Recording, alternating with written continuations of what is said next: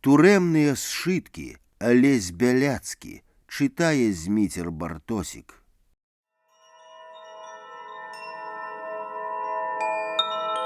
Беларуская турэмная літаратура.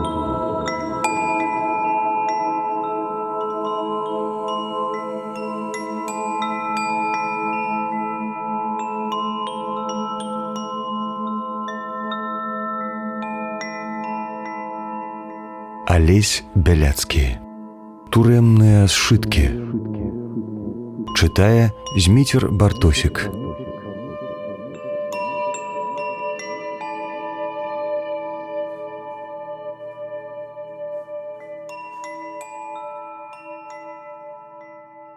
Алесь Бяляцкі. Турэмныя сшыткі. Разнакаляровы сшытак. І звонкі бразгат ключа аб жалеза парэнчаў і гучны крык наглядчыка 3-7, што азначае, што нас ідзе трое ў прагулачны дворык нумар 7, а затым не менш гучны і утробны здолу «Давай!».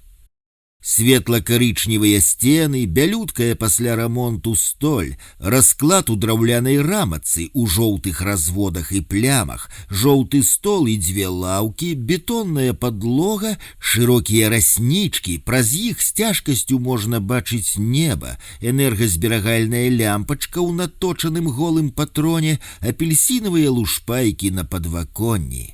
13 жніўня 2011 Алексей падвярнуў нагу, загіпсавалі, укалолі, зрабілі рэнтген, сказалі, што ці то расцягнуў, ці то меніск выскачыў. Перасялілі Францавіча на гару, а Алексея на ягонае месца. Вясёлы, самаўпэўнены Лёша замоўк на цэлыя суткі, а яшчэ учора збіраўся ісці на выгул. Саўбелія метадычна з нумара ў нумар дабівае мяне. Стараецца кантора разам з Якубовічам, галоўным рэдактарам, які проста ненавідзіць праваабаронцаў. Маўчаў 11 гадоў пасля таго, як мы яго за палітзняволенага Шыдлоўскага адхлясталі. Зараз іхнія імкненні супалі. Наехаў і на Наталлю, жонку. Незразумела, што будзе з яе працай. Уменне спаць – важнае ўменне ў гэтай сітуацыі. Вася, подцягні трошки. Вася, хорош. Вася, лови. Вася, на месцы? На месцы, зразумеў. Зэкі ў суседняй хаце ганяюць коня. Гэта значыць, перадаюць па перакінутых з вакна камеры ў вакно другой камеры нітках дробныя перадачы. «Што тут твоё?» – пытаецца УУВ. Толькі гаўно, ды і тое, толькі тады, калі ляціць. Як заначкі правяраюць пры вопшуку, бяруць даўбежку драўляную з метровай ручкаю, як дадуць па абшчаку, гэта значыць па сталу, ці па нарах, усе заначкі са шчылінаў вылятаюць ці звіняць. Побудка ключом по кормушце брась, осужденный, знай и строго выполняй правила внутреннего распорядка. Душ, темно-зеленые стены и ржавые трубы и соски, выбитая плитка. Правілы ўнутранага распарадку следчых изолятараў крымінальна-выканаўчай сістэмы МУС-РБ, абавязкі асобаў, якія ўтрымліваюцца пад вартаю, 28.12, звяртацца да супрацоўнікаў СІЗА на «вы» і называць іх грамадзянін ці грамадзянка, і далей па званні ці па пасадзе ці грамадзянін-начальнік. 30. Асобам, якія ўтрымліваюцца пад вартаю, забараняецца. 30 пункт 2. Весці перамовы, ажыццяўляць перадачу якіх-небудзь прадметаў асобам, якія ўтрымліваюцца ў іншых камерах ці ў іншых памяшканнях СІЗА, перастуквацца ці перапісвацца з імі. 30 пункт 6. Вырабляць і ўжываць алкагольныя напоі, ўжываць наркотычныя сродкі, таксічныя і псіхатропныя рэчывы. 30 пункт 7. Гуляць у карты.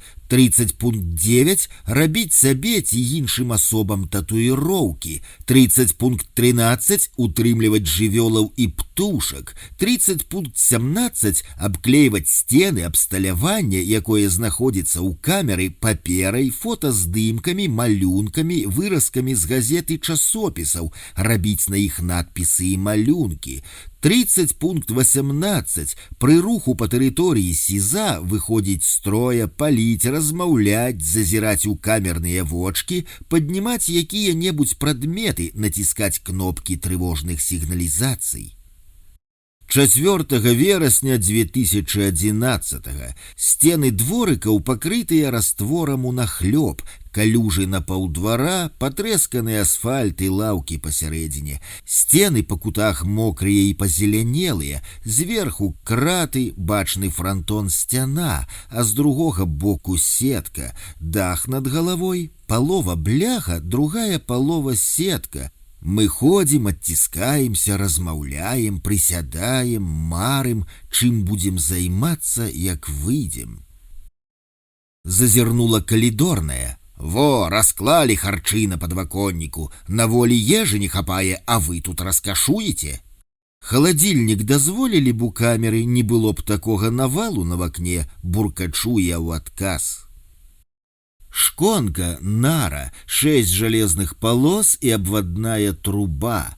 Вата, матрац, якая ў каго, як і коўдра. Туалет, цагляная стеначка па грудзі, зверху абвадны жалезны прэнт з падпоркаю, на ім ванная цырата з рыбкамі. Стол, каркас з жалезных трубак, зверху дошкі, пад імі аддзелы секцыі, з двух бакоў лаўкі, 4 палічкі, паліца пад ТВ, тумбачка, ежа на вакне і ў куце, кешары, торбы, як свае, так і абшчакоўскія, агульныя, з макаронамі і з гаспадарчымі таварамі, мылам, туалетнай паперай, мыйным парашком, пад шконкамі, коробачка пад пошту і скаргі, вешалка. Лука выступае па ТВ, пагражае валютным спекулянтам, хлопцы каментуюць, адзін усе ў турму, а другі месцаў няма, занята. Што за мужик, который не быў у турме, ды гэта ябалава, гэта не мужик. Жартуюць, адзін кажа на другога, цюфяк лядашчы, другі адказвае, дамоў ідзі, там выспіся. Дык адчыняй дзверы, я пайду. Ручкі няма, 4 год шукаю, а так бы выпусціў.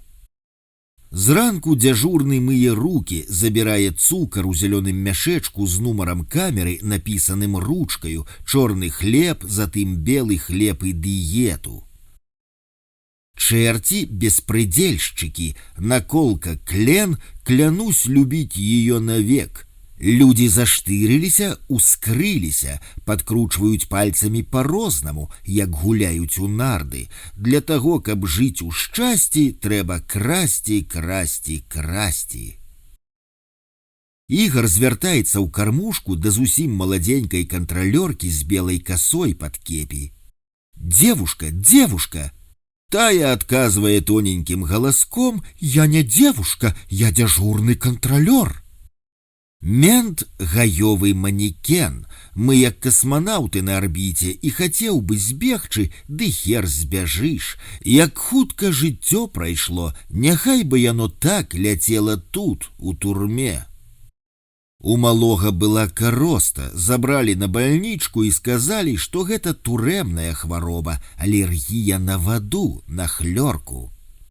Тут важныя 3 рэчы: курыць, варыць і атаварка. Бубасы мак. Я вор. Які ты вор, крадун ябаны.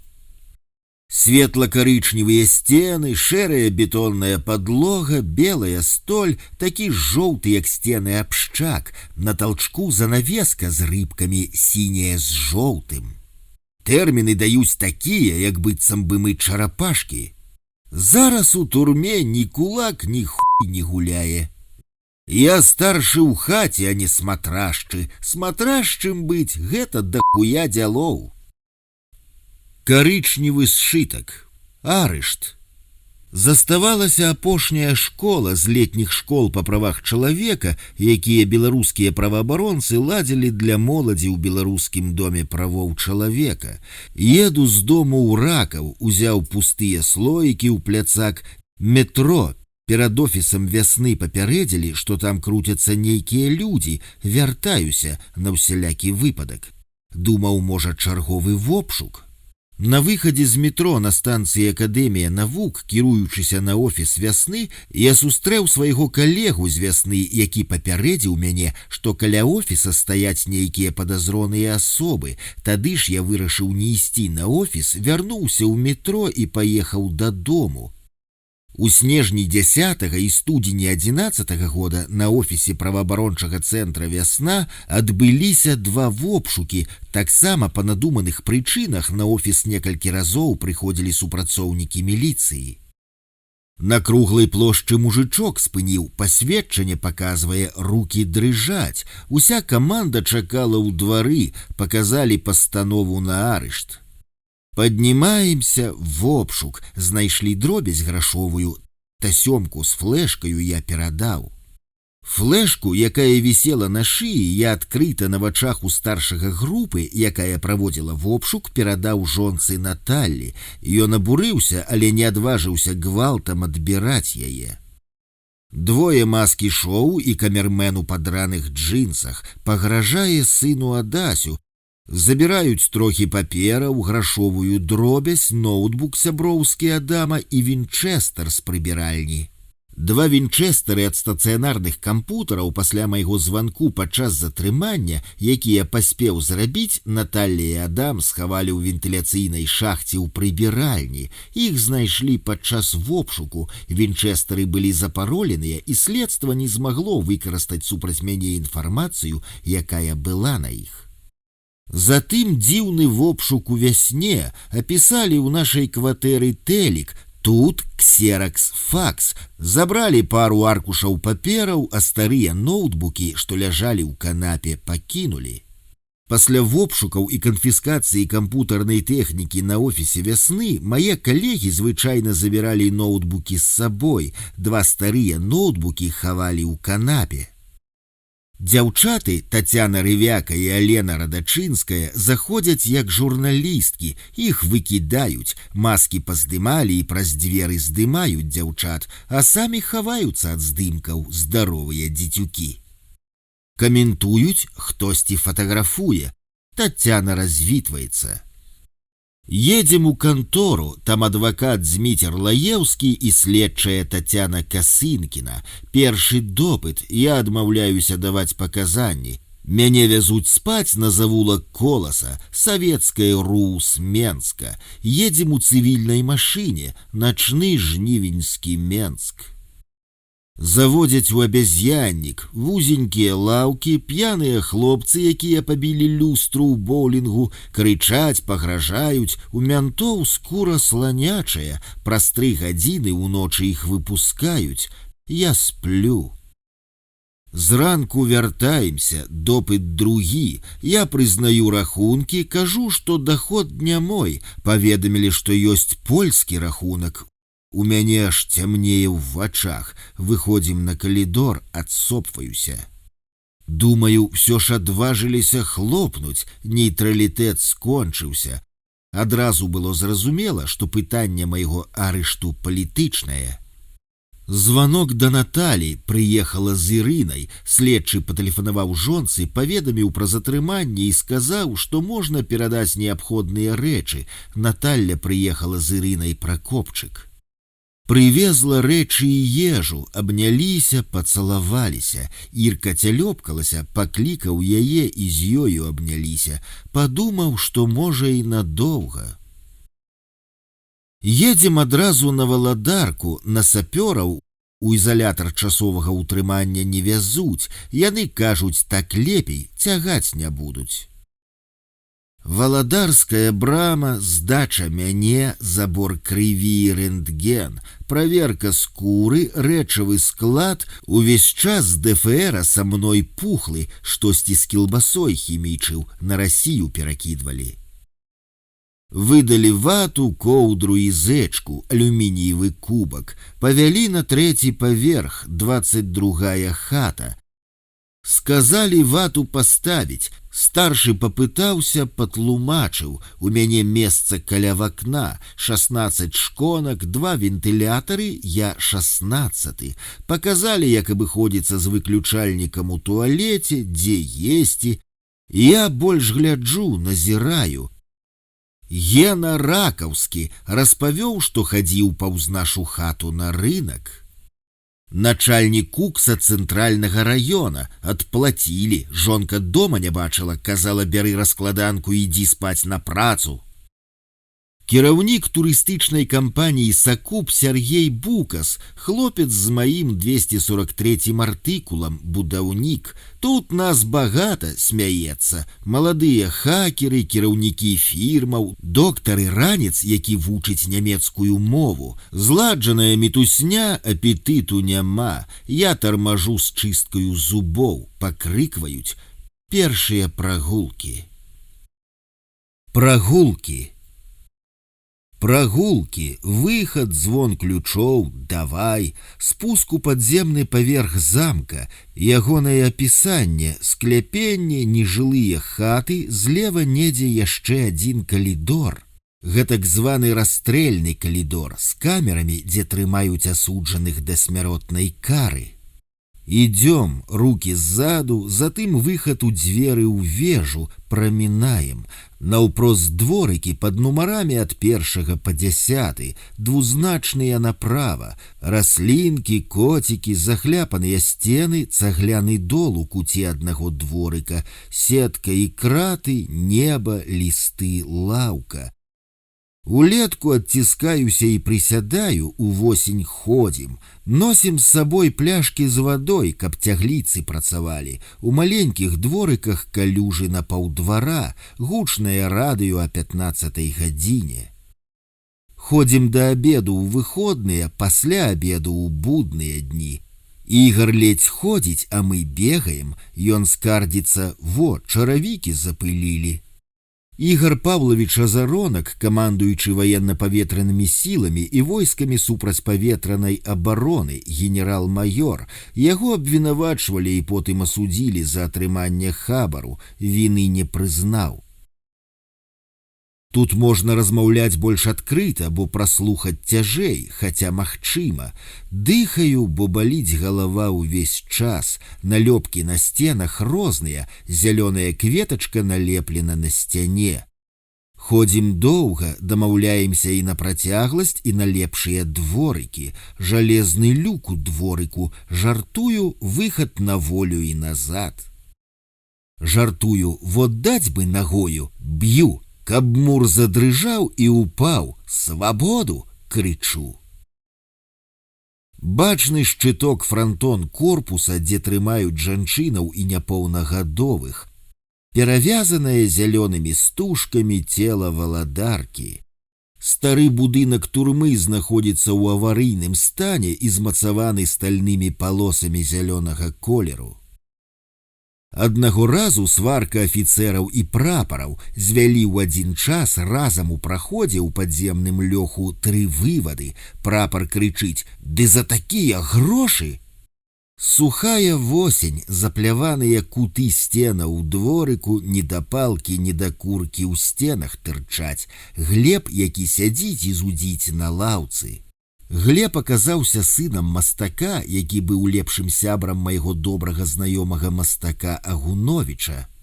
Я з Максам, Макс 18гадовы хлопец з Курасоўшчыны, амаль год знаходзіўся на валадарцы, абвінавачаны ва ўдзеле ў бойцы. Хаджу і распавядаю, ідём па праспекце, ідём да цырка. Макс пытаецца, куды наступны раз пойдзем. Я уяўляю, як па горадзе шпацырую, часам размаўляю з сабой. Міша не ходзіць, не бяром, Володя не ходзіць, не хоча. Міша былы вайсковец, пенсіянер, абвінавачаны ў перадачы хабару ў менскім гарвыканкаме. Володя старшой камеры, абвінавачаны ў скімінгу, аб наяўліванні банкаўскіх картаў, асуджаны, але тэрмін адбываў на валадарцы, бо па справе праходзілі яшчэ 2 супрацоўнікаў міліцыі, якія бралі ўдзел у злачынстве і таксама былі асуджаныя. Баяўся помсты з іхняга боку, інфармаваў аператыўнікаў пра вязняў з нашай камеры. Герой апавядання гумовы тапак з метра Дашкевіча, які сядзеў у гэтай камеры на пачатку 11-го года. дзе на прагулцы шмат людзей выходзяць у дворык і проста стаяць.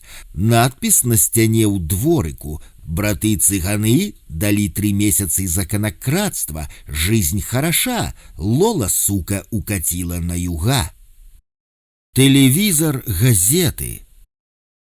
Листопад, поездка письменников з афіцыйнага саюза ў народ, показуха аж до непрыстойнасці, з'езд письменников, звязда Наркевич сышоў, мова звязды, тэмы, лім я спачатку злаваўся, потым супакоіўся. Беларусы і рынок найлепшая, камсамолка жоўтенькая. Беларусь сёння, саўбелка, орган КДБ, орденаносцы. Што там робяць Сцяпаны Рублеўская? Белгазета сцябаюцца, рэспубліка пустая, серыялы, якія глядзім, мілашка, чорныя ваўкі, без рукаў.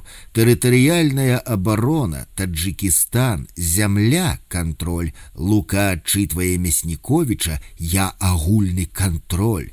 Змены ў кодексе, вучэнні з расіянамі, беларускамоўная реклама Мары, пральны парашок. По тэлевізары ідуць БТ1 і БТ2, лад ёк, першы канал ёк. Надвор'е па ладзе беларускамоўная Панкратава, Грэцыя, Америка, Россия, Путин, Медведев. Агульныя тэмы, прававыя, палітычныя. Следчы камітэт, ніжняя мяжа пакаранняў, пакаранне не злачынцаў, чаму тут і не падпіска, і не залог. Чуткі, суды сталі больш справядлівыя, орденаноска Байкова.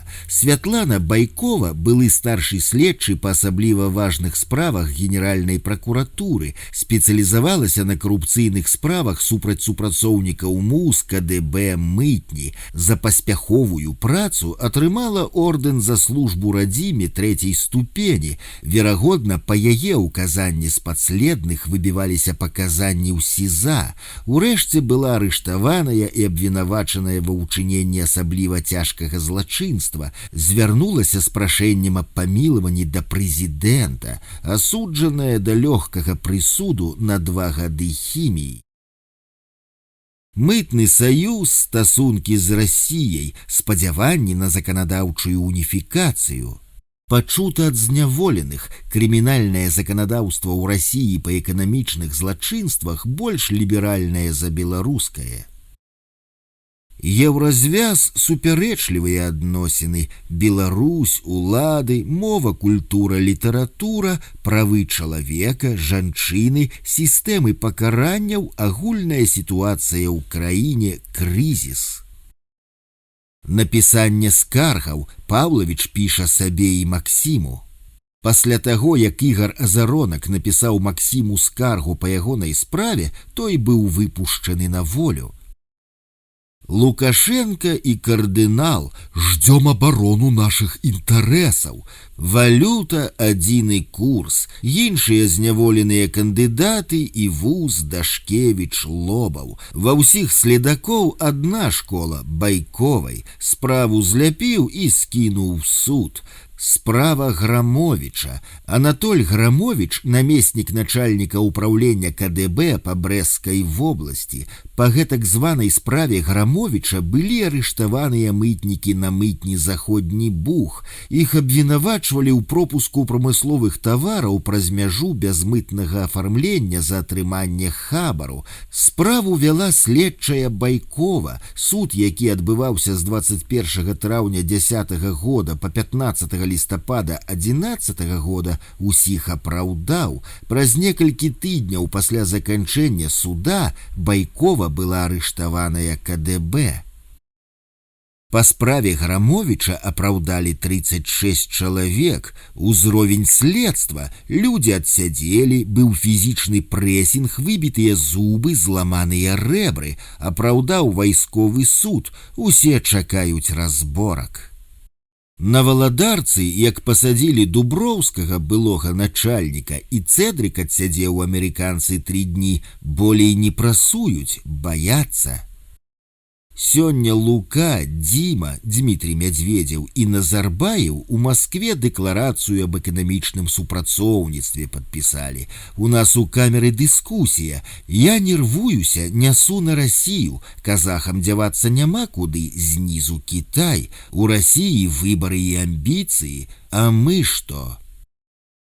Умовы утрымання. Ляскат кормушки ў 5:30, на выходныя ў 6. Хлеб чорны, дыета і белы. Калупаюць дакалуплівыя кантралёры, а так спім. У мяне вата і коўдра акей, я на пальме, верхніх нарах. У іншых горшыя, а ў каго і па 2 коўдры. У 8 праверка, як гэта адбываецца, затым ці перад тым снедаем, затым хто што робіць, хто спіць, хто піша, а хто чытае. На суды ці зранку ў 6:15, ці ў 8:30. Абед пачынаецца гатавацца ў 12:30, у 13:30 абед, у 14:15 прагулка да 16, затым гарбата абавязковая, у 18:30 гатоўка вячэры, у 20:00 агляд, у 22:00 адбой. Прыкладна ў 11:00 медсястра, да абеду водзяць уколы рабіць, да абеду і пасля паход да адваката, у панядзелак у 9:00 душ, у 11:30 лісты, у 12:30 газеты, пасля абеду кабан, перадача.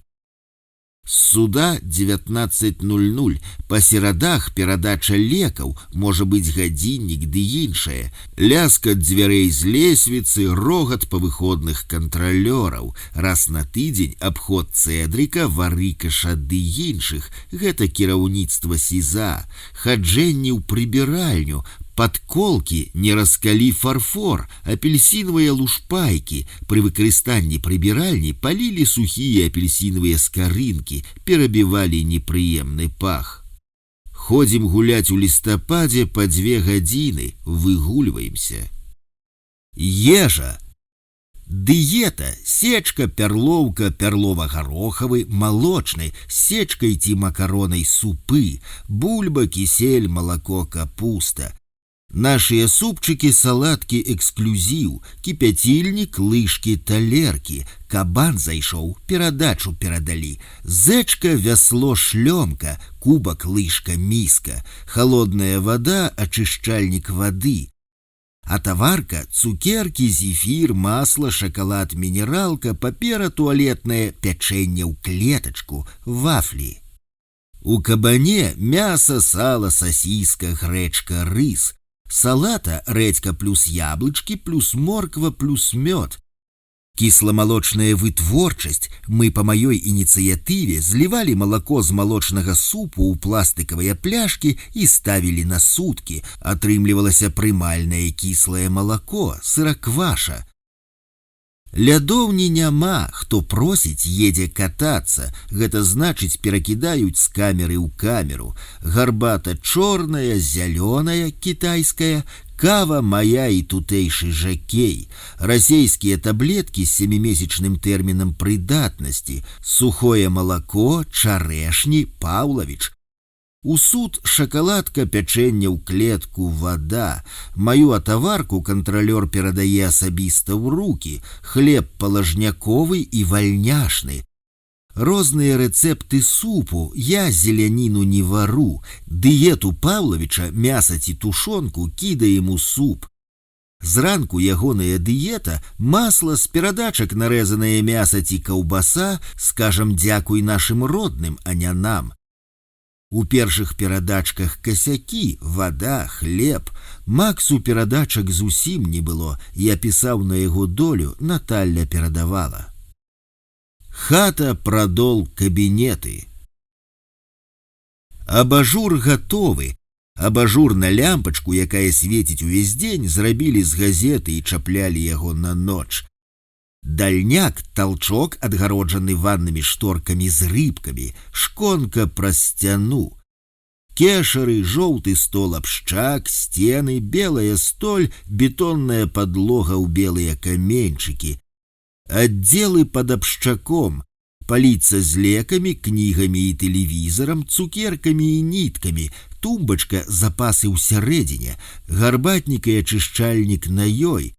Калі гатуем камаз, пластыкавую пасудзіну, ставім на месца ачышчальніка, у яго апускаем кіпяцільнік, закручаны цалафанам.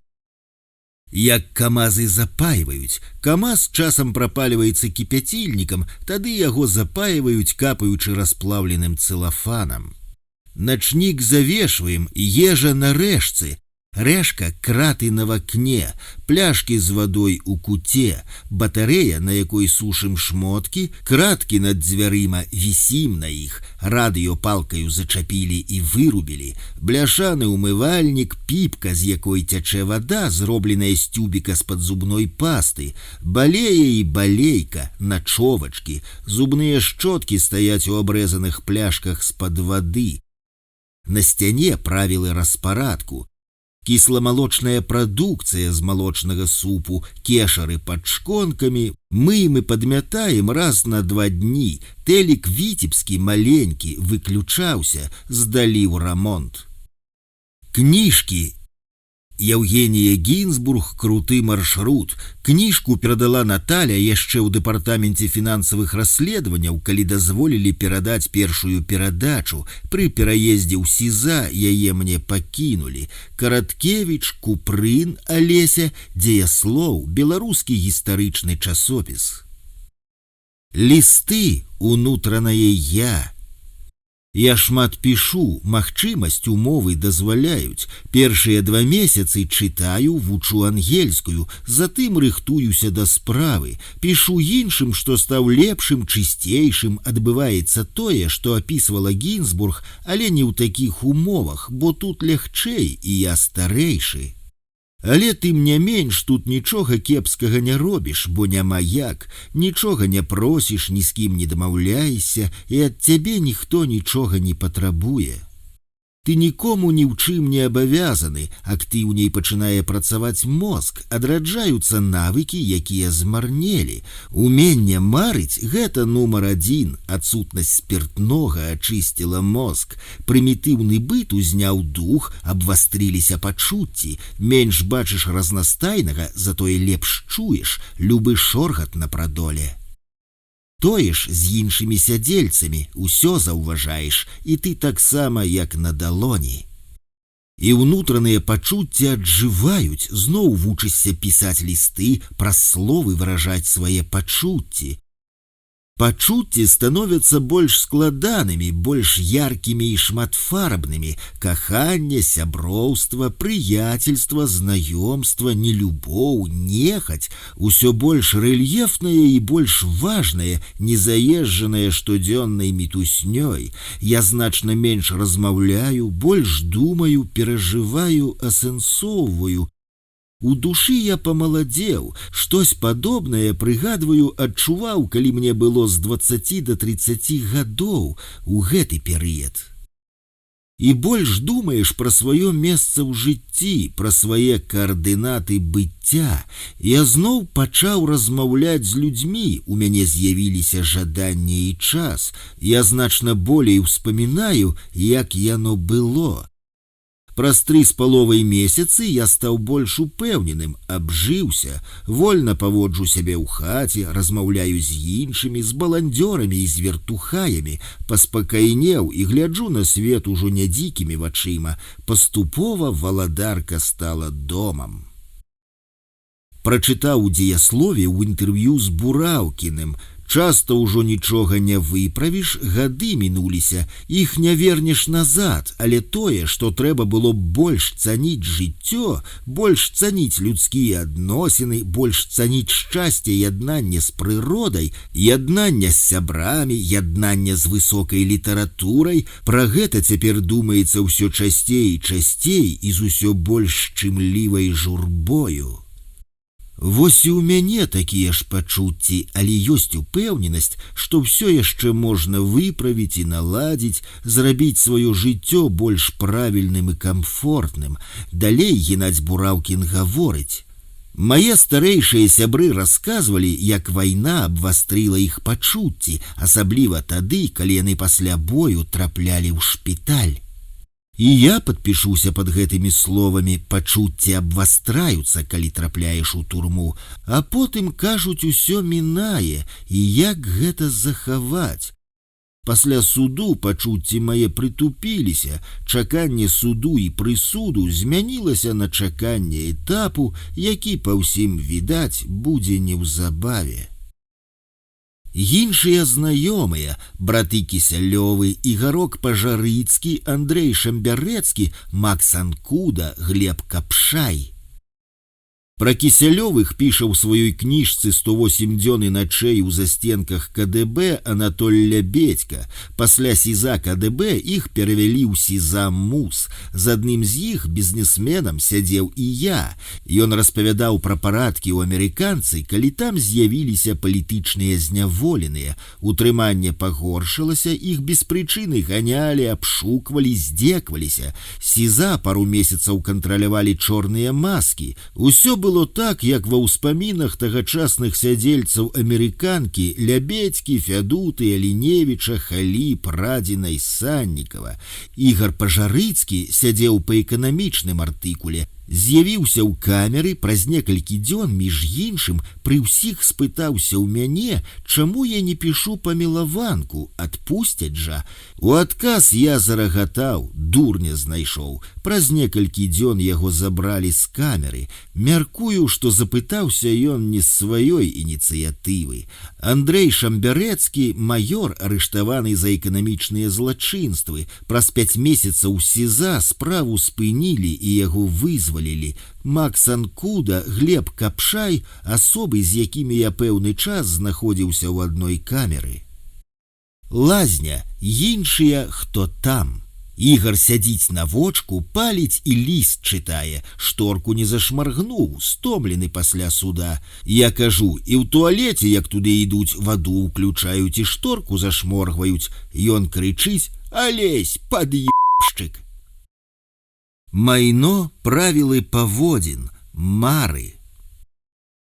Гэта аднавілася. Памятаю, як я марыў, калі быў юнаком, у школе і ва ўніверсітэце. Затым тэмп жыцця быў такім, што мары проста зніклі, а зараз праваабаронка Саша Кулаева напісала, і я зразумеў, што не ўсведамляючы, ізноў замарыў. І становіцца гэта даволі навязлівым, але прыцягальным.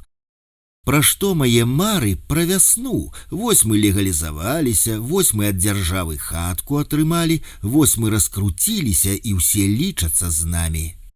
А таксама Андрэй Шамбярэцкі захоплена распавядаў пра Сакі, пра Крым, пра тое, што там можна будзе жыць больш працяглы час, пра мора, пра горы, пра новы свет ці судак. А яшчэ пра Вільню і пра Варшаву, а яшчэ пра хатку ў Налібоцкай пушчы, куды буду прыязджаць у верасні ці ў жніўні ў грыбы, а яшчэ пра наш адпачынак з Наталяй дзе-небудзь у Турцыі ці ў Іспаніі ці ў Італіі і Партугаліі, а яшчэ пра гулянку ў вясне і проста пра размовы з Адасём ці з Наталяй, і пра цёплую задушную піўнуху з добрым півам, і пра прагулкі ў ракаўскім лесе і па праспекце незалежнасці. Я мару пра сустрэчы з Наталяй і Адасём у Варшаве і пра нашую размову дзе-небудзь у кавярні. Я мару, як мяне вызваляць, ці ў залі суда, ці адсюль з Валадаркі, ці з зоны, куды я верагодна патраплю, і адразу паеду да бацькі. І яшчэ саспеў зрабіць свой радавод. Мару, як мы збіраемся ў нас удома і прыходзяць сябры, знаёмыя, як у Ракаве топім лазню і збіраемся ў лазні з Сержуком і Эдзікам. Мае яшчэ універсітэцкія сябры Сержук Сыс і Эдуард Акулін. Я мару, як смакуючы, выпіваю сотку добрага каньяку, а таксама, як мы з Наталяй ідём на балет, а таксама ў оперу і ў тэатр. Усё больш мае мары пра актыўны адпачынак і пра магчымасць спакойна пісаць. Мару, як я ў Ракаве корпаюся на агародзе. Падрыхтоўка да суда. Пачалася, як пачаў азнаямляцца з справаю, сядзеў, гартаў тамы, штосьці перапісваў, а таксама пазначаў старонкі, якія Зміцер па дамове з Касынкінай адфатаграфаваў, а затым зрабіў ксера і перадаў праз спецаддзел мне. Я іх уважліва вывучыў. Уразіў пачатак, першыя рапарты маёра, які вёў расследаванне, а таксама лісты Зайцева, Шведа і Вегеры. Вадзім Зайцев, старшыня КДБ, Андрей Швед, намеснік генеральнага прокурора, Андрей Вегера, намеснік старшыні КДБ. Я зрабіў асобныя раздзелы. Першы вясна, другі міжнародныя дакументы па правах чалавека, трэці хада расследавання, чацвёрты іншае, пяты раздрукоўкі. Пры бліжэйшым вывучэнні аказалася, што паўсюль на банкаўскіх раздрукоўках пазнакі, якія гавораць пра тое, што сродкі ішлі не мне, а вясне. Мяркую, што і камітэтчыкам, і пракурорскім, і ДФРу, дэпартаменту фінансавых расследаванняў, гэта было зразумела адразу, але была замова і ўсё пакацілася па наезджанай каляіне. Яны ж бачылі, што грошы не мае, але душылі, хаця ведалі і ацэнкі, і пазіцыю замежнікаў. А наконт спрэчак я туплю. Дасюль яшчэ 17 лістапада не ведаю падрабязна, што гаварыць. Зміцер просіць, каб я напісаў. Заўтра буду складаць падрабязны план.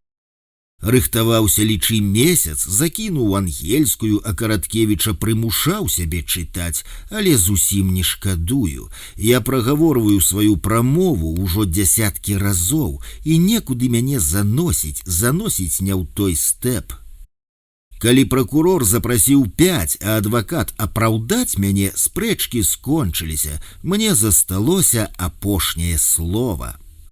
Выступіў я, як мне падалося, даволі нармальна, толькі што канцоўка была недапрацаванаю, сэнсоўнага акцэнту на канчатак я не прыдумаў. І ўсё ж пачаў я з нерэальнага. Такога не можа быць, бо ж супрацьстаянне КДБ праваабаронцы было 40 гадоў таму, мінула цэлая эпоха, а тут паўтор гістарычны. Затым распавёў пра іншыя метады барацьбы, рэпрэсіі, дыскрэдытацыя. Затым пра хлопцаў з беларускага КДБ, з такім сэнсам, што гістарычных высноваў яны не робяць. Затым пра тое, што гэта спецыяльная дыскрэдытацыйная і рэпрэсіўная кампанія, добра арганізаванае цкаванне. Гістарычны кантэкст цкавання вясны, затым пра КДБ, аўтарытарную сістэму ўлады ў Беларусі, яе характарыстыка. Далей супярэчнасць у тым, што яны не выконваюць міжнародныя пагадненні, і цытаты з Канстытуцыі і міжнародных пагадненняў.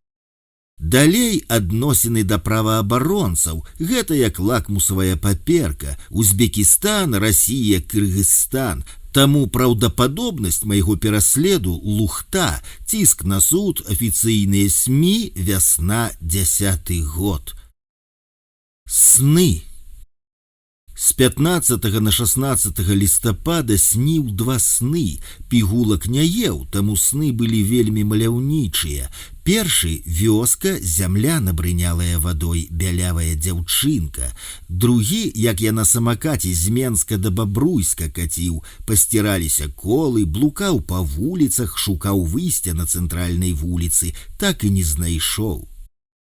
З 16 на 17 снілася, што я ў судзе штосьці доўга і нудна тлумачу па кожным факце. Суд. Першы дзень. 2 лістапада 2011 года. Быў самы напружаны, бо на пачатку ўсе былі ўзвінчаныя. Хадайніцтва наконт мовы адхілілі, далі перакладчыцу. Затым пасля разгляду хадайніцтва і пасля перапынку суддзя Сергей Бандарэнка хацеў яе адхіліць, спытаўся, ці добра я разумею па-руску. Я адказаў, а якое гэта мае значэнне. Ён адступіў.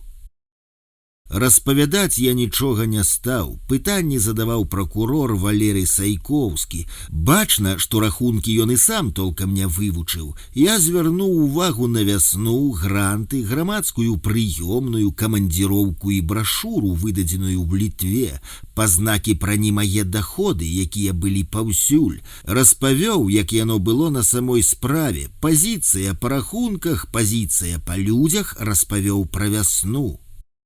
Суддзя сіваваты, маладжавы, верхняя губа даўжэйшая за ніжнюю, выгляд адкормленага труса ў чорнай мантыі.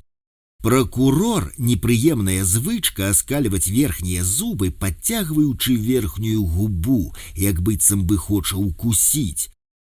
Я кажу гучна і выразна, вымушаю іх рабіць гэтаксама, памятаючы з суда над Казуліным, што ў гэтай зале няма акустыкі. 18 лістапада пракурор, запінаючыся, перачытаў новае абвінавачванне, што мы і прадбачылі. Я набіраў інстынктыўна паветра паболей у грудзі, як перад скачком у ваду. Дзесь з абеду суддзя ўжо супакоіўся. Другі дзень.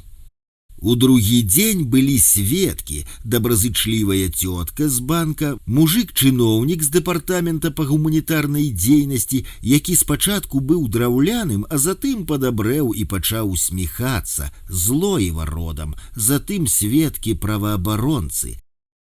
Пракурор дастаў мяне, і я пачаў адказваць нахабна. Калі спытаўся, што звязвае з праваабаронцам Андрэем Палудам, я адказаў: піва п'ём разам. Ён сцярпеў. Затым праваабаронцу Барыса Звоскава выклікалі, зусім худы і глухнуць пачынае. Пракурор спытаўся пра яго. У грыбы ходзім разам, адказаў я. Зала засмяялася, і калі Барыс быў на допыце, пракурор не вытрымаў, спытаўся: вы з Бяляцкім Александром Викторовичем хадзілі ў грыбы? Зала ізноў засмяялася. Так, бывала такое, адказаў Барыс, заядлы грыбнік, але выглядае так, што, мабыць, у грыбы мы болей з ім не сходзім. Алена Лаптёнак, праваабаронца, пазней напісала, што калі б не пабывала раней у судзе, калі б не пабачыла мяне раней у клетцы, дык зараз расплакалася б. Наталя прыйшла элегантная, усміхаецца на ўсе зубы. Суддзя ў яе пачаў пытацца месца пражывання, а яна адразу пачала адмаўляцца што-небудзь казаць. Я ад радасці, што ўбачыў яе, засмяяўся, і яна таксама, а суддзя гыркнуў на яе. Віця Сазонаў, праваабаронца і пісьменнік, выступаў як сведка і прызнаўся, што ў вясне, а Тацяна Равяка паведаміла, што працуе ў доме правоў чалавека ў Вільні, а потым пракацілася перадачка па БТ ад Алесі Мураўёвай, і дом правоў чалавека заблішчаў. Як яно яшчэ будзе? Усе спаслаліся на 27-й артыкул Канстытуцыі. Забыўся яшчэ пра цётак з падатковай. Першай зайшла падатковы інспектар Анжаліка Анатольевна, паглядзела на мяне спачувальна, але гаварыла ўсё тую ж лухту. Гэта раззлавала мяне, таму па банкаўскіх выпісках я яе паганяў, і яна паплыла, сказала, што грошы прыйшлі мне ад вясны, а з Барысам Звоскавым следчая яшчэ не магла разабрацца, ці то ён грошы пералічваў, ці то яму. І ў прынцыпе ў бюро ў рахунку памылку ляпнулі. Барыс паехаў у банк і ўзяў даведку, што ў яго такога рахунку няма. Дзед з дэпартамента па гуманітарнай дзейнасці заявіў пракурору, што калі грошы ў Беларусь не прыйшлі, тады яны іх і не бачаць і за іх не адказваюць. Той, мабыць, хацеў падвесці справу пад парушэнні ў атрыманні дармовай гуманітарнай дапамогі. Дзяўчына з банка таксама расстроіла яго, сказала, што паперкі з літоўскага і польскага банкаў несалідныя нейкія і не з'яўляюцца дакументамі. У стакане я ем шакаладку, пячэнне ў клетку, п'ю мінералку. Мянты ставяцца з павагай, вязуць нязручна, рукі ў кольцах ззаду. Сядзіш і ззаду яшчэ пакунак з судовымі паперамі трымаеш. Нязручна. Трэці дзень. Чыталі дакументы, пракурор ішоў па іх даволі падрабязна, але лісты КДБ наўмысна прапусціў, допыты сведкаў, якія выступілі, таксама не зачытваліся. У канцы дня я пасля пракурора зачытаў 3 дакументы Вегеры, Зайцева і Шведа і яшчэ раз сказаў, што справа мае палітычны кантэкст. Праваабаронца Олег Гулак, паслухаўшы, сказаў: «Цікавыя дакументікі». Затым наконт нашай машыны папрасілі зачытаць. Адвакат не знайшоў, дык суддзя зачытаў 35 мільёнаў. Запісалі кошт з маіх слоў. Адвакат сказаў пра гэта. «А колькі яна каштавала?» – спытаўся суддзя. 2000 еўра з невялікім хвастом, адказаў я. А вось адкуль па тэлебачанні лічба ў 8000 даляраў узялася? Са справы. Кантора, мабыць, туды лічбу скінула. 4-й дзень.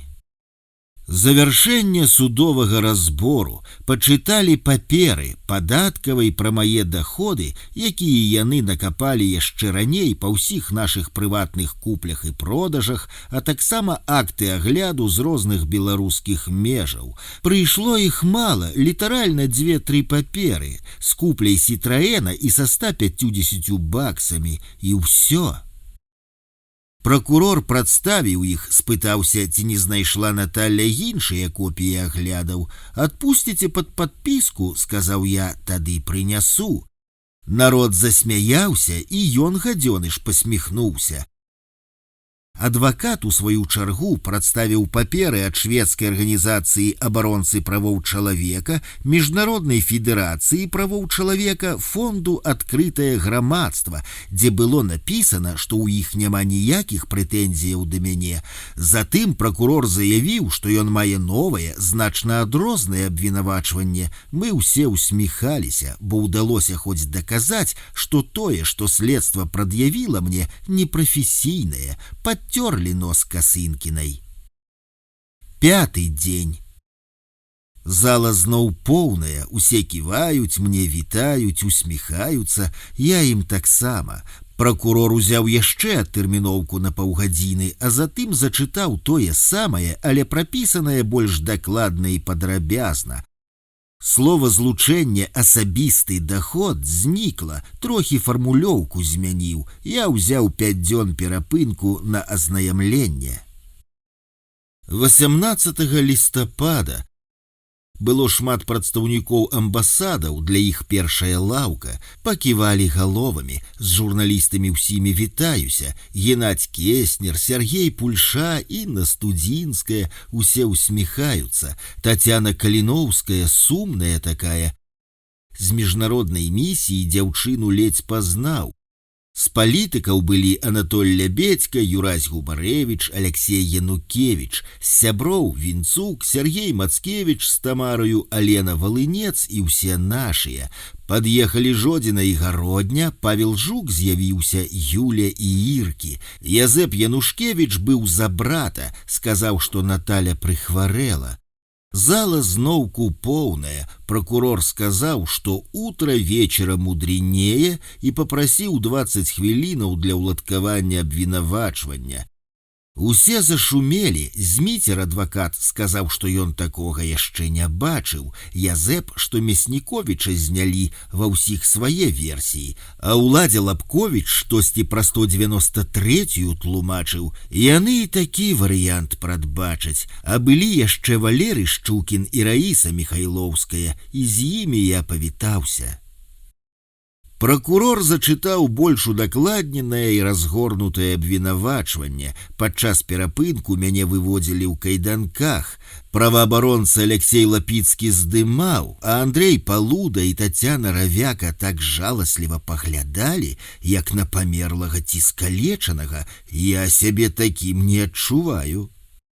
У стакане цёпла і хадзіць можна. 3 крокі. З'еў шакаладку, запіў вадою, на парозе стакана кальцуюць, вядуць, трымаючы за руку ззаду і збоку. У калідоры пры дзвярах, у якія заходзяць, сядзяць 3 амапаўцаў у чорным. Мянты падкрэслена ветлівыя, і голас у таго, хто кольцы здымаў, апранаў, дрыжыць. Хвалююцца, ходзіць у зале нейкі тоўсты падпалкоўнік. Вязуць з гаёвымі наперадзе і з сігналамі. На суд ехала шмат народу. У хлебе сядзеў разам з Кісялёвым. Назад у газелі галаву прыгінаў, каб не стукнуцца, бо пазамінулы раз ляснуўся галавою аб дах, калі перавальваліся праз ляжачага паліцэйскага. Зараз бярогся. Папрасілі азнаёміцца да 22-го. Згодна з УПК маем 5 дзён. Суддзя пагадзіўся. Я сам сабе падобны на чырвонага чмяля, які папаў у раскінутыя цянёты нашага правасуддзя.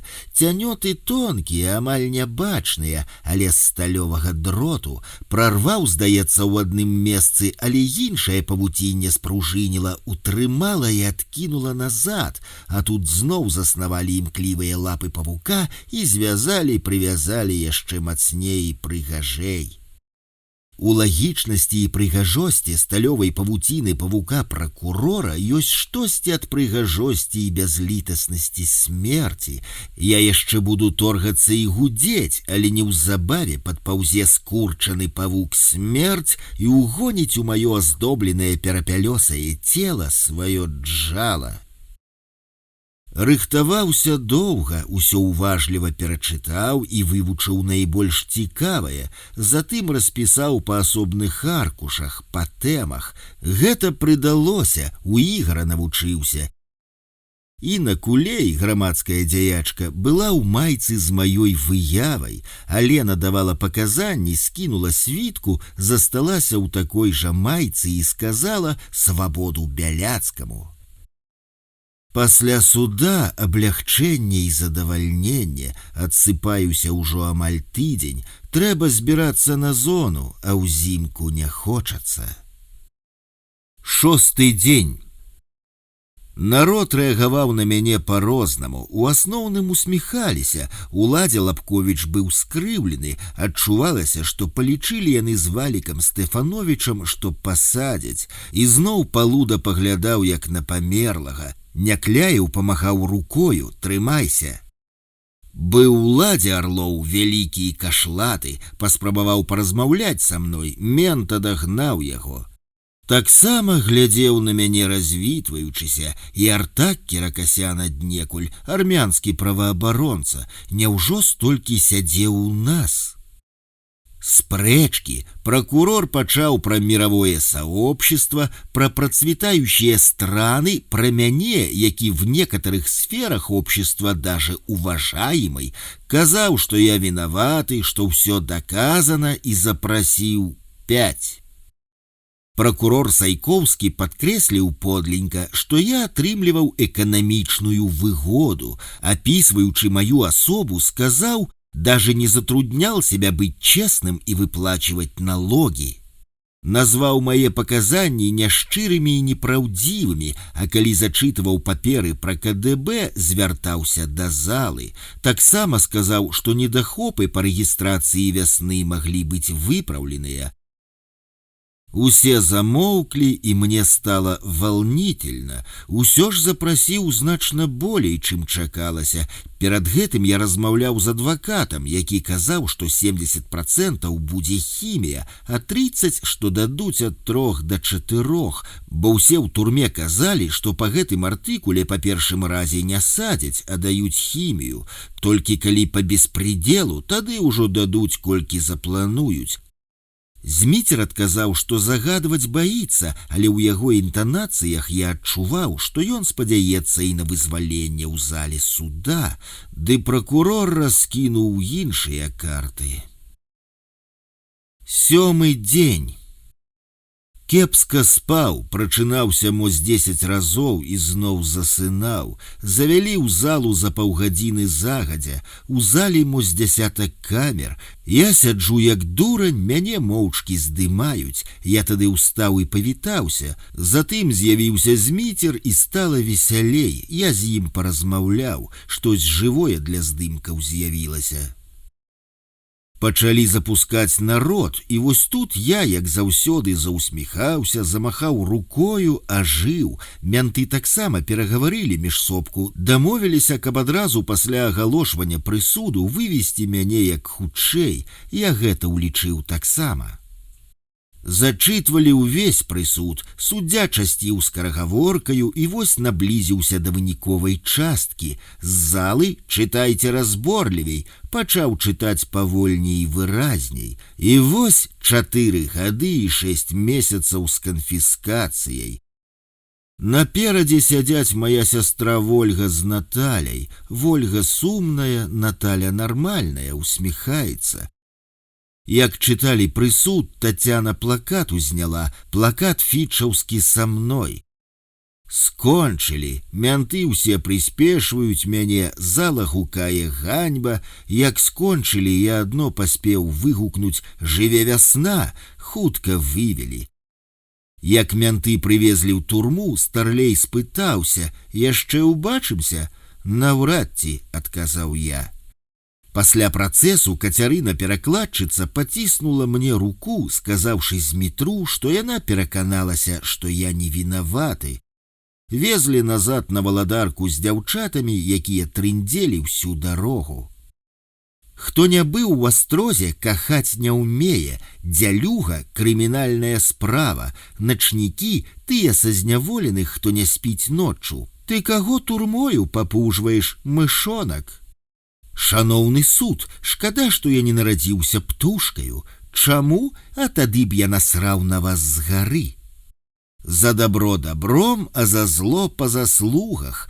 Турма не хрен, сядай, не бойся. 10 кастрычніка 2011. Калі ў 2010 годзе былі расстраляныя Жук і Языбчук, памятаю, як мяне ахапіла пачуццё абурэння і бяссілля.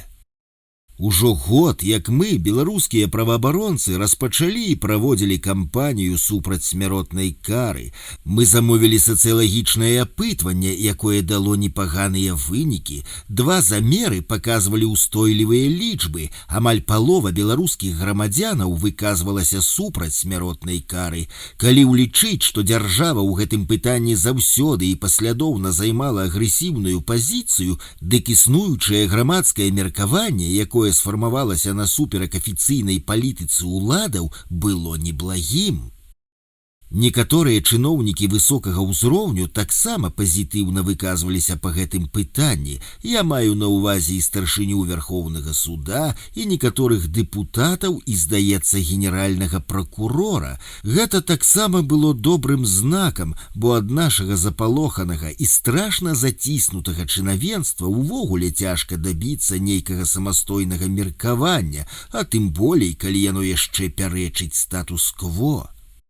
Аргументы супраць смяротнай кары былі розныя, і калі простыя людзі часта спасылаліся на маральныя нормы, на хрысціянскае разуменне таемнасці і святасці жыцця, якое дадзенае Богам, дык чыноўнікі казалі наўпрост, прыводзілі палітычныя аргументы. Трэба ўводзіць мараторый на смяротную кару, бо яе існаванне перашкаджае Беларусі стаць спецыяльна запрошанай у Раду Европы, а ў хуткай перспектыве у выніку рэферэндуму ці адмены смяротнай кары стаць і сябрам Рады Европы.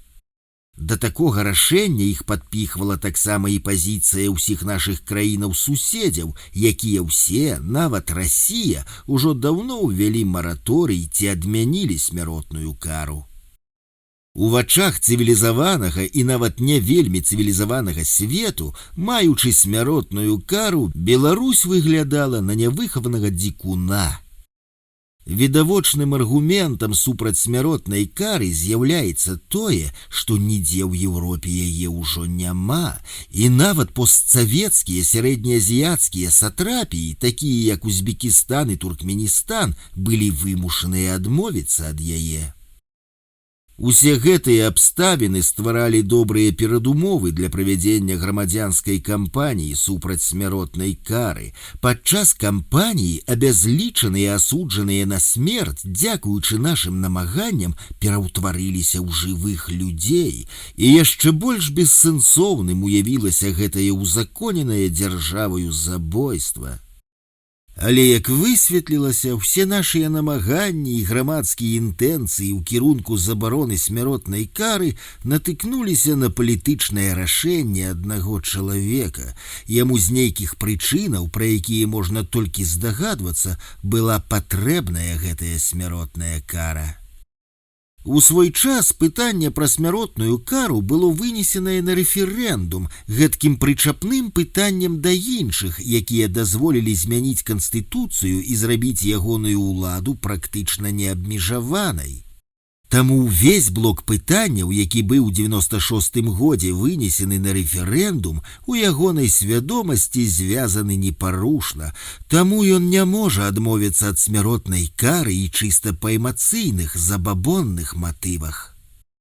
Яшчэ адзін аргумент, больш рацыянальны, адмена смяротнай кары паказала б слабасць ягонай персанальнай улады, і гэта было падступленне ў выніку знешняга і ўнутранага ціску, а саступка нават у маленькім, у аўтарытарных дзяржавах можа імгненна прывесці да разбурэння атмасферы страху ў грамадстве і да рэальных палітычных зменаў.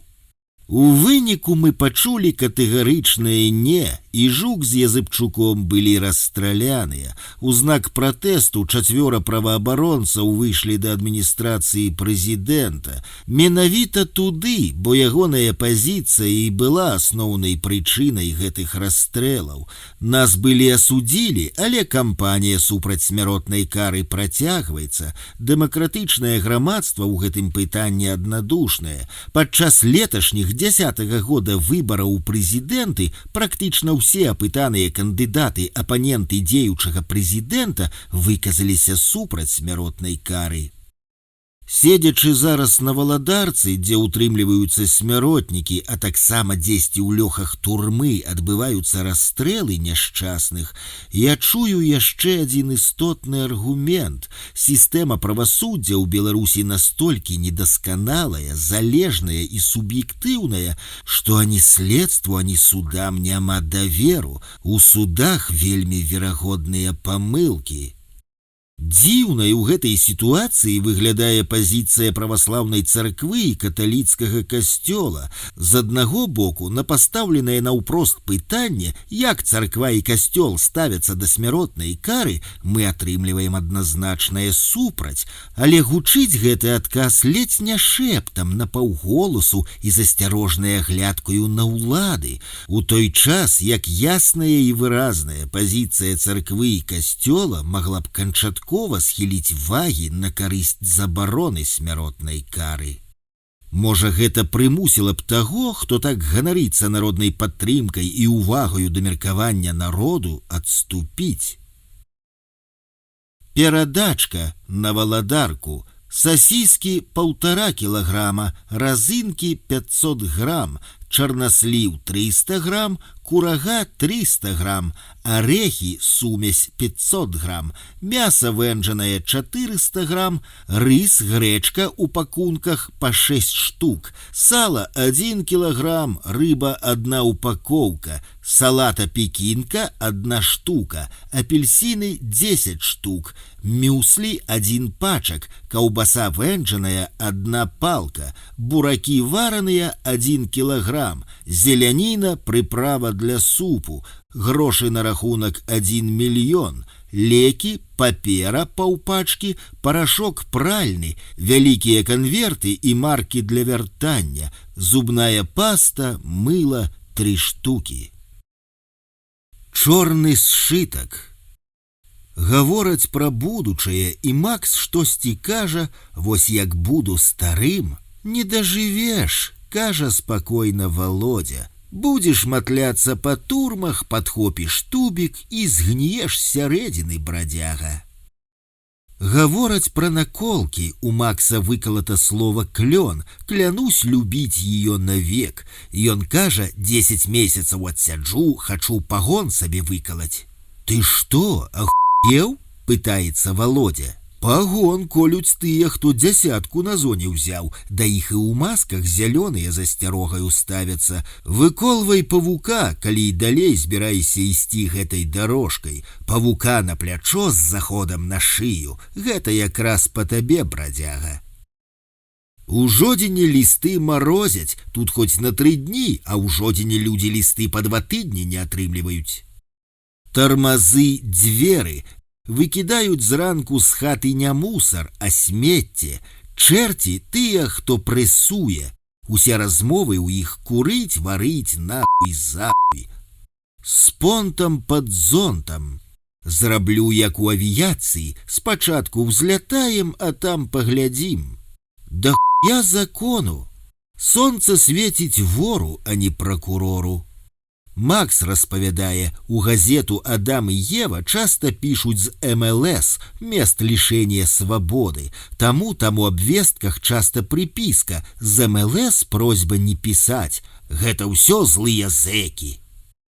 Распавядаюць мне гісторыю пра танкіста, кантралёра, які накрываўся прасціной, ляжаў у снезе, лавіў і зрываў багром коней. Конь – прыстасаванне для перадачы прадметаў з адной камеры ў другую. Раней паражняк не ганялі, калі б пагнаў паражняк, галаву адбілі б, а зараз толькі паражняк і ганяюць. Гнаць паражняк, балбатаць попусту і лгаць. Пра аднаго з афіцэраў, які раней працаваў на валадарцы, распавядае Володя. Сядзіць зараз кузавок у амерыканцы, галава пакачваецца. Хазяин – павук, хозяйка – начальник зоны. Турма, старушка, дай паграмушку, так раней на рэшку ўставалі і паганяла прасілі.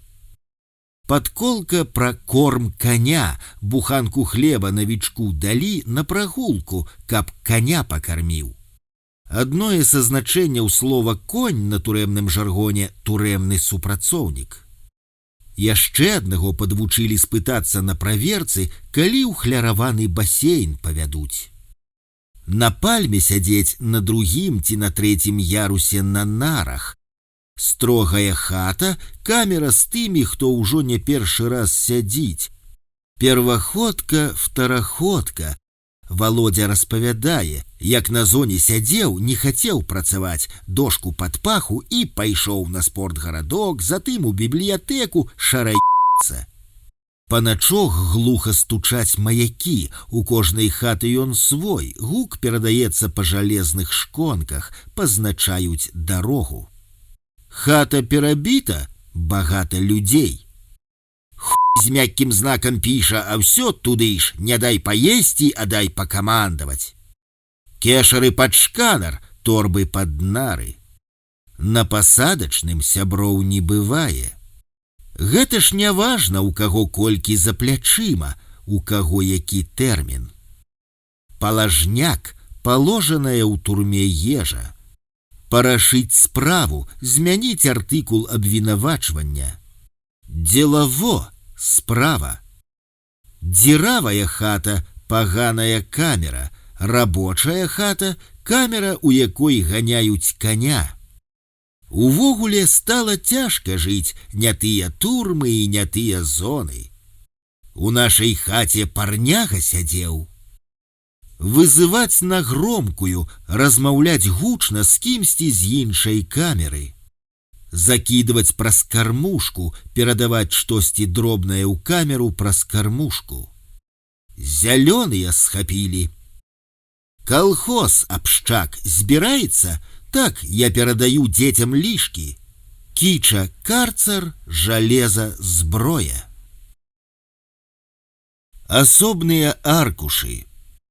Валадарка, Жодзіна, турма нумар 8.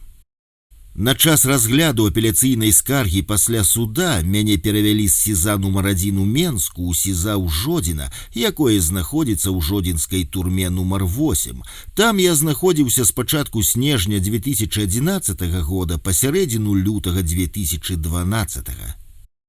Ходзім часам у душ, ён на першым паверсе. На пачатку праходзім першы паверх, дзе відавочна сыра. У хатах вокны не зачыняюцца цэлыя суткі, бо адразу з'яўляецца вільгаць. Усе душы з 2 уваходамі і выхадамі, вада ледзь ідзе, перад гэтым мяняем бялізну, лядашчыя прасціны і наўлічкі, ручнікі зрэць, мыем адначасова шкарпэткі і трусы, хтось мые і майткі, я не, бо мне падаецца, што яны не высцірваюцца, саскі і трубы ржавыя, напор слабы, але вельмі прыемна, і такой радасці ў нас раз на тыдзень.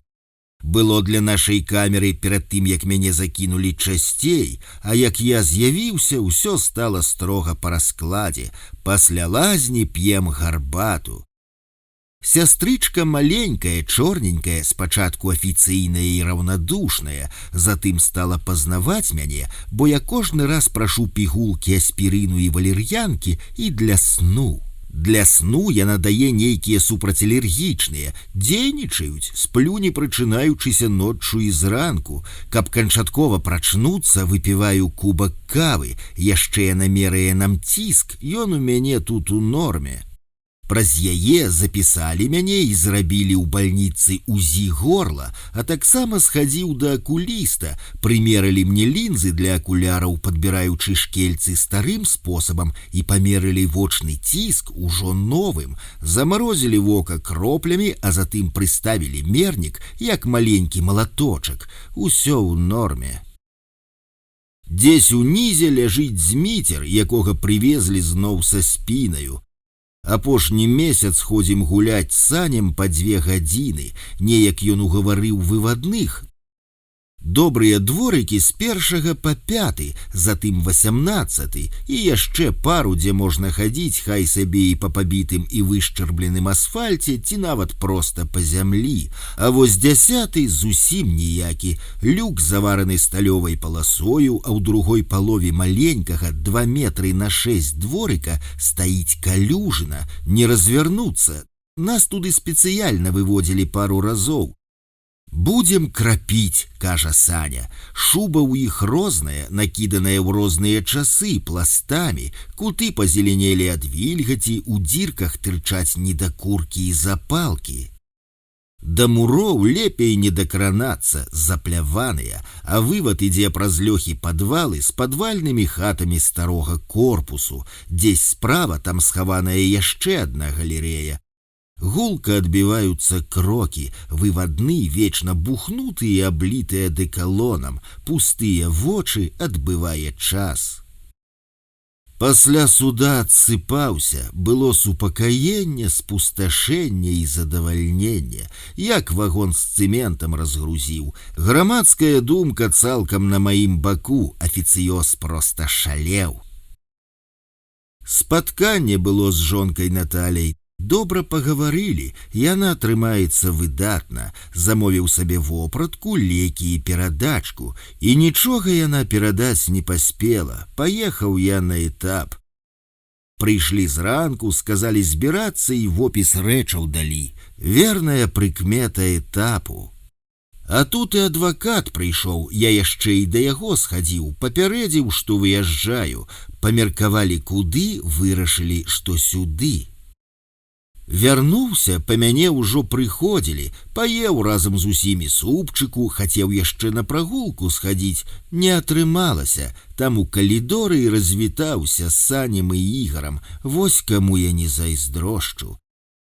З торбамі спусцілі мяне ў транзітку, тут групы па інтарэсах, хто абмяркоўвае, як бубкі курыць-варыць, цэлая кампанія з месячнымі тэрмінамі арышту, і народ з перасудаў ды іншых судоў, куды іх прывозілі як сведкаў. Володя з маладзечна, насаты вясёлы алкаголік з беларускай моваю, зарэзаў брата-блізнюка. На пачатку далі 9, потым 8, потым вось перасуд у абласным судзе і прызналі як самаабарону, далі 1,5. Вяртаецца ў Магілёў, дзе яшчэ паўгода даседжваць, але праз Жодзіна. І я сяджу з кампаніяй, трое прыязджалі з калоніі на суд як сведкі. Хлапцы драбнаватыя, гадоў па 25, двое з іх браты. Усе ў масцях, прыблатнёныя, прывозілі іх з Віцьбы, а з імі і яшчэ адзін малы, з якім мы зараз сядзім у камеры ў Жодзіне. Браты гэтыя атрымалі па 5 за цяжкія цялесныя, адбылі амаль усё ўжо, вырашылі і далей блатаваць, таму сядзелі да званка. Аказалася зараз, што пашкоджанні былі не такія сур'ёзныя, верагодна, будзе перасуд, але ім што, амаль усё ўжо адсядзелі. Павезлі ў хлебавозцы з Володзем на пару, распавёў, што грэх на ім за тое, што брата забіў, застанецца да канца жыцця, родам з Капыля. Сын таксама сядзіць у ваўкавыску, суседа пабіў, кажа, яму памалу там даюць, бо дужа ладны ды шустры. Ехалі амаль гадзіну, я меркаваў, што ўжо на месца. Не, аказалася толькі на перагрузку ў калодзішчы. Там Сталыпін, вагон без вокнаў купе і з кратамі ўздоўж. Канвойныя мяне пазналі, ветліва пыталіся, колькі далі. Тады і я запытаўся, а куды едзем? Прыехалі ўжо ў гадзіну, пагрузілі нас пад брэх сабак зноў хлебавозку, яшчэ трошку, і мы на месцы. Мяне асобна ў аднамесную, у суседнюю такую самую 6 запіхнулі. Затым нарыкаў пакінулі на першым, а мяне ўзнялі аж на 5 паверх. Адзін, холадна, камера разлічаная на 2, месца нямерана. Батарэя холодная, а пасля абеду закінулі да мяне і гэтага малога з перасыльнай камеры. Затым першая працэдура шмону. Сасіскі, абгорткі ад цукерак пазабіралі, паперы параілі здаць на склад, каб не трапляліся пры шмонах. Так і зрабіў. Ужо тут выбраў я з 2 магчымых дазволеных здымкаў Касю і Ваўка, а чаму не ведаю. У камеры дазвалялася мець пры сабе толькі 2 фотаздымкі. Я пакінуў фота нашай кошкі Касі і ракаўскага сабакі Ваўка. Эпизод с витанием. Здравствуйте, гражданин начальник. И с развитанием. Вопросов нет, гражданин начальник. Заскочыў сяржант і пачаў вучыць мяне беларускай мове. Потым мы пераклалі і праз дзень казалі ўжо па-беларуску. Напісаў заяву ў бібліятэку на беларускамоўныя кніжкі, прыйшла сама і прынесла 3 кніжкі Шынклера, Варановіча і Семянона ў перакладзе Ніны Мацяж. Хвядос Шынклер, пісьменнік, у 1984 годзе выйшла кніга выбранага «Апошні рэйс». Адольф Варановіч, пісьменнік, аўтар кнігі «Агні хат». Ніна Мацяж, пісьменніца, пераклала Жоржа Семенона «Першая справа Мегрэ». Развітваемся. Вопросы есть? Пытанняў няма, грамадзянин начальник. А вопросы? С 9 до 10 приборка камеры. У нас и так чисто, мы прибираемся двойчы на тыдзень и нам хапае. Але прадольны ходзіць, пакрыквае, зазірае да нас, сядзім з зэчкамі, алюмініевымі кубкамі ў руках і занучкамі з жоўтым пяском. Робім выгляд, што кубкі чысцім. 2 дні таму наладзілі нам радыё, крычыць са страшнай сілай, і пастаянна лекцыі перадаюць наконт розных артыкулаў крымінальнага кодэксу і хваробаў, сухоты, снід і гэтак далей. Я нават затычкі сабе ставіў, затым пралез рукой праз краты, вырваў дрот, і ўсё, ціха стала.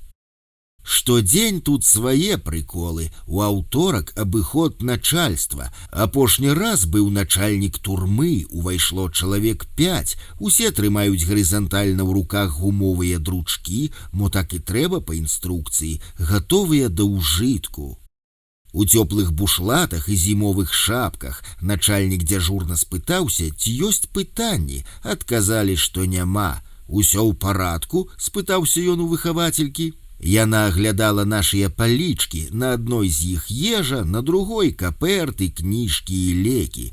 «Так», – адказала яна. «До свидания», – сказаў ён, і яны рушылі. Мы прамармыталі штосьці ў адказ, таму што яшчэ не развучылі па-беларуску. Апошнім сыходзіў нейкі старшы лейтенант. Спытаўся: «Вы тут надоўга?» «Месяц», – адказаў я, як быццам бы я ведаў.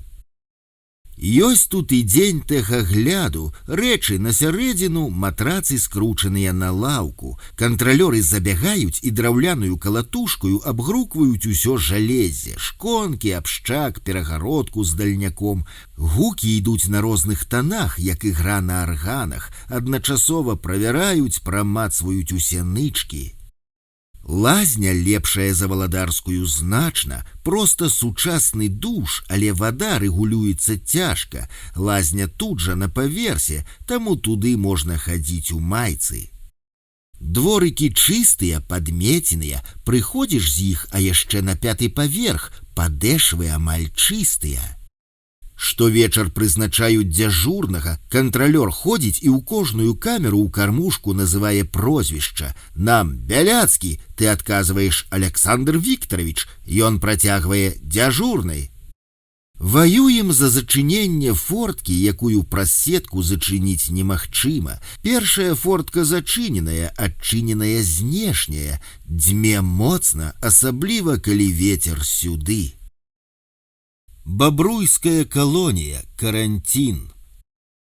Антон, футбольны фанат, былы баскетбаліст, наркаман, распавядае: «Вось шнар на галаве, бачыш, было так. Я выйшаў з кавярні і біцца пачаў з 4 іншымі. Я п'яны і яны п'яныя, і я аднаго, другога, трэцяга пабіваю, а 4-ы мне бутэлькаю па галаве.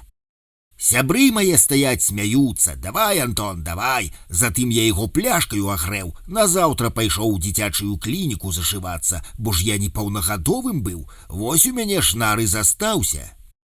Дзёня распавёў, як ён рыбаліў у Гомелі на Сожскіх берагах за 5-м мікрараёнам і ў двор прыносіў, бабулькам прадаваў, і як ад браканьераў уцякаў і каля моста праз Сож лавіў.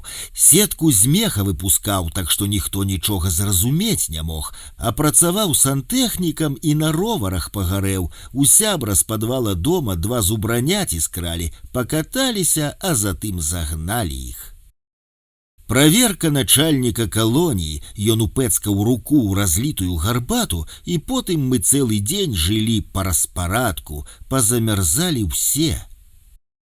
7 сакавіка была вечаровая праверка. Я стаяў у сярэдзіне, затым мяне тарганулі, бо недакурак валяўся ў курылцы. Мы з Санем Тугавухім былі дзяжурнымі, святочна замялі яго, але маё месца аказалася ўжо занятым. Прыйшлося ісці наперад. Паўгадзіны стаялі, выслухоўвалі: «Внимание! В ИК-2 проводится проверка. Старшие бригадиры вывести и построить людей в отведенных местах». Затым зайшоў нейкі сяржант, запісаў нас, затым заўхоз скамандаваў гатовіцца к адбою. Вось тут я з першага рада і рвануў, і ўвесь першы рад за мной. «Ты куды?» – здзівіўся заўхоз. «Назад!» Гэта была зяпа.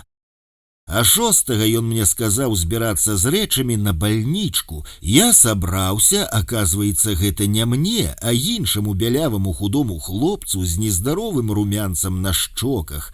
Прозвішча ягонае Бяляўскі. Пераблыталі, а то я ўжо устурбаваўся. Прыйшлося скручаны уліткай матрас раскручваць і рэчы раскладаць. Я забыўся сваю лыжку ў кешары, ляжала да вечара ў кешарцы, еў пластыкавай, якую взяў у Антона. 8 зранку бегалі па двары, грэліся, бо мароз стаяў моцны і пальцы на нагах адмярзалі, а пасля з 9 гадзінаў пацяплела. Было дзіўнае надвор'е, -5 і сонца. Наша цёмная вопратка рэальна награвалася, і чаравікі. У выніку перасталі мерзнуць ногі. Я задрамаў на сонцы, зранку чырыкалі вераб'і, а потым некуды зляцелі. Уначы было -18. Жоўты сшытак, бабруйская калонія нумар 2.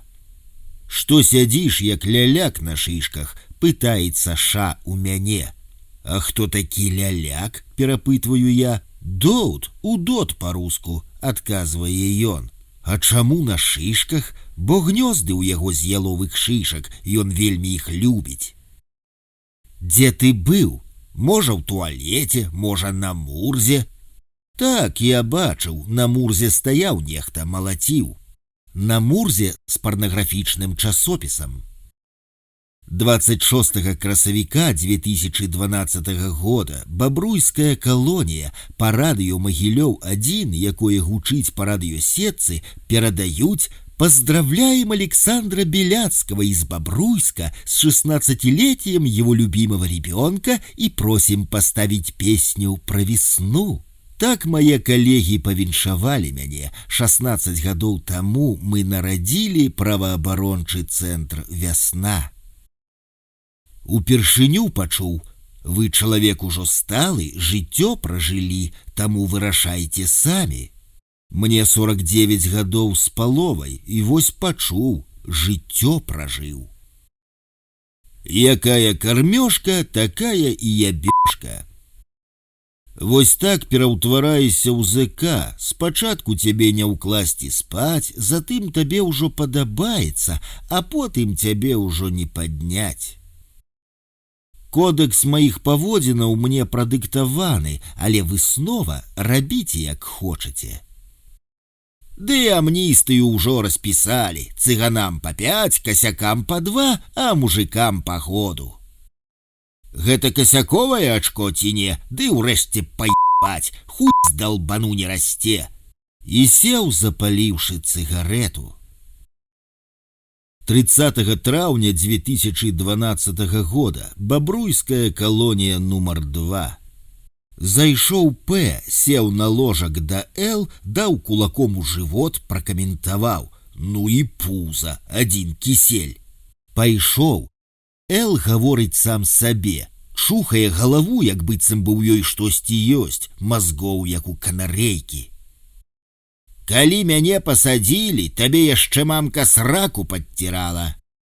Вяршыня гумару, Мурзілка, загорнутая ў трудовой путь. Мурзілка, порначасопіс, трудовой путь, газета дэпартамента выканання пакаранняў.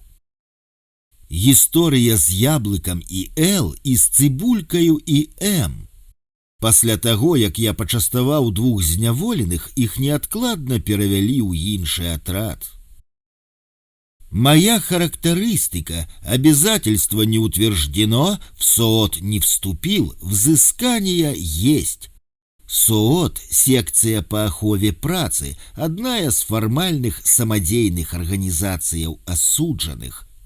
Вынік спаткання адны суткі, вынос са спаткання харчоў 15 кілаграм. Бабу гэтую зловяць ды знахаляць. Зэкі гавораць за амністыю. 2 гады пабыў тут, здароўе паправіў, трэба на свабоду. Здароўе паправіў, а нервы папаліў. А я нерваў не маю, так што няма чаго паліць. У першую змену працаваць будзеце, а затым гуляць. Да, пагуляеш, як цялё на прывязі. Брыгада, 3 касякі, 2 гады. Паняцце, якое зараз паняцце? Кавалак наждачкі на язык наклеіў і шукае, каму сраку лепей вылізаць. Стаяць 2 зэкі, і адзін гаворыць другому: я ведаю, з якім мянтом дружыць, каб хутчэй на волю выйсці. Косяк на косяку, сборное дерьмо и страна петушиная. Панкрат показку распавядае: «Унучак, я ўжо старая, як зубкі павыпадаюць, ты мне хоць хлебца дай. Бабулька, родненькая, я тебе так буду кормить, аж удавішся». Агляд па атрадах пад музыку ваеннага часу, як на 9 траўня. Мянты парад вырашылі сабе ўстроіць, каментуе сядзелец. У мяне пытаюцца, ці я ў аб'яднанні, маючы на ўвазе, што нарукаўнага знака няма. Не, адказваю я. У атрадзе 20 аматараў прыправы і 35 адчаюх. Учора, 14 траўня, хадзілі ў бібліятэку, сказалі, што дыск да дзеяслова аддадуць у клуб, там фільм Віці пра Чарнобыль. Фільм рэжысёра Віктара Корзуна «Верыць толькі ветру». Натачылі нажы, выціраў аб газету, зранку парэзаў палец і кроў не спыняецца, плястара ні ў кога няма. Дзіма даў нейкі бруднаваты, сказаў нармальны, ім вудзільна было заматанае. Любімая прымаўка мышкі, чых-пых мянту ў рот. Гэта табе не конікаў з гаўна ляпіць, а затым галовы паадкусваць. Зэк глядзіцца ў люстэрка, другі каментуе: «Што глядзіш, як рогі адраслі, бык ты!» Настырнасць Насты і сустрэчы з гэтай нагоды. Па скарзе Насты Лойкі на неатрыманне мной карэспандэнцыі мяне ў калоніі 5 чэрвеня 2012 года наведваў прадстаўнік Магілёўскай абласной грамадскай назіральнай камісіі пры галоўным упраўленні юстыцыі Магілёўскага аблвыканкама Віктар Сідарэнка. Віншаванні і наступствы яго назаўтра.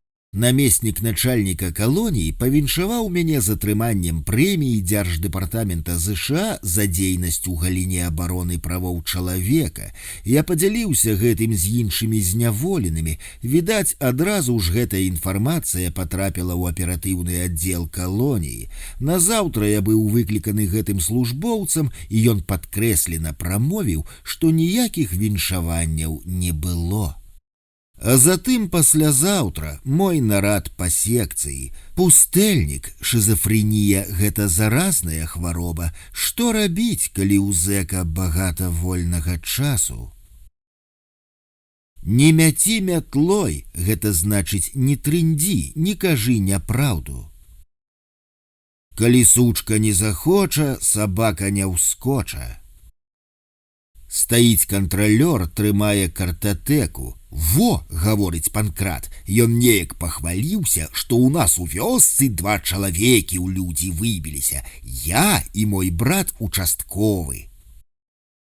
Тэлефанаваў учора Наталі, не датэлефанаваўся. «Дык сотавы папрасіце», – жартуе Барысавіч, начальнік атрада. «Вам дадуць?» «На што мне па зоне бегаць?» – адказваю. «Калі будзе патрэба, у вас возьму». «Дык нам не положено», – адказвае, а ў самога кішэня тапыраная. Сітуацыя з вусцілкамі. Пашый, звярнуўся да мяне С. «Я не умею, у Віталіка папрасі», – адказваю. «Адстаў», затое Віталік выказаў прэтэнзію. «Чаго стрэлкі пераводзіш? Раней за жарт трымалі адказ». Ужо хадзіў нарад па сталоўцы.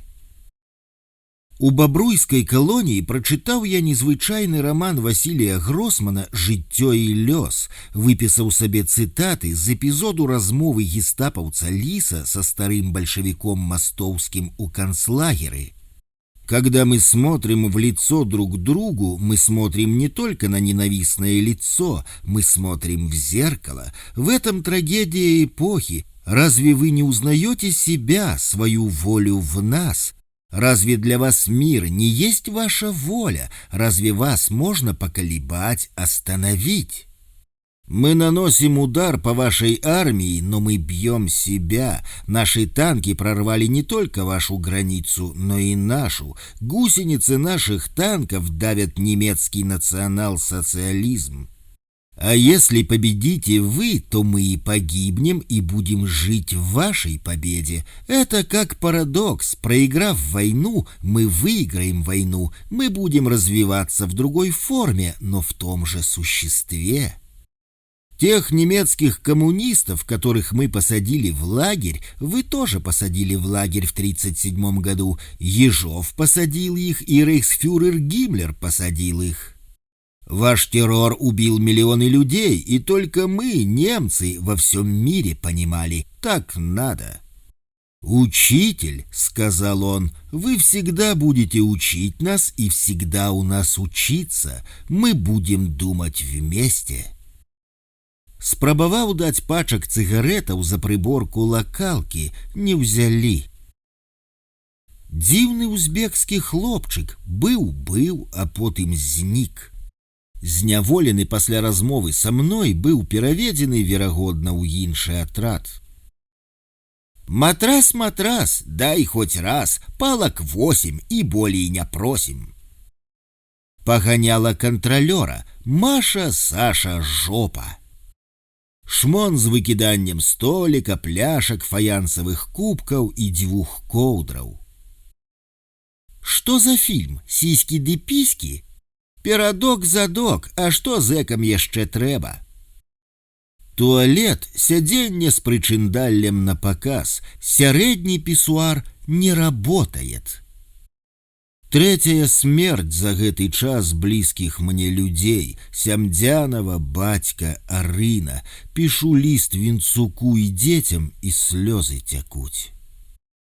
Гісторыя, як Михайлович пісаў сваёй жонцы, каб не чакала яго і выжывала сама. Яе забілі, ён жыве. Панты беспантовыя.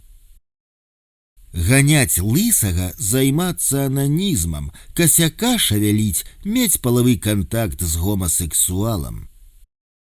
27 красавіка на 3-ю лаўку не пайшоў. Закупіцца ў турэмнай лаўцы можна было па раскладзе тройчы на месяц. Ужо грошай не было, але прыехала адвакатка. Рукі ва упакоўшчыкаў чырвоныя, як гусіныя лапы. Поглядел на татухи, сказал протягліва: «Базару нет, свой в доску». Пайшлі ў прыбіральню, сядзім з Лёнем, ён газуе. «Не ўзляці, Лёня», жартуюць хлопцы. І тут спакою няма, каментую я. Дакладуць Барысавічу, што разам паелі чагосьці, разам і на гаўно пайшлі. Смяецца ён, рэзкі пах мачы і гаўна.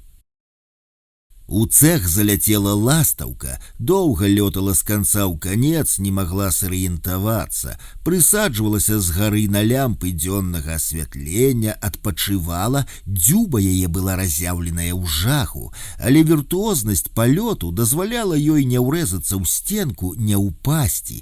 Урэшце вылецела ў калідор, а там адчыненае в акно і на волю. Тут было суцэльнае стракатанне машынак, пыл і задуха, а там солнце и свежее поветра. Мабыць, подумала, что побывала ў ластаўчыным пекле. Юрась з вялікай Бераставіцы, а дакладней з Адельска, бо ў Бераставіцы вучыўся і нарабіў дзялоў. 18 гадоў, сядзіць ужо 7 месяцаў, а ўсяго прывёз 2 гады. Малы, круглы, губасты, нагадвае хамяка. Ззаду на курцы пад каўняром дзірка. Кажу яму, ён адказвае, спецыяльна зрабіў, каб вешаць можна было. У цеху музыка грае папса, шансон, Юрка прадкуе рукавіцы і плямкае губамі, спявае сам сабе. Пытаюся ў яго: «Як табе тут?» «Падабаецца», адказвае.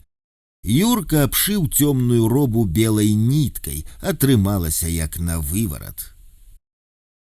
Хлопчык-зямляк са Светлагорска сядзіць, пачынаем украдкаю размаўляць. Высвятляецца, калі вучыўся ў тэхнікуме, быў на археалагічных раскопках у Казіміры пад Светлагорскам, ведае і маіх знаёмых Сергея Рассадзіна і Тельмана Маслюкова, якія там кіравалі раскопкамі. Беларусь малая. Сядзяць зэкі ў кубрыку, гуляюць у даміно. Падышоў яшчэ адзін і стаіць каля кубрыка, паглядае. Яму кажа адзін з гульцоў: «Падцірай сраку, хадзі ў хату». Люди, поверьте, мы живы тоской. Марина Цвятаева написала ў 17 гадоў. Колькі прывёз, так у мяне спыталі ў бальніцы, куды мы прыйшлі, як былі ў каранціне здаваць аналізы. «Што?» – перапытаўся я. «Сроку колькі?» «4,5», – адказаў я. Стаіць, машына шые, башка не варыць.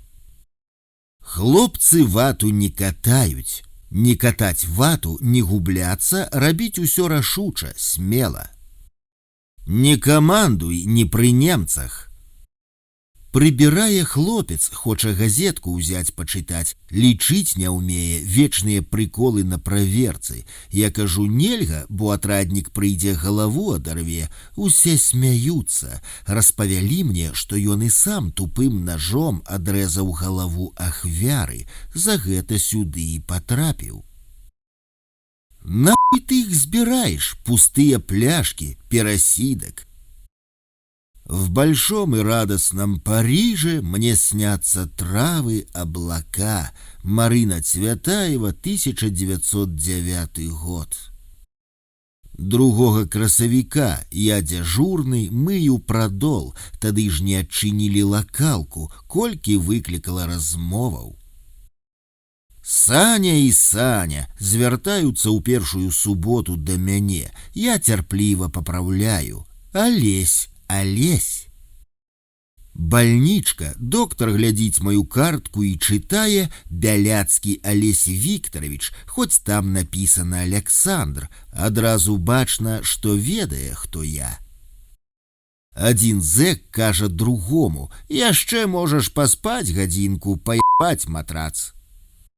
Васёк наябаў і ўцёк. Звонок банка. Банку даюць на обед, на построение. Шлёпала недарэка. Я побывал там и заебал. Куды? 4 верблюды. Налитая вазелином рука сярошки. Валера, строгі мой настаўнік на швейнай машынцы, у былым забойшчык гавяды на аршанскім мясакамбінаце, а потым па п'яні вось так з лёгкасцю і чалавека заваліў. Жоўтая прасціна ў прыбіральні занавешвае драчыльню. Бальнічка і мае акуляры. Украінцы і іхныя балаканні і смуткі. Праўдалюбцы і хто я ў параўнанні з імі. Філасофія маіх паводзінаў. Эпапея з тэлефоннымі званкамі. Скарагаворка ад Панкрата выдаў падчас праверкі. Зварыла баба галапісту, паставіла на прапісту, аднекуль узяўся кота пісту, паеў усю галапісту. Чачэрскі раён. Кладбищенской земляники вкуснее и слаще нет. Марина Цвятаева. У каго эканамічныя артыкулы, залог і нахуй з пляжу. Калі на Бентлі прыязджаў, гэта значыць у наш час усе такія прыкурваюць з мянтамі. Папаў у піздарэс. Выскачыў з пражаркі. Я лавіўся з К, з Л і з М. Гэта значыць, сустракаліся ў турме. Зялёны сшытак 1. Уладзь, кліча зэк, той засяроджана упаковывае пагоны. Прызнавайся. Чего? Пытается. Ты з-пад сучкі яйцы украў. Пагрозліва пытаецца зэк. Иди ты ў пизду, адказвае ён. Фу, які ты гідкі, дакарае зэк. Будзеш хаміць, я тебе як п'яную шлюху па шчоках адхлястаю. Абодва усміхаюцца, паразмаўлялі. Хлопец з Мікалаіўшчыны, роднай вёскі як у Баколаса сядзіць. Кажа, ззаду на краме у вёсцы на сцяне было напісана: «Мой родны кут, як ты мне мілы, як добра п'юцца тут чарнілы, высокі бераг, нёман льецца, як добра тут чарніла п'ецца». Столькі год не бачыліся, нахуй сустрэліся. Костя пытаецца ва ўладзе. Матаблок, гэта мянушка ўладзе. Ты гома сапіенс ці не? Ідзі ты, Костя, адказвае той. Ты куды? Званіць. Сікеляўцы сваёй? Не, дадому, сала даражэйшае. Серп і молат, бяда і холад. На цыганскай лачо девес, добрый дзень. На нелаве няма грошай. Явен харе, хадзем дадому. Сыр далы, як справы. Яў са 100, прывітанне. Я табе глазья наб'ю, вот такія будуць, як у панды. Запалкі будзеш устаўляць, бо ніхуя бачыць не будзеш. Чуеш, што кажа, я сёння не такі, як учора, таму што прысадзілі. Учора быў мужиком, а сёння стаў касяком. Буду ганяць цябе, як жабу дубчыкам. У сталоўцы на слупе вісіць лозунг: лепшая прыправа да ежы — голад, Сакрат. На цыганскай шукар добра, бібах пагана. Туна панеса чачіпе, ты мне не скажаш праўды. Гожа чай, прыгожая дзяўчына. Чаве, хлопцы. Рома, цыгане. Джукел, сабака. Напсил мозги, не трахай мне мозги. Ты ідзеш на матрацы? Матрацы набіваюць вацінам у холодным цеху ангары. Так, дык там жа холодна. А што рабіць? Здымай штаны і бегай, так цяплей. На цыганскай п'ясам бравінта, тхасам маро, мас. Будзем піць гарэлку і есці хлеб, мяса. Нататкі з нагоды прэміі Рады Европы. Першае, я ўпэўнены, што я яе не варты. Другое, мы ўсе памыляемся, і тыя, хто дае, у палоне ілюзіяў. Крытэрыі няпэўныя, а намінанты недасканалыя. І я, бо пагаджаюся на яе і на груз адказнасці. У свеце існуе багата незразумелых і непазнавальных рэчаў, калі, напрыклад, нікчэмныя людзі становяцца правадырамі. Гэта прэмія з гэтага ж парадку. Тым не менш я мяркую, што такія прэміі трэба даваць. Праблема ў тым, як патрапіць ёй у таго героя, які варты яе. А ён ёсць, я перакананы ў гэтым гэтаксама, як у тым, што гэта не я. Ён невядомы герой, невядомы праваабаронца. Адзінае, што суцяшае мяне і стрымлівае маю роспач — матэматыка. Закон верагоднасці. Мяркую, што з 5 лаўрэатаў хоць раз ды прэмія пацэліць у вартага.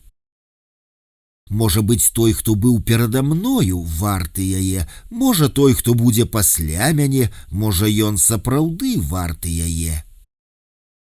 І я прымаю прэмію дзеля таго, каб падтрымаць гэтую веру у тое, што ён ёсць. Гэта сапраўды невядомы праваабаронца. Ён як жаўнер выпацканы ў брудзе штодзённасці, і на ім не бачна знакаў адрознення. Ён бясстрашны і адданы, бо не раз рызыкаваў сваім жыццём.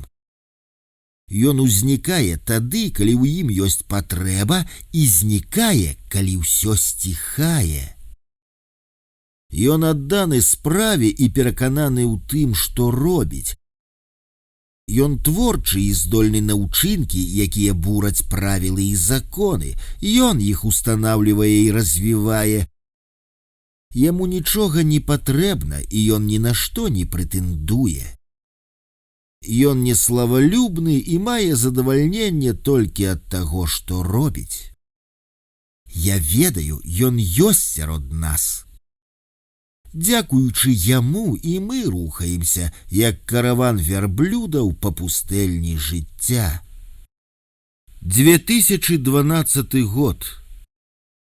Выклік усёй секцыі 25 чэрвеня да аператыўніка. Пратас сказаў: «Я не пайду». Астатнія сабраліся ціха і моўчкі і пайшлі. Васильевич вільнуў таксама: «Я на промку іду». Я ж, падумаўшы, папрасіў Барыса, Барыс старшы брыгадзір атрада, і той завёў: недагаворкі, замоўчванні. «Барыс, ты мужик, ты ці пазногці грызеш? Затым прымай рашэнне за сябе». Размова была вельмі фармальная. 27 чэрвеня высяляюць Валеру ў другі атрад. Валера, малады хлопец, жыў у адной секцыі са мной, аднекуль дастаў ксеракопію дакладу вясны «Условия содержания под стражей в Республике Беларусь 2008» і паказаў яго мне. Відаць, пра гэта даклалі адміністрацыі, за гэта, верагодна, і быў пераведзены ў іншы атрад. Сказаў: «Гэта з-за цябе, Алесь». Хто, што і як, незразумела. Дзве асобы прыходзілі учора і сёння, прасілі газеты пачытаць. Адмовіў. І чаго прыходзілі? 28 чэрвеня рэжымны аддзел праверыў секцыю 10 ў 8 вечара. Пазабіралі ва ўсіх і ў мяне коўдры, плітку, патэльню. Коўдра ў мяне вісела на вешалцы, затым прыйшлі на кабурку, майстэрня, дзе вырабляюць скураную амуніцыю для міліцыянтаў, 4 на чале з начальнікам. Я якраз сядзеў, думаў над тэкстам пра паэзію Владзіміра Някляева, эсэ пра беларускую турэмную літаратуру. Паглядзелі мае паперы, нічога не сказалі, кішэні праверылі, у штанах у мяне іх няма. Працоўнае месца, дзе я сядзеў, усе скрынкі перабралі, нічога не ўзялі, а што шукалі, невядома. 29 чэрвеня чакалі ў зоне начальніка ДІНа, дэпартамент выканання пакаранняў. Усім сказалі хадзіць па форме. Чамусьці пайшла чутка, што разам з камісіяй едуць палякі і літоўцы, каб сустрэцца са мной. Пракацілася адна з зэкаўскіх казак, таму і тэлефанаваць хадзілі зранку, а не ў абед, як планавалася. Я тэлефанаваў з карткі, удома тэлефон маўчаў, датэлефанаваўся да Наталлі ў метро. Паразмаўлялі, затым хадзілі ў лазню. Я там не перу, таму памыўся хутка. Камісія так і не прыехала. Пасля абеду пайшлі на працу. Сядзеў я ў кабурцы, ніткі зашморгваў. Прыйшоў майстар, сказаў ісці на касцюмы ў брыгаду на першы паверх. Абразаў ніткі на касцюмах. Тут працуюць у параўнанні з нашай брыгадаю майстры. 30 чэрвеня брыгада пайшла на працу на 2 змены. Рамонт, тынкуюць сцены. Мяне не ўзялі, ці не ўпершыню. Зранку памыў на пачатку каляровае, затым белае, а потым прыйшоў днявальны Юра і сказаў, што ў 14:30 іду да начальніка. Прыйшлі, штось там перайгралася. Я напісаў тлумачэнні для цывільнага хлопца са спецаддзела на суд па іску Наталі аб падзеле маёмасці. Ранейшыя тлумачэнні яны недзе згубілі. І мы пайшлі ў атрад. Менш клопату. Зараз будзе 3 дні выходных. Пасля абеду пастрыгся, сяджу, на лісты адказваю. Без Валеры ў секцыі стала вальней, а ён як адчуваў. Як толькі я засяліўся, ён адразу сказаў: «Алесь, з-за цябе дахуя праблема ў нас будзе», як у ваду глядзеў. 2 ліпеня мыўся сёння ва ўмывальні пасля дзённай спякоты, змываў пот і мыліўся. Женька кажа: «Алесь, як мыйся, не паварочвайся да дзвярэй задам, а лепей хуем, бо зэкі гэта могуць так распісаць, што ты да іх задам паварочвайся». У ПВР сядзім. ПВР – комната политико-воспитательной работы. Там глядзяць телевизор, адбываюцца сходы отрада, туды прыходзіць цырульнік для стрижки зняволеных і гэтак далей. Телек глядзім, людзей багата. Нехта прабіраецца па нагах, Коленька абураецца. Вось, бляха, хуй пакладзі, вывалі, дык і па ім праз яго папаўзуць. Загараем у лакалцы з асцярогаю, як ідзе дзяжурны, усе майкі накідваюць. І я таксама. Учора мералі біцэпс і паясніцу, у мяне 33,92.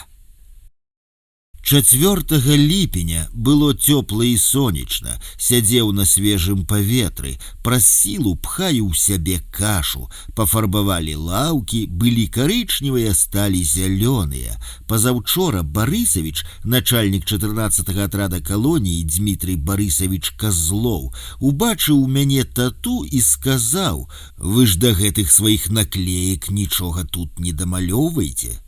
Вакула, сын Купліна, здзівіўся: «Во, ён тебе на «вы» называе». Вакула падарыў мне новае слово – кнопка пінеска. Чытаў учора і пазаўчора Амаду, Дона Флёр і два яе мужы. Цікавы гарадскі роман. 5 ліпеня, хуй вам, а не посылка, ходили на товарку гарачыня. Я ў апошніх шэрагах, ужо злоснік. Сваю суму ў 100 000 дзялю напалам. Купіў кавалак сыру, кетчуп, пачак масла і марозіва, патраціў 53 000. Усё ў адной руцэ панёс. Пасля абеду наводзілі парадак, чакаецца і хазяін, і нейкая камісія. Поехаў на хімію Дзіма Р., бялявы хлопец з гародні, расеец па крыві, гарадзенец па выхаванні, адсядзеў 7 гадоў за наркату. На двары ў лакалцы сабралася кола зэкаў, пусцілі кубкі з чыфіром, а ўдзень Барысавіч выклікаў і распытваўся, чаму пра яго ў інтэрнэце пішуць як пра сатрапа і што я як быццам бы сядзеў у шыза, так яму казалі. Я адхрысціўся, адно сказаў, што адвакатка напісала скаргу на 3-е спагнанне, сказаў, што там і Трутко фігуруе, намеснік начальніка калоніі Юрый Трутко. 7 ліпеня, ты што, папутаў? Гарачыня, як гульцы ідуць на праверку, ці з-за мянтоў гульня спыняецца, мянтоўскі расход. На першым паверсе абразаў рукавіцы, вопыту ў швейшчыкаў мала, браку багата, усе па пояс голыя, адзін я ў кашулі, абразаў цэлы дзень, на працы кормяць лепей, чым у звыклы дзень. 8 ліпеня, раніца, Лёня хрыпатым дзікім голасам крычыць: «Прыгатовіцца к праверке!» Пазаўчора на промцы сустрэўся з С, спытаўся ў яго: «Ну, а ты ўсё стучыш?» Потым дадаў: «Малатком стучыш?» Ад першага сказа ён аж падскочыў: «Да ты што, Алесь?» 19 верасня я прылёг на шконку, увайшоў Барысавіч, лёгка дакрануўся да пляча і сказаў: «Акт». 20 верасня у першай палове дня Барысавіч звадзіў мяне ў бальнічку. Доктар паслухаў мяне, ціск памераў, зверыў тату. Здаровы, спытаўся ў мяне між іншага: «Не магу зразумець, чаму вы такі вядомы?» «І я не магу», — адказаў я. Ён хітра усміхнуўся, мабыць, не паверыў мне. Зранку напісаў тлумачальную, указаў, што не спаў, а знаходзіўся ва ўтрапенні, спецыфічны стан, блізкі да прастрацыі, медытавання, глыбокага роздуму, характэрны для беларусаў як індывідумаў, так і цэлых групаў, каб адысці ад цяжкой рэчаіснасці. Таксама напісаў, што будзе неўзабаве 50 гадоў і саджаць у шыза негуманна. Трэці аргумент: маю 5 балаў у табелі ўліку заахвочвальных балаў. 4. Працую ў другую змену і не маю паложаных для сну 8 гадзінаў. Яны з мяне прыколваюцца, а я што? У абед пакаранне разам са мной у атрадзе 14 занавешвальнікаў, тых, хто на ноч занавешваў свае шконкі, а яшчэ і ўсе профучотчыкі з зоны, чалавек 40-50. На вуліцы дождж, усе зайшлі ў сярэдзіну, папярэдне сабраў пакунак з мылам, пастаю, туалетнай папераю, пантоплямі. Спачатку пайшлі патэнцыйныя сутачнікі, раскід ад 3 да 10.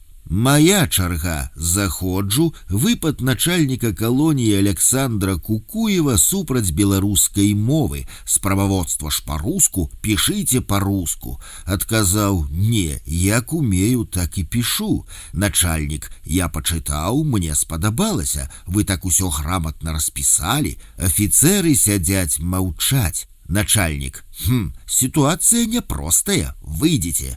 Вышел, стою, чакаю, Борисович пытается. Что будет? Посадят, что? Отказываю. Заходим, начальник отправил Борисовича и пачынае наезжать на мяне. Багато себе дозволяете, огледзеліся, освоилися, выбрали линию паводзінаў. Стою, киваю головою. Начальник: глядите, с шиза не выйдете, и отряд не заметит потери бойца. Молчу, а что казать? Выносить спагнанне. Апошні раз пазачарговае дзяжурства. Гэта 7-е спагнанне. Выходжу, а што гэта было? Навошта было гарод гарадзіць? Чаму не шиза? Чаму стане зразумелым 25-го? 23 верасня, нядзеля, ранішняя праверка. Хозяйка, начальник колонии, ідзе па ўзлётцы. Чаму ў сушылцы разабраныя ложки стаять, бригадир? Прыбягае Борис, ремонт у секции, фарба сохне. Хозяйка: да аўторка, каб прибрали. Я думаю, у аўторак мой юбілей, можа з гэтым неяк звязана, як потым аказалася, не памыліўся. 25 верасня пытаюся ў бригадира наконт чэфіру, ці прастаўляцца, не ведае, ідём на працу, перад гэтым перадаюць згорнутую газетку, з іншага атрада патаемна перадалі выразаны артыкул пра мяне, здаецца, з нашай нівы. Сыходзім раней, пасля атаваркі, на якую ў мяне ўсё роўна грошай няма. Праходзім кантралёраў, пытаюцца, ідзяце 50 гадоў адзначаць. Прыйшло 23 лісты, паштоўкі, тэлеграмы, народная воля з смешнымі цытатамі, якія я быў Ірыне Пракопчык даслаў. Яны што, іх сур'ёзна ўспрынялі?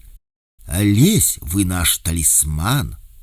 У атрад заходзяць афіцеры, запрашаюць мяне ў кабінет да Борисовича, пытаюцца пра спектакль пра мяне, які ў Швецыі ставяць. На 14 лютага 2013 года была прызначана пастаноўка радыётэатра Першага канала Нацыянальнага радыё Швецыі, прысвечаная Алесю Бяляцкаму у рамках праекта «Сусветная гісторыя ад радыётэатра», аўтар 5-хвіліннага спектакля Дмітрый Плакс. Першы раз чую. Гэта як і байку пра тое, што сустрэчу з ксяндзом не дазволілі. Па маёй асабістай заяве была дазволена сустрэча з ксяндзом, пробашчам бабруйскага касцёла Юрыем Быкавым. Пасля гэтай сустрэчы неўзабаве было вынесена чарговае папярэджанне. А я тут пры чым? Я разумею, пры чым, але а вы тут пры чым? Глядзяць, як апрануты і абуты, нармальна, стрымана віншуюць з юбілеем, гэтак жа і адказваю, кажуць, вас чакае прыемны сюрпрыз, нікуды не адыходзьце, добра? Іду ў секцыю, там цішыня, разгром, Булік сядзіць у шыза за тэлефон, Пратас і Харок невядома за што, Рыжы бегае, псіхуе, яго рыхтуюць, сказалі, гатоўся. Я ламаю галаву, якая моя ў гэтым роля. Вячэра, аўсянка, ем, аўсянку я заўсёды ем, вяртаемся. Борисович бярэ мяне, ідзем у штаб, там пуста, стаім на двары, чую загад: схавайцеся, эй, КБО, зайсці ў сярэдзіну, бальнічка. КБО камбінат бытавога абслугоўвання. Усе пахаваліся, значыць, ідуць, а хто, невядома. І вось сам хазяйка, а за ім яшчэ адзін палкоўнік, і з ім арцыбіскуп у чырвонай шапачцы з залатым крыжам з небліскучага золата і падпяразанай чырвоным пасам. З ім малады хлопец ксёндз, аказваецца, нунцый, амбасадар Ватыкана ў Беларусі, дазволілі ўсё-такі, і гэта пасля візіту айца Юрыя, пасля якога і быў складзены апошні акт. Нунцый арцыбіскуп Клаўдыя Гуджэроці наведаў 25 верасня палітычных зняволеных Сергея Каваленку, Паўла Сарамалотава, Мікалая Статкевіча, Алеся Бяляцкага, Змітра Дашкевіча, Эдуарда Лобава і Паўла Северынца. Заходзім у кабінет начальніка, палкоўнік гаворыць хазяйцы «Ідзі» з загаднымі ноткамі ў голасе. Той хутка выходзіць, нягледзячы ні на кога. Сустрэча будзе ў ягоным кабінеце, дзе мне выпісалі бальшыню актаў, і апошні, і дзе не так даўно пры пакаранні ўскрываўся зэк. Рассаджваемся за прыстаўны столік, сядае нунцый. Я іду сесці насупраць, куды мераецца палкоўнік, але я першы усеўся за крэсла. Сядаю і пытаюся, можа, я на вашае месца сеў? На маё месца вы не селі, з металам у голасе адказвае палкоўнік, з намёкам. Я смяюся, трэба мне тваё месца 100 гадоў. Ён змушана пасміхаецца.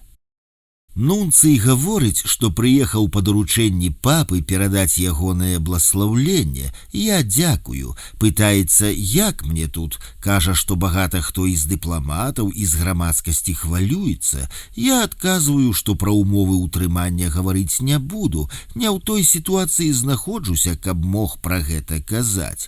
Гаварылі пра стан здароўя, здаровы і псіхалагічна, і фізічна. Я распавёў пра візіт ксяндза Юрыя. Пагаварылі пра беларускую літаратуру. Нунцый ўстаўляе ў свае прамовы беларускія вершы. Я распавёў пра сваю кніжку, пра сяброў пісьменнікаў.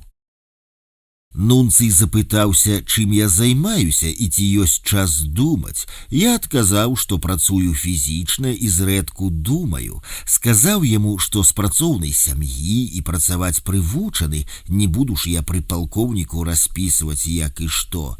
Нунцый распавёў, што быў выкладчыкам і вучыў студэнтаў думаць, бо мала людзей, якія ўмеюць думаць. Я падзякаваў за візіт, сказаў, што гэта першы аптымістычны крок, мо будзе і другі. Нунцый сказаў, у нас такі падыход, не ўсё на захадзе добра, калі так усё далей пойдзе, то цывілізацыя скончыцца. На гэта я заўважыў, у нас праблемы фундаментальнага парадку, грамадзянскія і палітычныя правы, але на другім плане дыскусіі пра аборт і пра гомасексуалаў. І галоўнае тут дыялог, а не канфрантацыя. Беларусь постсавецкая краіна, галоўная праблема – адсутнасць традыцыйнай маральнасці, разбуранай камуністамі. Нунцый адрэагаваў, я ведаю, што гэта такое, бо 9 гадоў быў нунцыем у Закаўказі, зараз выбары ў Грузіі, каб там хоць вайна не пачалася. Ён, што перадаць амбасадарам і зацікаўленым? Я, што здаровы і аптымістычны, у Беларусі ўсё будзе добра, але трэба папрацаваць. Сказаў, што сяджу мала, усяго 14 месяцаў, і што мне адразу сказалі, што тэрмін у мяне маленькі. Ён, колькі? Я 4,5. Ён смяецца. Я, і яшчэ вялікі дзякуй за падтрымку. Ён распавёў пра асобую пазіцыю Ватыкана, я пра знаёмага кубінца, які адсядзеў 5 гадоў у турме, а потым папа прыехаў на Кубу, і іх болей за 100 палітзняволеных пасадзілі на самалёт і адправілі ў Канаду. Ён, буду ў кастрычніку ў папы, што перадаць яму. Я згадаў уладзю і амерыканца на судах. Як той, калі яго не пускалі ў суд, строга спытаўся ў мента, што перадаць послу. «Перадайце прывет», адказаў вясёлы мент. Я, Гэта найвялікшая падзея ў маім жыцці, увага і клопат папы пра нас. Перадайце маю ўдзячнасць і што ён слушна ўсё робіць. Як і Някляеў мне пісаў: «Алесь, ты ўсё слушна робіш». Будзем спадзявацца, што ягонае заступніцтва за палітычных зняволеных у Беларусі дасць плён. Развіталіся, абняліся, ён кажа: «Да сустрэчы, я на свабодзе». Яны сыходзяць, я стаю прыбалдзелы, заводзяць мяне ў атрад, распавядаю ў секцыі, Гарбель змрочны бегае. Александр М. шчыльна працаваў з адміністрацыяй, спрабаваў правакаваць зняволеных супраць мяне. Пры сыходзе Барысавіч пытаецца: «Ну што, прыемны сюрпрыз?» Каб толькі пасля яго на шыза не заехаць, адказваю, хаця насамрэч без розніцы, пасля такой сустрэчы гатовы і заехаць. І яшчэ пры самым развітанні ўжо на вуліцы палкоўнік, які сядзеў з намі ўсю размову, кажа нунцыю: «Каваленка і Сырамалотаў вызваленыя». Барысавіч, як яны сышлі, і кажа мне: «Дык можа і вы напішыце, удома будзеце хутка». Я лепей здохну, чым напішу. У атрадзе ўсе працягваюць шугацца, зняволеным пад пагрозаю пакарання было забаронена кантактаваць са мной. Вось дык дзень нараджэння. А ўвечары і ўначы ў секцыю заходзілі, правяралі, ці спім. Я аўтаматычна зрываў шапку кожны раз, не паложана, і усміхаўся ад пражытага дня. Р ціха пытаецца адрас, хоча напісаць, а ці дапаможа гэта яму. Уражанне ад нунцыя прыемныя, багата гаварыў, але і слухаў, і акуратна задаваў тыя пытанні, на якія хацеў атрымаць адказ. Зялёны сшытак 2, 2012 год. 29 ліпеня. Развагі пра Сержука Сыса. Эсэ пра паэзію Сержука Сыса, светлы смутак па вечнай радзіме. Паклікалі ў кешарку, размова наконт лядоўні. Кешарка – пакой, дзе захоўваюць торбы, кешары зняволеных. Там стаяла таксама і лядоўня, дзе захоўваліся харчы. Мае харчы адказны за кешарку па негалосным указанні кагосьці з адміністрацыі калоніі загадаў забраць з агульнай лядоўні. 30 ліпеня братва сярод апазіцыі зараз толькі і засталася, працягваюцца развагі пра Сыса. 31 ліпеня аперацыя лядоўня, высвятленне разборкі з камаром. Я адмовіўся забіраць харчы з лядоўні і папярэдзіў, каб, не дай Бог, гэтага ніхто не зарабіў, актывісты адступіліся. 1 жніўня шторка. Мы адгарадзіліся прасціной шторкаю з суседам адзін ад аднаго. Некалькі чалавек у секцыі зрабілі тое самае. Быў агляд уначы і на ўсіх склалі акт за парушэнне рэжыму. 3 жніўня Хрэзьбіны сплыла мая перадачка. Хрэзьбіны пакаранне за парушэнне рэжыму. Хрысціць звычайна начальнік калоніі ці ягоны намеснік. 4 жніўня Алімпіяда. 5 жніўня адстрэлілі за скіпку хлеба, на вячэры і яшчэ колькі чалавек. Быў пакараны чарговы раз, бо з сталовай нельга выносіць харчы, хаця зняволеныя звычайна спакойна выносяць хлеб на вячэру. Пакаранні выносіліся спецыяльна, каб запісаць мяне ў разрад злосных парушальнікаў рэжыму. Азаранка і Мірны, гульня супраць ангельцаў і золата. У гэты час праходзілі летнія алімпійскія гульні, дзе тэнісісты Вікторыя Азаранка і Максім Мірны ў пары выйгралі залаты медаль. 6 жніўня пісаў тлумачальную па хлебу, хадзіў у санчастку, ціск 130/80. 7 жніўня вадзілі хрысціць да хазяйкі, забралі кароткачасовае спатканне. 8 жніўня Гарбаты хадзіў да кісяля. Гарбаты мянушка зняволенага Александра М, правакатара, кісель афіцэр аператыўнага аддзела. 9 жніўня гаварылі з другім, намеснік хазяйкі, пытаўся, ці не збіраюся я адкопваць сякеру вайны, чуткі такія пайшлі, сказаў, што не збіраюся. Па Еўраньюз прайшоў сюжэт, звязаны з гадавінаю адсіткі. Эрыксана вырашылі выкінуць. Стэфан Эрыксан, амбасадар Швецыі ў Беларусі, размаўляў па-беларуску, быў ультыматыўна выдалены з Беларусі. Журналісты пішуць, што паспрыяў гэтаму і візіт Ларын у амбасаду, і маечка, якую яна апранула на сябе. Шведская спявачка Ларын, лаўрэатка Еўрабачання, сустрэлася з маёй жонкай і Валентинам Стефановичам у амбасадзе Швецыі і сфатаграфавалася ў майцы з маёй выявай. Гэты здымак з'явіўся ў незалежных мас-медыя. 10 жніўня, пятніца, лазня, стрыжка. Выварочваю і разразаю пагоны для МЧСнікаў. Міністры замежных спраў ЕС сабраліся на надзвычайную нараду па Беларусі ў звязку з выкіданнем шведскіх дыпламатаў. Якое будзе рашэнне? 13 жніўня у першую змену працую, у другую нарад па сталовай. На працы сёння Панкрат распавёў показку. Дед з бабаю ляжаць на печы. Дед гаворыць: «Вось, баба, жыццё пражылі, а не бачылі, што там. Давай пацікавімся». Баба рассунула ногі, дед паглядзеў і кажа: «Во прысады якія, як уваход у царкву». Пасля баба ў деда паглядзела і кажа: «Вось пан на 2 падушках ляжыць. Раней у царкву хадзіў, а цяпер не хоча».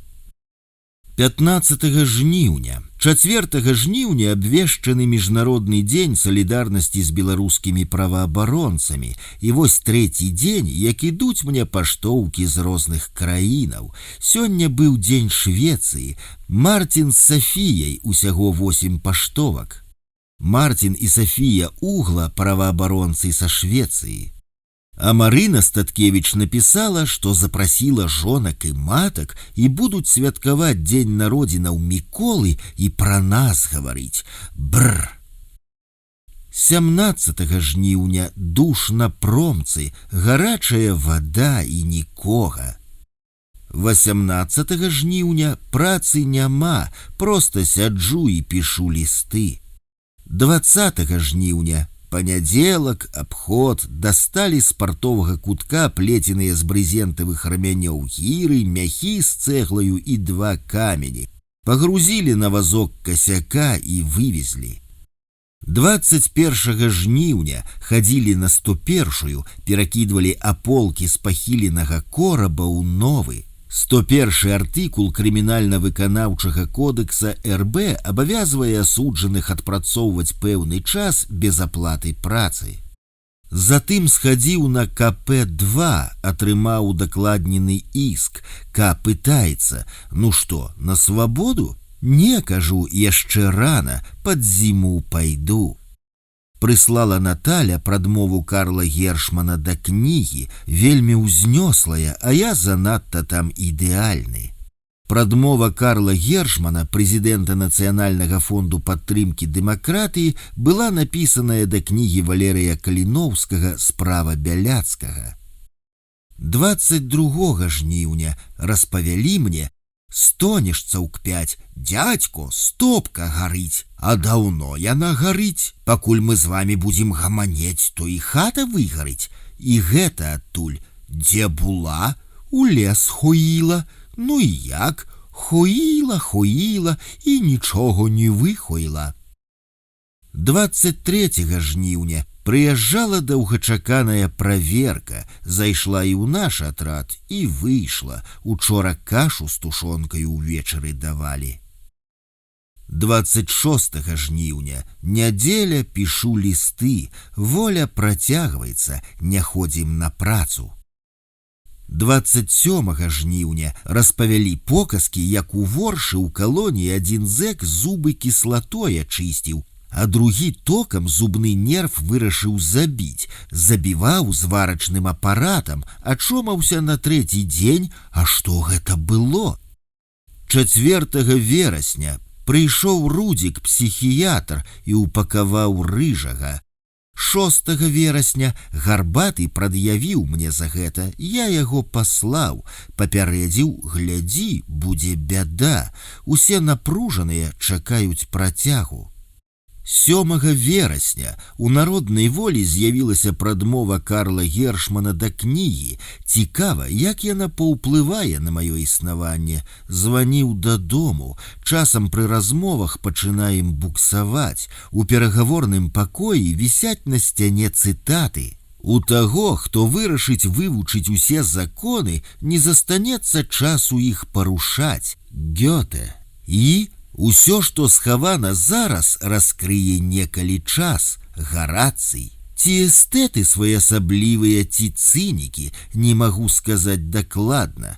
Хадзілі забіраць заказныя лісты ў штаб. Перад уваходам правілы паводзіна ў штабе. Адзін з пунктаў: ведите разговоры вполголоса на пониженных тонах. Унизе подогулина. Помни, соблюдение этих правил позволит найти понимание ваших проблем представителями администрации и ускорит их решение. 9 верасня сёння ў Менск прыехаў старшыня парламенцкай ассамблеі АБСЕ Рыкарда Мільёры. Гэта быў візіт напярэдадні парламенцкіх выбараў у Беларусі. Ясна, што будзе размаўляць пра нас, мо каго і выпусцяць. Заходзіць Барысавіч у секцыю і пытаецца ў Буліка: у ШИЗА пасадзіць? Той: за што? Было б за што, дык у ПКТ пасадзіў бы. 10 верасня уначы і зранку холадна, нацягваю ўсе світкі, якія ёсць, а ў дзень сонца, як улетку пячэ, усё неяк супакоілася. Зэк кажа: кладуся спаць, шчыра кажучы, у сне мне цікавей, чым тут слухаць усякую хуйню. У сне я як удома. 11 верасня прыязджала адвакатка Наталья Мацкевіч. 12 верасня зарабілі заўвагу на праверцы за туфлі неустановленного образца і за народную волю под подушкою. Склалі акт за туфлі, якія насіў 4 месяцы. 13 верасня хадзіў на хрэзьбіны да начальніка, запісаў гутарку і папярэдзіў: апошні раз. Вось і не вер пасля гэтага Каэлью, таму што ён пісаў пра знакі. Гэта быў знак пасля прыезду Наталлі, а можа і пасля візіту ў Менск старшыні ПА АБСЕ. 14 верасня прыйшла ўся брыгада. Думалі, што будзем працаваць на 3-м паверсе, але наверх яшчэ не пусцілі. Засталася палова, астатнія пайшлі ў казарму. 16 верасня трохі прастыў, таму фізкультураю не займаўся, і другі раз стаяў у шыхце і прапусціў правяральніка. 17 верасня зранку ў 5 прыходзіў хазяйка. Запісалі з атрада 14 чалавек за шторкі. Сёння пасля абеду будуць хрысціць. Чытаю гісторыю аднаго цуду дубаўца. Яна мне проста душу выварочвае.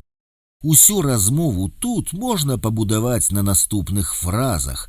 Ты что-то попутаў, не чудзі, в натуре, завалі ябла.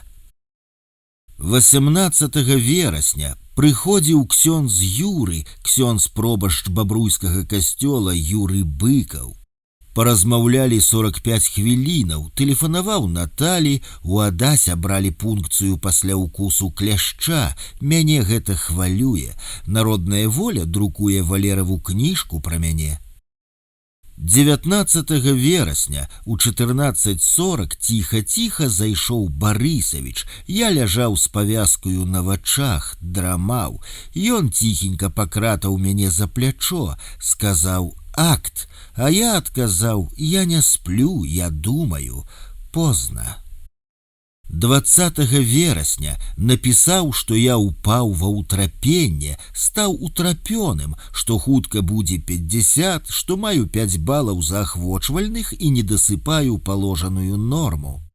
Да абеду звадзілі на асведчанне ў бальнічку, а пасля абеду памілавалі. Што і да чаго не ведаю, але добра, бо на вуліцы дождж і холадна, але сказалі, каб не нахабнічаў, што мелася на ўвазе ксёндз гэтым разам, а тыдзень таму адвакатка. Пайшлі лісты з віншаваннямі, і атряд не заметит потери бойца. У больницы мне мерили температуру, стопник поставили, прохолодно, а у мяне з-пад пахі, дзе стопник стаіць, пот сцякае. 22 верасня зранку дождж, вільготна і мярзотна, пятніца, стрыжка і лазня. В кажа, я б тут усім наркаманам даў бы скрыню гераіну, няхай усе падохнуць. А другі гаворыць, слухайце пука, цяпер нюхайце. 23 верасня спаць кладёмся, Гарбыль размаўляе з Аленаю праз акно. Алена зняволены з нізкім статусам, яны часта маюць жаночыя мянушкі. Аленка на вуліцы. А што? Ты чым займаешся? Мне яшчэ ў прыбіральні памыць трэба. А мінет зробіш? Не, заўтра хіба. У колькі? Пасля 10. Закурыць дай. Зараз, Уинстон, ах ты сука, на.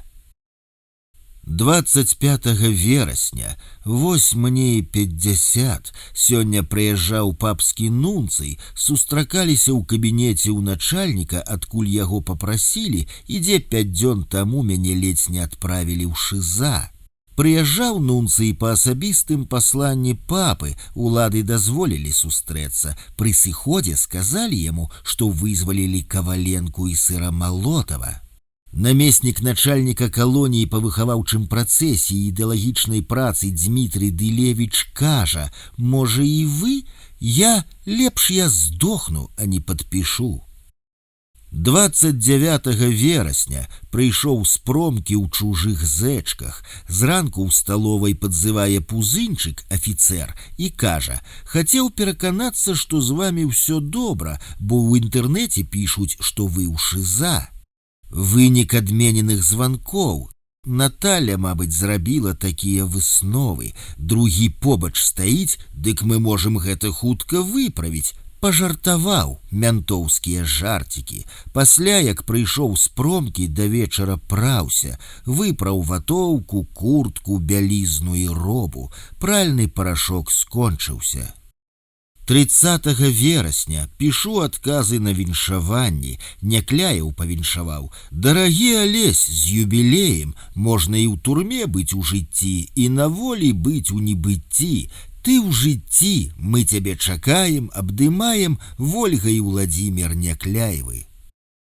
1 кастрычніка прыязджала адвакатка Наталя, думалі, што я ў ШИЗА сяджу, сказала, што далі мне прэмію Леха Валенцы. Наталя ездзіла яе атрымліваць, а потым Барысавіч гаварыў, што вось такія чуткі ў нэце і правакуюць сітуацыю, наўрад ці. Панкрат жартуе падчас праверкі, прагаворвае: «Пітень, пітень, куста, ёй, цуркайка, ага». Што гэта, пытаюся? Салавей спявае, адказвае, ці хлопец з дзяўчынаю ў кустах кахаюцца. 2 кастрычніка на працу не хадзілі, сядзеў, лісты адпісваў. Суды падыходзяць да канца. Прачытаў, што ў галерэі ў Нескладовае на 25 верасня была прысвечаная мне вечарына. Прыйшоў новы час з эсэ пра Сержука Сыса. Прачытаў і са скаротамі мне падабаецца, напісана ад душы. Атрымаў чарговае рашэнне суда аб хвосціку падаткаў за 2011 год. 3 кастрычніка прыйшло аж 209 паштовак з украінскай эмнасці з падтрымкаю, і нашыя яшчэ дапісваюць, усяго такім чынам каля 600 паштовак, з іх прыкладна 300 з Беларусі. Вось імкнуся адказаць на ўсе, пішу днямі. 5 кастрычніка Ты што, ігнаруеш мяне? Лістоў і паштовак прыйшло ўжо каля 700, і сёння прыкладна 30 яшчэ даходзяць. 7 кастрычніка без муткі чаю, а на отношениях. Спяваюць по радио, падает в небо ласковой негой. Гарбаты ходзіць ужо 3-е сутки и спявае, падает в небо ласковый негр. Пытается, а нега ёсць такое слово? Усе ў задуменні не ведаюць. Ходили тэлефанаваць, поговорили з Наталяй. Укус кляшча выклікаў у Адася інфекцыю. Ходзіць зараз з вокам заклееным паўплывала на зрок. Наталя адыходзіць ад нагрузак, звязаных з паездкаю ў Польшчу. Пятровна, зняволены з нізкім статусам, атрадны касяк, нясе гарбату ў прыбіральню. Я сяджу на толчку, ён становіцца на батарэйную трубу, крычыць у вакно: «Гэй, підарас, ты дзе? Бяры, підарас!» Падае гарбату алене праз фортку на двор. Срака агляд праводзіць на ўзлётцы, крычыць пра нейкага зэка: «Дзе гэтае цела?» А я адказваю на паштоўкі, яшчэ прыкладна на 100 трэба адказаць. Першы і апошні раз узяўся за гэтую справу. Гена, былы ўладальнік і дырэктар цагельні, прыходзіць званіць першы раз. Яго ставяць на 5-й апарат. Ідзі, каментуюць, гэта табе не заводам камандаваць. Адзін зэк сказаў: «Людзі як гаўно, ты іх топіш, а яны ўсплываюць». Падышоў В і сказаў, што яго Барысавіч запытаўся: «Ну як там твой сябрук пажывае?» «Нахуй, захуй, підар, сідар, як вы тут увогуле адзін з адным размаўляеце?» 10 кастрычніка прыйшоў Женька, мые, прыбірае і паўтарае тое, чаму я яго учора навучыў: кветкі, бо ён казаў цвяточкі. Кветкі, кажа, кветачкі. Эс сядзіць, п'е каву, пачуў, каментуе: недадавак. Женька сядзіць ужо 13 гадоў. У Гомелі адрэзаў галаву нейкаму, як ён кажа, гусю, які быў моцна маці пакрыўдзіў. 13 кастрычніка: «Гэта вам не цацкі-пэцкі і не смехуёчкі». 3 ночы хадзілі ў начную, выварочвалі мяшэчкі. Норма 1000 штук, а ў дзень спалі, і сёння адсыпны. Ноч працуеш, днём спіш, на іншае зусім часу няма. Усё ж узнялі мне трэму з прэміяй. Я быў намінаваны на Нобелеўскую прэмію міру. Усе гэтыя дні міжволі круцілася ў галаве, таму, можа, і добра, што спаў днямі, не было асабліва калі ганяць. І вось учора ўсё вырашылася. І зноў, як і мінулыя разы, у 2006 і 2007 гадах справядліва. І ў мяне камень з плячэй упаў. Сектар для асабістага жыцця застаецца. Вярнуўся рыжы з кічы, знікла паўпачка цыгарэтаў за гэты час. Яго не было пару тыдняў, працягвалі яму адпачынак. Усчалі разборкі, вырашылі, што чахол узяў, хоць ён і не прызнаецца. 14 кастрычніка пасля абеду прыйшоў Барысавіч і вышурудзіў увесь гардэроб. Ша спаў, яго строс са шконкі, праверыў, ці заклееныя вокны, і загадаў усім выносіцца з секцыі з матрацамі і тумбачкамі. Ледзь адгаварыліся. Увечары тэлефанаваў Наталі, сказала, каб я быў асцярожнейшы ў выказваннях. 17 кастрычніка вызваляецца зэк. Хлопец адсядзеў 11 гадоў. Пасля суду, дзе зацвердзілі датэрміновае вызваленне, далі патэлефанаваць 3 хвіліны.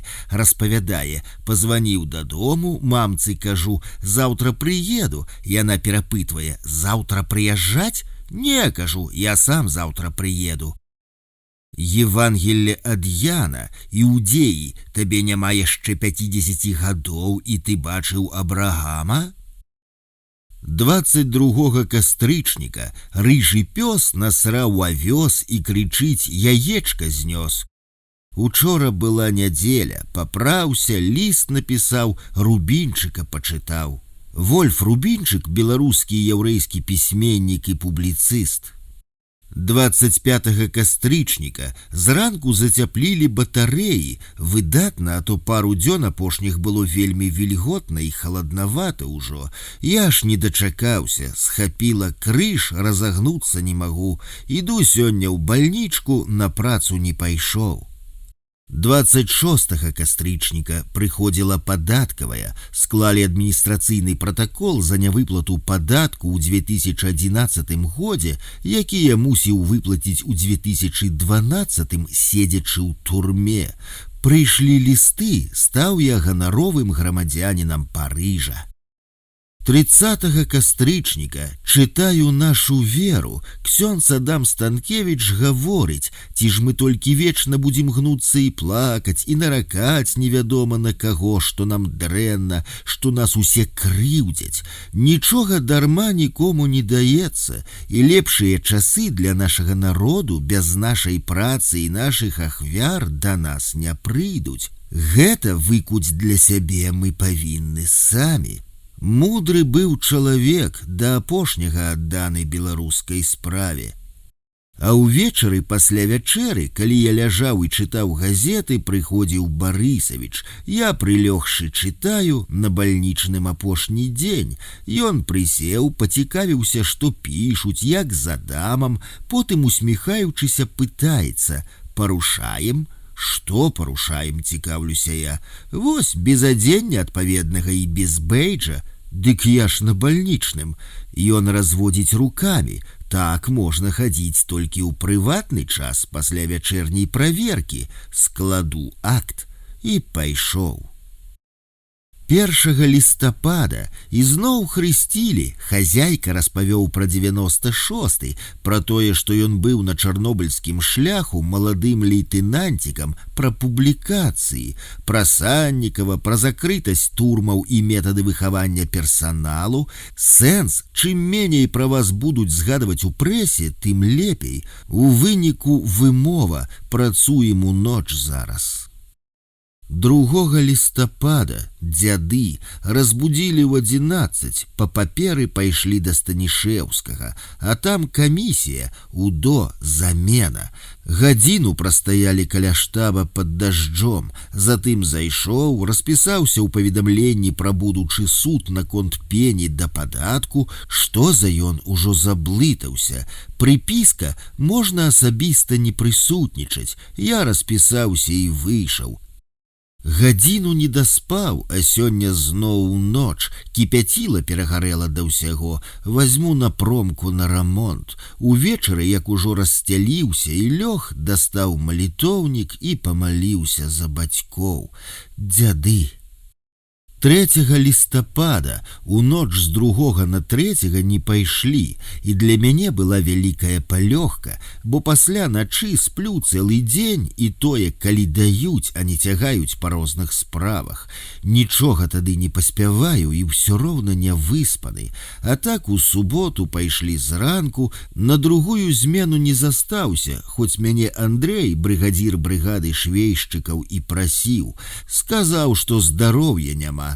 Другая змена 16 гадзінаў. Было бы сапраўды цяжка, нягледзячы на тое, што зараз па адным швейшчыку на упакоўшчыка прыходзіцца, і гэта палавінная загрузка.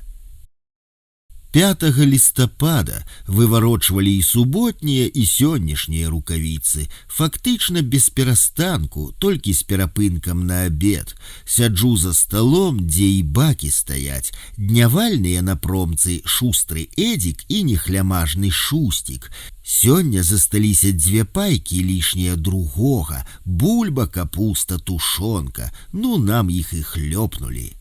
А ў 13:45 я зняўся на ўскрыццё бандэролі. Прыйшлі ў бальнічку, прастаялі 40 хвілінаў, а затым з рэжымкі сказалі, што пры ўскрыцці бандэроляў мусіць прысутнічаць рэжымнік і што ён будзе заўтра. Заўтра ізноў пойдзем. Прыходжу ў атрад, нервова па лакалцы бегае рыжы, адпраўляюць у бур, а адтуль на крытку хутчэй за ўсё, даю яму маркі і канверты. Схадзілі на вячэру, сяджу, пішу алені валынец ліст, тут у казарму зайшоў хазяйка. Усе кінуліся апранацца, пакуль ён зайшоў у секцыю, паспелі і прачнуцца і апрануцца.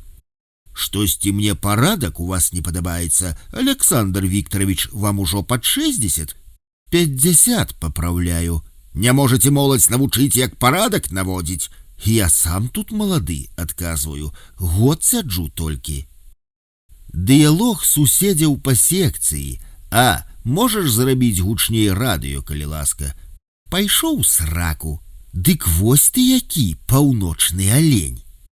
Хлопец з Жлобінскага раёна заўтра выходзіць. Кажу яму, во ўжо сябры прыйдуць, вып'еш. Зусім піць не хачу, а палавіну сяброў падшываю. Як на волі быў, дык быў патрэбны, а як сюды патрапіў, дык і не абазваліся. Не першы раз чую такую гісторыю.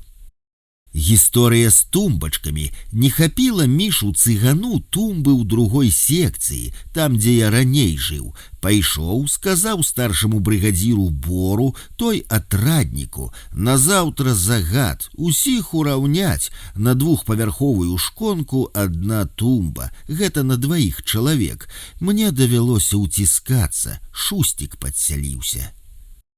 6 лістапада зранку чытаю пра полацкага епіскапа Сімеона, 13 стагоддзе, напісаў твор «Убаіцеся, братья, урэдныя бяседы, і ў цішыне будет душа твоя».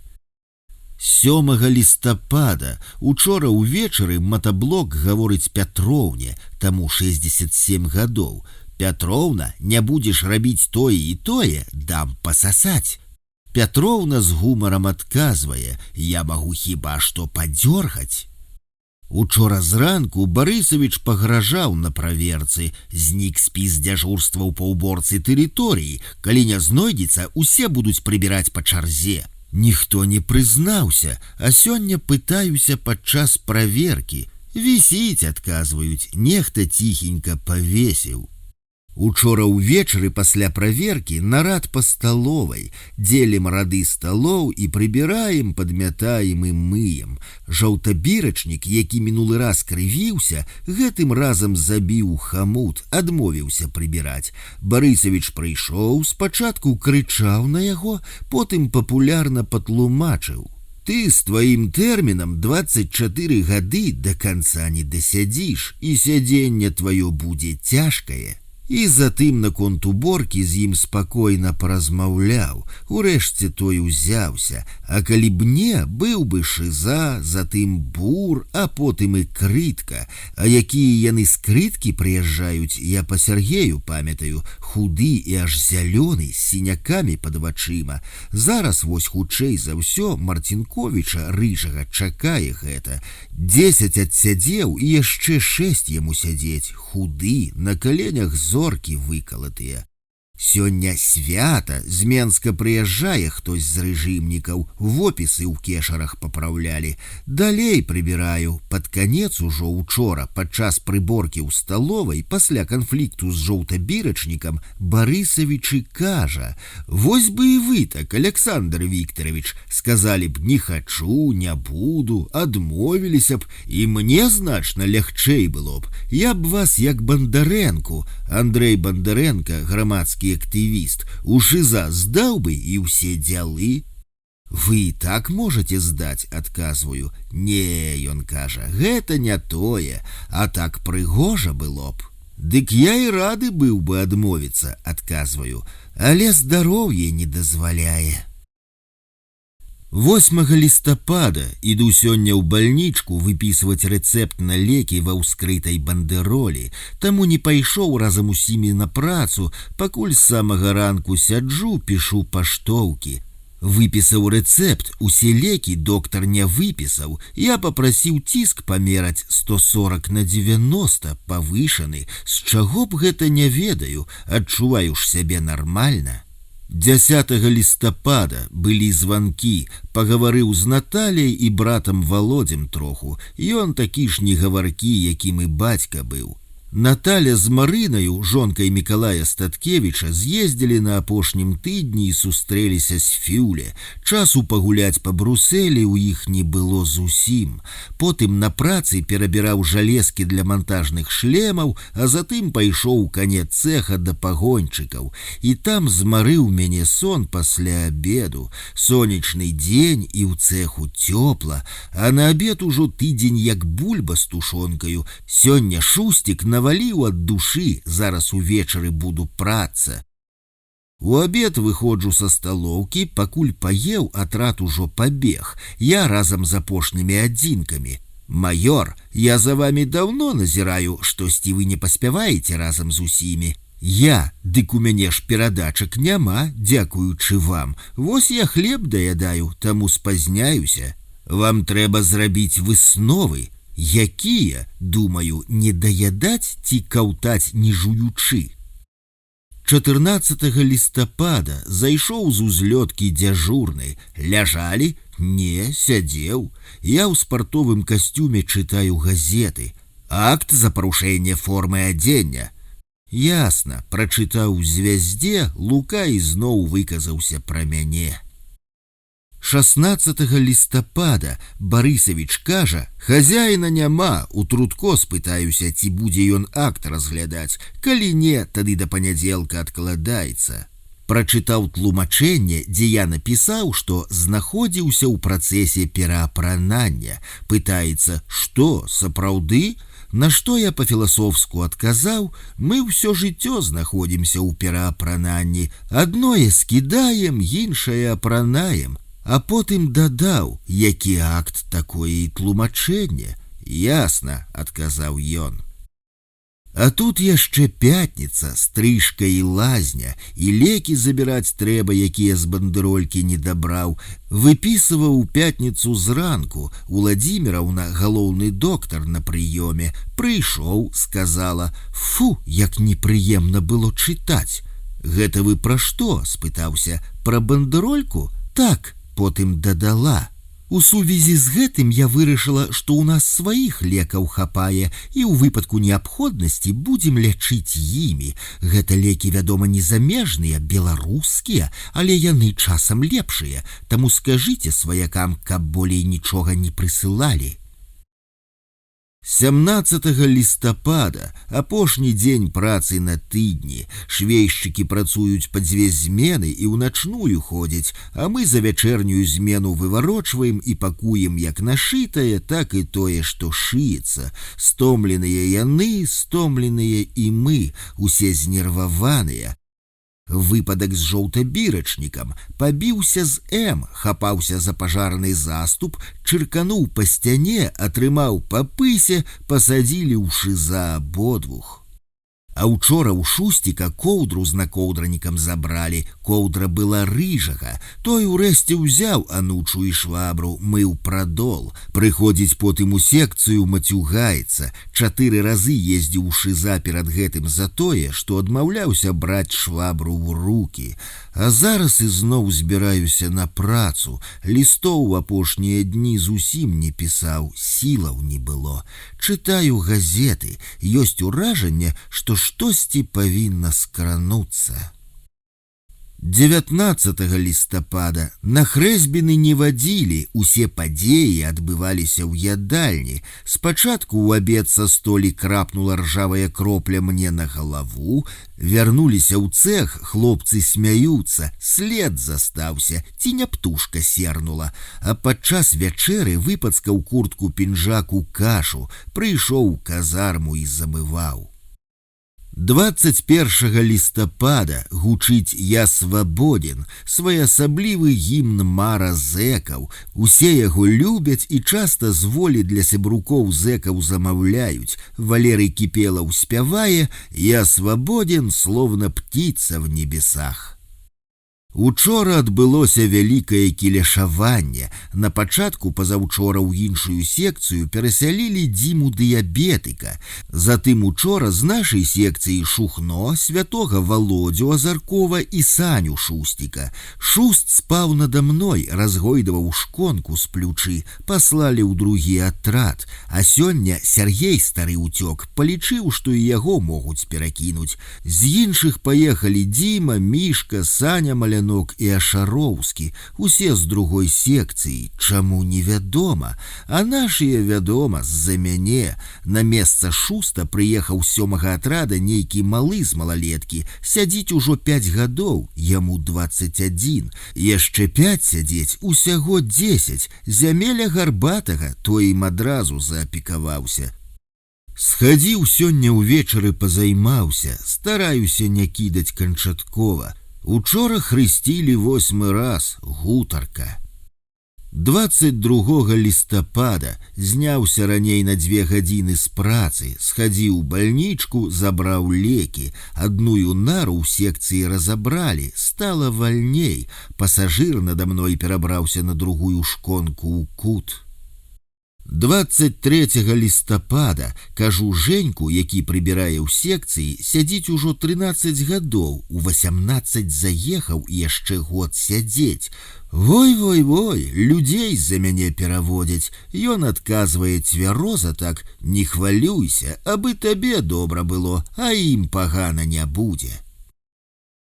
26 лістапада у пятніцу сышоў Кцітар, мае развагі і размовы з мота. Кцітар паабяцаў мне сваё пасцірачнае вядро за народную волю, якую я перадаваў яму праз мота. Урэшце прыходзім са змены, вядра няма, здаў. Пабаяўся, кінуў, ці мота штось накруціў.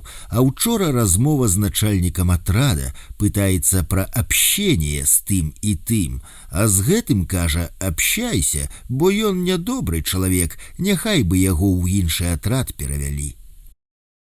27 лістапада толькі пачалі працу, Барысавіч прыходзіць. Я з нажніцамі разразаю сшытыя рукавіцы. Бяляцкі, збірайцеся.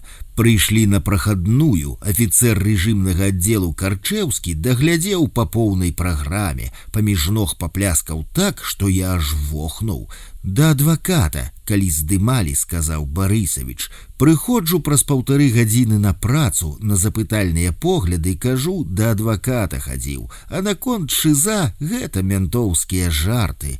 А учора зранку прыходзіла панядзелкавая праверка, пра ўзнагароду Петры Келі распытвалі. Адкуль я ведаю, кажу, гэта ж вы там інтэрнэт глядзіце, а я не.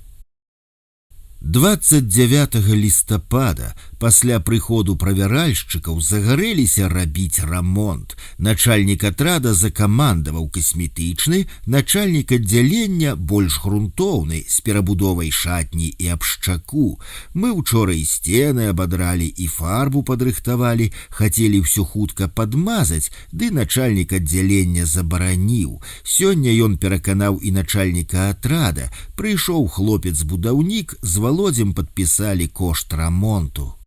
А большасць жа безграшовыя, па 100 000 скінуцца і то не ўсе могуць. Я ж буду, як і ўсе. Учора рэзаў нажніцамі сваімі маленькімі вацін, нацёр вадзяны мазоль на пальцы. З галавы не выходзіць размова з Наталяй наконт Адама. Той ніяк не можа ўвайсці ў каляіну, хоць і ходзіць на заняткі, але, як яна кажа, збіраецца браць акадэмічны. Можа, так і лепей. Можа, занадта хутка ён ішоў наперад, можа, і час прыпыніцца. Чакаю ад яго ліста. Калі ў сям'і ўсё добра, тады і не думаеш пра гэта, заняты сваімі клопатамі. А калі вось узнікаюць праблемы, тады разумееш, наколькі важныя для цябе твае сямейнікі, іх спакой і поспехі. На вуліцы нават сонейка вызірнула, апошняя, мабыць, восеньская. У суботу ўжо будзе зімовая. Учора была Піліпаўка, на Піліпаўку воўк нема вые, Янка купала. Цёмная і змрочная пара года, доўгія ночы, пахмурныя дні. 30 лістапада. Я гляджу, ён тут увесь час трэ падэшву, падглядвае. Крыло на рукаве, на крыле напісаная ці выціснутая абрэвіатура добраахвотнай секцыі. 1 снежня прыехаў нейкі хрен з Діна, лакалка пустая, усе ходзяць па форме, толькі 3-я змена спіць, паказуха. 2 снежня стары сядзелец, хулі табе баяцца, ты ўжо ні ножа, ні хуя не баішся. Гамасяціна. Гарбаты з Женькам-прыбіральшчыкам размаўляюць. У абед выходзім са сталоўкі, і галубы з даху двухпавярховага корпуса, які стаіць побач, уздымаюцца гурмою, узлятаюць паўколам над намі і зноў сядаюць. Сонца свеціць, неба блакітнае, і пад крыллі галубоў аж зяюць на сонцы пяшчотнай белізною. Заходзім у лакалку, а ніводнага вераб'я, усе пахаваліся, і высока-высока ў небе гурмы галак, багата, штук 50, і невялікія гурмачкі галубоў пабліскваюць, пераліваюцца на сонцы і трапечуцца, быццам матылькі, туды і сюды. Чаго яны ўсе напалохаліся, невядома, злякалася ўсё птушынае царства. Гарбаты ходзіць, знарок беларускія словы перакрыўляе, спрабуе вывесці мяне з сябе. Выпраў сёння працоўную вопратку і майкі чорныя, заўтра ў першую змену працуем. 3 снежня стала холадна, на праверцы ветер дапякае, снегу яшчэ няма, але трываць можна. Штораніцу з мацюгальніка в ИК-2 объявляется подъем, всем старшим дневальным провести подъем своих отрядов. Праз гадзіну в ИК-2 объявляется проверка, всем старшим бригадирам вывести и построить людей в отведенных местах. 4 снежня званіў сёння Наталі, размаўляў пра госці. І сёння пасадзілі Чаромушкіна на 7 сутак. Тыдзень таму ў панядзелкавы абход знайшлі ў тумбацы самаробныя карты. І вось тыдзень справа цягнулася. За карты адназначна па мясцовых расцэнках шыза. Учора ён не выйшаў на працу, а сёння на яго склалі акт і зачынілі за нявыхад, а не за карты. 7 снежня, ты што, сёння на вушном падслухоўваеш? Учора атрымаў перадачу, цягнуў 4 рукі, 2 папутчыкаў дапамагае. Стаіць Барысавіч на ўзлётцы, дзяжурыць. Мяне знялі з працы перадачу атрымліваць, потым папрасіў днявальнага, каб завёў мяне ў сталоўку. Выходзім, Барысавіч пытаецца: «А что, вам перадача ўжо положена? Начальник же вас позбавіў. Что, ўжо час мінуў?» «Мінуў, Барысавіч, кажу, мінуў. Я ж не вінаваты, а вельмі нават рады, што ты прашляпіў яе і не склаў чарговы акт». 11 снежня гісторыя з Толікам Баруном пераехаў да нас, шчырая размова, рамсы. Праз 2 дні ў яго сіняк, а учора абышоў 2 паверхі промкі і абвясціў, што быў на малалетцы крысай. Вакол гэтага ўсё і круціцца, сядзець яму яшчэ год, тут і Гарбаты ўжо ў абаронцах, і Руслан, усе перажываюць. У нас гісторыя з рамонтам працягваецца. У панядзелак 10-го ізноў прыйшла камісія з Трутко на чале. Ацанілі цёмна. Начальнік рэжымнага аддзела Кішко сказаў: «Ды у нас у шыза святлей. Зараз вось спрабуюць белай каймой і сіняй каёмкаю выправіць сітуацыю». 17 снежня мороз, проверки при минус 15, запоминальные, новое словца, аплейтух, висус, абибок, растрындяй. По радио передают, что той сказал, что до конца 13-го года заробки будут $600, а до конца 2015-го $1000. Зэки стоять к 5, яшчэ нового года нема, а яны ўжо понапіваліся ці паабкурваліся. 20 снежня зранку склаў Барысавіч акт за дзяжурства, звадзіў на асведчанне ў бальнічку, а затым было спатканне. Наталя з Вольгаю прыехалі. Пасля свіданкі адразу Барысавіч павёў на хрэсьбіны. Думалі, гадалі, чаго пазбавіць, перанеслі на заўтра.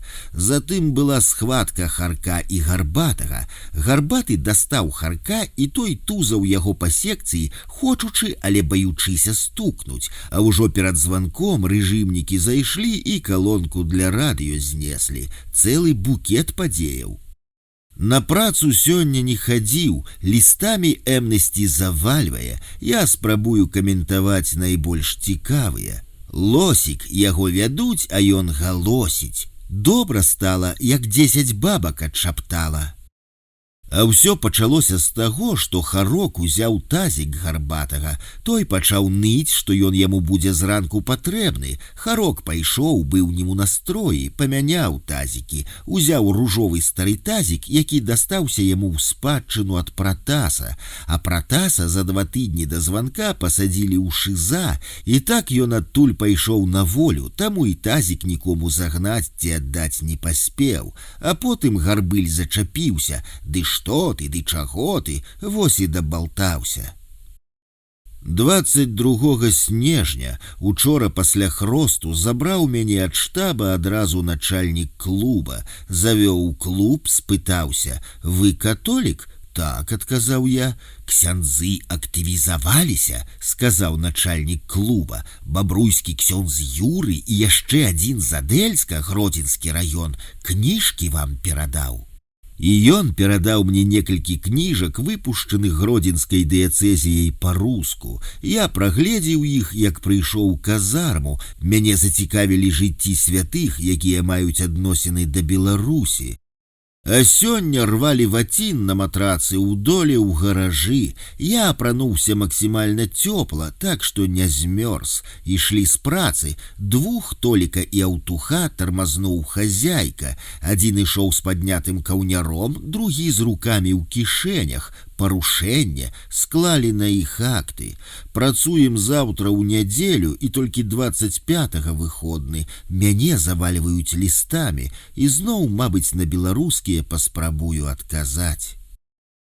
23 снежня народная показка ад Панкрата. Жанчына супоню хамуце заціскае, калена падняла, упёрлася ў хамут, у сына малога пытаецца: сыночак, паглядзі, там роўна? Той адказвае, склаўшы губкі гускаю: ды не, мама, во так во. 24 снежня. Ты, бацька, за мяне не плач, бо я ж брадзяга, няхай той плача, у каго сын казёл. Сёння гадавіна, як бацька памёр. Тэлефанаваў Наталі ўвечары, яна хадзіла да Вольгі, і яны пасядзелі, памянулі. Пра тое, што забралі кароткае спатканне, пакуль не сказаў з тактычных меркаванняў. Сказаў, каб перадала ўсім пажаданне сустрэць весела каляды і мець шчаслівы Новы год. Учора рвалі вацін унізе для матрацаў і падушак, набілі ўсе на матраснікі. Ноччу я дыхаць не мог, нос быў забіты, толькі вось зараз раздыхаўся. Сёння зрабілі нам выходны, бо другі атрад у 2 змены шые нейкія там касцюмы, якія трэба здаць да 26-го. У любым выпадку добра, я хоць трохі віншавальных лістоў панапісваю за гэтыя дні. І Ірыне Пракопчык пішу зараз штодзень, бо багата розных цікавых лістоў да мяне прыходзіць. За мінулы тыдзень прыкладна 300 штук, зараз палічыў 372 лісты з-за мяжы. Мае публічныя адказы затым былі сабраныя ў раздзел «Лісты падтрымкі» у кнізе «Лісты салідарнасці». Як быццам бы Патрыка надо мной сёння збіраюцца пасяліць. У мяне ад марозу і працы ў холадзе і ад халоднай вады пальцы патрэскаліся, вельмі шчыплюць, мажу крэмам. А заўтра, як быццам бы мароз спадзе, сёння снег валіць моцны і прыгожы. Мароз, зранку идем у столовку амаль 100 чалавек. Снег под ногами рыпіць ва ўвесь голас, стаіць гучны няспынны рып. 28 снежня. Турма гэта лес, а ваўка ногі кормяць. Учора абразалі падшлёмнікі, нацёр на пальцах мазалі. Сёння зранку Толік праспаў праверку. Усе пайшлі, ён спіць. Барысавіч пакараў, загадаў мыць прадол. Той мыў, затым пошта, і я ў шоку. Прыкладна 500 лістоў, паштовак, малюнкаў. Я проста завалены гэтай хваляй падтрымкі. Яна заліла мяне з галавой. Сядзеў, разбіраўся да абеду. А затым выклік на спатканне. Прыязджала адвакатка Альвіна, Наталья працуе. Аказваецца, вярнуліся да людзей канверты, што пасылалі да мяне і падпісвалі ВК2. Вярнуліся з васпітательнай калоніі, з малалеткі, з пазнакаю, што там такога няма. І ў інтэрнэце стаіць шухер, алесь знік. Вось такая блытаніна з гэтымі ПК і КВК. Пасмяяліся, паразмаўлялі. Я загадаў не ўздымаць паніку надарэмна. Прыслала Ірына Пракопчык аанаўскае рашэнне па мне, і гэта мяне яшчэ больш узрушыла. Я ж ведаў пра яго, а тут вось нічога вышэйшага за Аан няма, і рашэнне не вінаваты. На промку пасля сустрэчы з адвакаткай ужо не пайшоў, і Кірылавіч, майстар швейнага цэху, рукою махнуў, як са свіданкі выходзіў, і ў спецаддзел яшчэ з Юрам схадзілі. Юра днявальны, самі зняволеныя без днявальнага не могуць хадзіць па тэрыторыі калоніі. Прыйшла позва ў Бабруйскі суд наконт штрафу падаткавай. Яўка неабавязковая. Яшчэ заказным лістом прыйшла кніжка Эдзіка, кніга вершаў Эдуарда Акуліна «Малітва воч». Зграбненькая і густоўная, і пераклады вершаў Яна Твардоўскага з паштоўкаю ад жарнасек Ірыны і заплаткаю, якую я адразу ж і з'еў. Заўтра яшчэ адпраўляюць лісты, буду адпісваць паштоўкі. 31 снежня зранку ў 9 гадзінаў я тэлефанаваў Наталі, паразмаўлялі пра ІК ПКВК, распавяла, што зрабілі выпуск Алеся Віктаравіча на волю, выпусцілі нашага Кенара з клеткі. Я спытаўся, хоць не на мароз? Не, адказала, і яшчэ распавяла, што сустракаліся сваякі, віншаваліся, цягнулі сюрпрызы. Выцягнула яна чорнага і белага пінгвінаў. Добры знак. Зранку Гарбаты не пайшоў на сняданак, затаіўся ў цёмнай секцыі. Барысавіч зайшоў, уключыў святло, пытаецца: «А ты што тут робіш?» «Ды так, нічога», адказаў. Пасля сняданку ўжо цёр прадол, зараз ляжаць і разважаюць. Адзін: «А памятаеш, як раней лакалку прыбіраць западло было, а зараз похуй». «Усё да туалетаў набліжаецца», гаворыць другі. Пішу агульнае віншаванне. Дарагія сябры, віншую вас са святамі, жадаю шчаслівых калядаў і вясёлага новага года. Жадаю ў гэтыя няпростыя для беларускага народа часы жыццёвага аптымізму, асабістага шчасця, трываласці і веры ў лепшую будучыню. Толькі разам мы зменім нашае агульнае грамадскае жыццё да лепшага. Жыве Беларусь! 2013, 1 студзеня.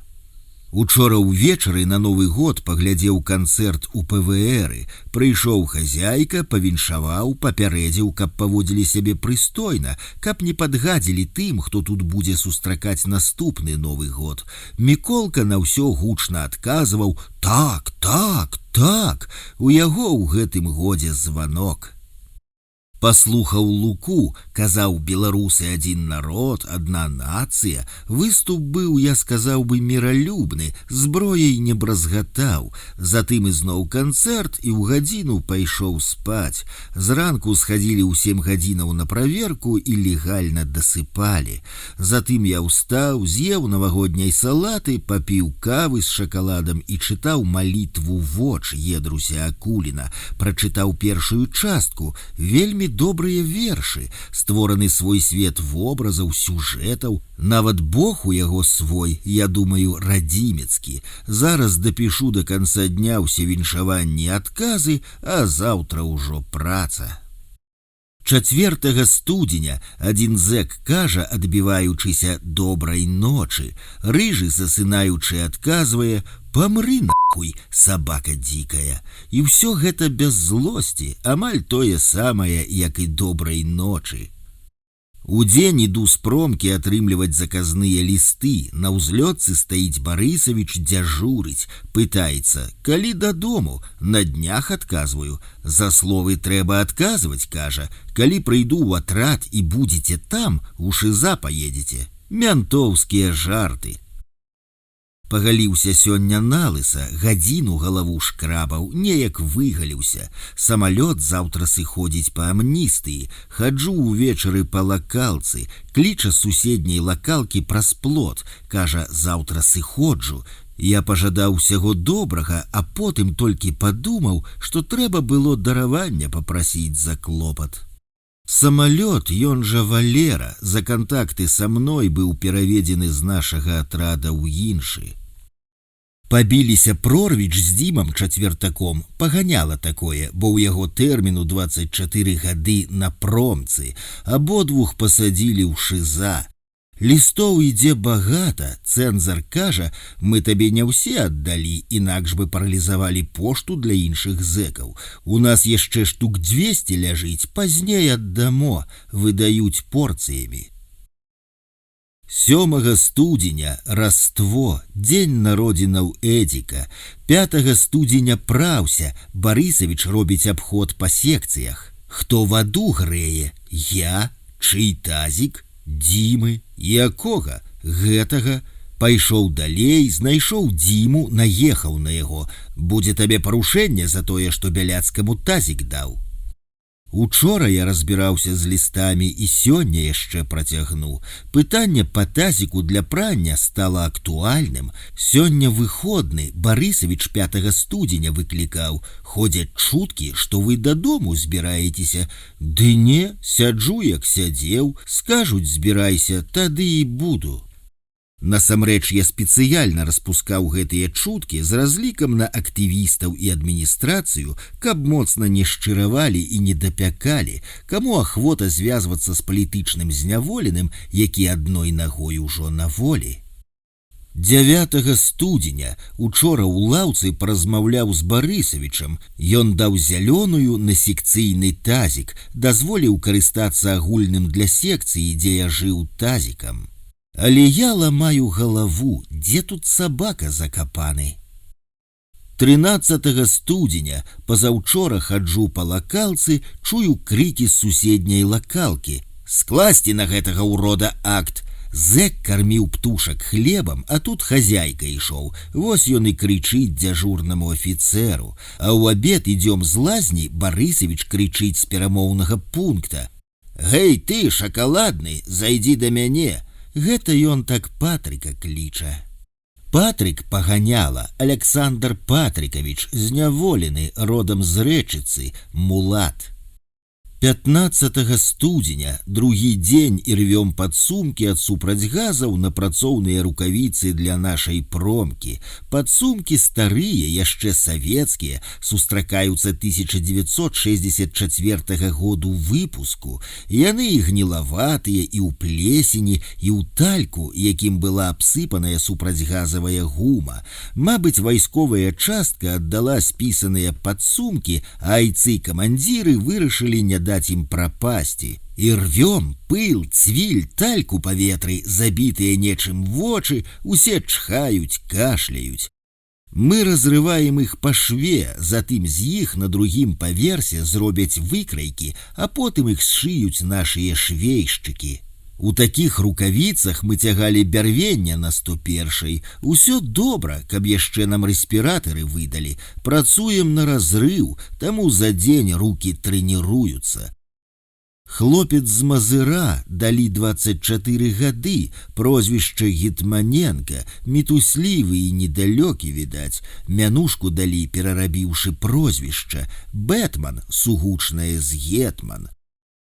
Другі дзень, як колькасць лістоў з-за мяжы зменшылася, прыходзіць каля 10 лістоў у дзень, нават не верыцца, хваля спадае, і гэта пасля 200-500 лістоў штодзень на працягу 3 тыдняў.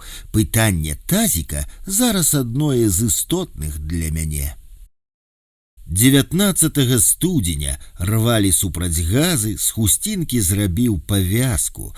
Палова адразу перахварэла на прастуду. Учора ў пятніцу бальнічка не прымала, таблеткі скончыліся. А 2 дні таму некалькі чалавек у розных атрадах падалі на праверцы, і ў нашым адзін упаў. Пазаўчора ў Менску была прэзентацыя кніжкі Валеры пра мяне. Кніга Валерыя Каліноўскага «Справа Бяляцкага». 26 студзеня тыдзень быў такі. У панядзелак прыязджаў як быццам бы міністр Мус. Мы ўсе хадзілі па форме, а бальнічку напалову разагналі. Да чацвярга мы яшчэ рвалі супрацьгазавыя падсумкі і выварочвалі пашытыя з іх рукавіцы. Апошнія 2 дні касцюмы. Мы ніткі абразаем.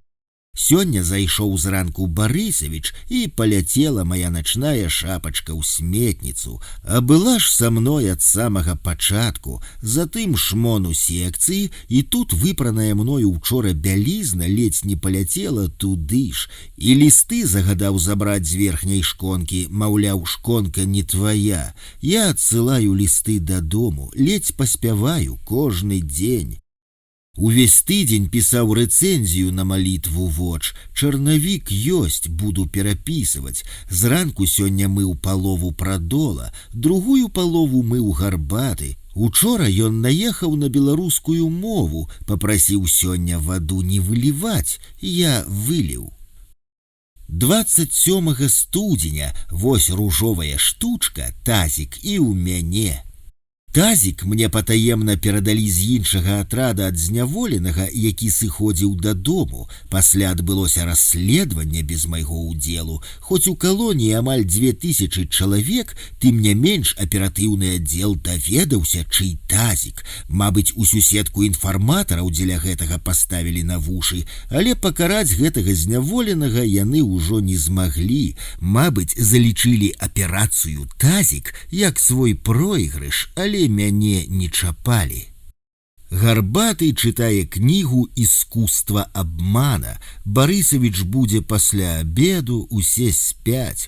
На вуліцы -20, сонца.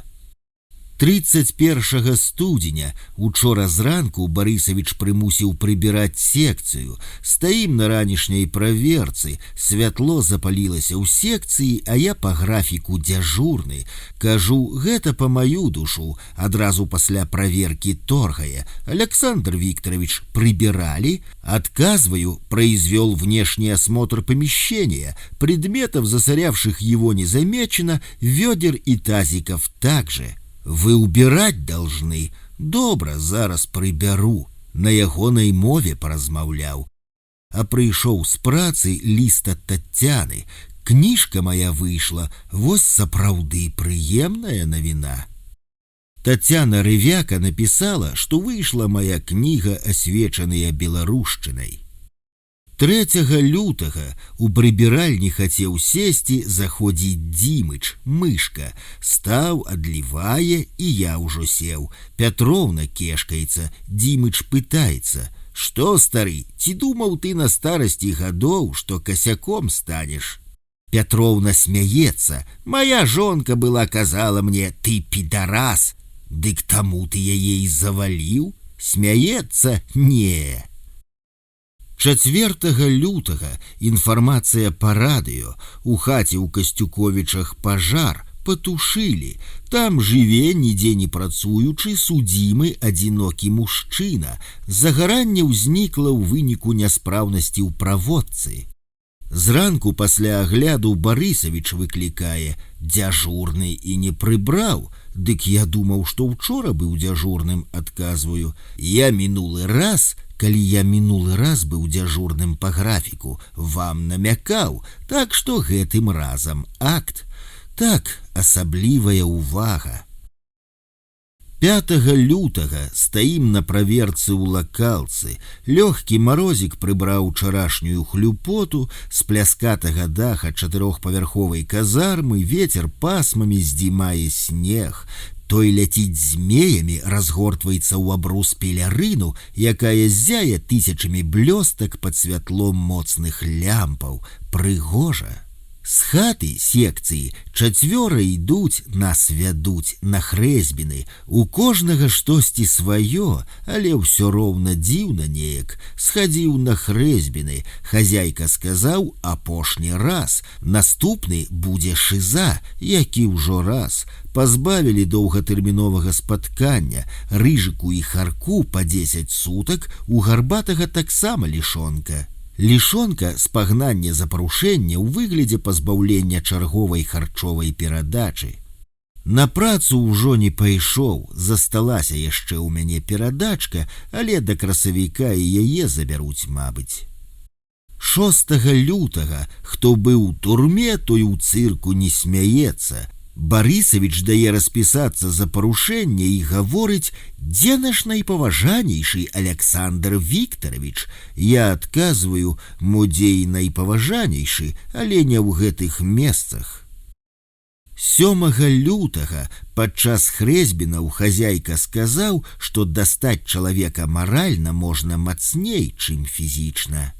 Сёння ўначы прысніўся Андрэй Санніка ў горадзе. Трывожная атмасфера, прысеў на лаўку спінаю да мяне. Размаўлялі пра штосьці. Дзіўна, ніколі не сніўся перад гэтым. 9 лютага, субота, 9 гадзінаў 24 хвіліны. Клацнула фортка, я паглядзеў в акно, пайшоў бабёр па званку. Выйшаў, ніхто яго не праводзіў, у кароткай куртачцы з голай галавою, з пустымі рукамі. І пайшоў, не азіраючыся ў бок КПП. Прасядзеў 3 гады. Тыдзень таму я ў яго пытаюся, як сядзелася. Кажа, можа таму, каму пасылкі прыходзяць пераводы, і лёгка сядзелася, а мне па палажняку цяжка. Палажняк той належны мінімум, які зняволены атрымлівае ў калоніі. 10 лютага, нядзеля, палякі хочуць выдаць кніжку, прапанавалі напісаць. Пачытаю, што прапаноўваюць. Мо Валераву кніжку варта перакласці і выдаць. Сёння званкі, тэлефанаваў Наталі, гэта яна сказала. 16 лютага, у сераду 13 прыязджала Наталля адвакатка, спрабавала высветліць наконт лішонак, а то я думаю, чаму Барысавіч такі нейкі спалоханы і падкрэслена ветлівы. Па 5 разоў пытаўся і тлумачыў мне наконт даверанасці і настойліва раіў адаслаць яе як мага хутчэй. Даверанасць на ключы была складзена не зусім слушна, мясцовы юрыст развярнуў яе, а учора ў народнай волі ўжо была пра гэта інфа. Я дзіўлюся, адкуль у Наталлі бярэцца энергія і ўвогуле слушныя дзеянні, да якіх я і не дадумваюся. Я адмахваюся ад лішонак, як ад камароў. Наша Ніва надрукавала, што галандскі Эмнесці адбілі жэтон з маім фэйсам.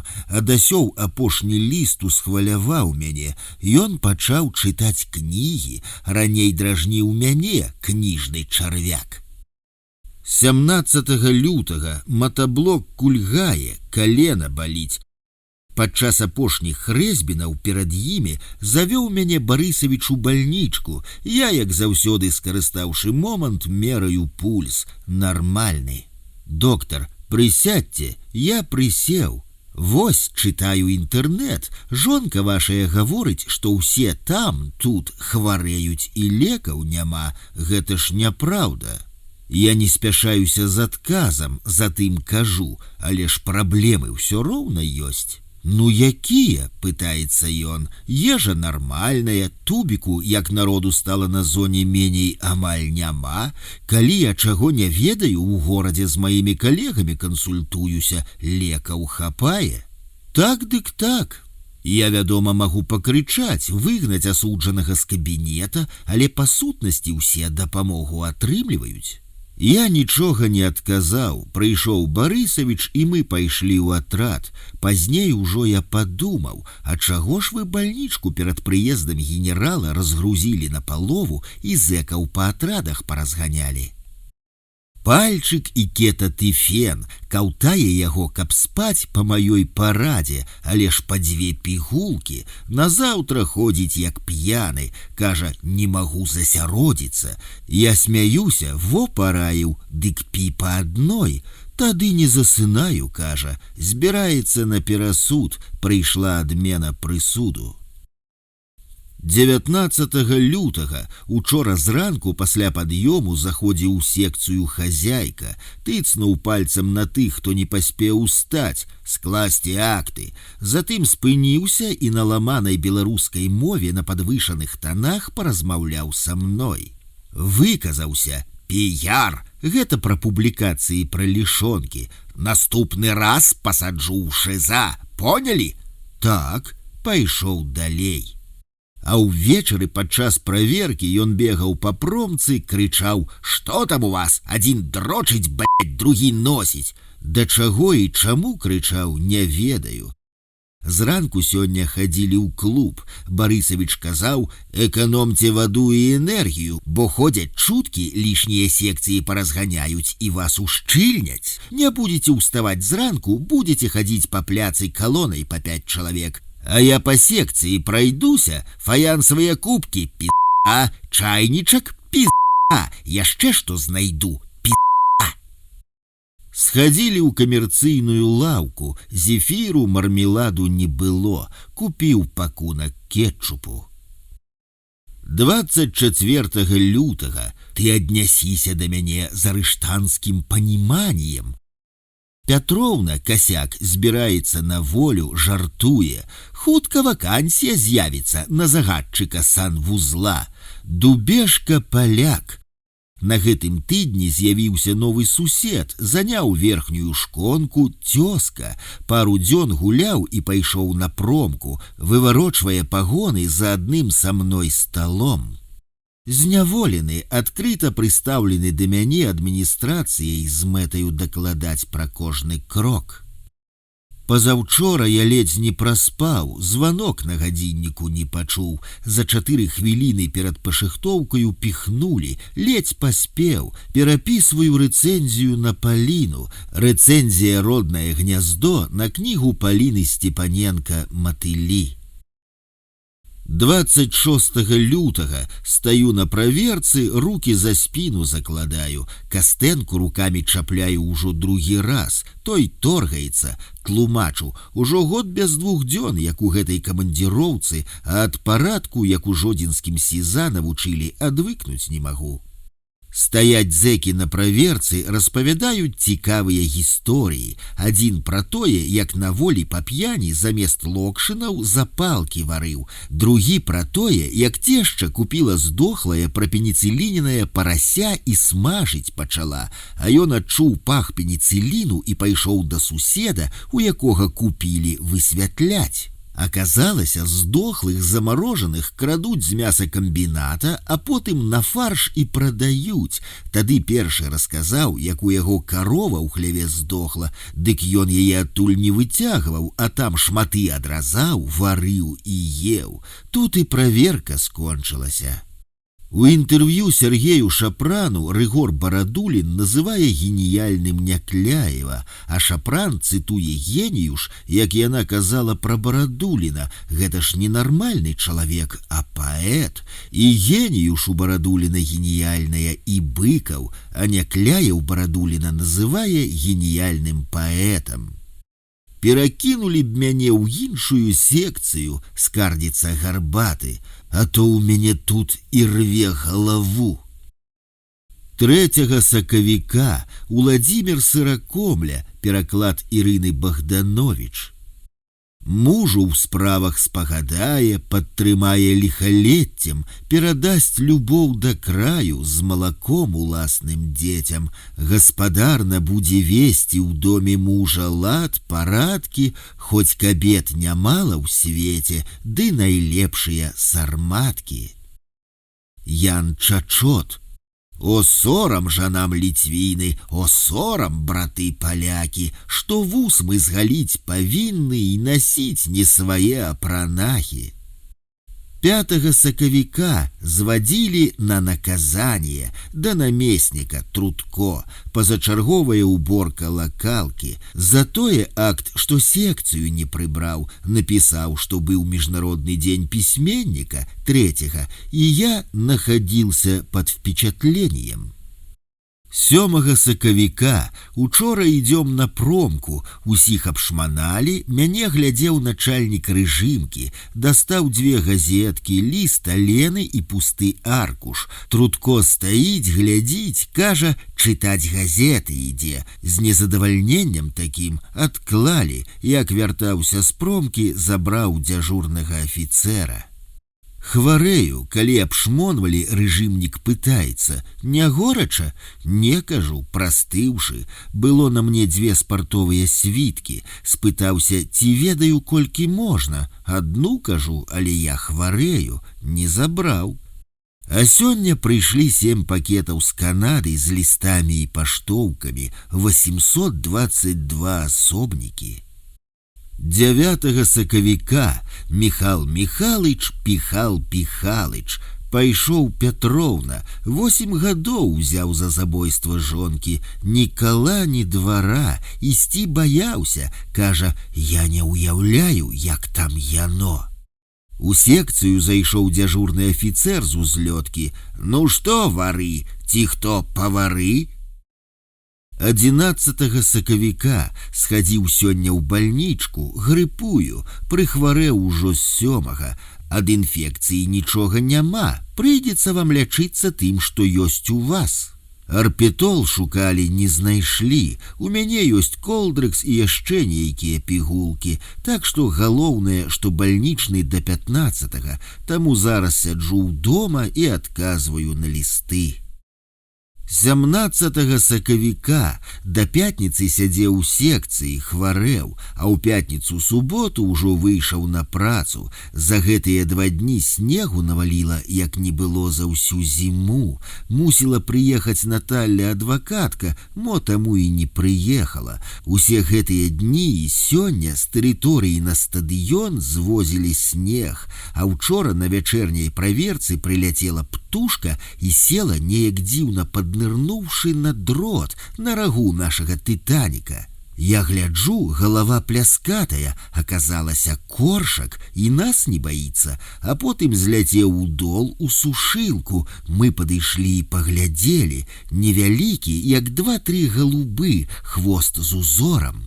Вылецеў супрацьлеглая адна збок, птушак у небе, а ніводнай. Вераб'і забіліся пад шыфер у сушылцы і ціха сядзяць, а то ж звычайна чылікаюць.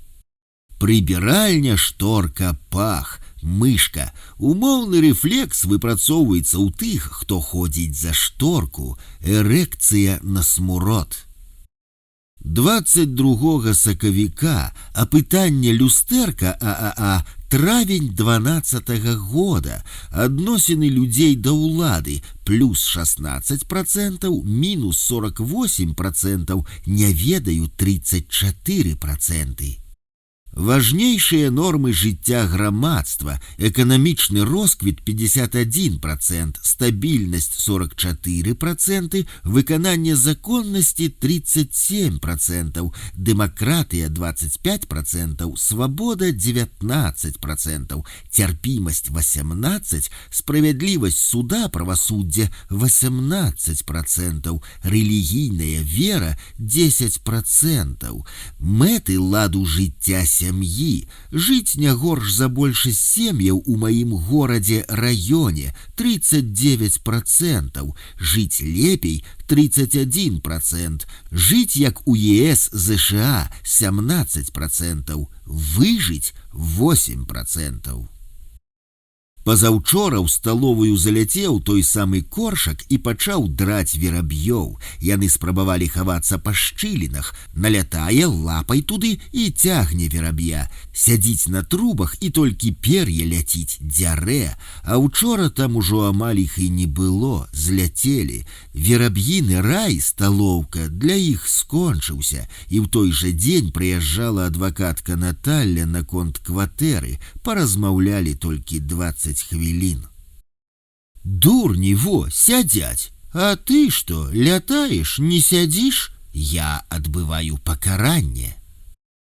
24 сакавіка, пальмавая вербная нядзеля, снег, завіруха, сёння ў Менску 6, 3 дні не працавалі, работы не было. Зайшоў у аўторак начальнік аддзялення Крупа, начальнік аддзялення калоніі Крупаченка. Я паўляжу, эдзікавае выбранае чытаю. Кніга вершаў Эдуарда Акуліна «Святая ноч». Чаму ў верхняй вопратцы і валяецеся? Склаў акт, мабыць, бывай перадача. Коршак у сталоўцы так і прыжыўся. На працы кальсоны і кашулі ніжнія белыя. Работы небагата, выглядае, што хутка выпусцяць. 27 сакавіка, у панядзелак 25 хазяйка караць адмовіўся, адправіў да зампаліта. Было апошняе папярэджанне, але ў спакойным тоне. А я казаў, што ўжо дадому збіраюся. Ён без памілвання? Не зусім паверыў. Сёння вадзілі да зампаліта, Дыля разглядаў. Дмітрий Дылевич, намеснік начальніка калоніі па выхаваўчым працэсе і ідэалагічнай працы. Пытаецца, ну як? Я кажу, як напісана. Ён у Барысавіча. Што? Той, Ленін жа цярпеў, пазбавіць перадачы. Я, рэмарка, да атрымання перадачы засталося 9 дзён, і жонка ўжо падрыхтавала яе, а потым я працую, патрэбны калорыі і вітаміны. Дыля вагаецца і зноў пытаецца, што скажа атраднік, той, пазбавіць перадачы, так і вырашылі, блін. 1 красавіка учора коршак у сталоўцы разбіўся, пагнаўся за вераб'ём, які сядзеў па другі бок шыбы, уляпіўся ў шкло і ўсё. Так блізкасць да людзей пакарала яго. Стаім сёння на праверцы, па ўзлётцы ідзе здаровы мардаты афіцэр у суседнія атрады. Я кажу сам сабе, во, зараз форткаю лясне, лясь, не можа, каб не ляснуць. Холодная вясна 2013-го, ляжыць снег, ідзе дождж, згоніць снег за некалькі дзён, вясна хмурная з дажджом. Барысавіч пайшоў у адпачынак, вадзіў 27-га мяне на пакаранне да зампаліта Дылі, прачытаў у свабодных новостях плюс інтэрв'ю Марзалюка. Ігор Марзалюк, гісторык, на той час член Савета Рэспублікі. Спыталі наконт палітзняволеных, кажа, слушна, вось мудак, не так бы чапляла, калі б не гісторык быў і не беларускамоўны. Дачытаў кніжку Дубаўца пра талаку, таксама зачапіла, але ўжо з іншага боку. Адбылося вяртанне ў маладосць. Учора быў Вялікдзень, прайшоў зусім спакойна, рэлігійнасць мая дрэмле. Ксёндз Анджэй Возняк ужо 10 гадоў як пробашч касцёла ў паставах. Беларусы даволі замкнутыя ў сабе, калі гаворка ідзе пра выяўленне сваіх пачуццяў і перажыванняў, таксама рэлігійных, перад іншымі людзьмі. Па Магілёве FM пусцілі перадачу «Шансон», запрасілі нейкага вядомага шансанье Севу Квадрата. Ёсць круг, ёсць і шансанье з Глуска Квадрат. Ён гаварыў пра рускую душу і гэтак далей. Пайшлі смс-кі. Адная: ці можна навучыць спяваць зязюлю ў гадзінніку? Ён: это што, пред'ява? Што за дзелюга? Наступную СМС вядучая читае: «Где вы выкопали это хамло?» Затым яна працягвае: «Все, Сева, присядьте, это, наверное, мне СМС». Такі развод на 1 красавіка. 13 красавіка НИИСП пытанне: ці можна давяраць большасці людзей, або ў адносінах з людзьмі трэба быць вельмі асцярожным. 70% быць асцярожным, 23,1% можна давяраць. 6 красавіка у газетах абмяркоўваецца смерць расійскага бізнесмена і палітычнага дзеяча Барыса Беразоўскага. Адна з апошніх ягоных фразаў Хадаркоўскі захаваў сябе, меў на ўвазе, што ён не, а Хадаркоўскі так, і гэта нягледзячы на тое, што Хадаркоўскі ўжо амаль 10 гадоў як сядзіць. Так, дарагі кошт, але праўда, як часам дорага прыходзіцца платить, каб захаваць сябе. 11 красавіка пацана яда, хлеб ды вада, а каўбаса ведаеш на што падобнае? Мянушкі афіцэрам, конь галава, даберман. Чайкі сёння над галавой ляцелі па адной. 14 красавіка уставіў кукурузіну, папарыў, адваліўся, паспаў, а потым ізноў. Усё неба ў птушках, самы прылёт.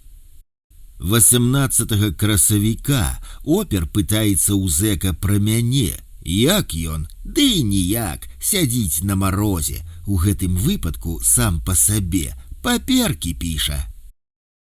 19 красавіка ты апошні лох у гэтай калоніі, Джоні. Чаму? Бо ты не ведаеш, што такое Мадрид. Мадрид — гэта горад. Не, Джоні, Мадрид — гэта сталіца Іспаніі.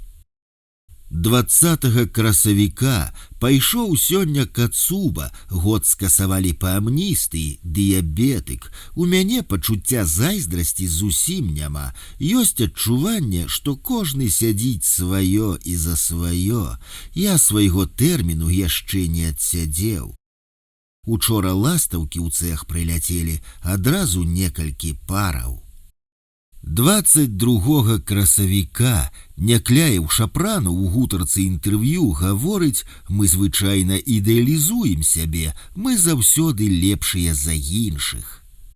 23 красавіка учора матаблок прыбірае цэх. Я кажу: мяці, мяці. Ён злосна: а ты ўсё пішаш і пішаш. І голасна так. Сапраўды кажуць: бойся дурняў. 24 красавіка учора на працы перапісваю артыкул пра Эдзіка. Рэцэнзія «Бой з сабой» на зборнік вершаў Эдуарда Акуліна «Малітва воч». А Толік гадзіннік разабраў, дэтальку згубіў. Шукалі Фікса і Андрэй. Скончылася бойкай. 25 красавіка Святлана Калінкіна напісала, што мо на Вялікдзень Пасху палітычных вызваляць. Чытаю нашу ніву. Літоўская рэжысёрка Рамуня Кудзманайте паставіла ў Менску дзяды Міцкевіча, зрабілі агрэсію з Максімам Клімковічам. У інтэрв'ю яна кажа, маналогі рэпетавала і плакала, і ў мяне слёзы навярнуліся. А потым ем хлеб з вафлею і гарбатаю, і зноў слёзы навярнуліся. Сам сябе пашкадаваў, першы раз за тэрмін. А трэці раз, чытаючы Северынца, што жонка галоўнага інжынера праз мужа піражок яму перадала, цяпер ужо Пашу пашкадаваў. Эпізод аднаго з эсэ Паўла Северынца, напісанае ім на хіміі. 1 траўня відавочна, што ён, Лукашенко, не спяшаецца, і мы не спяшаемся, тым болей не трэба і іншым тады спяшацца.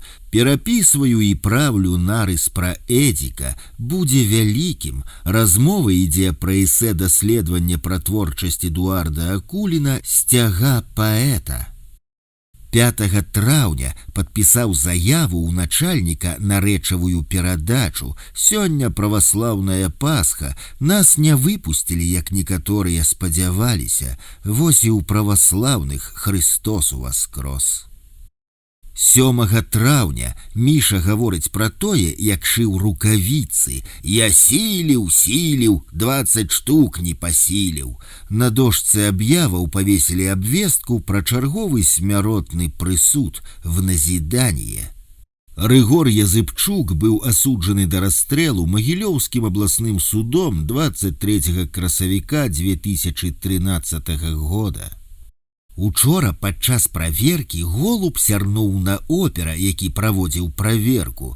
Той спыніў праверку і пайшоў абцірацца, а сёння на Мішу верабейка крапнуў, проста птушынае каралеўства. Скончыў у агульных рысах я нарыс пра Гедруся, толькі канцоўка засталася. 8 траўня з працы выходзілі, забралі ў мяне 2 лісты і старонку тэксту пра Эдзіка, сказалі «паглядзім». 11 траўня Міша кажа «камары і мошкі ябуцца патрошкі, мухі заваднямі, цэлымі днямі». 13 траўня камары заядаюць, пішу ліст Уладзіміру Някляеву пра ахвярнасць. Гэты ліст не быў прапушчаны цэнзурай, захаваўся ў чарнавіку, змяшчаецца ў гэтым дзённіку. Цяжка ідзе, захапляюся стрыжамі. Зранку сёння Жэнік прыбірае секцыю, пытаюся ў яго «як ты?» Пагана, кажа, гэта я толькі выгляду не падаю і кажу, што ўсё добра, а насамрэч пагана. І я згадваю адразу Хадаркоўскага, які на пытанне «як вам у турме?» адказаў «турма месца паганае», па-руску так сказаў, але жыць можна. 26 траўня не хрен рыць тут, адно каліўе.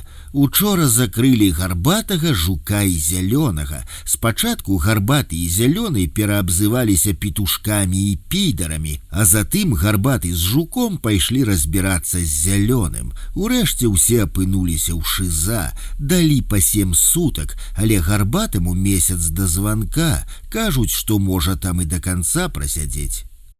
Сёння паслаў Ірыне ліст пра цікоту, і званкі былі. Ліст эсэ да Ірыны Пракопчык, развагі пра ахвярнасць Андрэй Цікота.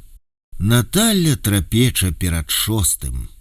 Пакуты крышталізуюць прыроджаную сілу духу. Менавіта праз пакуты смелы чалавек можа дасягнуць мэты і спазнаць меру сваёй адвагі.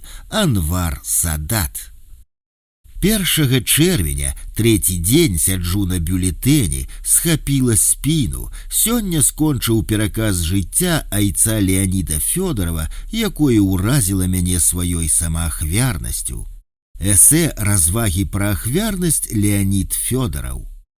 Булгакаў вярнуўся. У кастрычніку 2012 года былы галоўны рэдактар часопіса «Архэ» Валер Булгакаў у выніку абвінавачвання ў незаконнай прадпрымальніцкай дзейнасці за продаж кніг і часопіса быў вымушаны з'ехаць з Беларусі. Вярнуўся ў траўні 2013 года.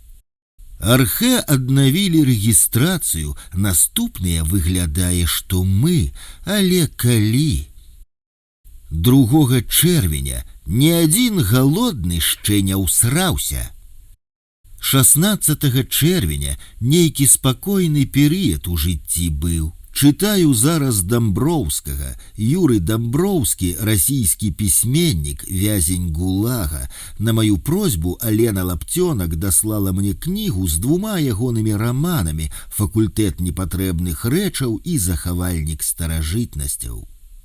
Зранку сёння жопа забег, мянушка аднаго з афіцэраў. Усе ляжаць, рыжага павёў. Я не ляжаў, газеты чытаў. Заходзіць, усе ў вас воры, а дзе ў вас вараўское? З пагардаю так.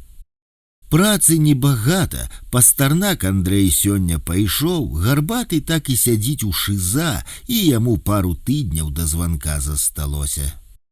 17 чэрвеня, вось ужо 3 месяц, як нічога не адбываецца, сумнавата стала, а лета якое, лета. Сёння на працы ў першую змену напісаў 3 старонкі пра Александра Неўскага. Эсэ пра князя Александра Неўскага. Пішу розную муру, чытаю кніжкі і пішу. Адначасова зараз чытаю 2 цудоўныя кніжкі: «Факультэт непатрэбных рэчаў» Дамброўскага і «Майстра і Маргарыту» Булгакова. 19 чэрвеня учора ў лаўку хадзілі, стаім, ні майстра, ні афіцэра, а таварыцца не можам. Барысавіч прайшоў на абед, партфелікам памахвае, у наш бок і не паглядзеў. Барысавіч сёння зранку крычаў моцна на Кулікова Андрэя за чаромху. Гісторыя з чаромхай. Зняволены чаромха адмовіўся выходзіць на працу, сядзіць зараз у шыза. Гутаперчывыя стрыжы, абед, Эдик Бэдя бунт падняў у адказ на жарты і наезды Таранова. Даміношнікі, акты на Толіка і на Рыжага заўтра, мабыць, будуць хрысціць. Рыжы збіраецца, а гарбыль яшчэ там. Я сёння спортам пазаймаўся, пападцягваўся, прэс пакачаў, пахадзіў, як заўсёды. Азар не забываецца, а Эдик всё не піша, ужо больш за месяц, пакрыўдзіўся ці што. 20 чэрвеня. Учора стаіць Костя, калупае пальцы і грызе пазногці. Кажу яму: не рабі так, бо бамжом станеш. Адказаў, што хачу, тое і раблю, з чаго я раблю выснову, што вельмі часта людзі вучацца толькі на сваіх памылках, а чужыя парады яны не ўспрымаюць, яны ім не патрэбныя. Сёння былі званкі, Барысавіч кажа: ну што вы, бяляцкі, тут сидзіце, ідзіце на волю, там сцягам махаць будзеце. Я адказаў: ёсць у мяне сябра серб, дык некалі ён сказаў, што часам самае большае і лепшае, што можа зрабіць чалавек, гэта нічога не рабіць. Вось і я зараз у такой сітуацыі. 21 чэрвеня. Пытаюся учора ў 2 20гадовых калегаў па няшчасці: што заўтра за дзень, ведаеце? Адзін адказвае: на дзень менш сядзець буду, а яшчэ не ведаюць. Схадзілі ў лазню, вада ледзь цячэ, але гарачая, хапіла. Прыйшлі заказныя лісты, а сярод іх кніжка Адама Глобуса, ім падпісаная. Адам Глобус перадаў праз Таццяну Рывяку ў калонію 2 свае кніжкі з аўтографамі, зборнік выбраных вершаў «Новае неба» і сказы. Выпраў чорную вопратку. 23 чэрвеня. Учора спаць ужо лёг, хлопцы размаўляюць. Сёння ж дзень вызвалення, я іх паправіў. Стаім на праверцы, Тараканаў гаворыць пра Бэтмана, якая прыйшла яму пасылка: кілаграм цукру, кілаграм чаю і 10 ролтанаў. «Усё», — сказаў я яму, — «вось гэта даядай і ўсё, забылі цябе». «Дык хто ж яго будзе памятаць?» — гаворыць Міша. «Тэрміну ў яго 25 гадоў». «Не 25, а 24», — папраўляе Таранаў.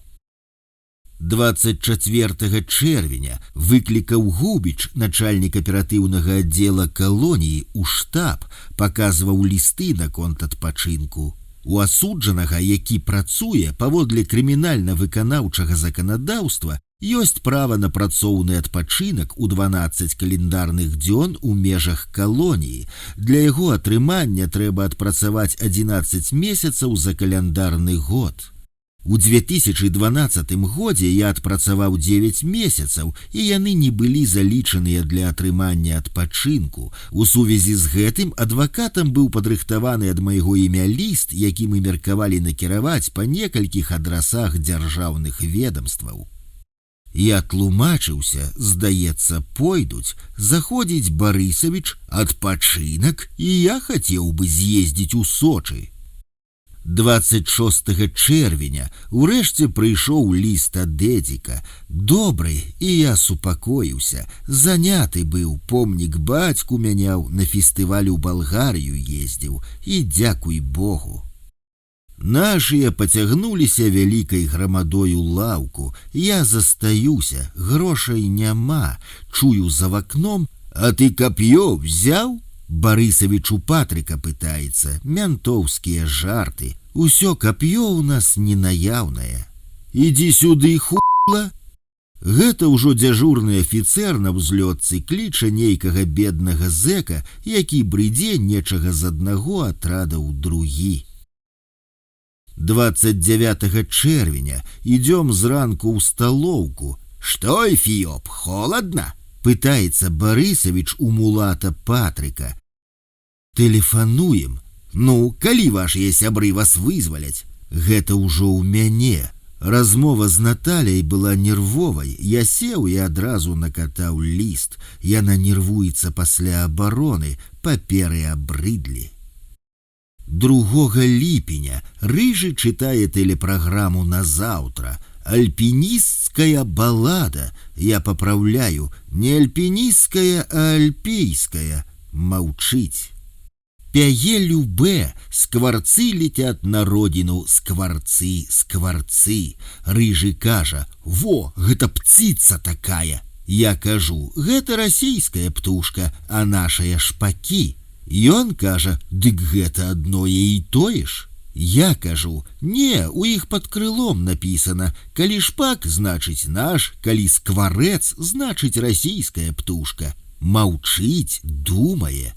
Ягоныя любімыя выразы: сабака канвойны, корова п'яная. 6 ліпеня 2 дні стаіць сквар, і 2 дні Барысавіч мучае атрад. Праверкі кешараў, пастраенні праз гадзіну і гэтак далей. Зялёны сшытак 3. 12 ліпеня 2013 года. Паспрабую записывать больш і падрабязней. Пятница, нагружаны рознымі справамі дзень, з якіх самыя пільныя: стрыжка, заказныя лісты, лазня. Першае звычайна па часе супадае з другім, так і сёння. Заняў чаргу па стрыжку, паклікалі па заказныя. Схадзіў, забраў лісты ад Міланы Міхалевіч, жонкі былога палітзняволенага Алеся Міхалевіча, які на той час быў у эміграцыі ў Чэхіі, і Леаніда Гаравога, грамадскага актывіста з гарадка Віцебскай вобласці, і кніжку Рамена Гары, гэтага літаратурнага містыфікатара. Рамен Гары, вядомы французскі пісьменнік яўрэйскага паходжання, двойчы лаўрэат ганкураўскай прэміі, нарадзіўся ў Вільні, бацькі паходзяць са свянцянаў і трок. Мабыць, Саша Кулаева даслала, хоць і з адраса Сержука Сыса. Будзе што на швейцы чытаць, бо прыніжаныя і зняважаныя Дастаеўскага ўжо сканчаю. Зараз перапісваю эсэ «Гэта наш набытак» для дзеяслова пра дзяды, займаюся толькі гэтым. Прачытаў інтэрв'ю УСБ з Ігорам Бабковым, як заўсёды разумнае, назваў новую расійскую літаратуру чарнухай, прыперчанай гламурам і сексам. А пра Глобуса піша: гэта стваральнік новага рэалізму ў беларускай літаратуры. Адразу транспалюю яго да новых расійскіх рэалістаў, і ў яго таксама адчуваецца: вучыўся пісаць мініяцюры ў брыля, але дадае гламуру і сексу, і нягледзячы на гэта папсовае, сустракаецца і багата чаго цікавага. Увечары праца, вывернуў і упакаваў 2 пачкі рукавіцаў, дачытаў прыніжаныя і зняважаныя, у некаторых месцах нават слёзы накаціліся, рэч з добра выпісанымі характарамі і імклівым сюжэтам. 13 ліпеня, субота, зранку праглядзеў газеты за пятніцу. Пуста, у краіне нічога не адбываецца. У народнай волі артыкул «Зварот пазняка» пра абарону курапатаў напісаў, што гэта стала справаю цэлай партыі. Што ж гэта за партыя такая? З другога боку, гэта лепей, чым нічога. У «Звязде» Адам Глобус напісаў пра мастака Михаіла Савіцкага жменю сваіх карацелек. Я здзіўляюся ягонаму уменню ў такім сціслым аб'ёме абасраць такую вялікую колькасць людзей. І першы тут Савіцкі напісаў, што той усё жыццё маляваў дзяржзаказы, што часткова праўда, што маляваў трупы, што быў вучнем у мадэрністаў і нічога новага свайго ў мастацтва не прынёс. А потым напісаў, што і Уладзімір Кожух, і Фелікс Янушкевіч, і Віктар Альшеўскі, як былі вучнямі Савіцкага, так і засталіся. Звёў іх да ролі дробных эпігонаў. Не прынялі яны яго ў саюз мастакоў, вось ён і грае на іхніх рэбрах. Зараз буду даперапісваць эсэ пра дзяды. Пахадзіў па лакалцы 20 хвілінаў, асвяжыў галаву.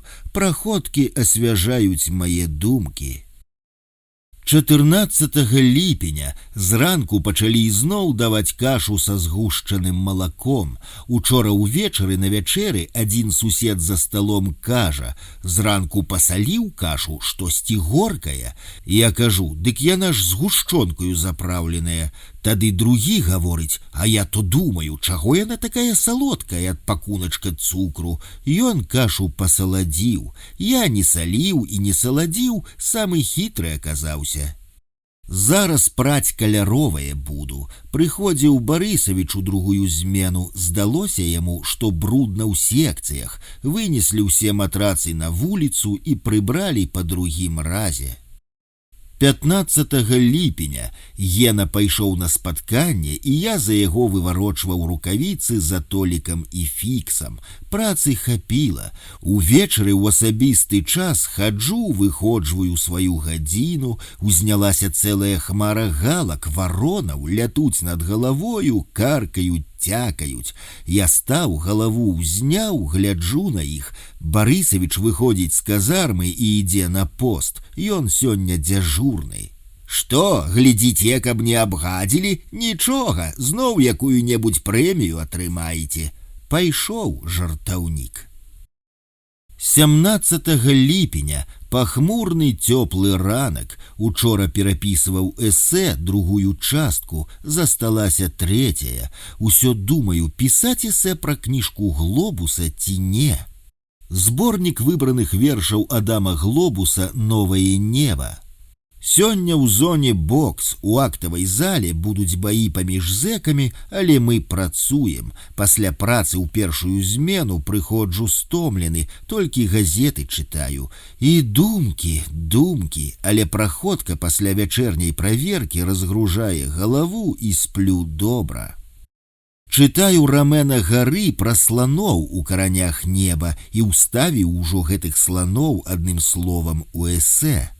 «Карані неба» – роман Рамена Гары, як яго называюць, першы французскі экалагічны роман, асноўны сюжэт якога пабудаваны на абароне ад вынішчэння афрыканскіх сланоў. Сланы сімвалізуюць увогуле ўсё жывое на зямлі, што чалавек знішчае ў сваёй празе да багацця і ўлады. У 1956 годзе аўтар атрымаў за яго ганкураўскую прэмію.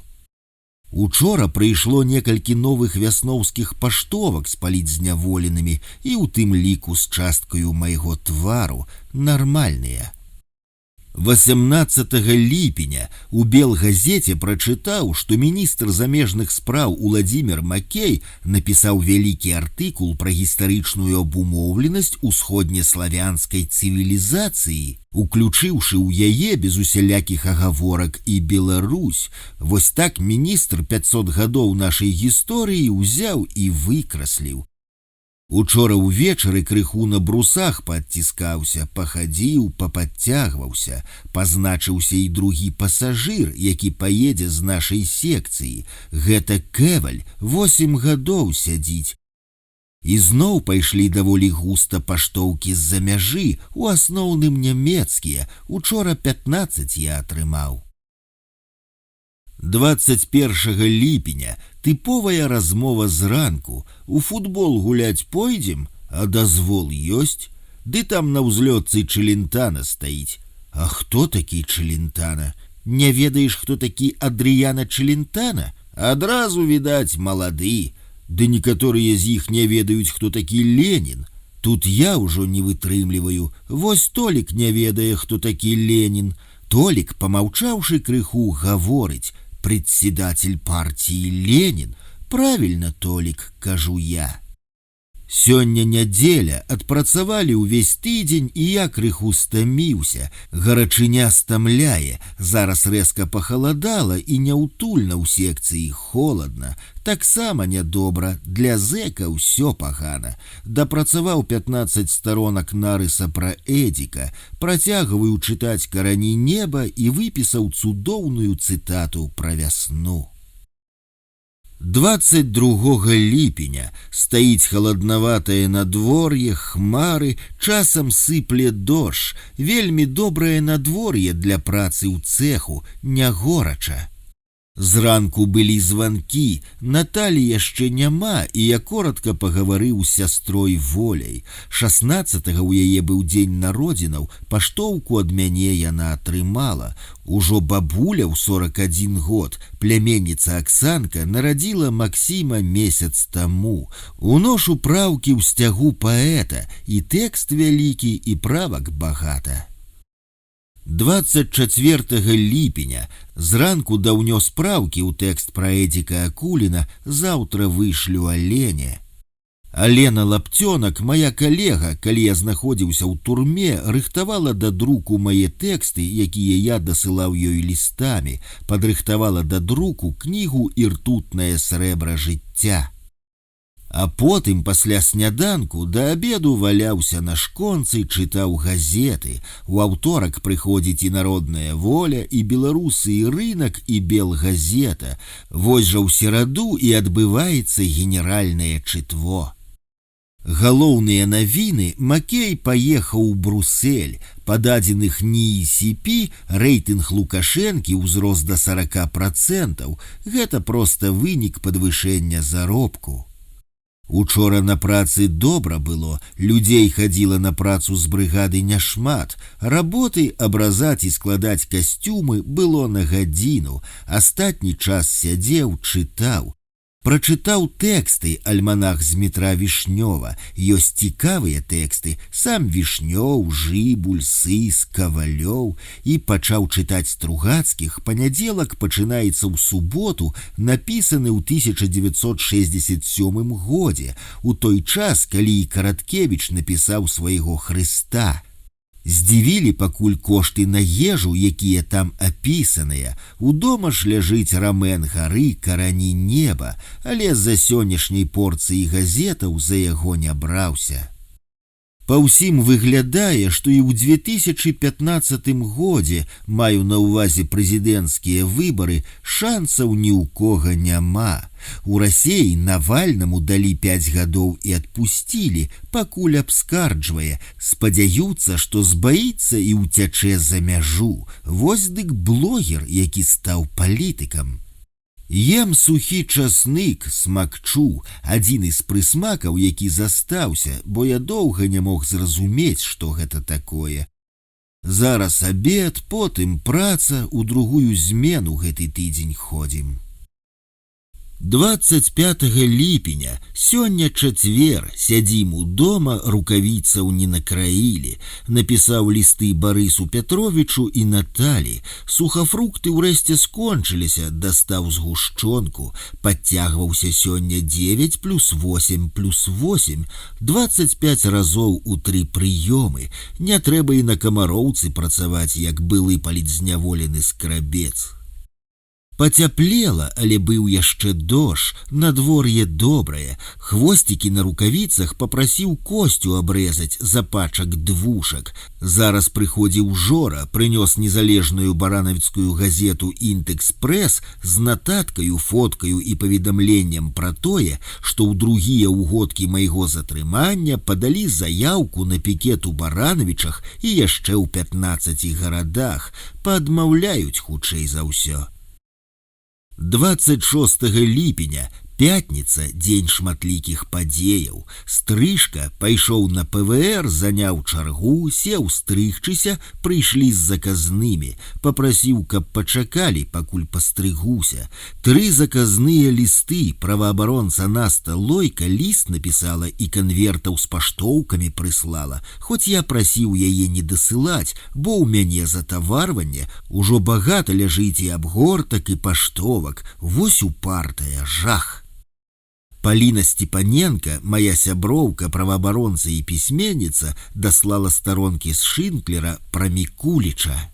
Маюцца на ўвазе ўспаміны Хвядоса Шынклера пра Барыса Мікуліча ў кнізе «Апошні рэйс».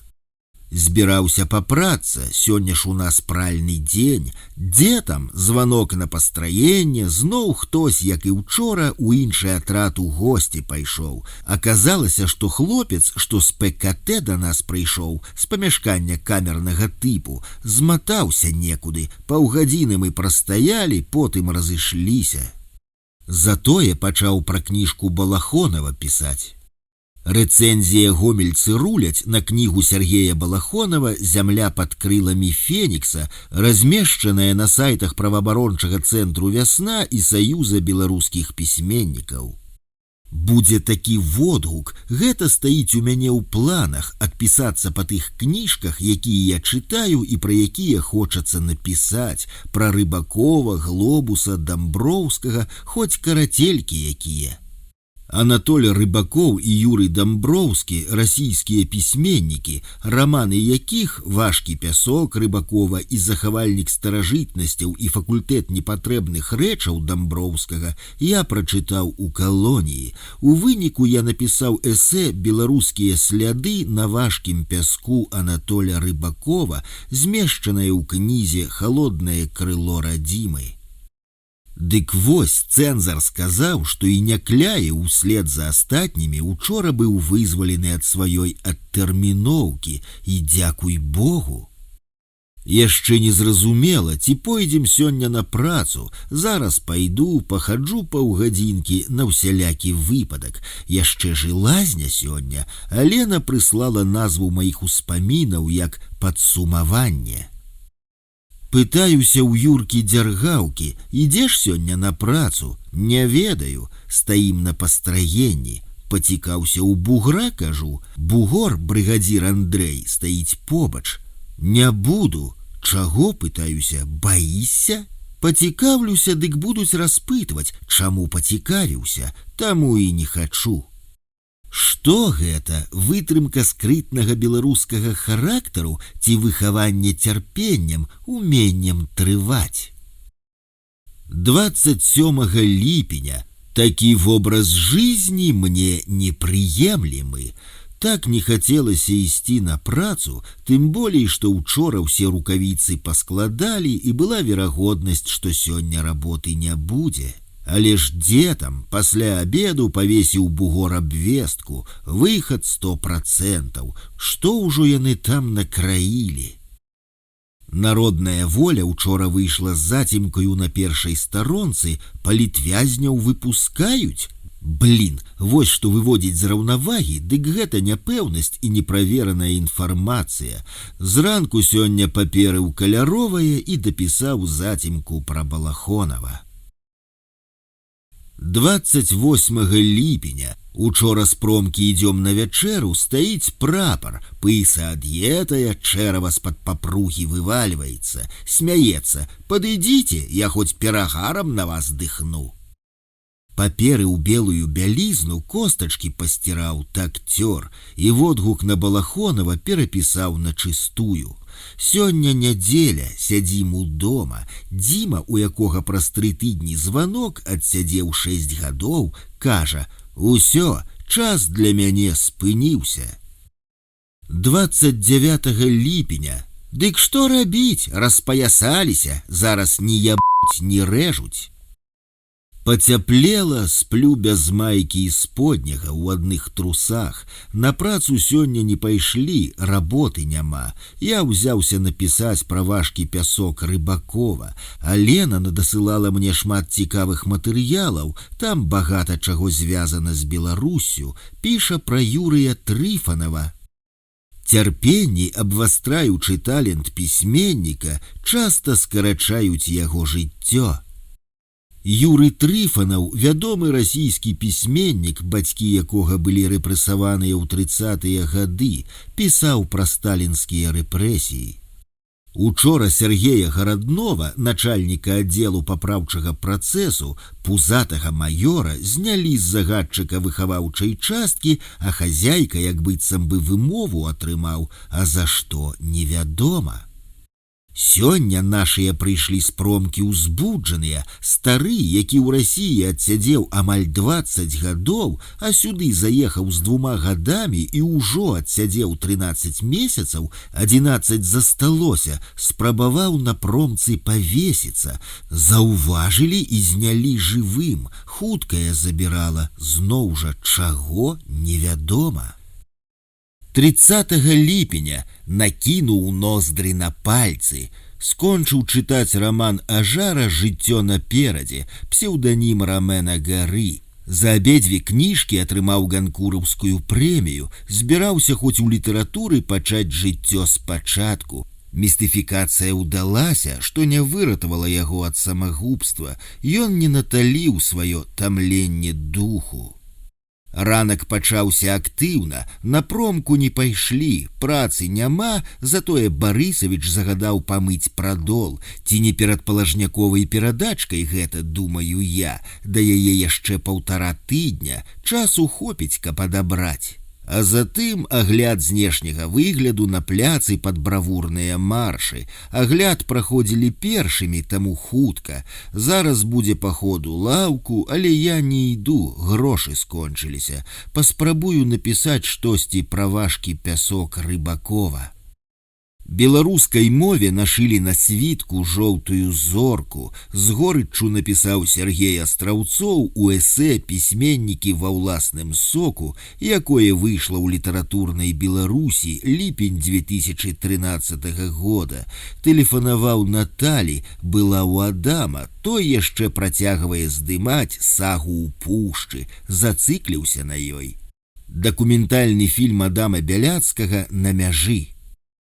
5 жніўня учора быў мой персанальны юбілей, 2 гады ў зняволенні, а таксама міжнародны дзень салідарнасці з грамадзянскай супольнасцю і праваабарончым рухам Беларусі. І учора была нядзеля. Я напісаў свае паложаныя старонкі па важкім пяску Рыбакова, займае гэта не так і мала часу да абеду.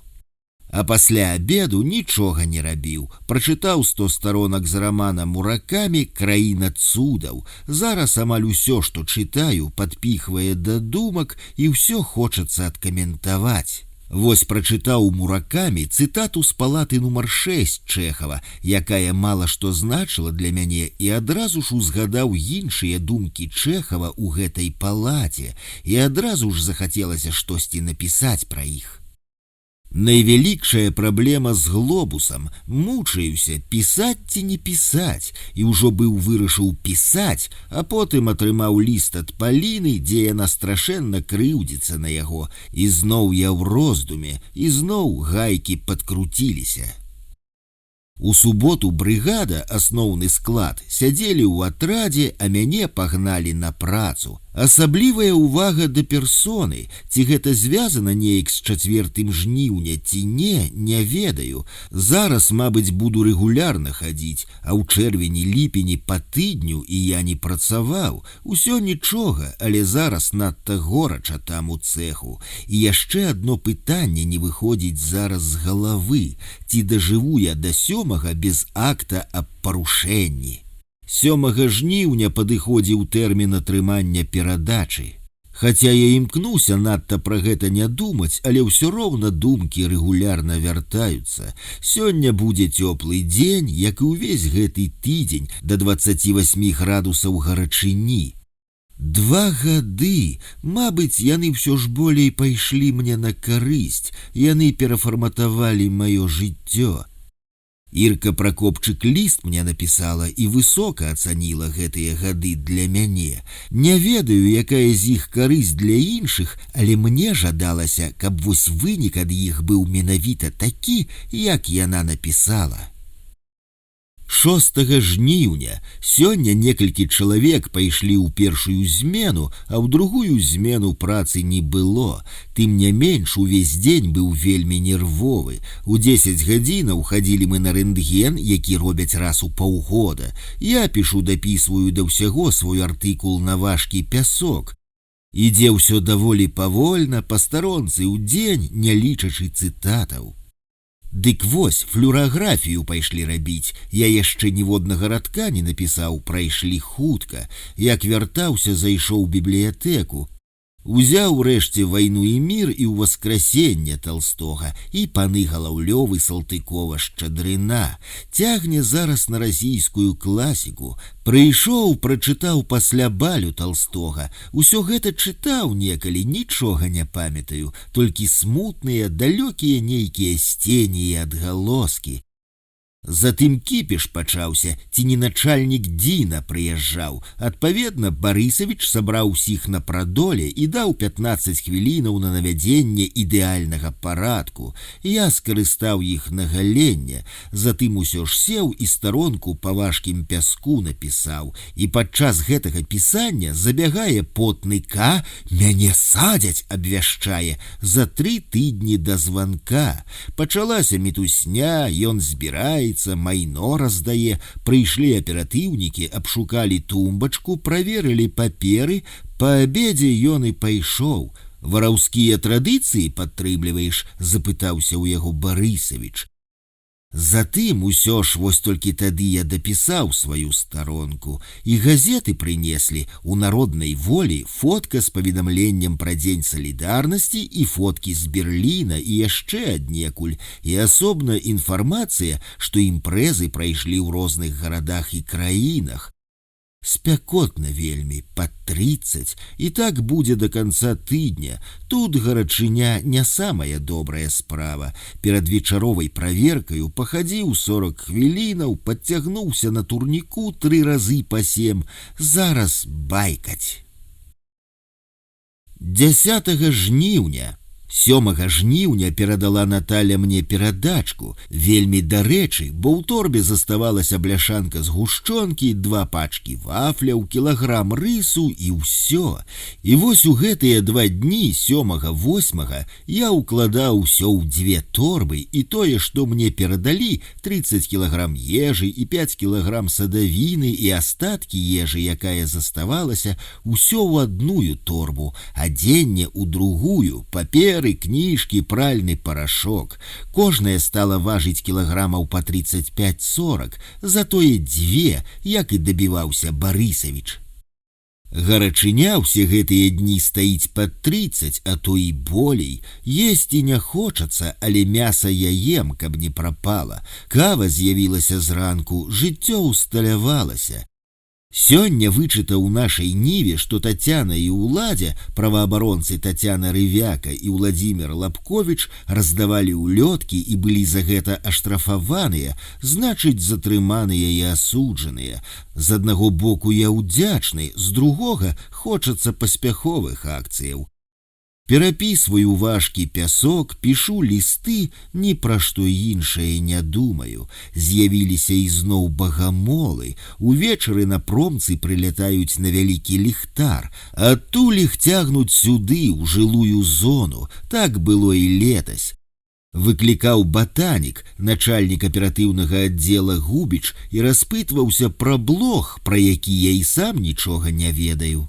Блог под маім імем на сайце беларускі партызан, наконт якога з Паўлам Шараметам дамовілася Тацяна Рывяка. Алена Лаптёнак размяшчала там некаторыя публічныя лісты і эсэ, часткі з кнігі «Іртутнае срэбра жыцця», якія я дасылаў ёй. Супакоіў яго, сказаў, што там толькі дазволеная інфа, якая прайшла цэнзуру.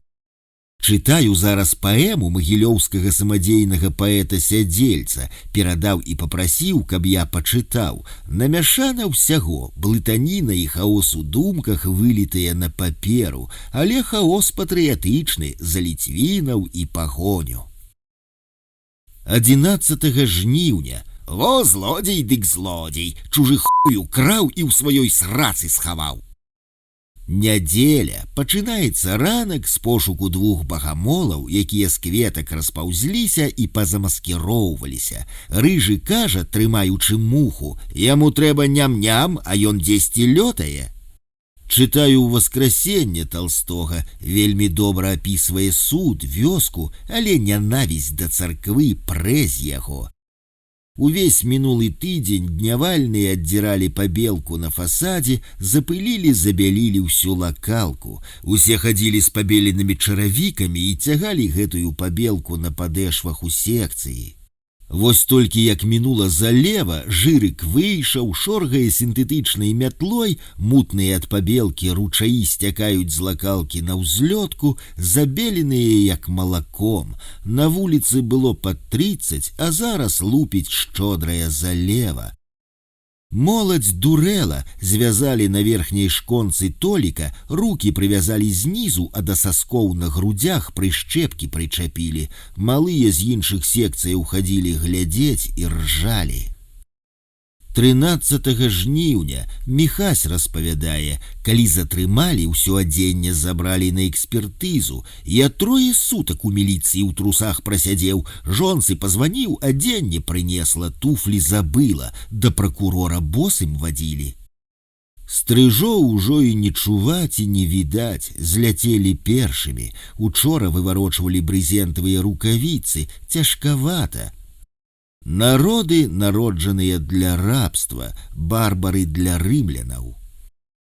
14 жніўня учора зранку стаялі на праверцы, штосьці шмякнула аб асфальт. Галка, вялікая, яшчэ лапкамі ўздрыганула, і ўсё. Распавялі, што далася ў жалезны прэнт, які тырчыць на даху. Вароны адразу ўсхадзіліся, закаркалі, мо і яны не зразумелі, у чым прычына. 15 жніўня зранку сёння стаім на праверцы. Я кажу, сёння ўначы як ніколі, у 2 снах. Спачатку жонка, а ў другім сястра і брат сніліся. Міхась побач стаіць, кажа, і мне жонка снілася. Пакойнікі да турмы і да добрага надвор'я сняцца. Ён быў развёўся і сеў, а калі сядзеў, дык другі муж ягонай былой жонкі забіў яе, а мае сны напярэдадні спаткання, мабыць, сняцца. Цыган здаровы і вясёлы з Гомеля, Ваня Іваноў, чапляецца і жартуе з Міхасём, той незлабліва называе яго патомкам Індзіры Гандзі. Сёння ці не першы, можа яшчэ толькі раз быў дзень, калі не прыйшло мне аніводнага ліста. Володзю пазычыў 2 пачкі Вінстана і кніжку. Чытаю і дзіўлюся з «Васкрасення» Талстога. Гэта раман пра правы чалавека. 16 жніўня учора тэлефанавалі ўвечары, пагаварыў з Наталяй, Вольгай і Володзем, з жонкай, сястрой і братам. Усе ў зборы і усе спяшаюцца паразмаўляць, гаварылі тэлеграфным стылем. Аказваецца, мае спадзяванні на іхні прыезд заўчасныя. Спатканне можа быць толькі 21-га, так што я супакоіўся. Пра Талстога таксама, мабыць, прыйдзецца штосьці напісаць, пра ўваскрасенне. Як ні круці, але багата што датычыць і Беларусі, як часткі імперыі. Нейкае зачараванае кола, што не чытаю, усё хочацца каментаваць, толькі трэба будзе неяк лаканічна. 17 жніўня учора на працы сяджу, ліст пішу, заходзіць дзяжурны афіцэр Фролоў, пачынае запісваць тых, хто без кліфта працуе, а ў нас гарачыня ў цэху і многія ў майках, я ў кліфце, гэта значыць у пінжаку. Пасля працы ўжо даведваюся, што сярод 6 запісаных за парушэнне формы адзення і я ні заўвагі не рабіў нічога, а 21 мусіла быць спатканне з Наталіяй Воляй, хутчэй за ўсё не адбудзецца. 18 жніўня, урэшце нядзеля, зранку прачытаў яшчэ раз артыкул пра раман «Важкі пясок» Рыбакова. Атрымалася 26 старонак, з якіх старонак 10-12 цытаты, і ўкінуў тэкст на адрас Ірыны Пракопчык, а пасля абеду разаспаўся ўпершыню за тыдзень, а мо і за месяц, і прадрыхнуў 2 гадзіны. Учора глядзеў фільм «Аватар», але не спачатку, захапіў міжволі. Сёння я, жартуючы, кажу матаблоку: «Я аватар, а ты мой дракон, кось-кось-кось». Першыя 2 сказы для яго незразумелыя, бо ён аватара не глядзеў, праў бялізну учора для некалькіх чалавек, таму адказвае мне, пачуўшы апошняе, знаёмае: «Я табе дам, блядь, кось-кось-кось». Ці павядуць заўтра хрысціць, а калі павядуць, дык ці пазбавяць спаткання? Думаю пра гэта міжволі, час ад часу цэлы дзень. І што рабіць, самае простае і лагічнае ў такім выпадку я ўжо прадумаў. Панкрат на праверцы мармыча, як на Красненскім масту баба мыла торбу, а другая разагналась, ды пі***ю ў морду. Праверку вячэрнюю праводзіць маладзенькі лейтэнанцік, народ шуміць, размаўляе, ён: «Закройце рот там!» Побач каля мяне каментуюць: «Рана пачынае, далёка пойдзе». Гарачыня і духата сёння мацнейшыя, у нас ужо другі дзень брызентавыя рукавіцы ідуць. Пальцы счасаныя брызентам, але не да рэшты. Дастаў я свае ніцяныя пальчаткі і ў іх выварочваў. Усе зайздросцяць. Папытаўся цыган Вася, дзе ўзяць. Я паслаў яго да брыгадзіра, пасля пасмяяліся. А прыйшоў з працы з першай змены і адсопваўся. Вось зараз толькі ў 20 гадзінаў адсопся. 23 жніўня. 21 было спатканне, былі мае жанчыны, жонка Наталія і сястра Воля. Размаўлялі 2 гадзіны, яны на перамену, а я то з адной, то з другой, па тэлефоне, праз шкло. Было багата дробных навінаў, бо не бачыліся ж 8 месяцаў. Пагаварылі і пра сына Адама, і пра брата Володю, які таксама прыехаў і чакаў іх каля машыны, і пра вёску, і пра працу іхнюю, і пра здароўе.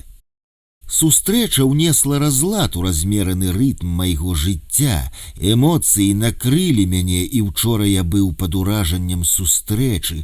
Усё перабіраў у галаве тэмы нашай размовы. Я адвык ад клопату бягучага жыцця. І што будзе, калі вярнуся? Хацелася б захаваць час для чытання, пісання, сузірання. Але наколькі гэта атрымаецца? Пераключацца з аднаго на другое, мець ясныя мазгі зранку, не стамляцца маральна і фізічна, не ўжываць алкаголь, бегаць. Учора Вадзік, з якім мы былі разам у каранціне, сказаў, што Дзяніску Птічкіна, які быў у каранціне разам з намі і які выйшаў на волю перад самымі калядамі, ізноў асудзілі на 5 гадоў, а яму 19, гомельскі.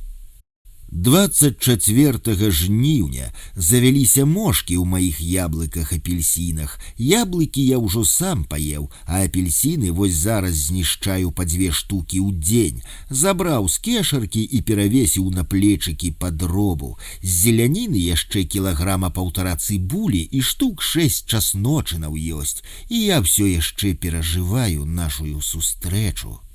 Дасюль за новае неба зборнік вершаў глобуса не ўзяўся, а трэба. Адчуваю, што прыйдзецца забіраць на працу. У думках учора ўвесь вечар размаўляў з Наталяй.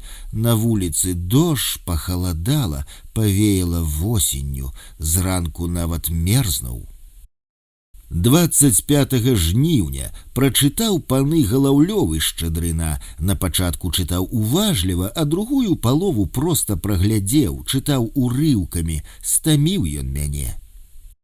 Чай ёсць? У мяне ёсць, а ў цябе не ведаю. Што тут за пакістанскі вагон? Багата людзей у хатку. Што за беспантовы двіж? Мітусня. 27 жніўня. Мне што пагладзіць, што паслаць нахуй, аднолькава. Сала нет, гаўно не грэе. Пачаў чытаць «Вайну і мір», і адразу на першых старонках П'ер Бязухаў бароніць Напалеона за тое, што той не пасягнуў на правы чалавека і на свабоду прэсы ў французаў. А ў «Васкрасенне» можна ўвогуле ацэньваць як праваабарончы раман. 29 жніўня. Працы на працы няма. Пішу рэцэнзію на вершы глобуса. Атрымліваецца, як і ўсё ў мяне, станоўчае. На адмоўныя водгукі на слабыя кніжкі шкадую час. Чытаю, перачытваю «Вайну і мір» Талстога. Часам ад празрыстасці прозы ў мяне аж слёзы выступаюць. Паразмаўляў з Наталяй сёння. Яна з'ездзіла да Адама супакойная. Пасадзілі гендырэктара ў Ралкалію, штосьці будзе.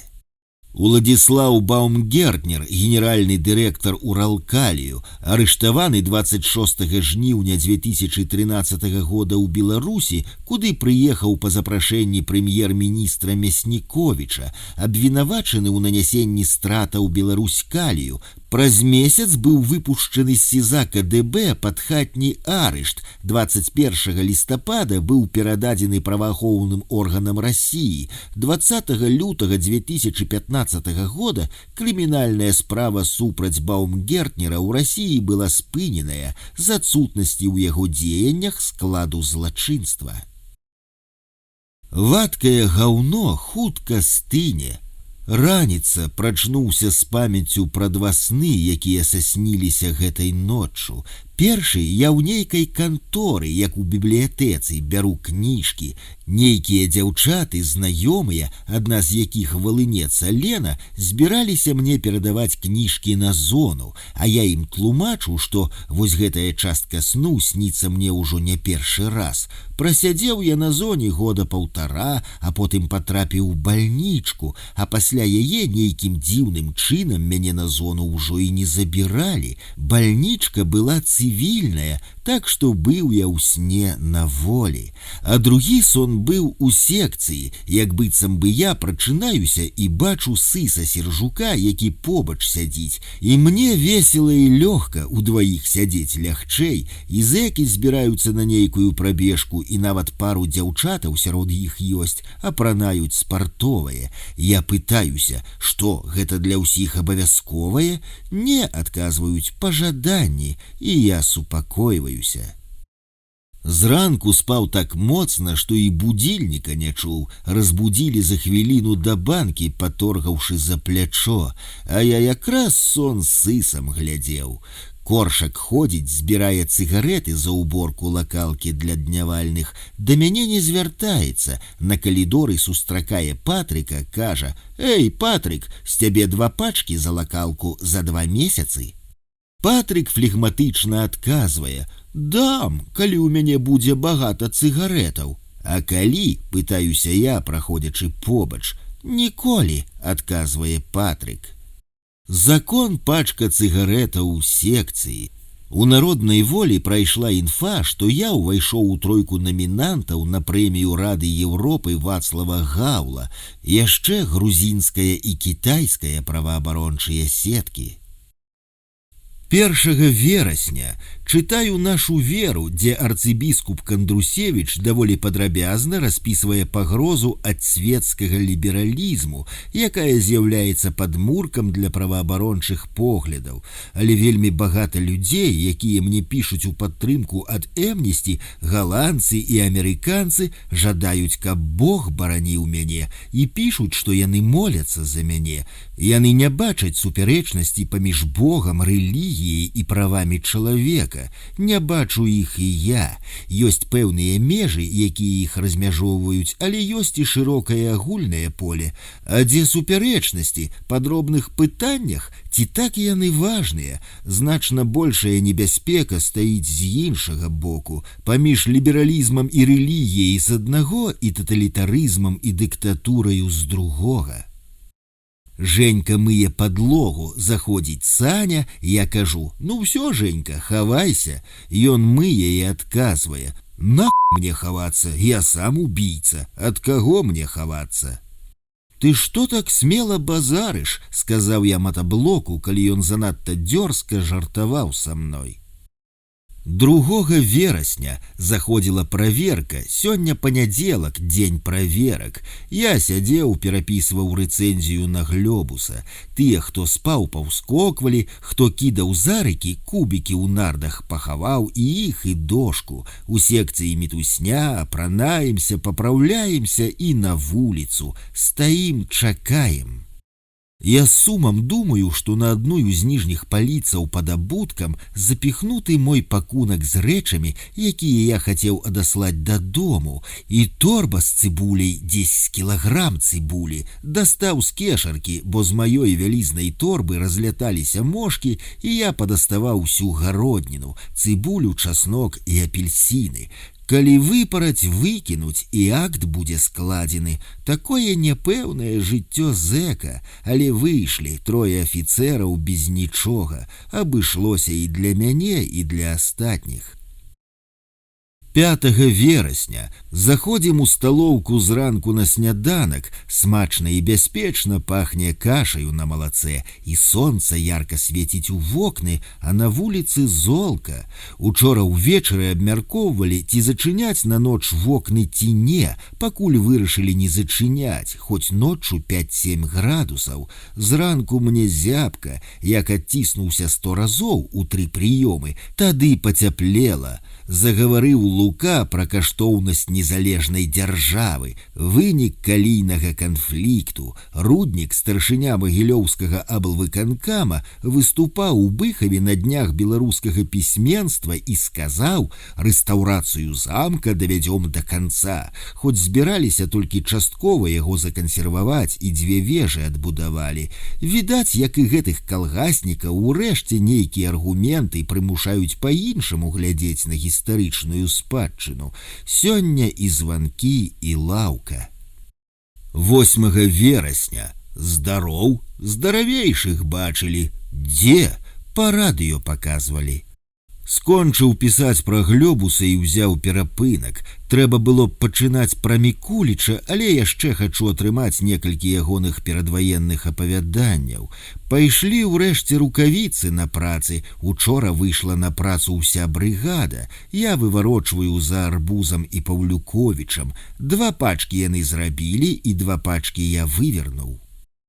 Ідзе пазачарговы рамонт секцыяў. Володя, старшай секцыі, нікуды не спяшаецца, і мы апошнія. Адпаведна, падчас рамонту па некалькі чалавек з тых секцыяў, якія рамантуюцца, перабіраюцца да нас. Летась у нас рамонт у студзені быў, і сёлета пад зіму будзе. Дашкевічы, Зміцер і Наста Дашкевічы, былыя палітзняволеныя, здымкі з вяселля прыслалі, адашлю сёння дадому. Марына, жонка Мікалая Статкевіча, і Наталя самыя імпазантныя. Чытаю Толстога «Вайну і мір», і слёзы на вачах стаяць. Сёння буду чытаць. У Глёбуса ў прозе ёсць не толькі літаратура, але і антылітаратура. У мяне няма адчування, што сяджу ні за што і што не так сяджу. Сёння быў вельмі расслаблены дзень. Тамара Мацкевіч ліст учора прыслала, дзе напісала, што і на вайне і міры можна вучыць сённяшніх дзяцей. Напрыклад, задаць дзецям тэму твора, ці ўзялі б сёння Наташу Ростову на працу ў прэстыжную фірму. Чаму? Смех ды і годзе. Толстога трэба чытаць, каб развіваць не рынкавае і не офіснае мысленне, а каб развіваць душу, вучыцца адрозніваць добро і зло, спрабаваць зразумець, што такое каханне. Яна мяне добра зачапіла, ці ў яе розум такі занадта матэматычны, ці што? Сімураў, карэспандэнт «Правды», са слоў Някляева згадвае пра ліберала Кузьміна ў ЦК КПБ. Трэба Быкова ў «Правдзе» адмяцеліць і наогул у цэнтральнай прэсе біць яго часцей, бо ён гэтакі ж вораг, як Сахараў ці Салжаніцын, а для нас яшчэ большы. Сімураў не выдумляе, ён праўду ўспамінае, Уладзімір Някляеў. Дурны як да года. 10 верасня зэк запаўняе вопіс, запісвае штаны, першае брікі. Другі граматнейшы падказвае, гэтае слово пішацца праз ю, першы папраўляе брікю. Мянтана ебать, як дома пабываць. Касяк былы, а чаго былы? Таго, што памёр. 11 верасня мянушкі тут хлёсткія, Юру ў акулярах з тоўстым шклом, які гандляваў патронамі, назвалі снайперам. А з Бэтменам пабіліся на заклад, што калі загаворыць на праверцы, будуць зваць Алла Барысаўна Пугачова. Пагадзіўся, хаця мог адмовіцца, прамаўчаў 2 дні, потым папрасіў запаліць. Зараз завуць яго Алла Барысаўна Пугачова, ён супраціўляецца. 10 верасня Лукашенко казаў Макею і ўсім: затым заходні напрамак, другі саміт у лістападзе усходняга партнёрства. На якім узроўні мы знаходзімся? Прынцыповая пазіцыя МЗС вядомая, мы не адступаем ад гэтай пазіцыі. Макей жа гаворыць у адказ і ў працяг: мы гатовыя да таго, каб рухацца насустрач адзін аднаму і будаваць адносіны на раўнапраўнай, абсалютна добрасуседскай канструктыўнай аснове. Вось як хочаш, так і тлумач гэтыя 2 выказванні. Такая дыпламатыя 18 стагоддзя, скажам так, што ніхто нічога не зразумее. 13 верасня, сёння мала што 13, дык яшчэ і пятніца, непрыемнае спалучэнне, а сёння ж і заказныя лісты, і лаўка, і лазня, і званкі. Усё ў адзін дзень, як тут не насцярожыцца, але пабачым, дзень толькі пачынаецца. 14 верасня, апошнія пару дзён пачуваюся штось не надта добра, і спіна пабольвае, і ў галаве пахіствае. Прачытаў у свабодных новостях плюс пра 27 кандыдатаў на прэмію Вацлава Гаўла Рады Еўропы. У шорт-ліст патрапілі 2 праваабарончыя арганізацыі, сеткі арганізацыяў з Грузіі і Кітая, і я. Учора пераказаў Наталі, што там прамаўляць, калі што. Сазонаў Віктар якраз кніжку ёй прывозіў, з ім парай словаў перакінуўся. Ён вельмі хваляваўся, стаў дзедам. Віктар Сазонаў, беларускі пісьменнік, праваабаронца. У 2013 годзе выйшла ягоная кніжка «Паэзія прозы» з прысвячэннем Алесю Бяляцкаму.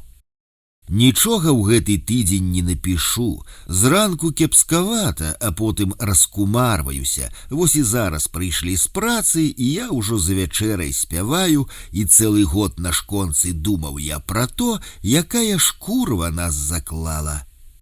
Гена кажа, спяваць тут дрэнная прыкмета, трэба хадзіць ціха і ўвагнуўшы голаў. Сумныя жарты.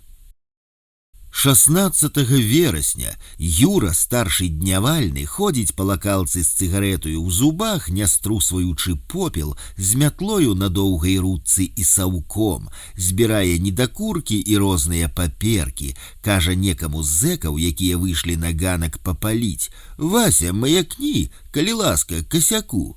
Той выходзіць, ён яму: «Ты сметніцы думаеш калі-небудзь выграбаць ці як?» Той я спачатку ў туалеце памыю, а потым выграбу. Учора дзень быў вельмі спакойны. Я з-за сваёй хваробы нічога не пісаў, але 4 фільмы за дзень паглядзеў і 2 разы па паўгадзіны паспаў. Палягчэла. Хаджу зараз зранку, думаю якую-небудзь старонку тэксту пра Эдзіка напісаць. Што ты мне тут зачэсваеш, дарослы пацан, ужо столькі гадоў сядзіш. 17 верасня. Надзея, пэўна, што не тое самае, што аптымізм. Гэта не перакананасць, што ўсё атрымаецца добра, а ўпэўненасць у тым, што ўсё, што ты робіш, мае сэнс незалежна ад таго, як яно атрымліваецца. Вацлаў Гавел. 18 верасня распавялі пра пераход аднаго з зэкаў на промцы з аднаго вачка на другое ў прысядку. Зранку была запланаваная выхаваўчая сустрэча з Борычам. Дмітрий Барысавіч Казлоў, начальнік атрада, рэгулярна праводзіў абавязковыя па працы выхаваўчыя сустрэчы, якія мелі характар размоваў пра ўсё. Пагаварылі пра крызіс, які стаіць каля дзвярэй, затым чытаў газеты. Здароўе палепшала, ў галаве не круціцца, але ўчора пасля гарачага душу на промцы з носа пайшла кроў. Нічога сёння не пісаў, хаця ўчора абдумываў, як буду пісаць і пра што. Пра баскаў. Эсэ «Баскі forever». Такі расслаблены стан, вынік чакання 30-га, але трэба неяк узяць сябе ў рукі і працягваць пісанне. Учора ў старшога быў дзень народзінаў. Учора зранку ўсе пайшлі набіваць матрацы, мяне ж пакінулі ў палажняковую другую змену. Выварочваў цэлую змену пагоны. 20 верасня, пятніца, як заўсёды, дзень запоўнены рознымі справамі. Атрымаў 3 заказныя лісты, адзін з якіх з віцебскім кур'ерам мне не аддалі. Цэнзар спаслаўся на тое, што газета «Віцебскі кур'ер», рэдактар Олег Баршчэўскі, зарэгістраваная ў Расіі, а замежныя выданні перадаваць зняволеным забаронена. Затое забраў маладосць за повесцю Андрэя Федарэнкі і кнігу эсэ Чэслава Мілаша, якія даслала мне Алена. Чэслаў Мілаш «Родная Европа», кнігу пераслала Алена Лапцёнак. Падстрыгся, будзе яшчэ лазня, прачытаў у нашай ніве, што Лукашенко атрымаў прэмію антышнобеля за 13-й год. Ён усё ж і тут апынуўся першым. Пасля лазні буду яшчэ забіраць медбандэрольку. 21 верасня напісаў яшчэ 2 старонкі пра баскаў. Атрымаецца, мабыць, такі ўспамін эсэ навела, а потым яшчэ зраблю парачку, можа. Так дні па сваіх старонках і лічу. Напісаў, калі 2 старонкі, значыць, дзень атрымаўся. Прачытаў у Ліме экспрэсіі Марыны Яўсейчык, якая запомнілася мне тым, што пісала са Стужак, ці то з Чыркавіч з-пад Светлагорска. Не ведаю, што яна там рабіла. Пасля абеду на працу галава моя была направілася, а сёння зранку нешта ізноў закруцілася. Здаецца ж, і ніякіх знешніх дадатковых раздражняльнікаў не было. 23 верасня Ігор Бабкоў піша: «Кампанія збіраецца піць, 2 літры Мадэры ёсць, сыр нарэзаны, сала, цыбуля і хлеб. Парменіт ужо ў дарозе, і Платон, і цені некаторых вялікіх старых кітайцаў будуць з намі. Вось за гэта я люблю яго». Немагчыма вызваліць чалавека насуперак ягонай волі. Можна толькі дапамагчы вызваліцца самому. Чалавек нараджаецца з пэўнай формай душы, і нават калі ўсё зменіцца, яны зусім не кінуцца паміраць за табой за бацькаўшчыну. Спачатку трэба вярнуць мову. Без мовы ўсё гэта не мае сэнсу. Сёння застаўся ў атрадзе, на промку не пайшоў, хадзіў у санчастку, выпісваў рэцэпт на лекі, якія прыйшлі ў медбандэролі. Дождж ішоў цэлую ноч, днём халаднавата, прыкладна 10. Вокны ў нас адчыненыя, я з насмаркам, ці то ад прастуды, ці то алергія на вацін. Зараз у нас у цэху другі атрад курткі на ваціне шые. У паветры яго поўна, у выніку нос у мяне распухлы і закладзены. На ноч капаю кроплі, а днём так трываю. Наталя тым часам асцярожна неяк казала: менш пішы. Яны з воляй дбаюць пра мяне. Я ж не хвалююся і жыву, як лічу патрэбным. Пішацца, значыць, пішу. 25 верасня, дзень нараджэння, працуем у першую змену. Разоў 5 за змену прыходзілі міліцыянты правяраць, ці я на месцы, і кантралёры, і Фрося. Прыйшлі з працы, ужо 2 разы сюды ў секцыю заходзілі. Весела. Прыйшоў ліст ад Наталі і сціплая паштоўка ад Эдзіка. У мяне мой дзень народзінаў ніколі не выклікаў нейкіх моцных эмоцыяў. Вось што значыць, не было традыцыяў адзначаць яго ў коле сям'і. 29 верасня, нядзеля, было багата лістоў, тэлеграмаў і працы. Прыходзіў, кешкаўся, пакуль прыходзіў у сябе, і дзень сканчаўся.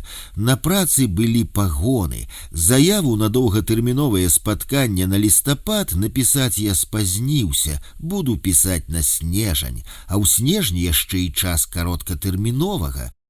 Заўтра пераязджаем, у секцыі будзе рамонт, а Борыч зорачку вялікую на пагон атрымаў.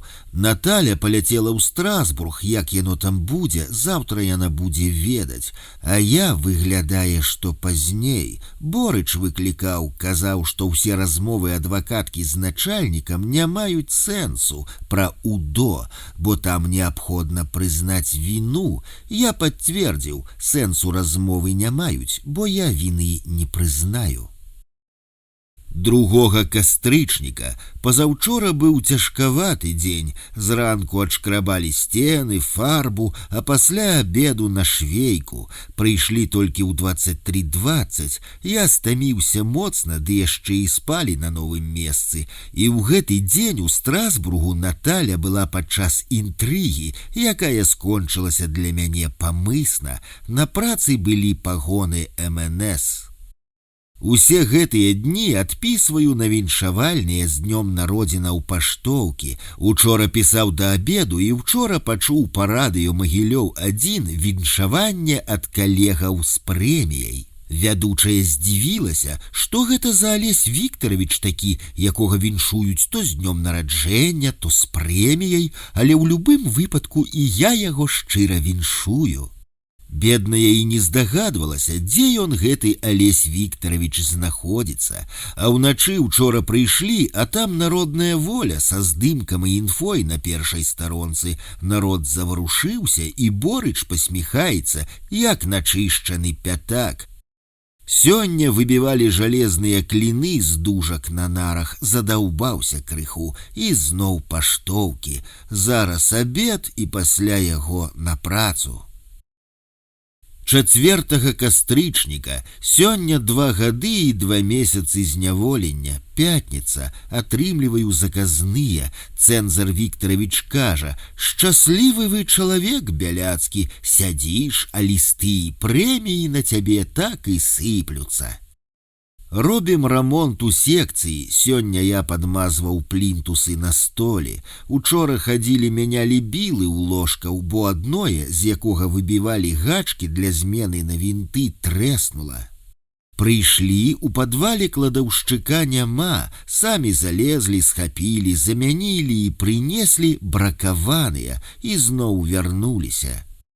Я крычу ў цемру падвала: «Дзед!» Выйшаў нейкі іншы дзядзька, кажа, яго няма, ён у атрадзе. А як яго клічуць, пытаюся. Санька, ён кажа, пайшлі мы шукаць Саньку ў 7-й атрад. Знайшлі дзед пад 60 гадоў, састарэлы, зморшчаны. Гэта Санька. Ён якраз і збіраўся ісці на склад, а нашыя маладыя, якія прыходзілі сюды зранку, казалі, што ён надта сварыўся на іх. З намі ж ён паводзіў сябе спакойна.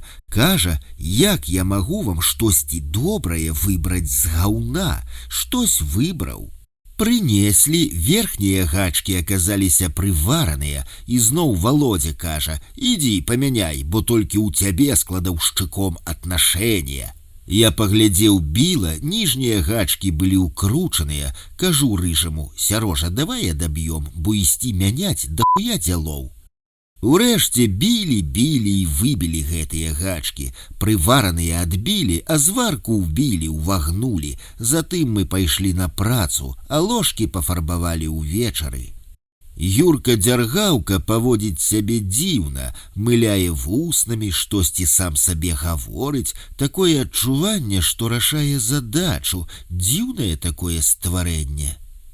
Учора ўжо выйшлі на вуліцу з цэха і, як заўсёды, тусуемся каля ўвахода. Побач брыгады шыхтуюцца і ідуць на прахадную. У небе міргаюць зоркі. Юрка Брэсцкі і Гена глядзяць на іх і вызначаюць, што гэта, зоркі ці самалёт які. Зоркі, па-беларуску пацвярджаю я. Пачуўшы гэтае слова, Гена зацягвае ціхенька «Зорка Венера». Мы смяёмся. Я ему распавядаю, што ў нас у музеі гэта была абавязковай застольнай песняю. А потым кажу яму, во каб мы, Гена, з табой заяўку ў клуб падалі ды праспявалі яе дуэтам, наш Мішка цыган і блізка не стаяў бы. Першае месца было б нашым, згодна ківае Гена, і зноў весела смяёмся. Часу на 11:45 ночы, холадна і суха. Папярэдня наш пакой быў выфарбаваны ў металічны шэры колер, і белыя і жоўтыя палоскі яго не ратавалі. Чысты сейф. Рамонт рабілі ўзімку, снег ляжаў, зараз будзе фісташкавым. Столь была блакітнай, а стала светла-жоўтай. Уладзіслаў Сыракомля, перакладаючы шаўчэнкаўскага кабзара, не пераклаў ягоную паэму «Гайдамакі», бо, як ён сказаў у прадмове, Тарас Шаўчэнка пісаў яе, макаючы пэндзалю кроў. Ты не хочаш міру на зямлі? Нашто мне гэты мір? Няхай ваююць. Армянін штосьці гаворыць, Саныч каментуе. Ты нейкі геній мыслі, потым дадае і мыслей, і суслей. 7 кастрычніка Бэтман прыбірае, завуць яго Віцем, да яго звяртаюцца Віцёк, што з пізды ўцёк. 9 кастрычніка заўтра вызначаць 2 лаўрэатаў і Еўрапарламент і Осла. Шансаў у мяне вельмі мала, калі і зусім няма, так што праехалі. 12 кастрычніка скончылася эпапея з намінацыямі. Осла, як часта ў апошнія часы, дае прэміі невядома каму, а парламент даў прэміі Малале, што справядліва. Незразумелая ад самага пачатку ў яе справе і жыцці пазіцыя BBC, якія фактычна падставілі дзіця, якое яны мелі маральнае права. Яна аказалася закладніцай грамадскіх і палітычных дактрын. Усё нічога, бо ўсе мы таксама знаходзімся ў гэтым самым становішчы, каб ёй не было так мала гадоў. Я, як адзін з намінантаў, мушу маўчаць пра гэты маральны аспект. 13 кастрычніка рамонт скончыўся, заклеілі сёння вокны і стала моцна цёпла. На вуліцы суха і таксама цёпла, як для кастрычніка. Сёння нядзеля, я перабраў торбу з кнігамі, 6 штук ляжыць для чытання і яшчэ 4 для пісання, плюс паперы па Мікулічу, планы такія. Першае Дамброўскі, другое галандцы, паштоўкі, трэцяе Мікуліч, чацвертае Зніч, пятае Чэхаў, палата нумар 6, шостае Талстой у васкрасенне. У выніку быў напісаны цыкл эсэ «Лісты надзеі» па паштоўках галандскага Amnesty International, надрукаваны ў кнізе «Лісты салідарнасці». Было распачатае і няскончанае эсэ пра беларускага пісьменніка, вязня сталінскіх лагераў родам з Бабруйска Барыса Мікуліча. Зрабіць бы гэта ўсё да калядаў, але наўрад ці. Зараз пішу нататкі па кніжцы Ліліяны Лунгіной. Эсэ, навеянае жыццём Ліліяны Лунгіной, надрукаванае ў кнізе «Халоднае крыло радзімы».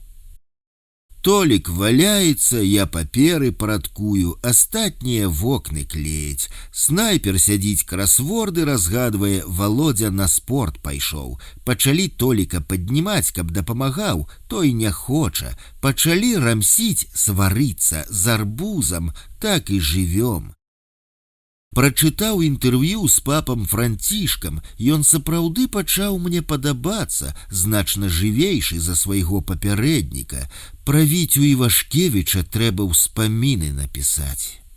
Віктор Івашкевіч, мой даўні сябра з другой паловы 80-х гадоў, выдатны беларускі грамадскі і палітычны дзеяч, журналіст, палітычны зняволены, адзін з лідараў беларускага нацыянальна-дэмакратычнага руху з 80-х гадоў. Памёр 3 кастрычніка 2013 году.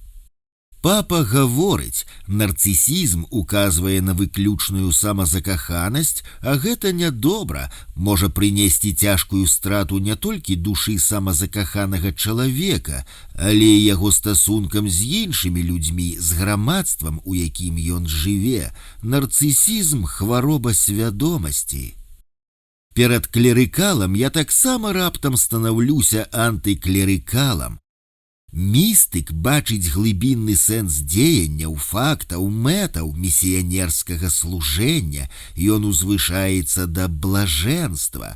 Гэтыя кароткія моманты напаўняюць усё ягонае жыццё. Другі Ватыканскі сабор вырашыў, што царква павінна глядзець у будучыню, павінна прасякнуцца духам сучаснасці, стаць адчыненай для сучаснай культуры. А я веру ў Бога, не ў каталіцкага Бога, бо не існуе каталіцкага Бога, а ёсць Бог. Інтэрв'ю газеце «Рэпубліка», Італія. 15 кастрычніка. Учора былі званкі. Наталля вярнулася з Італіі, дзе была з турам Эмнісці разам з Хэзай. Хэза МакГіл, супрацоўніца лонданскага офіса Amnesty International. Стамілася, вось так, дзякуючы маёй пасадцы, яна хоць свет пабачыць, хаця мала прыемна ездзіць і распавядаць пра тое, што твой муж сядзіць у турме. Я перапісваю начыста эсэ пра баскаў. Ідзе павольна, бо штосьці прыбіраю, мяняю, дадаю. Лука выступаў перад расійскімі журналістамі, даў вялізнае інтэрв'ю, хваліцца, што ўмацаваў незалежнасць Беларусі, і ані слова пра нас. Ціха ў атрадзе зранку, частка працуе, частка пайшла на 101-ю, і Борыч на нейкія курсы пайшоў, кабінет апячатаны. Пайду пахаджу. 16 кастрычніка учора выклікаў Ігаравіч, Трутко Юрый Ігаравіч, намеснік начальніка па рэжымна-аператыўнай працы калоніі. Цікавіўся, ці пішу я пра зону і ці не збіраюся я пісаць прашэнне пра памілаванне, што за прэміі мне даюць і якія ўвогуле ў мяне праблемы. На што я адказаў, што пра зону нічога не пішу, што прэмія – гэта найперш палітычны пасыл і што пісаць прашэнне я не збіраюся, бо не вінаваты і ніякіх пытанняў у мяне няма. Коля кажа арбузу: «Вось ты яшчэ такі вясёлы і шчаслівы, бо мала сядзіш, а вось пасядзіш гады 3, будзеш ісці па прадоле, а там нешта раптам раз і пабяжыць пад нагамі, дах крыху паедзе».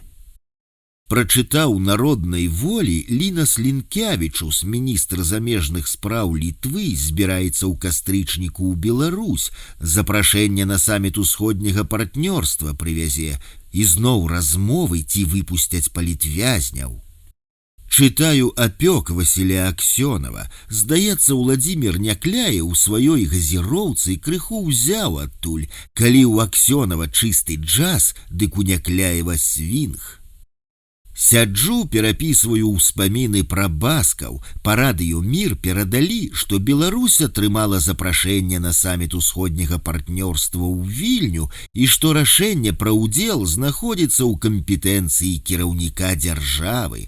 Вось жа сапраўды пан Бог уклаў мой зямны лёс, прынамсі 4,5 гады, адмераныя мне, у рукі Лукі. Парадокс. 17 кастрычніка у прыбіральні зранку брудна, схадзілі на сняданак, заходзіць у прыбіральню нос. Ды ну нахуй, сука, такое адчуванне, што ў нас касяка няма. Учора лаўкі не было, перанеслі на сёння. Учора я не хадзіў, а сёння схаджу, можа зефір будзе ці лёдаў куплю. Андрэй, брыгадзір, учора хадзіў на доўгае спатканне, пабыў зранку да абеду і вярнуўся. Жонка, мабыць, не прыехала, а з бацькамі на ноч не застаўся. Прыйшоў і пайшоў адразу ў ноч на працу. Ваван яго асуджае, што запрацоўваецца без мэты. Я ж бачу, што мэта ў яго ёсць. 20 кастрычніка вось урэшце скончыў перапісваць эсэ пра баскаў. Калі размаўляў з Барысавічам, падкрэслена гаварыўся, што ні з кім кантактаў не падтрымліваю. А ён: «А чаму так?» Я адказаў двухсэнсоўна, пасміхаючыся. Так склалася, як быццам бы ён сам да гэтага не прыклаў руку. Сёння нядзеля, сапраўды нічога амаль не рабіў. Вось пра баскаў дапісаў, каляровую бялізну паперыў і ўсё, спаў пасля абеду 2 гадзіны. Чаго зараз пасля 10-го чакаць? Праз месяц аб'явіць таракан, ці будзем сядзець далей, ці выйдзем. Багата гаварыў пра незалежнасць, аж дзіўна, і ў той жа час сказаў: «Паслухай еўрапейцаў і рабі наадварот». Амаль месяц быў выбіты са сваіх штодзённых заняткаў фізкультураю, урэшце вярнуўся. Сёння на турніку падкачваў прэс, учора адціскаўся на брусах і зноў рэгулярна хаджу. Пачытаў тыя раздрукоўкі, што Ірына даслала. Ірына Пракопчык рэгулярна дасылала ў лістах раздрукоўкі з інтэрнэту, якія тычыліся міжнародных і беларускіх навінаў. Цікавай была сустрэча Сашы Валіка і Джибладзе ў Галандыі. Праваабаронцы Стефанович, Кулаева, Джибладзе, Захарова і Літвіна 11-13 верасня 2013 года ў Галандыі сустракаліся з чыноўнікамі МЗС і дэпутатамі парламента Галандыі па пытаннях парушэння правоў чалавека ў Беларусі. 12 верасня адбыліся слуханні ў галандскім парламенце «Беларусь, бізнес і правы чалавека». Можа, таму і рамонт у нас такі атрымаўся. Паставілі гардэроб, звараны са шконак і засланы дошчачкамі. Зусім усё цывільна атрымалася, лепей за бальніцу, хаця ўсе ўсё роўна параўноўваюць з бальнічнай палатаю. Пальцы трэскаюцца каля пазногцяў ад холаду, мабыць, хоць кажуць, што вітамінаў не хапае. Учора Борыч залез у торбы, знайшоў неадпаведнасць, 5 пачкаў вафляў, а не 4, як было запісана, і гэтак далей. Пайшоў, адксерыў спісы, мабыць, заўтра будуць разборкі. Учора я сеў і ўсё перабраў да каліва, усё перапісаў.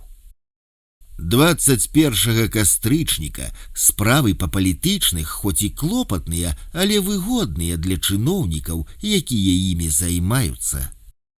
22 кастрычніка праверка Кешара ў минулую суботу проста так не скончылася. Борыч склаў акт на мяне. Зранку я напісаў тлумачальную, а з абеду мы зняліся. Я і яшчэ брыгадзір Кулікоў і засталіся ў атрадзе. Чакаем.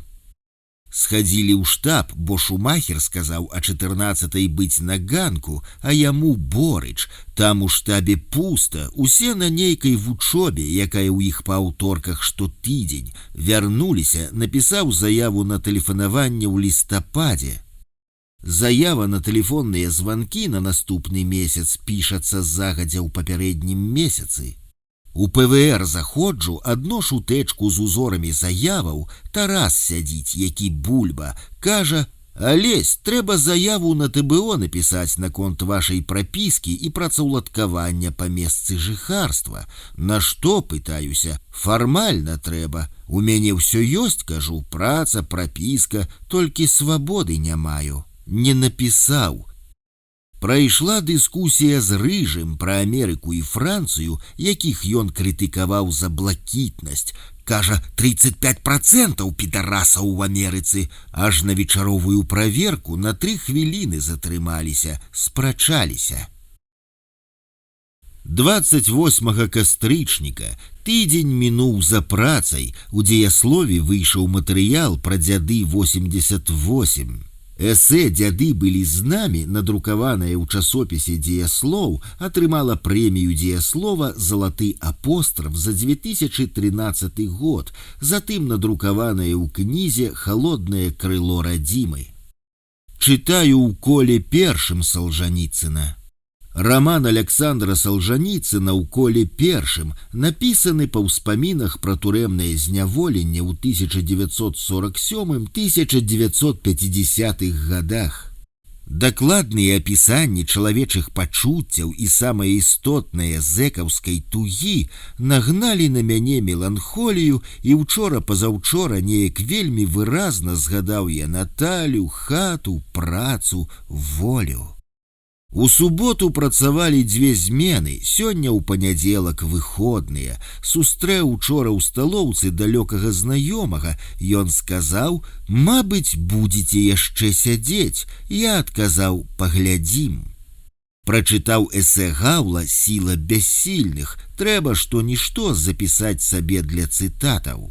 Знакамітае эсэ Вацлава Гаўла «Сіла бяссільных» ёсць у кнізе «Жыццё ў праўдзе». Сёння яшчэ лаўка, дні стаяць цёплыя, але дажджы, усё лепей за ранні снег. Стаім на праверцы, нас палічылі, нудзімся. Смяёмся, я распавядаю пра маторыку пальцаў на упакоўцы рукавіцаў, пра сваю абрэзку, а мішку нагадваю пра ягоныя фрывольныя фігуры і камбінацыі, якія ён учора складаў. 31 кастрычніка. Можна разганяцца па-рознаму, гэта нездаровая хуйня. На пачатку тыдня Стаса, худога і размаляванага, прамочаную галаву, які не вылазіў з промкі, паклалі ў бальніцу, тубік, паслалі на флюшку флюараграфію, усю секцыю. Учора Костю паклалі ў нашую бальнічку з падозраннем, а ён сядзеў за нашым сталом у сталоўцы месяцы з 2. Абеды і сняданкі часта прапускаў, апетыту не было, і абэндажу Эдзіку кажу: «Мой у цябе тубік, бо ты худы нейкі». Смяецца, парода такая. Учора прыязджала Наталья адвакатка, сказала, што хазяйку і намесніка ўключылі ў санкцыйны спіс, і калі яна была ў яго, то журналісты якраз яму назвоньвалі. Мабыць, гэта адаб'ецца неяк і на маім становішчы. Начальник бабруйской колонии Александр Какунин и наместник начальника по режимно-оперативной працы колонии Юрий Трудко у кастрычніку 2013 года были уключены ў спіс беларускіх грамадзянаў, у адносінах да якіх дзейнічалі санкцыі Еўрапейскага Саюза. Верагодна, гэта адбылося ў выніку неабгрунтаванага адміністрацыйнага ціску, які аказваўся на мяне ў калоніі. Учора тэлефанаваў Наталі, казала, што ў радзе працу яе затрымалі з заўвагамі. Кандыдацкая праца маёй жонкі Наталлі Пінчук, ювелірныя ўпрыгожанні касцюма 9-13 стагоддзяў, фактары фарміравання і стылістычныя асаблівасці мастацкай традыцыі на тэрыторыі Беларусі аднагалосна абароненая ў Цэнтры даследаванняў беларускай культуры, мовы і літаратуры Акадэміі навук Беларусі. Гэтае рашэнне ў канцы 2013 года было адмененае прэзідыумам вышэйшай атэстацыйнай камісіі. Вакс паслаўся на адмоўнае заключэнне свайго экспертнага савета па мастацтвазнаўстве і культуралогіі. Пэўна, што гэтая адмена абароны кандыдацкай дысертацыі мела палітычны характар. Кажа, што заўвагі смешныя, выглядае, што будуць рэзаць. Ах, як непрыгожа! Гэта адплата, помста і за мяне, і за яе актыўнасць. Яна сказала, я спакойная, бо зараз у мяне іншыя інтарэсы і зацікаўленні. Мне гэтага шкада. Паразмаўляў на гэты конт з Натальяй адвакаткаю, таксама пра прэмію Гаўла, якія задаволены і крыху заклапочаны.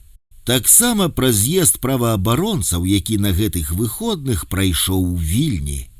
30 верасня 2013 года парламенская ассамблея Рады Европы сумесна з бібліятэкай Вацлава Гаўла і фондам Хартыя 77 у Страсбургу абвясціла мяне першым лаўрэатам прэміі імя Вацлава Гаўла за правы чалавека. 26-27 кастрычніка 2013 года ў Вільні прайшоў трэці беларускі праваабарончы форум.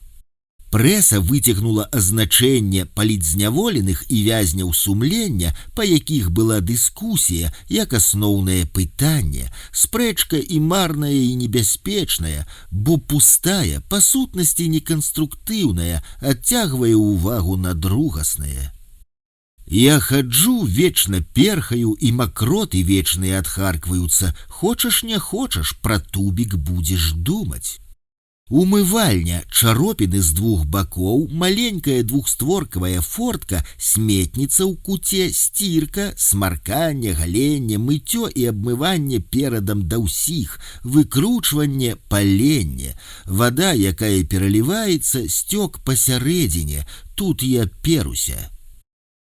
Прыбіральня, 3 пісуары, першы левы толчок для касяка, але не запарафінены, можна хадзіць усім. Далей 3 паспалітыя і апошні, 5, адгароджаны рудой прасціною шторкаю. Першая чаропіна ў прыбіральні для зняволеных нізкага статусу і таксама для ўсіх іншых зняволеных. Апошняя, 5 чаропіна, занавешаная зняволенымі прасціной для легальнага занятку ананізмам. У вакно раней касякі смецця ў баку падавалі, зараз выносяць. Карціна трагікамічная, калі зэк адкрыта ў позе арла сядзіць на толчку. Трагічная, бо прыніжае чалавечую годнасць. Камічная, бо смешная. 1 лістапада. Праверка зранку. Борыч прайшоўся па секцыях і вяшчае з ганка. Фескі, каб не ляжалі, записывайте ў вопісы галаўныя ўборы, а не фескі. Феска – летняя кепка з козырком, як частка адзення зняволенага. З тумбачак прыбярыце абразкі, кнігі, газеты, каб тумбачкі чыстыя былі. Вакол ідзе нейкі двіж, хтосьці перакідаецца ў іншую брыгаду, нехта прыходзіць, пераведзены з іншай брыгады, усё вакол варушыцца і зноў прашарсцілі багата каго. Зразумела чаму, але пакуль усё гэта не кранае мяне.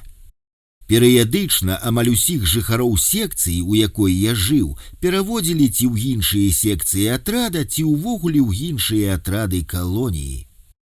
2 лістапада стаяць цудоўныя, сонечныя, ясныя, свежыя дні. Пагодная восень радуе душу. Вось у народнай волі сёння прачытаў інфу, што спіс неўязных у ЕС зменшылі на 13 асобаў, а 3 дадалі, і сярод іх начальнік і намеснік начальніка калоніі. Вось таму ціхі двіж апошнія дні і стаяў вакол. Як яно далей будзе развівацца, пабачым. Сёння зранку сілаў не было, другая змена ўсё ж стамляе, таму газеты пачытаў і гадзіну паспаў, а яшчэ гадзіну пахадзіў. У дзеяслове з'явіўся мой тэкст пра дзяды, атрымалася, здаецца, ёмка. 3 лістапада, сёння нядзеля, перуся, побач сазон анучы выпалосквае, нашую секцыю прыбірае, і Аляксандзір прыйшоў, іхні дыялог. Аляксандзір кажа: Дарвін сцвярджае, праца зрабіла з малпы чалавека. Ого-го, адгукаецца Сазон. А зэкі удасканалілі гэты закон, працягвае Аляксандр. Вялікая праца зрабіла з чалавека каня. Смяецца, намякае на Сазона. Той рэагуе: не, збярыцеся з гэтым Дарвіным, сядьце і правядзіце навуковую спрэчку. Не. Стаім на вечаровай праверцы, Панкрат кажа: вось працаваў у Гомелі на хуткай шафёрам, ездзілі ў дзіцячую бальніцу на Валатаву, і нашто іх невылечна хворых прымаюць, толькі мучаюцца, пазабівалі б, дык лягчэй было б. Я не магу утрымацца. Фашысты таксама з псіхічна хворых пачыналі, а потым яўрэі, цыгане, беларусы, так нельга. Ён пагаджаецца, пачынае неяк каментаваць маю думку. Побач Мікола стаіць, маўчыць. Я схамянуўся, штосьці я разбалбатаўся і адвярнуўся. Усе, хто слухаў, паціху смяюцца. Панкрат дадае: а то будзе табе і Латвія, і Літва. Намякае на закіды аператыўніка да Міколы, якога хтось заклаў, што я, як быццам бы яму штосьці распавядаў пра Латвію і пра Літву. Лухта поўная, пакуль сітуацыя не развіваецца, але далей пабачым. 5 лістапада Борыч пайшоў на начштаба, будзе новы начальнік атрада, які зараз стажорам у 7-м атрадзе. Пытаюцца, як ён. Адказ, кажуць, дурны як сабака. Барысавіч у параўнанні з ім адпачывае. На працы невялікія перамяшчэнні. То Алексеў бліжэй да сейфа, а на ягоную машынку бліжэй да мяне Руслан Марышаў. Першы дзень як выйшаў. 8 лістапада. Зранку хадзіў на працу, выварочваў рукавіцы за 2 швейшчыкамі. Перад абедам усе зняліся разам з загатоўкай і пайшлі на званкі. Паразмаўляў з Наталяй, яна зрабіла адказы на закіды па кандыдацкай. Затым у атрад пераабуў чаравікі на паложаныя, бо хаджу зараз у промачных з тупымі насамі. Прыйшлі ў штаб, чарга на камісію. У мяне тэрмін замены меры стрымання. Заходзім па чарзе ў агітпакой, сядзіць хазяйка, зам. Зачыталі злосны парушальнік. Хазяйка сурова спытаўся: вапросы есть? Няма. Усё, выйшаў, яшчэ распісаўся за неадпаведнасць. Затым, дзякуючы камісіі, я паспеў патрапіць у лазню, а вось там скралі ў мяне ручнік, мабыць, выпадкова, зараз на вячэру ісці. У першыя дні ў атрадзе, памятаю, іду па прадоле, насустрач Борыч. Чаго вы такі шчаслівы, пытаецца. Ды не, адказаў я такі, як заўсёды. І так і думаў, а зараз мяркую, штосьці ўсё ж такі было на маім твары такое неўсвядомлена шчаслівае адлюстраванне. Патрапіў туды, куды і марыў. 9 лістапада. Выварочваў сёння нашытыя і заўчора і за сёння рукавіцы за 2,5 швейшчыкамі і стаміўся. На вячэрняй праверцы нават задрамаў стоячы, і штосьці кароткае мне снілася, а ўвечары для разгрузкі глядзеў разам з усімі серыял пра маладых хакеістаў. Серыял «Маладзёжка». Там по сюжету другі трэнер падкінуў тэлефон і гадзіннік у торбу нелюбімаму хлопцу-хакеісту. Серыя на тым скончылася, што іх знайшлі. Выходзім, Мікола скептычна так: брахня, каб гадзіннік, які свіснуў, у торбе 2 дні цягаў. Мяняць! З веданнем справы, так сказаў адзін з пажарнікаў, які ў канцы гэтага месяца выходзіць на волю. Пажарнікі – вядомая арганізаваная злачынная групоўка, дзейнічалі ў асноўным на тэрыторыі Гомеля і Гомельскай вобласці. 10 лістапада. Заўсёдныя крошкі хлеба ў кішэні. Маці В. напісала, што кніжкай пра талаку Сергей Дубавец справакаваў шэраг смерцяў талакоўцаў. Што так гавораць? Сапраўды так атрымалася, што вось 5 памерлі за 2 гады. А мне падаецца, ўсё ж іншая прычына. Гэтая актыўнасць, група рызыкі ва ўсіх адносінах. Вось так і супала. 13 лістапада новы начальнік пакуль ганяе тых, хто любіць паспаць, я яшчэ не трапляўся. Прагнозы на саміт усходняга партнёрства ўсё больш стрыманыя, перазагрузкі, відаць, не адбудзецца, у звязку з гэтым і нашыя шансы выйсці датэрмінова змяншаюцца. Зазіраю сабе ў душу і асаблівай трэмы там не адчуваю. Сапраўды, мабыць, калі палова тэрміну пераадолена, дык другую ўжо як-небудзь агораю.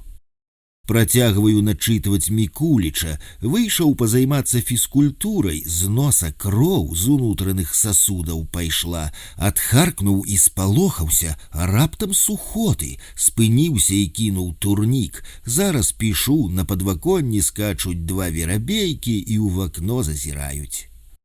Вось па радыё абвясцілі, прэзідэнцкія выбары адбудуцца ў лістападзе 2015 года, а праз 2 месяцы мой званок. Адсядзець то я адсяджу, але вось што будзе навокал, калі выйду праз 4,5 гады.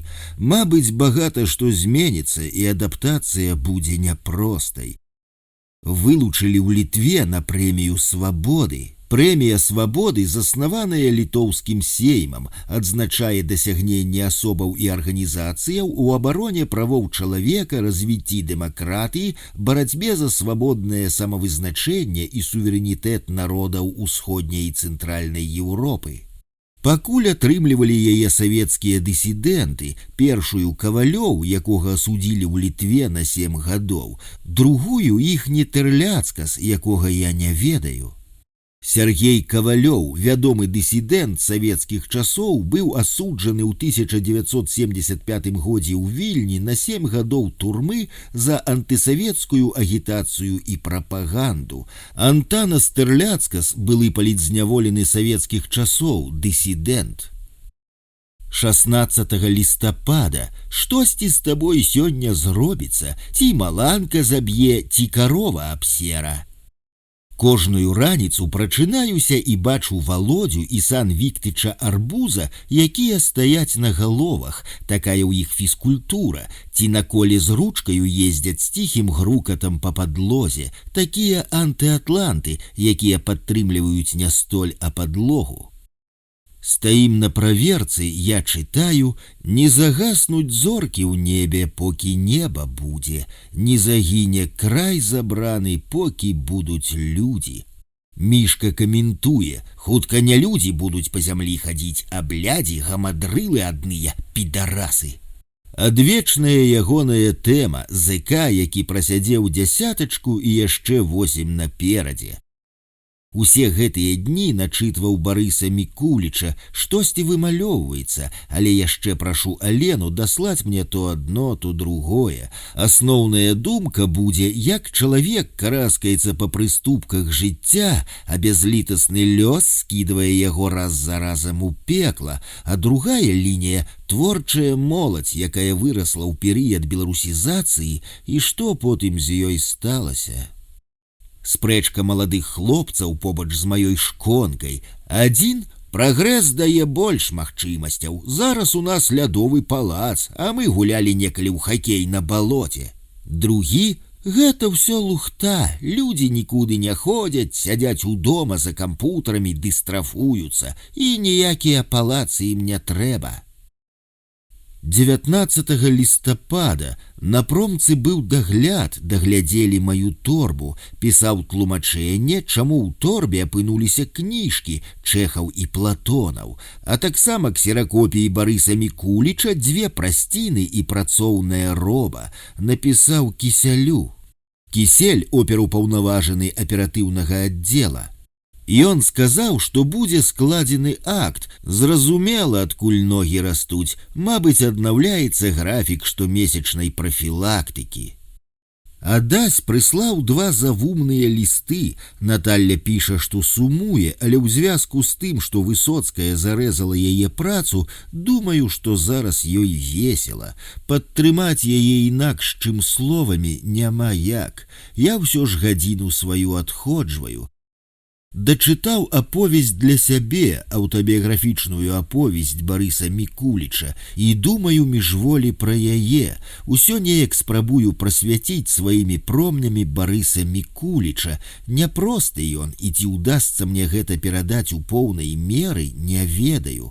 Але буду імкнуцца зараз ужо, калі мне гэта дадуць зрабіць. Неяк дзіўным чынам ягоная гісторыя паўтараецца ўва мне, а як гэта паказаць? Мабыць, перадачку забяруць ці спатканне.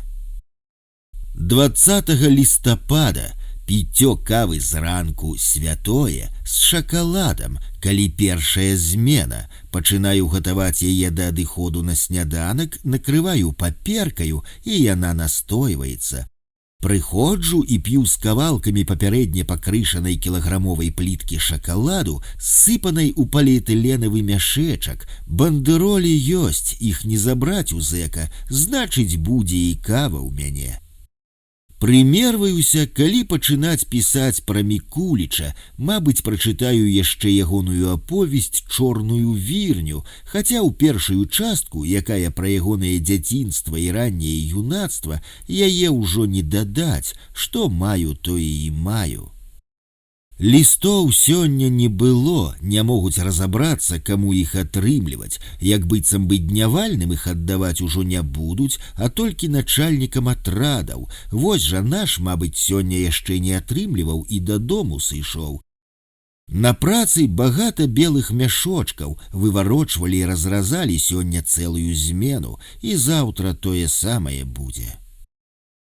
21 лістапада, зараз падчас сняданку і пасля яго думаў, якое гэта глупства і дзікасць караць чалавека, мяне, за знойдзеных Чэхава, Платонава, Мікуліча і дзеяслоў. 21 стагоддзе. Яны хочуць, каб я, чалавек глыбока гуманітарны, які жыве заўсёды са словам перад вачыма, стаў тупым скатом.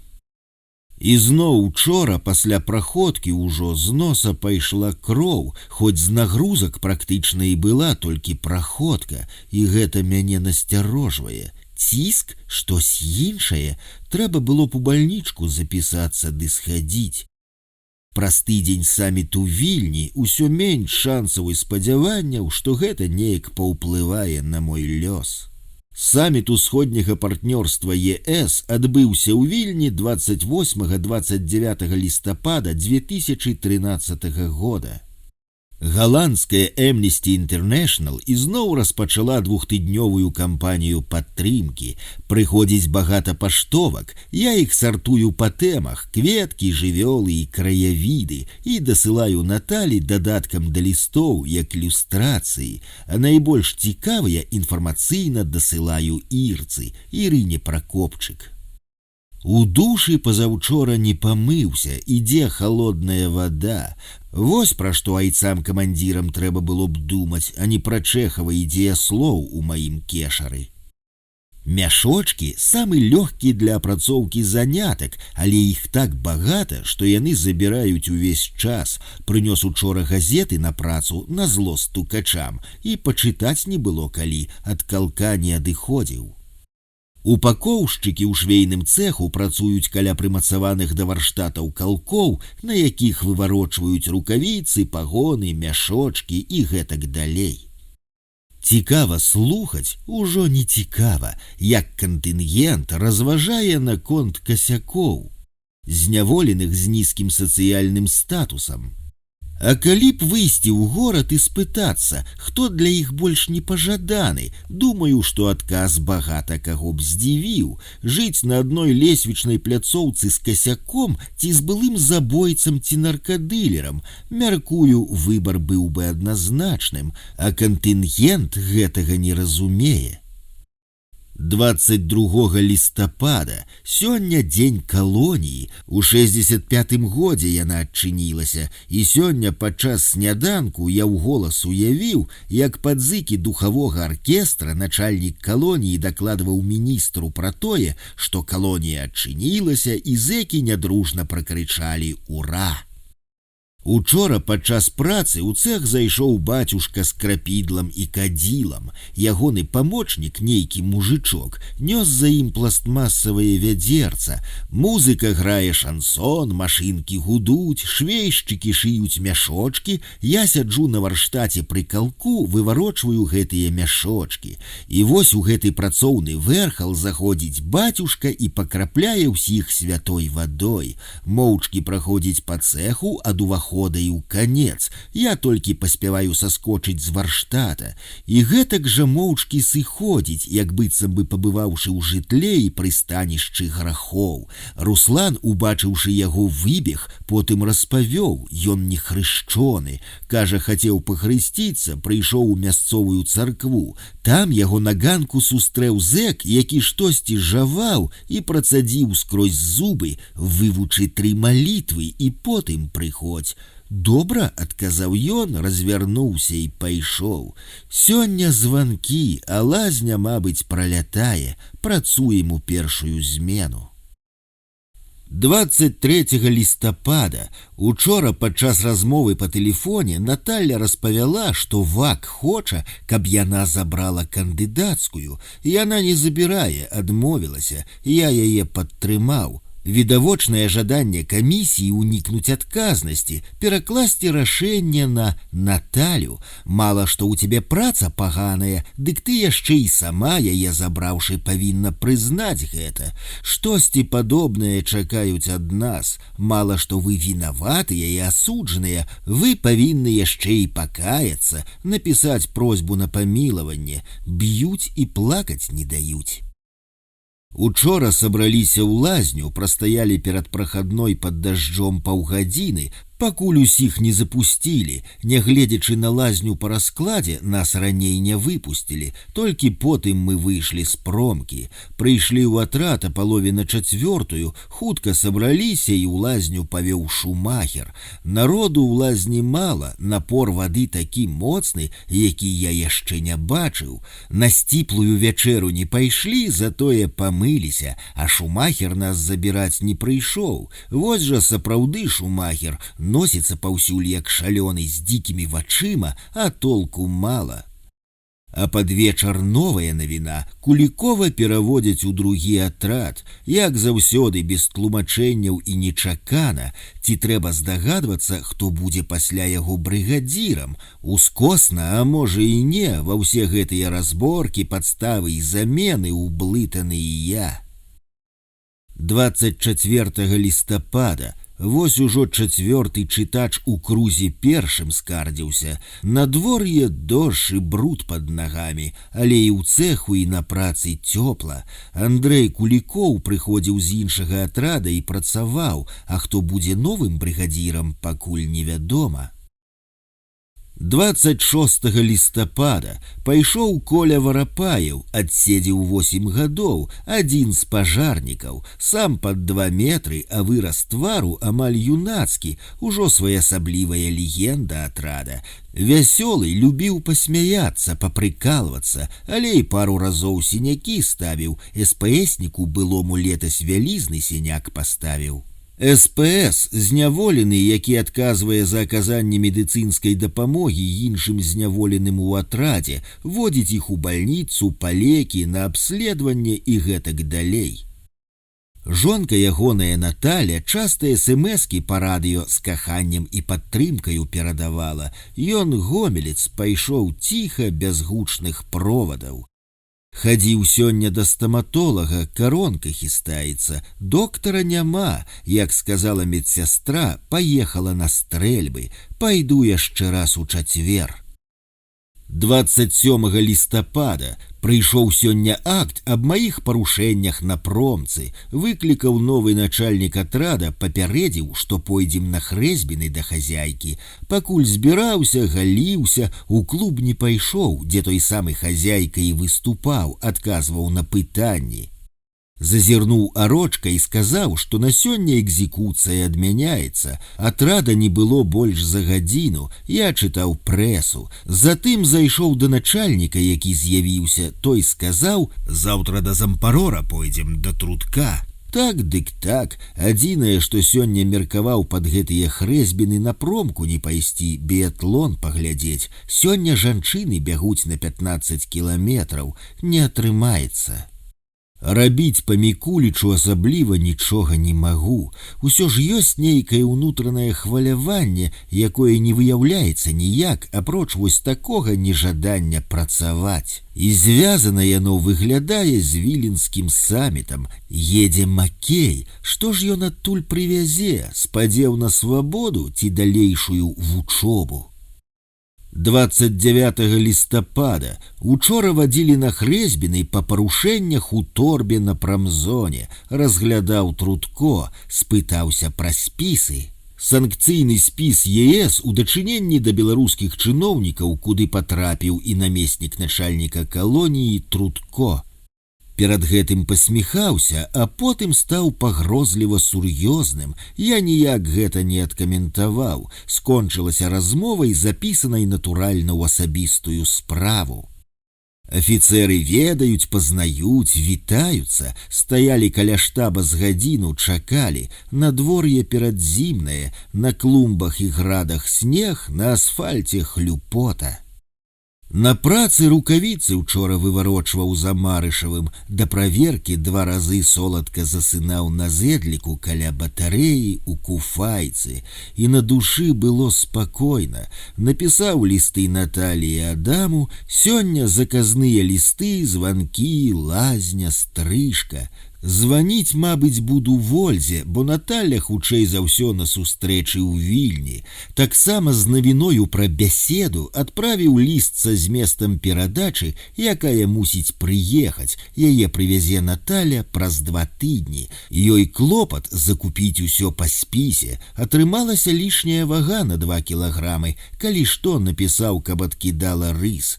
Кашы можна і тут у лаўцы ў выпадку неабходнасці купіць, а ў мяне яшчэ 2 кілаграмы грэчкі ёсць. Мёд, мяса, сухафрукты, гарэхі, кава – вось што патрэбна, і шакалад, натуральна, для шчаслівага настрою. 8 снежня учора пайшоў па званку Жэня Сазонаў, адсядзеў 14 гадоў, сеў 18, зараз 32. Трэсла яго апошні тыдзень, бо выходзіў незнаёмы для яго свет. Адрэзаў галаву ў Гомелі нейкаму крыўдзіцелю маці, а маці алкагаліца, бабка яго чакае. Я ў панядзелак і чацвер лячыў зубы. Каронку, якая не трымалася, ўжо паставілі на цэмент. Працы ўвесь тыдзень не было. Пісаў лісты і ўрэшце пачаў пісаць пра Барыса Мікуліча. Учора тэлефанаваў Наталі, паштоўка з раскладам званкоў, якую дасылаў тыдзень таму, яшчэ да яе не дайшла. І спіс на перадачу таксама, і іншыя лісты. Што за хрень? У сераду павязе перадачу, я сказаў, калі што, каб кіравалася старым спісам, там на 3/4 аднолькавыя.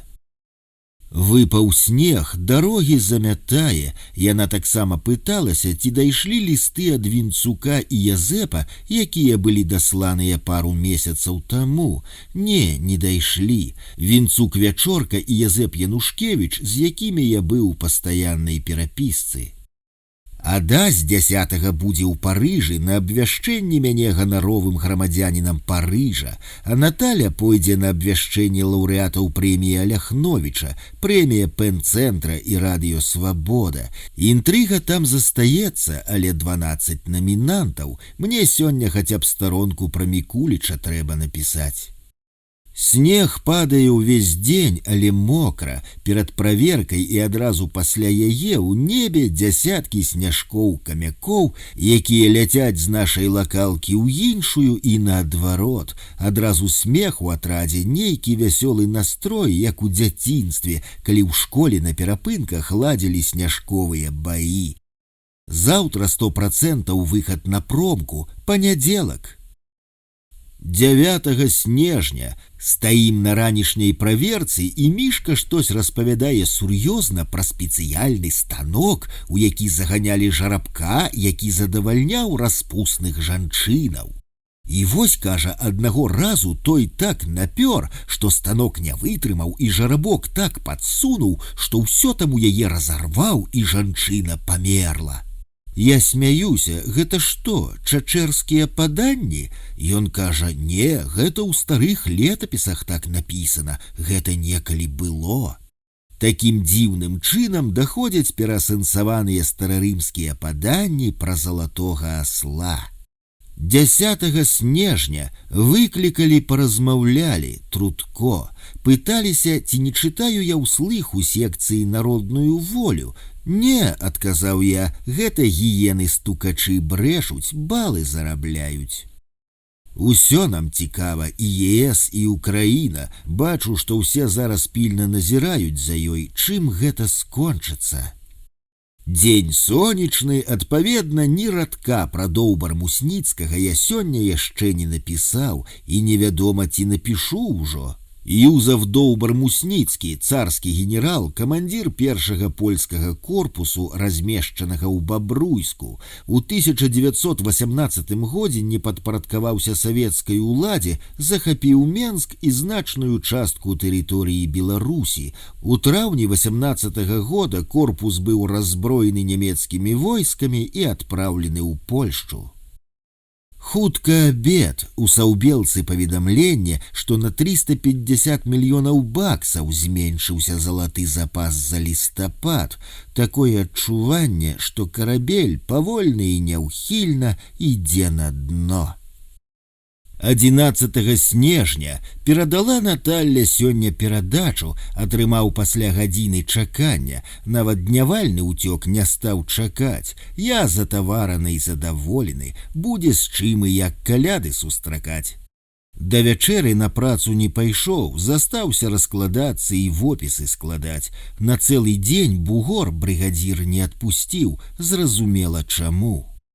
На вечаровай праверцы стаяла нашая частка, 14-й атрад. Смяяліся, гучна размаўлялі. Заўважыў Трутко, прыйшоў, змусіў усіх распрануцца і адстрэліў тых, хто без кліфтоў быў. Сказаў на развітанне, заўтра ў штабе сустрэнемся. Бывайце, калядныя пасылкі, рэзюмаваў Вася. 12 снежня згадваю анекдот пра Украіну. Зранку па кіеўскім радыё дыктар урачыста абвяшчае: «Вставай, Украіно, москаль вже годину не спить». Вось і паўстала Украіна, выходзяць на плошчу па паўмільёна. Гэта цяжка ўявіць, і бачыў я столькі людзей толькі ў 2005 годзе ў Кіеве. 16 снежня зараз хадзілі тэлефанаваць, я на працу не пайшоў, пайду ў бальнічку планавы агляд праходзіць, а то даўно не быў.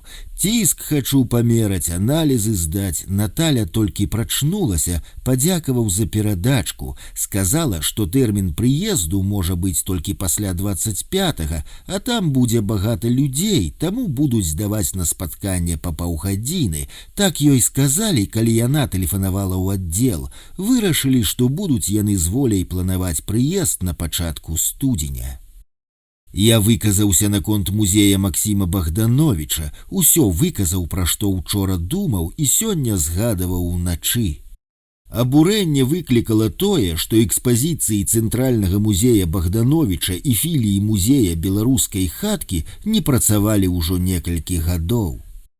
У суботу пайшоў сусед па шконцы Толік Барун, як я яго называў, буркатун ці Толік драўляны. Адсядзеў 3,5, а было 5,5, сеў непаўналетнім за тое, што руку патрымаў, як ён распавядаў, быў асуджаны за згвалтаванне. А як яно там было? Ён ноч перад гэтым не спаў, перадачка не прыйшла, усё ў яго не клеілася. Далі яму цыгарэты, каву і шакалад, апошні я так і правёўся.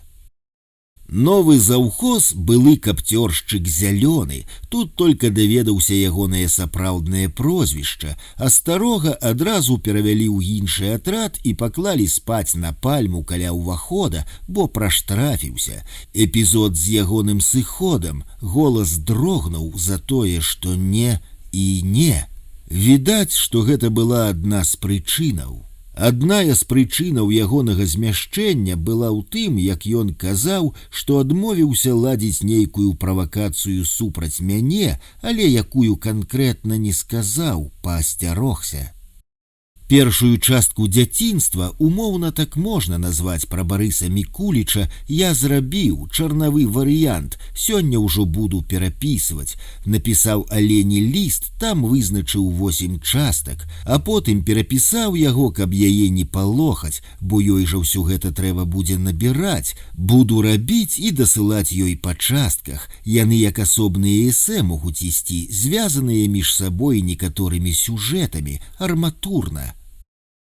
Наталя сказала, што Адась вярнуўся з Парыжа, дзе мусіў атрымаць і дыплом, і медаль ганаровага грамадзяніна, а Саша пісала, што збіраецца павадзіць яго па горадзе. Некалькі дзён ён там прабыў упершыню, гэта заўсёды цікава. І я свой першы прыезд у Парыж з Інай Кулей памятаю, як пілі белае віно на Манпарнасе, а я закусваў слімакамі. Іна Кулей, грамадская дзяячка, старшыня камітэта абароны рэпрэсаваных «Салідарнасць». З лістамі зараз зацягваю, але што паробіш, Мікуліч займае мае думкі і час. 22 снежня тыдзень мінуў тускла, праца, схадзіў у бальнічку, ціск трохі павышаны, далі пігулкі ад ціску і ад алергіі. Яны сонныя да ўсяго, таму зранку ўстаю як п'яны і раскумарваюся толькі ў абед, прастыў. Зранку сёння і глотку папырскаў, і аспірынку з'еў, на вуліцы патоп. Днём абяцаюць да +4. Буду перапісваць першую частку Барыса Мікуліча. Пранне адмяняецца, мачыцца не хачу. Хадаркоўскі прашэнне на памілванне напісаў, а сядзець яму заставалася 9 месяцаў. Пакуль не зразумела, чаму. Михаил Ходорковский, расійскі грамадскі дзеяч, палітычны вязень. 23 снежня, хворы, прастуда, прасіў у цёзкі СПСніка, каб запісаў да доктара. Сёння яны пайшлі, я следам. Даганяю, а ў яго здзіўленыя вочы. А ты чаго? А ты што, мяне не запісаў? Не. Так і скончыўся мой паход, вярнуўся, перапісваю Мікуліча, заўтра павінен скончыць. Будзе каля 25 старонак, першая частка, таму і почерк зараз такі, пішу як кура лапай. 25 снежня раненька о 5 зазваніў Володя ў будзік. Ён ва ўмывальніку ў гэты час абліваўся халоднай вадой. Мы з другой змены ляглі пасля 23, ніхто не ўстае. Я ўстаў, выключыў яго, так раннім званком пачалося Божае нараджэнне. Выходзім снедаць, асфальт блішчыць ад буйных крышталёў шэрані, увесь зяе і пераліваецца, як засыпаны каштоўнымі камянямі, святочнасць. Учора атрымаў 2 лісты з аплаткамі, зранку паламаў і ў думках найперш падзяліўся з Адамам і Наталяй, потым з іншымі сябрамі-католікамі. Сёння планую сядзець увесь дзень і займацца віншаваннямі. Мне ўжо даслалі пару дзясяткаў, на якія трэба адказаць, плюс напісаць сваім сябрам, родным. І так зараз будзе штодзень, тыдні 3-4, па 10-15 віншаванняў у дзень. Учора выварочваў рукавіцы за Таранавым, шые няспешна, даволі якасна, але каляровая укладка ўсярэдзіну часта нефарматная, знешняя столка не прыхопліваецца і укладка тырчыць, тады ён падшывае, я яшчэ і чытаць крыху паспяваю. 28 снежня адказваю на віншаванні і сам віншую як знаёмых, сяброў, так і незнаёмых людзей, якія пішуць мне, штодзень 10-15. Гэта зараз асноўны занятак. Першую частку пра Мікуліча зрабіў, атрымалася 26 старонак. Напісанне сыходзіць увесь вольны час. Лука з'ездзіў да Пуціна і атрымаў $2 мільярды крэдыту. Філарэт пайшоў на пенсію, узяў прыклад з папы Бенедыкта, прыслалі з Масквы новага Філарэта, Паўла, як быццам сваіх няма, баяцца украінскага варыянту развіцця царкоўнага жыцця. Акцыю стоп-падатак аўтамабілісты зрабілі, аднавілі традыцыю двухгадовай даўніны. 29 снежня барацьба за вокны ў секцыі. Володя адчыняе, мы супольна зачыняем форткі, бо скразняк у хаце хоць ваўкоў ганяй. Час ад часу ўзнікаюць з гэтай нагоды спрэчкі. Зранку пайшоў штосьці вымываць, мацюк, но нахуй так рабіць. Што, пытаюся, вось гэта паказвае. Раззлаваў мяне, хоць я прыбраўся адтуль адразу, і таксама незадавальненне ад сябе, што расслабіўся і не адказаў адразу адпаведным чынам, а людзі ж яшчэ ва ўмывальні былі. Мне гэта даруюць, але я ўсё роўна раззлаваны. Пасля званкоў вяртаемся, вядзе начальнік Мікалай Сергеевич. Кажа, вось раней я пра вас толькі ў інтэрнэце чытаў. Жыццё такое рознае ў ім бывае, няпэўна адказаў я. Ён пагадзіўся. 31 снежня мае 2 касцюмы – гэта асобная гісторыя іх пашыву. Кожны раз за пашыў мне зэкаўскай робы швейшчыкаў каралі. Учора іду ўвечары ўжо зубы чысціць, начальнік заходзіць і на прадоле уважліва паглядае на мяне. Вяртаюся, Антон заўхоз падыходзіць. Трэба заяву на кароткае спатканне напісаць, бо начальнік сыходзіць у адпачынак і зранку заўтра апошняя магчымасць яе падпісаць. А ўзоры заяваў пад ключом на ПВР. Вось ноччу прачынаюся і думаю пра гэта, бо калі не падпішу, спаткання ў студзені не будзе.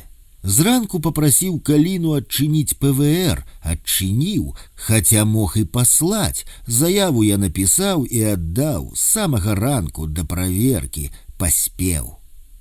Учора на працы рукавіцы выварочваю за Сінем і Русланам. Сіняга перасялілі на месца баруна побач са мной. Атрымаў ён перадачу і самы заняты чалавек. Усім патрэбны, усе яго шукаюць, а ён ад усіх выслізгвае. Яшчэ і незразумела, ці будзе зялёная на Новы год, ці адбой будзе ў 10. Кажуць, начальнік давядзе. І вось надыходзіць Новы год. Сітуацыя крыху дзіўная, бо ўсе тусуюцца і кучкуюцца, толькі я адзін ем і п'ю гарбату, ды яшчэ Патрык спаць рыхтуецца, бо ён егавіст, а сведкі Іговы Новы год не прызнаюць і не адзначаюць.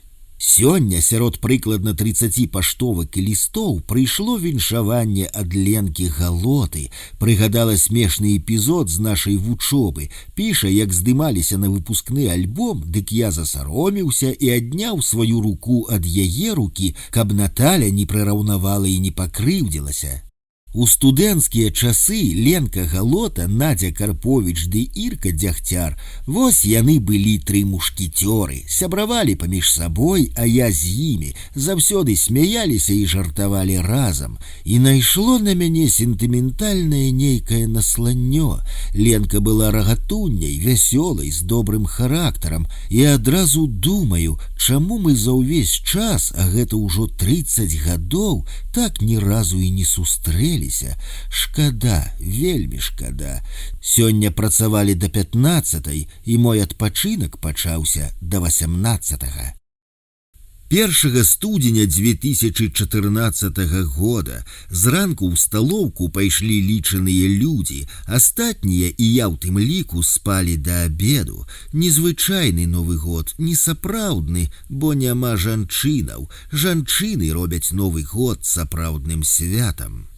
Прачытаў у нашым слове жыццяпіс Вацлава Гебельта, шахматнага кампазітара да 100-х угодкаў з дня народзінаў. Быў з забяспечанай сям'і, скончыў інстытут, класічную філалогію, быў палякам, выкладаў у польскіх школах, пасля вайны сядзеў 5 гадоў. Пасля вярнуўся і працаваў бухгалтарам у Лідзе, бо ў гародні жыць не дазволілі. Стаў шахматным суперкампазітарам, быў неаднаразовым чэмпіёнам СССР. Здзіўляе адно, чаму ён не з'ехаў у Польшчу пасля адсідкі. Усе з'ехалі, маці, сёстры, браты, ён адзін застаўся да смерці. Чаму? 6 студзеня глядзім «Валадар пярсцёнкаў», абед. Я ў секцыю заходжу. Эльфы прыйшлі на дапамогу людзям. Мы не загінем, з намі эльфы. Рыжы, а там яшчэ оркі, уркі, муркі, шняга адна. І пазаўчора, і ўчора, і сёння пішу паштоўкі, адказы на віншаванні. Мікуліч не рухаецца, але пісанне адказаў абавязковы падатак за маю маральную падтрымку. 3-го прыязджала Наталля адвакатка, паразмаўлялі наконт адпачынкаў для зняволеных, вырашылі напісаць па маёй ініцыятыве паўсюль, дзе гэта можа вырашыцца. 7 студзеня да абеду пачаў пісаць другую частку пра Мікуліча. На вуліцы зранку светла, нават сонейка вызірнула. Я прачытаў тое, што тычыцца 1920-1926 гадоў. Заняло пару гадзінаў, потым старонку напісаў, выйшаў на вуліцу пахадзіць. Светла, цёпла, раство, а ў маленькай выбоіне ў бетонным доле лакалкі купаецца верабей. Вось так раство, не памятаю такой цеплыні. 8 студзеня сёння ноччу прачынаўся некалькі разоў і кожны раз думаў пра тое, што сёння прыязджаюць Наталя і Воля. Тэлефанаваў 6 Волі, бо Наталя была яшчэ ў Адама. Гаварылі коратка. Я папрасіў, каб ехалі асцярожней. На вуліцы цёмна, вільготна, 6:40 ранку. 9 студзеня учора прыязджалі Наталя і Воля. Як заўсёды, такія сустрэчы даюць багата эмоцыяў, якія, калі адразу вонкава і не праяўляюцца, дык потым не адпускаюць і змушаюць пракручваць у галаве тое ці іншае сказанае ці пачутае. У коле першым Салжаніцын выдатна апісаў такое спатканне, кароткае спатканне зэка і жонкі. Багата што памянялася, а пачуцці не змяніліся.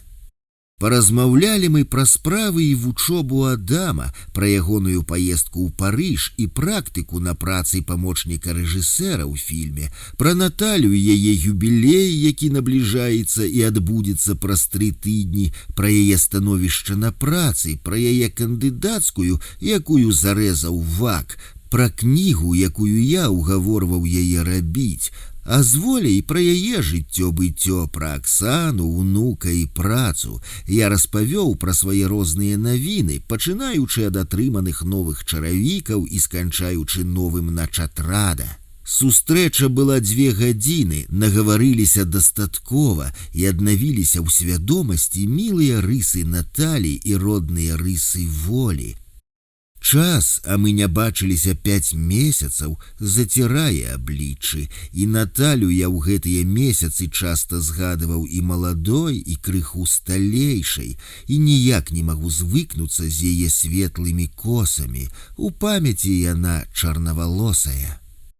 Прыйшла віншавальная паштоўка ад Някляева, дзе вершам ён напісаў: у вясельным карагодзе, у вясновым карагодзе, у калядным карагодзе людзі ўсе з дзяцінства родам, ды калесю з Новым годам Магда, Вольга і Володя.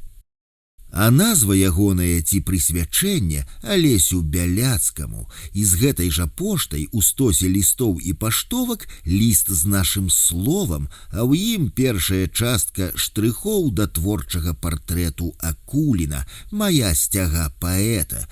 Прачытаў і бачыў паўторы, некаторыя недакладнасці. Вось што значыць не было рэдактара. Добра, няхай газетны варыянт будзе такі, а кніжны трэба будзе аддаць абавязкова на рэдагаванне. 11 студзеня учора толькі адбіліся, можа ў 22:05 заходзіць афіцэрык, маладзенькі лейтэнантык з узлёткі. Я дачытваю камсамолку. Што у вас за галаўны убор? Я скидаю свою ночную шапочку и хаваю под коўдру. Дайте, адкуль яна у вас? Я на швейцы працую, год таму пашыў. Так, недозволены шыр спажыў. Забраў, рыжы хадзіў, пігулку шукаў, Саня ў сваёй лыжнай шапачцы па калідоры лазіў, усіх запісаў.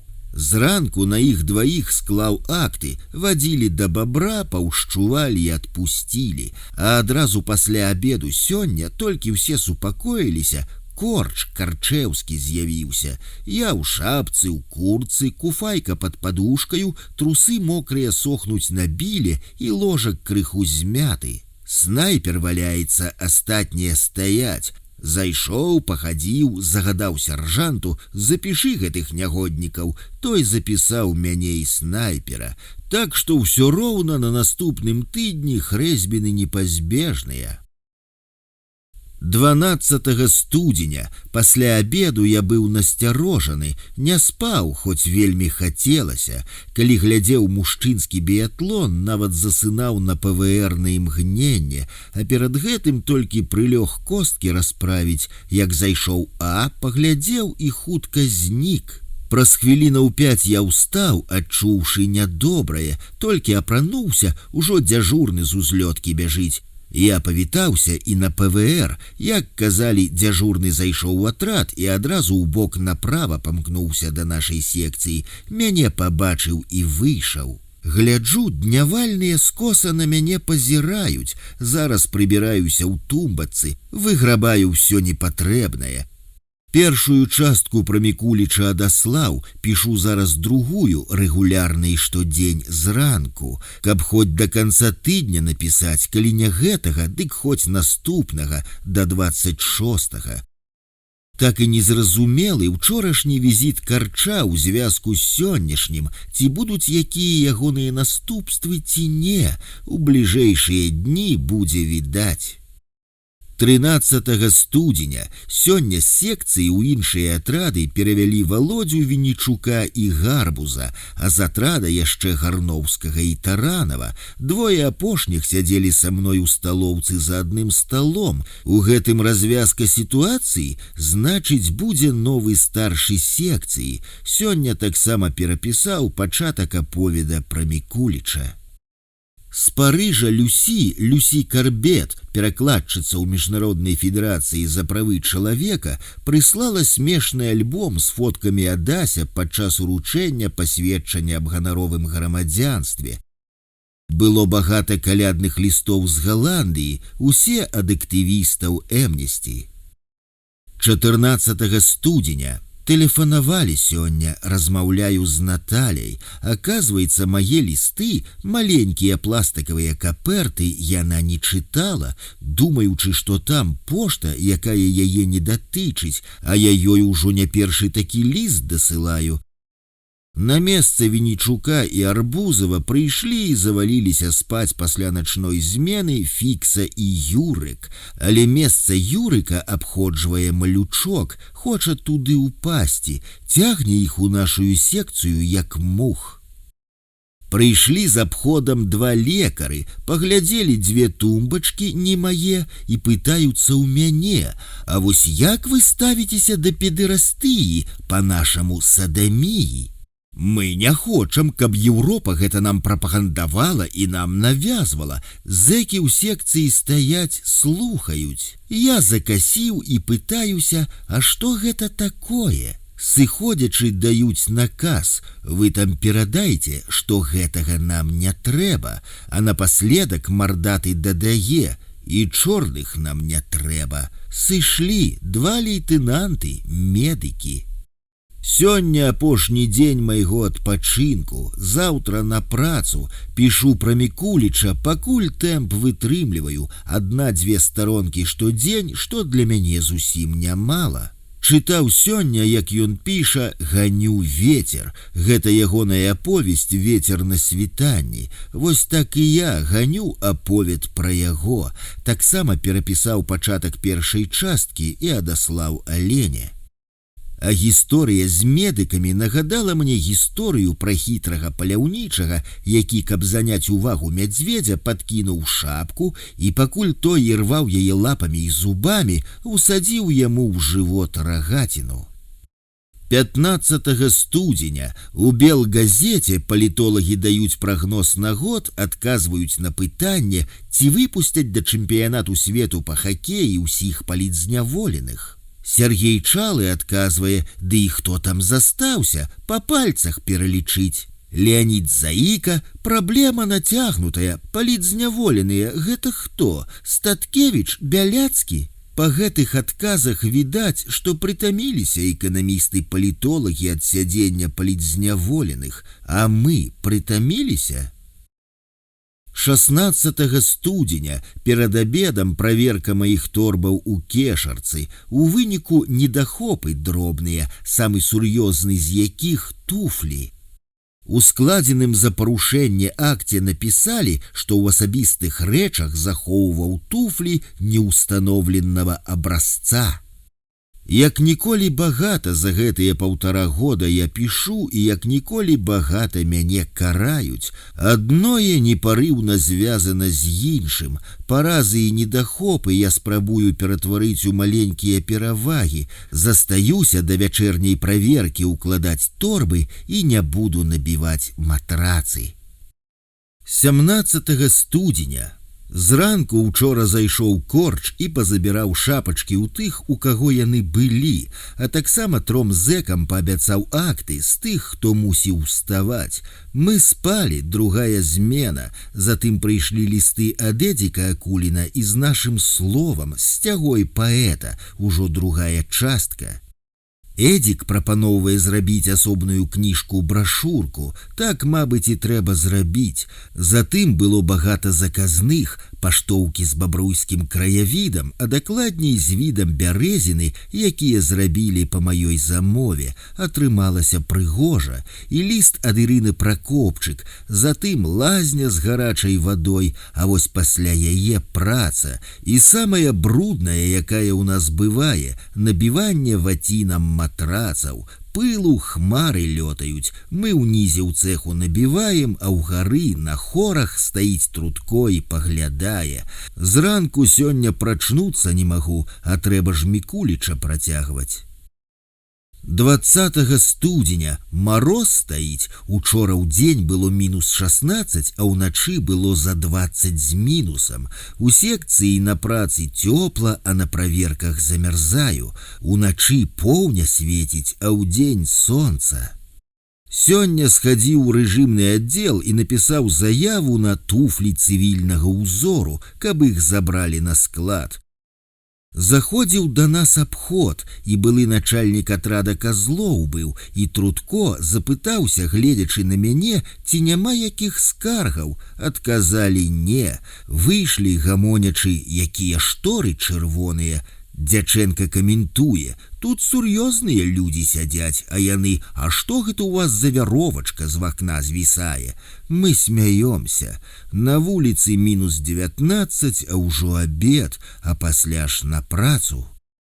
22 студзеня, але і зэкі не лепшыя, адзін распавядае другому, учора ўвайшоў кураж, сядзеў лісты пісаў, маляваў. 23 студзеня. Учора прыйшоў з працы, увечары праглядзеў савецкую Беларусію, выступ Лукашэнкі перад журналістамі, і першы пасаж на конт «Адпушчу, але мусіць быць просьба аб памілаванні». Нічога новага, з тым і лёг спаць, а зранку прачытаў і другі пасаж, адказ на пытанне Алеся Ліпая.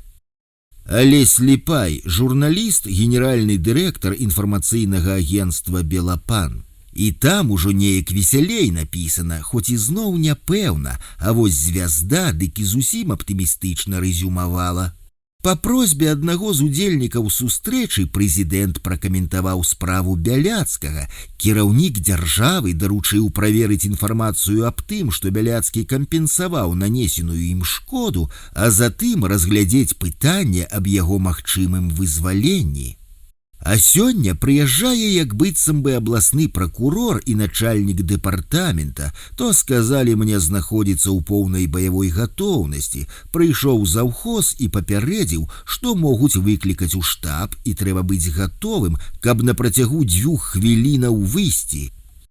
Самы непрыемны сон, які мне сніўся на свабодзе, гэта тое, што мяне зноў забіраюць у войска. Я даказваю, што я ўжо адслужыў, а мяне ўсё роўна накіроўваюць у частку, дзе я спрабую патлумачыць, і ўсё марна.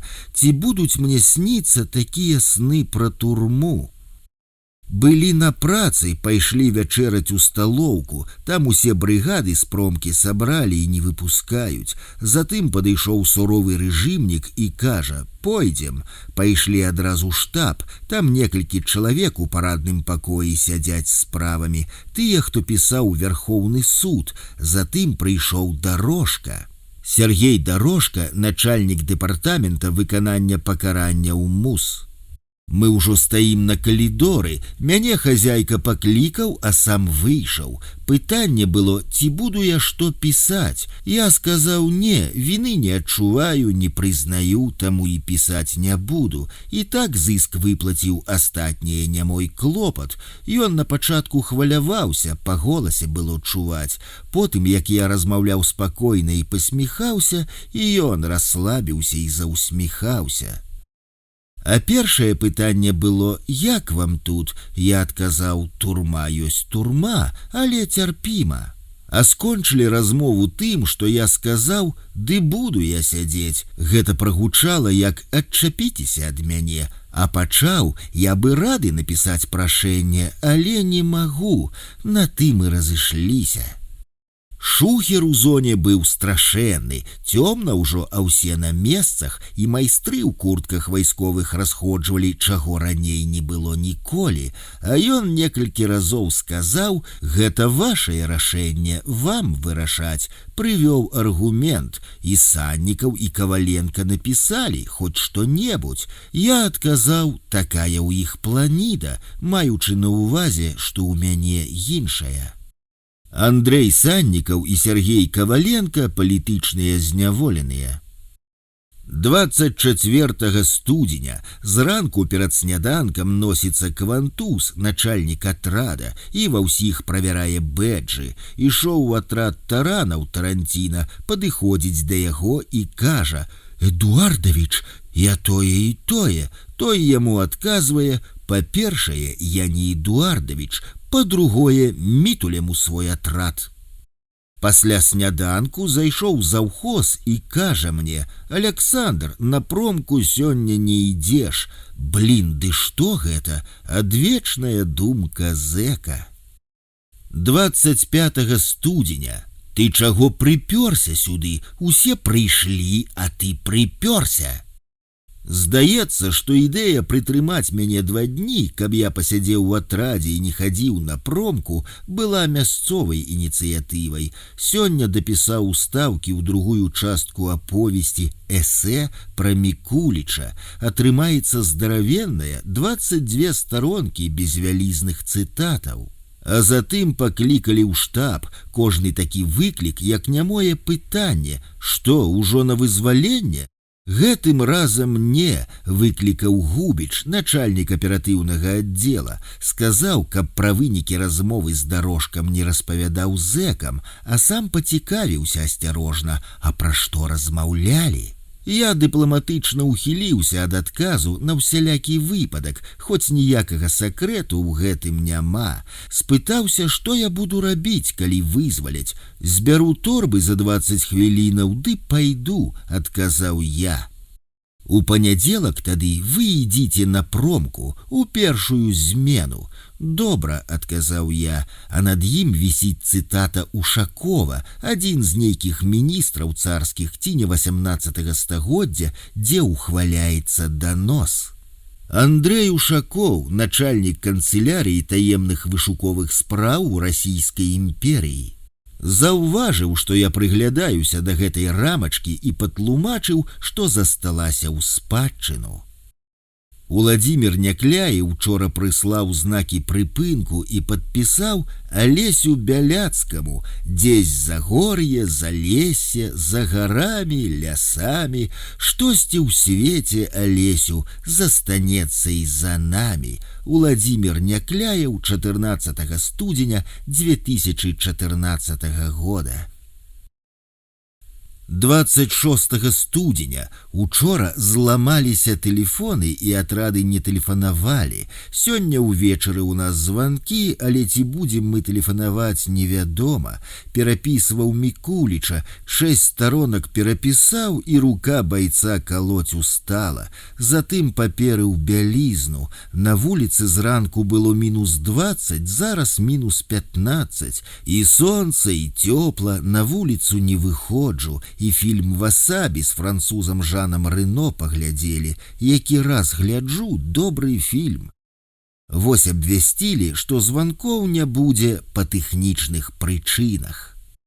27 студзеня учора ўвечары іду на ўмывальнік зубы чысціць. Атрад, увага! Гляджу, ДПНК з кантралёрам заходзяць і ідуць па прадоле. ДПНК – дзяжурны памочнік начальніка калоніі.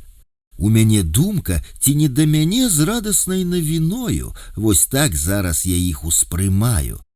Учора ўвечары кажу Фіксе, на працу ў панядзелак не іду на бальнічку, 2 дні не пабыў, то і 3 ўжо не пабуду. Ён, ды і нам без цябе спакайней будзе. 30 студзеня, холад на вуліцы дзікі, прыемная навіна, прыслаў паштоўку з падтрымкаю Олесь Ірванец, ліст якога літаральна учора да ўладзе Арлова чытаў у нашай ніве, і аповесць ягоную цудоўную добра памятаю, якую ўладзя пераклаў. Аповесць Олександра Ірванца «Рівне ровно», «Сцяна», перакладзеная на беларускую мову Уладзімірам Арловым. Вось яе змест. Дарагі Алесь, я тоже Алесь і ў вашым веку, 53 гады. Я украінскі пісьменнік Олександр Ірванець. Вам, дорогий Алесю, бажаю сили, снаги і витривалості. Бути позбавленим волі важко, але ваша і наша боротьба недаремна. Ми переможемо, ми переможем. Слава Україні, живе Беларусь. Ваш О. Ірванець. Цяжка пісаць у дзённік, непрывучаны, лісты значна прасцей пісаць, але не ўсё там можна і не пра ўсё. 1 лютага, калі ў мяне спытаюць, што ты тут рабіў, адзін з адказаў будзе «вар'яцеў ад маўчання». Вывеў заўхоз Дубешку, сказаў, што будзе новым старшым секцыі, спытаўся, ці ёсць якія прэтэнзіі, адказалі 2, а нам увогуле похуй, а астатнім тым болей. 2 лютага учора прачнуўся сярод ночы ад абсалютна выразнага металічнага голасу «Бяляцкі!» Прагучала, як быццам бы які маёр мяне паклікаў, падхапіўся, сэрца забіваецца. Вось гэта пра джахі, якія, верагодна, будуць сніцца на волі і ад якіх застаецца непрыемны асадак на душы.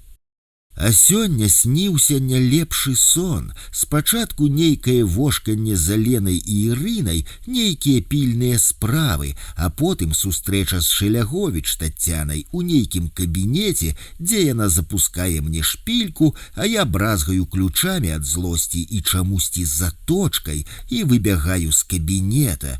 Гэта ўсё рэха ад музейных справаў так трансфармуецца. Тацяна Шаляговіч – супрацоўніца, а потым і дырэктарка музея Максіма Богдановича.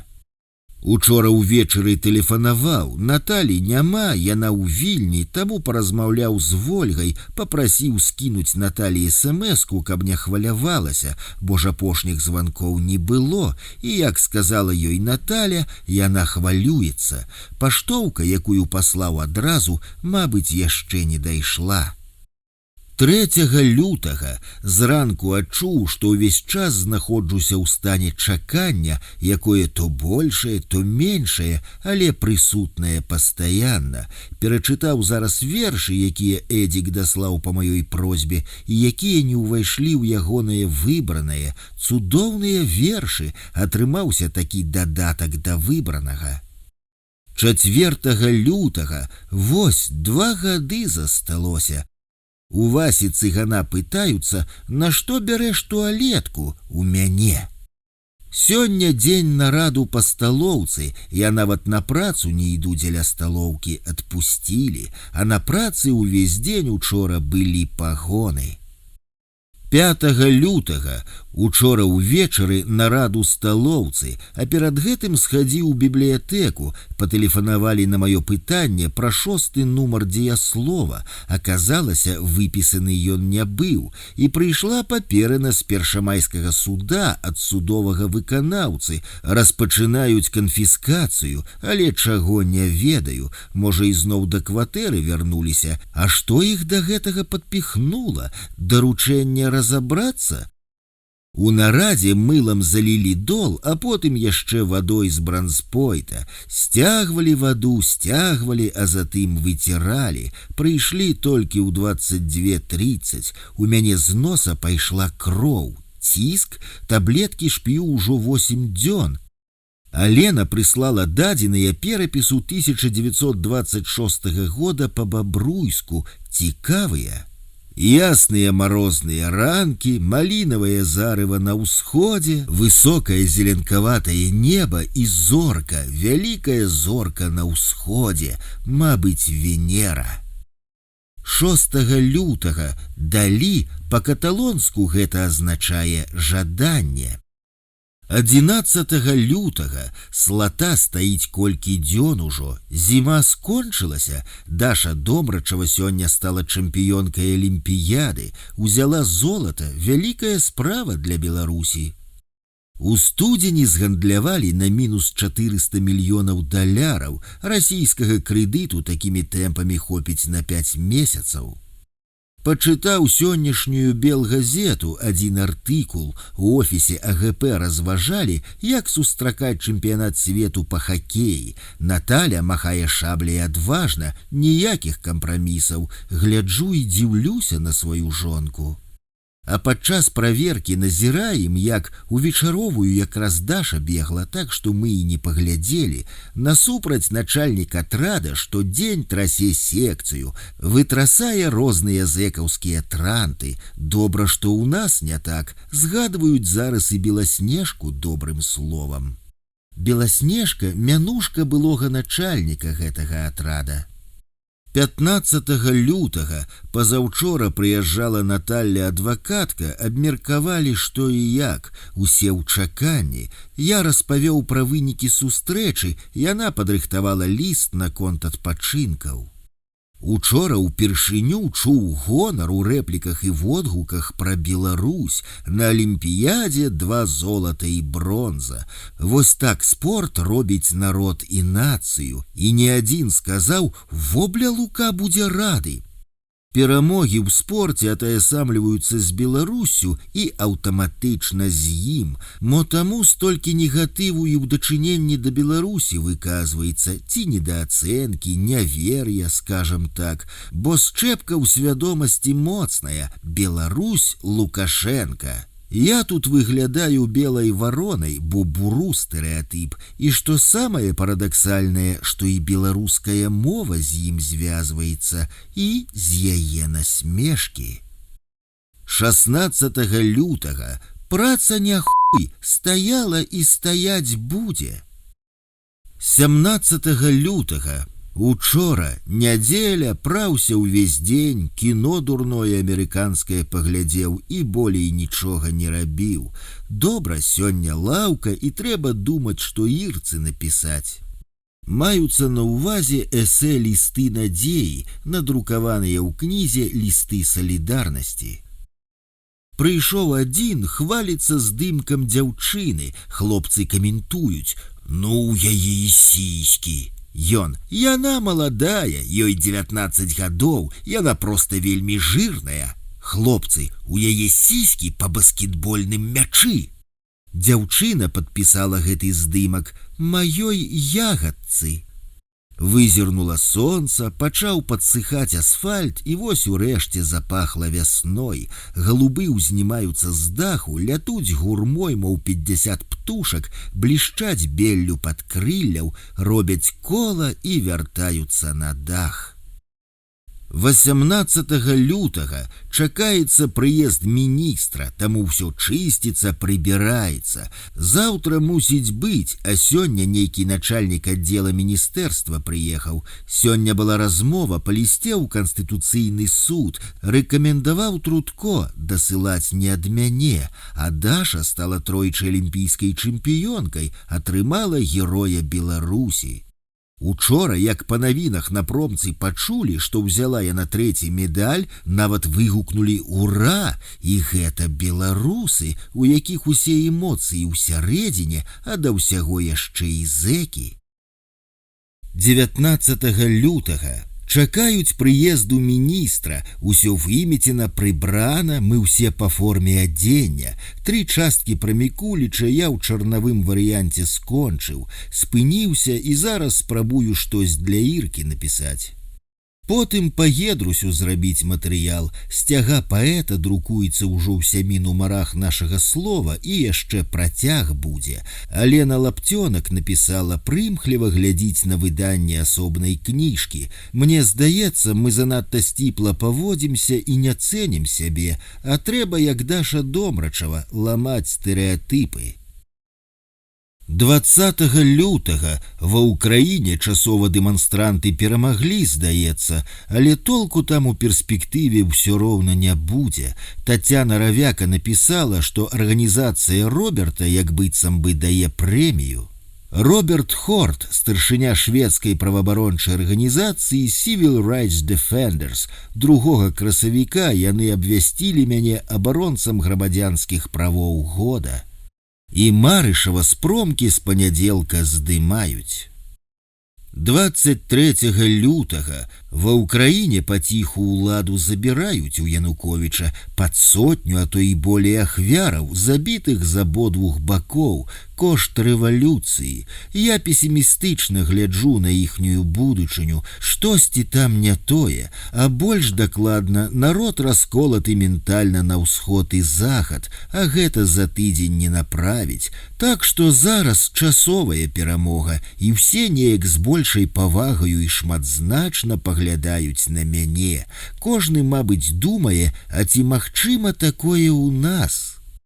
Адказ на гэтае пытанне ва ўзроўні нашай нацыянальнай свядомасці. На мяне 0 увагі ад іншых, мабыць, чакаюць загаду з гары.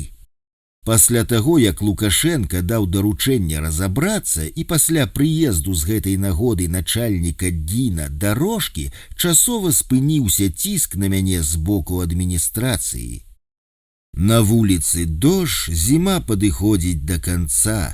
Хадзілі на канцэрт, прысвечаны дню савецкага войска, якому і я некалі быў аддаў 1,5 годы майго жыцця. Самыя сумныя гады. Міша Цыган спяваў «Я люблю тебя, Россия» на гадзінным канцэрце, а ніводнай беларускай песні.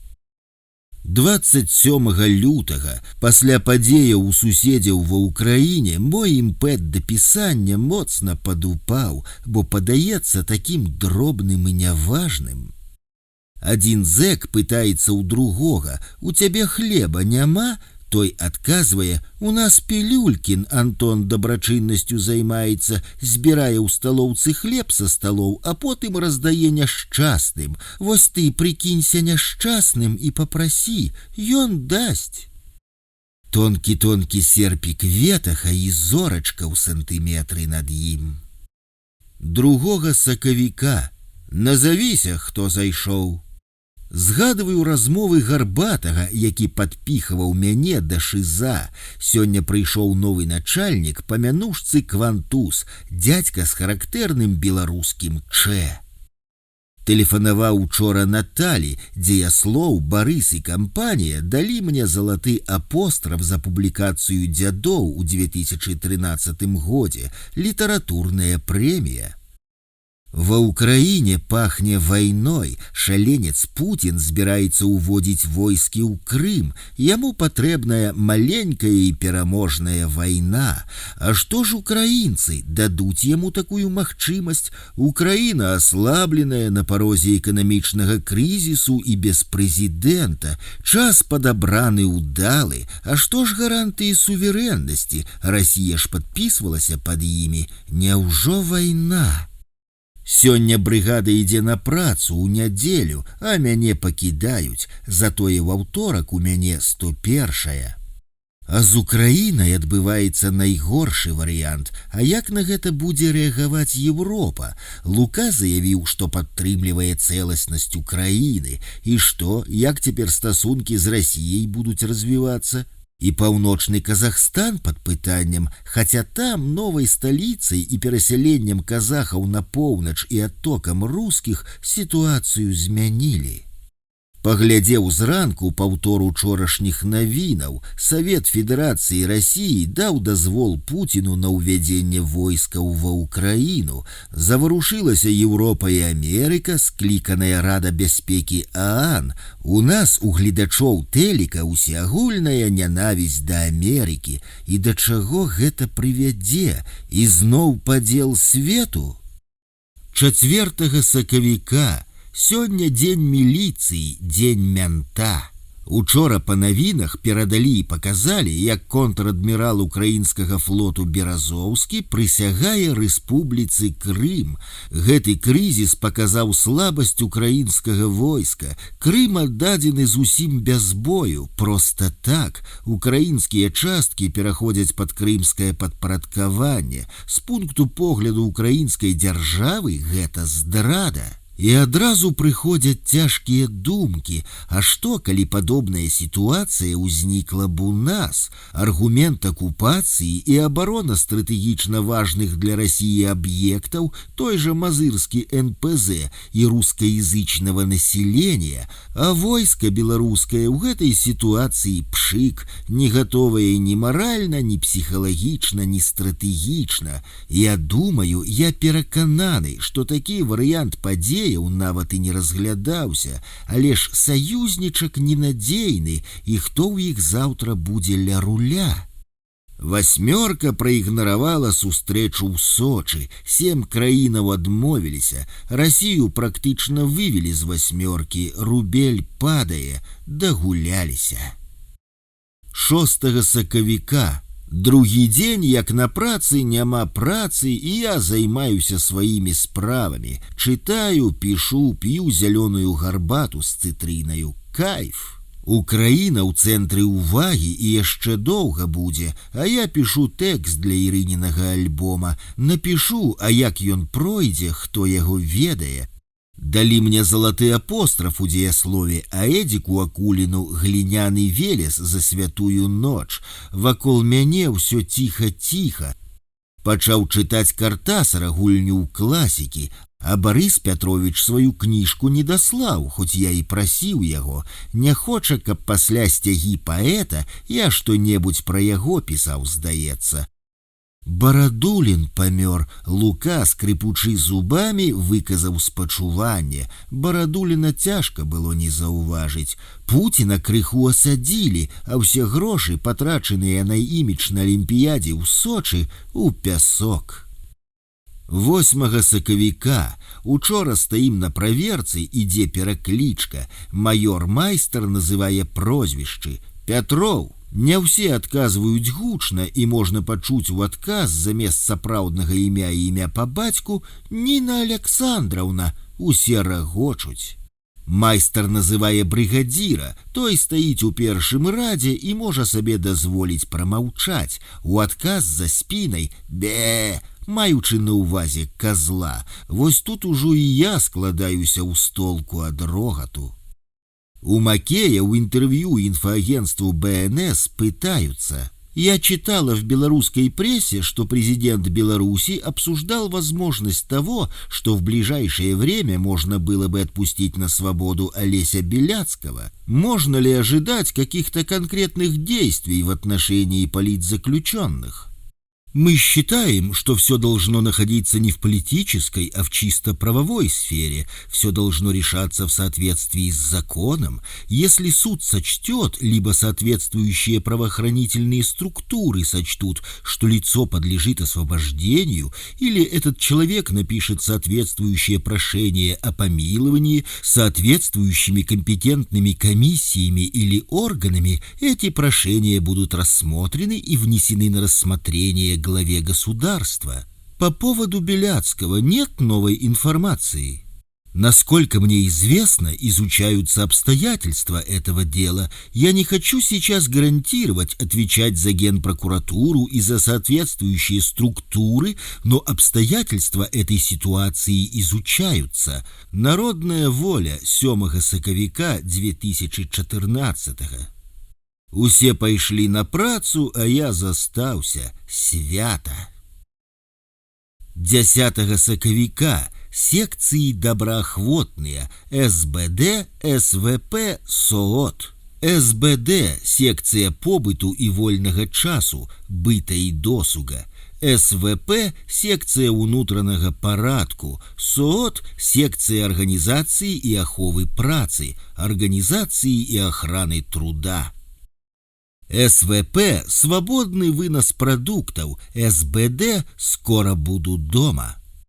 Мянушки, Шумахер, Миша, Голова, Бубка, ён жа Мурзик, Бэтмен. Учора по НТВ и РТР бомбили такую беспардонную дезу, что яна вывела мяне з сябе. Прачнуўся ноччу, заснуць не мог. Як падчас войны деза и пропаганда, пагана, что все гэта выливается на головы бедных белорусаў. Новый начальник закамандаваў, падчас проверки пантоплі ў шафу, тумбачки чистые, шконки заправленные по-белому. Сіні зайшоў да яго ў спартовых штанах, той абурыўся і кажа: «Ты б яшчэ хуй мне на стол вываліў», абляў яго для звязкі.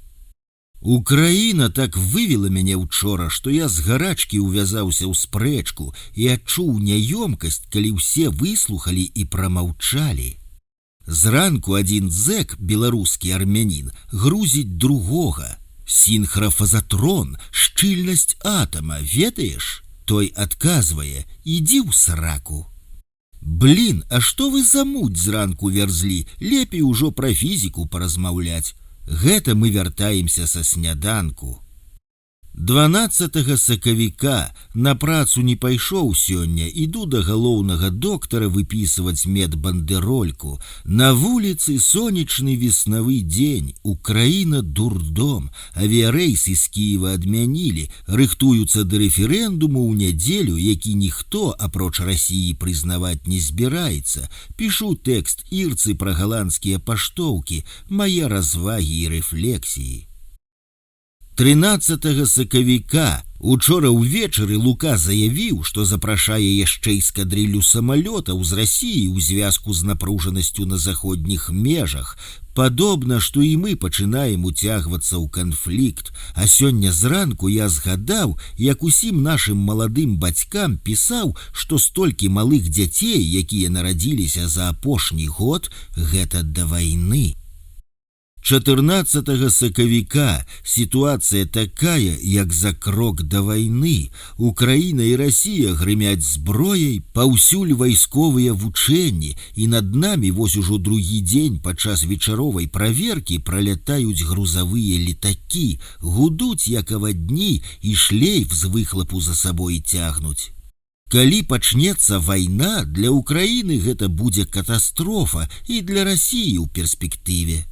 У краіне патрэбны хаця б згод навучэнні, а яго няма, у выніку поўны гамон. А ў нас гэта прычына чарговы раз гайкі падціснуць. Учора лісты мае з раздрукоўкамі затрымалі і сёння не аддалі, хаця абяцалі. Пішацца ў звязку з усім гэтым з цяжкасцю, пісанне здаецца непатрэбным. Вось ужо сапраўды, калі гавораць гарматы, музы маўчаць. 17 сакавіка учора ў Крыме адбыўся аншлюз. Што гэта? Пачатак адраджэння імперыі ці пачатак канца Расіі? Відавочна, што гэта моцна паўплывае на сітуацыю ў Беларусі. Пра гэтую кучу дамоваў з Расіяй думаць не хочацца.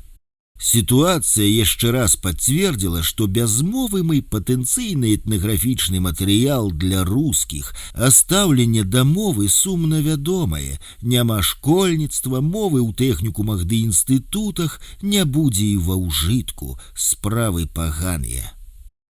18 сакавіка учора, ідучы на вячэру, мы бачылі, як ляцяць гусі, невялікі клін, можа з дзясятак птушак. Яны ляцелі гурмою і гучна гіргіталі, мабыць, у бок бярэзінскіх разліваў. У абед адным вокам паглядзеў пачатак навінаў РТР. Расіяне радуюцца да ўсрачкі. Путин — воссоединитель земель русских. Кінуў глядзець не магу. 20 сакавіка учора стаялі на вячэрняй праверцы на прамзоне і ўбачылі шпакоў, прыляцелі.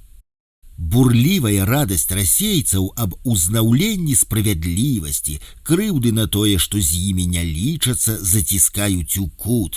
Выплюхнулася ўсё імперскае гаўно, з якім жахам на іх паглядаюць былыя браты па СССР. Ідзе аналіз нашых стасункаў, і нават памяркоўныя журналісты паднапружыліся. Відавочна, што наступнай за Крымам можа быць Беларусь.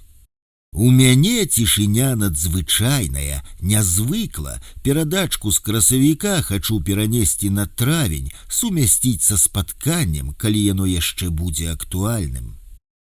22 сакавіка зранку вельмі цёпла, а ўдзень ужо нават горача, сапраўдная ранняя вясна. На ранішняй праверцы вераб'і спяваюць і шпакі свішчуць. Сёння да абеду нічога не рабіў, хадзіў па лакалцы, чапляўся да ўсіх і каментаваў, што і як. Трэба перапісваць нататкі пра лісты, мо з панядзелка пачну, эсэ «Лісты надзеі». Штодзень пішу адказы і каментары на галандскія лісты, 14 сторонак ужо напісаў. Сёння яшчэ працуем, а заўтра выходны. Чытаю гульню ў класікі Картасара, на працы легенды і казкі паўночных народаў Расіі. Крым прыядналі. Меркель назвала гэта анексіяй, а наша ніва аншлюсам. Проста вар'ятня. 23 сакавіка сёння выбары ў мясцовыя саветы, прафанацыя поўная, як і ўсе апошнія гады. Сонечны пагодны дзень, рабіць нічога не хочацца, трэба выпрацца і напісаць хоць са старонку тэксту. 25 сакавіка Путін не спыніцца, будзе захоп Адэсы, будзе вайна. 26 сакавіка зранку на праверцы над намі нізка праляцелі 2 лебедзі, фантастыка нейкая. Кургана адправілі адпачываць на 7 сутак. Лука выступаў падчас галасавання. На пытанне Белапана пра палітзняволеных адказаў: «Не накланяйце, як сядзелі, так і сядзець будуць. Патрэбны зварот, і я ў момант адчынены. Так што, відаць, прыйдзецца мне даседжваць». 27 сакавіка хадзілі ў лаўку, купіў, з'еў лёды, забалела горла. Займаўся фізрай, пасля пайшоў абмывацца. Прыйшоў А, і праз пару хвілінаў прыйшоў Георгіевіч. Начальнік атрада Уладзімір Скудны тлумачальную напісаць загадаў, прыходзіў па набіўцы. Увечары я напісаў тлумачэнне, а потым была размова, ён адвёў на сярэдзіну ўзлёткі, каб з атрада менш падслухоўвалі і распытваўся наконт Украіны. Вось цяпер можна дакладна сказаць, што прыйшла вясна. 29 сакавіка пасля лёдаў забалела горла, выпіў на ноч колдрекс, стала балець меней, стаяць прахалодныя і нават марозныя зранку, але сухія і сонечныя дні. У цэху горача, дачытваў Картасара, працягваю адказы галандцам, гэтая праца зацягваецца. А трэба пра Гедруся пачынаць пісаць, дакладней дапісваць, але і тут яшчэ ёсць што сказаць, дараблю ўсё ж гэта на пачатку. 30 сакавіка ранак, толькі займаецца золак, стаяць Панкрат і Казя цыган. Казь пытаецца ў Панкрата, якое сёння будзе надвор'е. Той адказвае, паглядзеўшы ў неба з гумарам: будзе дождж. Вой, жахаецца Казя, не дай бог, Казю пасадзілі за махлярства. 31 сакавіка снілася, што за нагу укусіла мяне гадзючка, я яе пачаў душыць рукой, і яна яшчэ мяне за палец цяпнула. Зранку на праверцы пытаюся ў Міхася, што б гэта значыла. Ён кажа: нейкая гадасць адбудзецца, але ты яе задушыш. 4 красавіка рукі-крукі, прымаўка на няўдалыя рукі. Ложкі вакол мяне пустуюць, на пачатку закрылі кургана, а пазаўчора з'ехаў на Кічу і Сіні. Да канца тэрміну яму засталося 17 дзён, адсядзеў 5 гадоў, затое закінулі 2 новенькіх на верхнія бакавыя шконкі. Мішу галаву вадзілі хрысціць за ранішні сон, пазбавілі пасылкі, якія яму і так не перадаюць, а Мішаня ідзе на камісію. З ягоных 6 гадоў яму засталося 7 месяцаў, мне сёння год і 10 месяцаў, ужо і небагата. Ва ўкраіне ўсё пакрыху супакойваецца, збіраюць зброю ў правых, высвятляюць, хто страляў па людзях, зарэгістраваліся кандыдаты ў дэпутаты. Лука сказаў, самі вінаватыя, Крым аддалі і вайну пабаяліся пачынаць, ну і саюзнічак у Расіі. Учора тэлефанаваў Вользе, Наталя ў Стагольме, а ў наступны званок паедзе да Адама на прэзентацыю іспыт ягонага дакументальнага фільма. Адам Бяляцкі вучыўся ў вышэйшай школе кіно ў Лодзі. Я перапісваю ў лістах тэкст для Ірыны Пракопчык, адначасна запісваю адказы на галандскія лісты.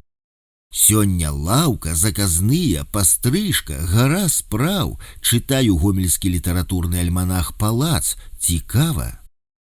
5 красавіка увечары прыйшлі з працы, разгортваю народную волю, а там партрэт за кратамі з весткай пра прэмію шведскіх абаронцаў правоў чалавека.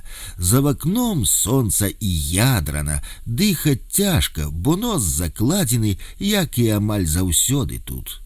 Віцёк Бэтман недзе падхапіў каросту і ў хаце прыбірае Патрык.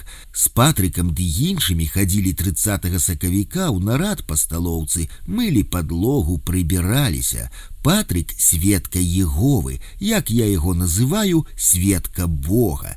Я яму кажу: ты, Патрык, сведка Бога, а я сведка Беларусі. У нарадзе ён крыху спрабаваў пераказаць мне Біблію, запінаецца, але стараецца. 6 красавіка дачытаў казкі народа ў поўначы, вось урывак італьменскай казкі. Ліса выбралася на бераг, вось кухляначку пасушу і вочки таксама. Зняла яна скуру, вочки выняла, вочки ў карчах паклала, а скуру на дрэва павесіла. Сама тутака легла, адпачыць ці што, і заснула. Ідзе круг па беразе, наткнуўся ён на лісу, смешна яму стала. Ты бачыш, голая ляжыць, зараз я цябе напалохаю.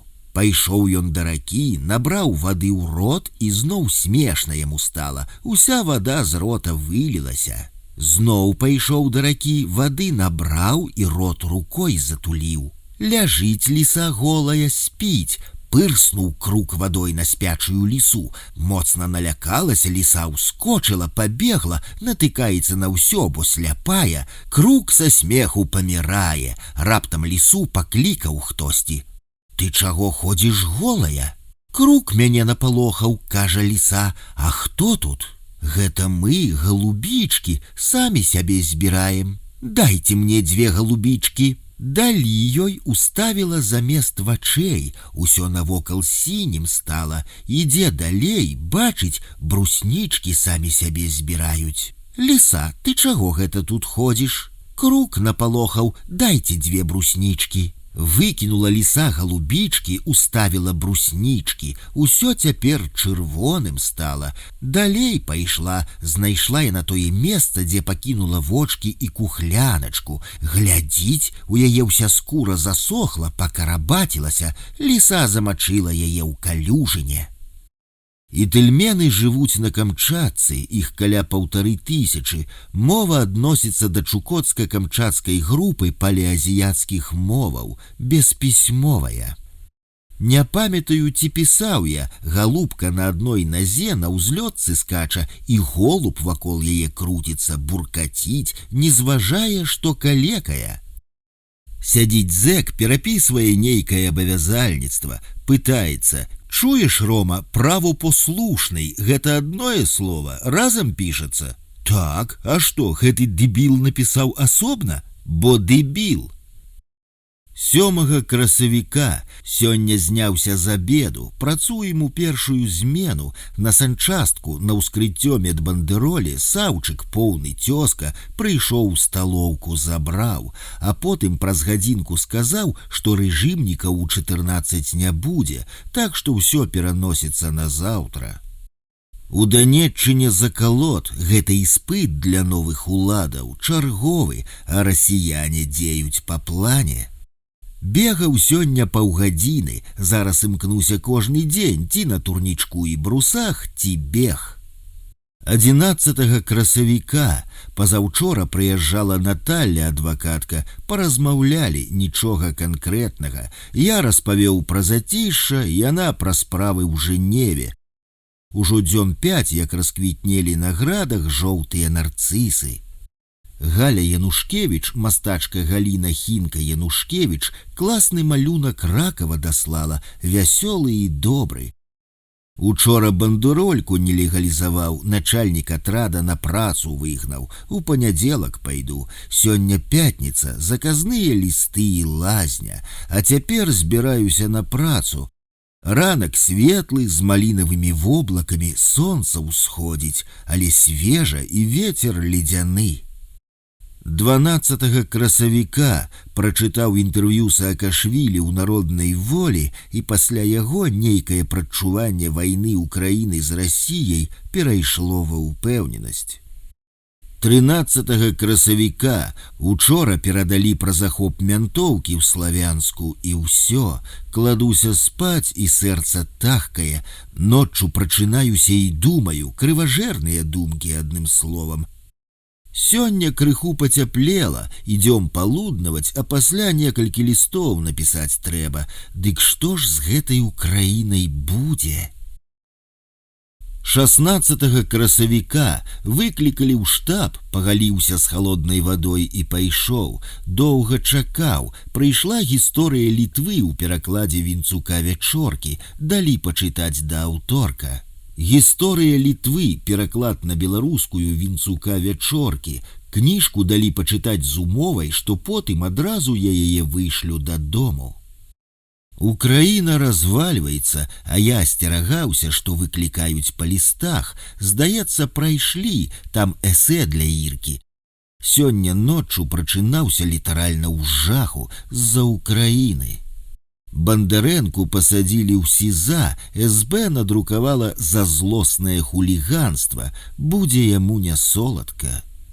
Андрей Бондаренко, праваабаронца, грамадскі актывіст, затрыманы 1 красавіка 2014 года. 7 жніўня 2014 года быў прызнаны вінаватым ва ўчыненні хуліганства, злоснага хуліганства і асабліва злоснага хуліганства і асуджаны на 3 гады калоніі.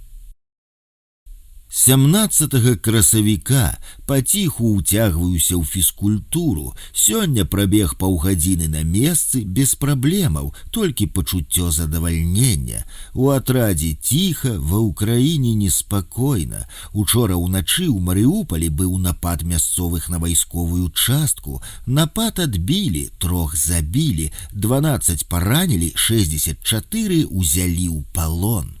Але ў атрадзе гэта мала каго цікавіць, навіны не глядзяць, а вось баі без правілаў яшчэ як. 18 красавіка учора прыляцелі ластаўкі, з такім задаволеным цвыркатам заляцелі ў гараж, правяралі гняздо, выляталі і лёталі, лавілі жамяру, якая з'явілася, бо пацяплела. Забраў учора медбандэрольку і сёння ем ужо розныя амегі і лецытыны з валер'янкамі ў прыкуску. 20 красавіка вялікдзень, цёпла, зранку лёгкія аблокі, з тумбачкі прыбраў каляндар і паставіў паштоўку яйка. Хрыстос уваскрос, сапраўды уваскрос, сёння буду толькі чытаць і пісаць. 21 красавіка дзень нараджэння Адама, яму 25 гадоў, напісаў яму ліст. Учора быў вялікдзень, дзень, калі я практычна нічога не рабіў, адзін з нямногіх такіх дзён. Напісаў некалькі паштовак і ўсё. Увечары паразмаўляў з Наталяй, задаволеная паездкай да Адама. У таго быў іспыт, дакументальны фільм. Здаў паспяхова, 6 з 5, паставілі найвышэйшую адзнаку. Напісаў мне вялікі ліст, але яны ў плыні эмоцыяў забыліся пра яго. І я ўвечары перад адбоем прахадзіў задаволены. Поспехі дзяцей, нашыя поспехі. 23 красавіка учора зранку стала пагана, на праверцы занудзіла і ўвесь успацеў. Не дачакаўся заканчэння праверкі, бо адчуў, што не вытрымаю. Сказаў Георгіевічу ў прыбіральню. Пасля апраўкі палягчэла, пайшоў на працу, там усё паўтарылася. Званітаваў прасянай кашай і кавай і павёў мяне Кірылавіч майстра ў бальнічку. Тут памацалі, паслухалі і паклалі. Патрапіў я ў хату з умывальнікам і вадой на 3 ложкі, а ляжым удвух з Мікалаем, які магілёўскага пракурора прыстрэліў. Магілёўскую калонію, адну з 2, расфарміроўваюць і яго сюды размеркавалі. Ён былы паляўнічы, паляўнічазнаўца, мае 23 гады тэрміну, а самому ўжо каля 60. Ціха, спакойна. Пад вечар учора ўзнялася тэмпература да 38, а сёння зранку 36,6. Сястра кажа: «Што ты учора мастырыўся?» Мастырыцца сімуляваць хваробу. Я пытаюся: «А што гэта такое?» Жартую. Яна адказвае: «Значыць, мала яшчэ прасядзеў, даюць пігулкі». Чытаю газеты, Мікола байкі травіць, дадзеныя НІСП па аб'яднанню з Расіяй ці з ЕС супярэчлівыя, але вымалёўваецца прыкладна траціна за ЕС і 2/3 за Расію. Такая яна аб'ектыўная рэальнасць на сёння. Удзень хадзіў у атаварку, пагасіў там свае апошнія за гэты месяц капейкі, узяў 4 шакаладкі, прабіраліся па зоне з цяжкасцю, бо прыехала на вучобу гурма зампарораў. Зампарор – намеснік па рэжымна-аператыўнай працы. Зона была пустая, аж пакуль яны не выйшлі, мы сядзелі ў лаўцы. Сёння адчуваю сябе ўжо лепей.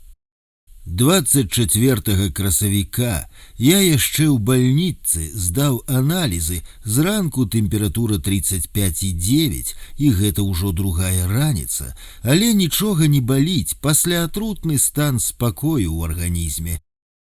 Сёння пачалі аперацыю ў Славянску. Украінцы ідуць неяк павольна і няўпэўнена, там усё заварушылася.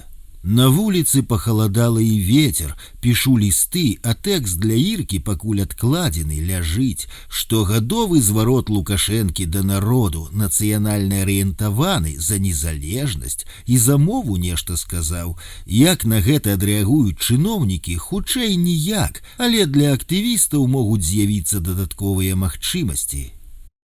25 красавіка ляжу, глядзеў навіны ў дзень, украінцы ізноў пад Славянскам загамавалі, затое расіяне сікаюць кіпнем і пагражаюць. Чым гэта скончыцца?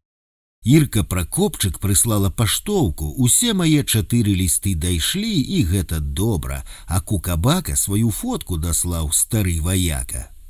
Міхась Кукабака, савецкі дысідэнт, палітычны вязень, адсядзеў у лагерах і псіхіятрычных бальніцах 17 гадоў, родам з Бабруйска, жыве ў Маскве. У красавіку 2014 года Міхась Кукабака наведаў Бабруйск і сфатаграфаваўся каля бабруйскай калоніі.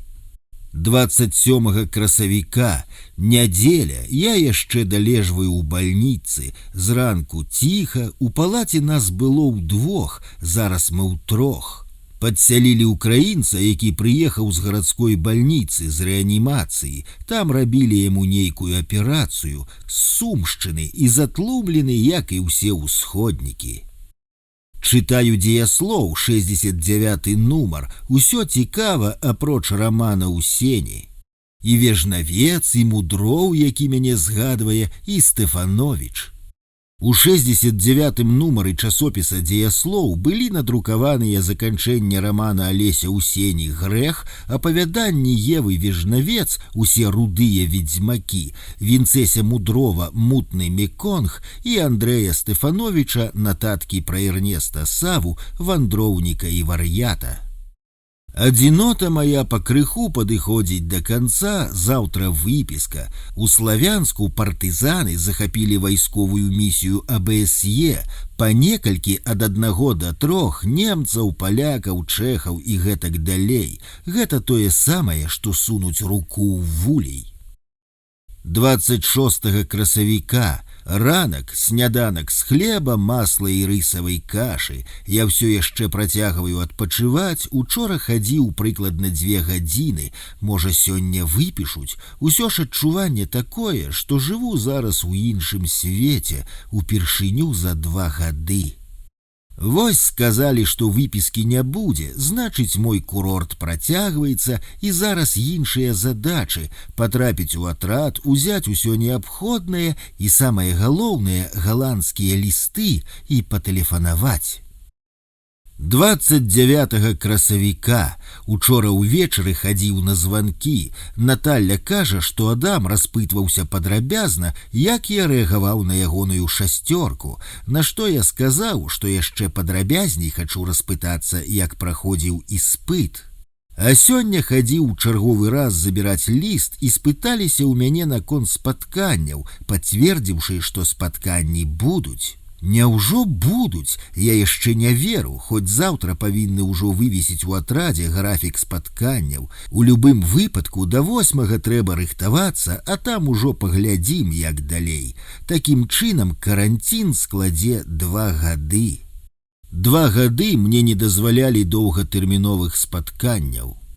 Сёння радуніца, як кажуць, і заўтра, пазаўтра выходныя, так што, верагодна, я яшчэ і да 2 буду тут, але не бядую, забраў учора лісты галандцаў і працягваю адказваць. У дзень 1 ліст, 2 ўжо напісаў, яшчэ штук 6 засталося. Хаджу па сцежцы да рэнтгену, адціскаюся, так і жыву. На вуліцы рай, аблокі, сіняе неба, таполя, якая адстрэльвае пупышкі. Учора Коля-блізнец распавёў гісторыю пра свайго сябру Сашу пажарніка, пра вясельную гармату на буйніцкім полі, пра ягоную заслужаную жменю грошай, якую ён браў са стрэлаў па нядзелях.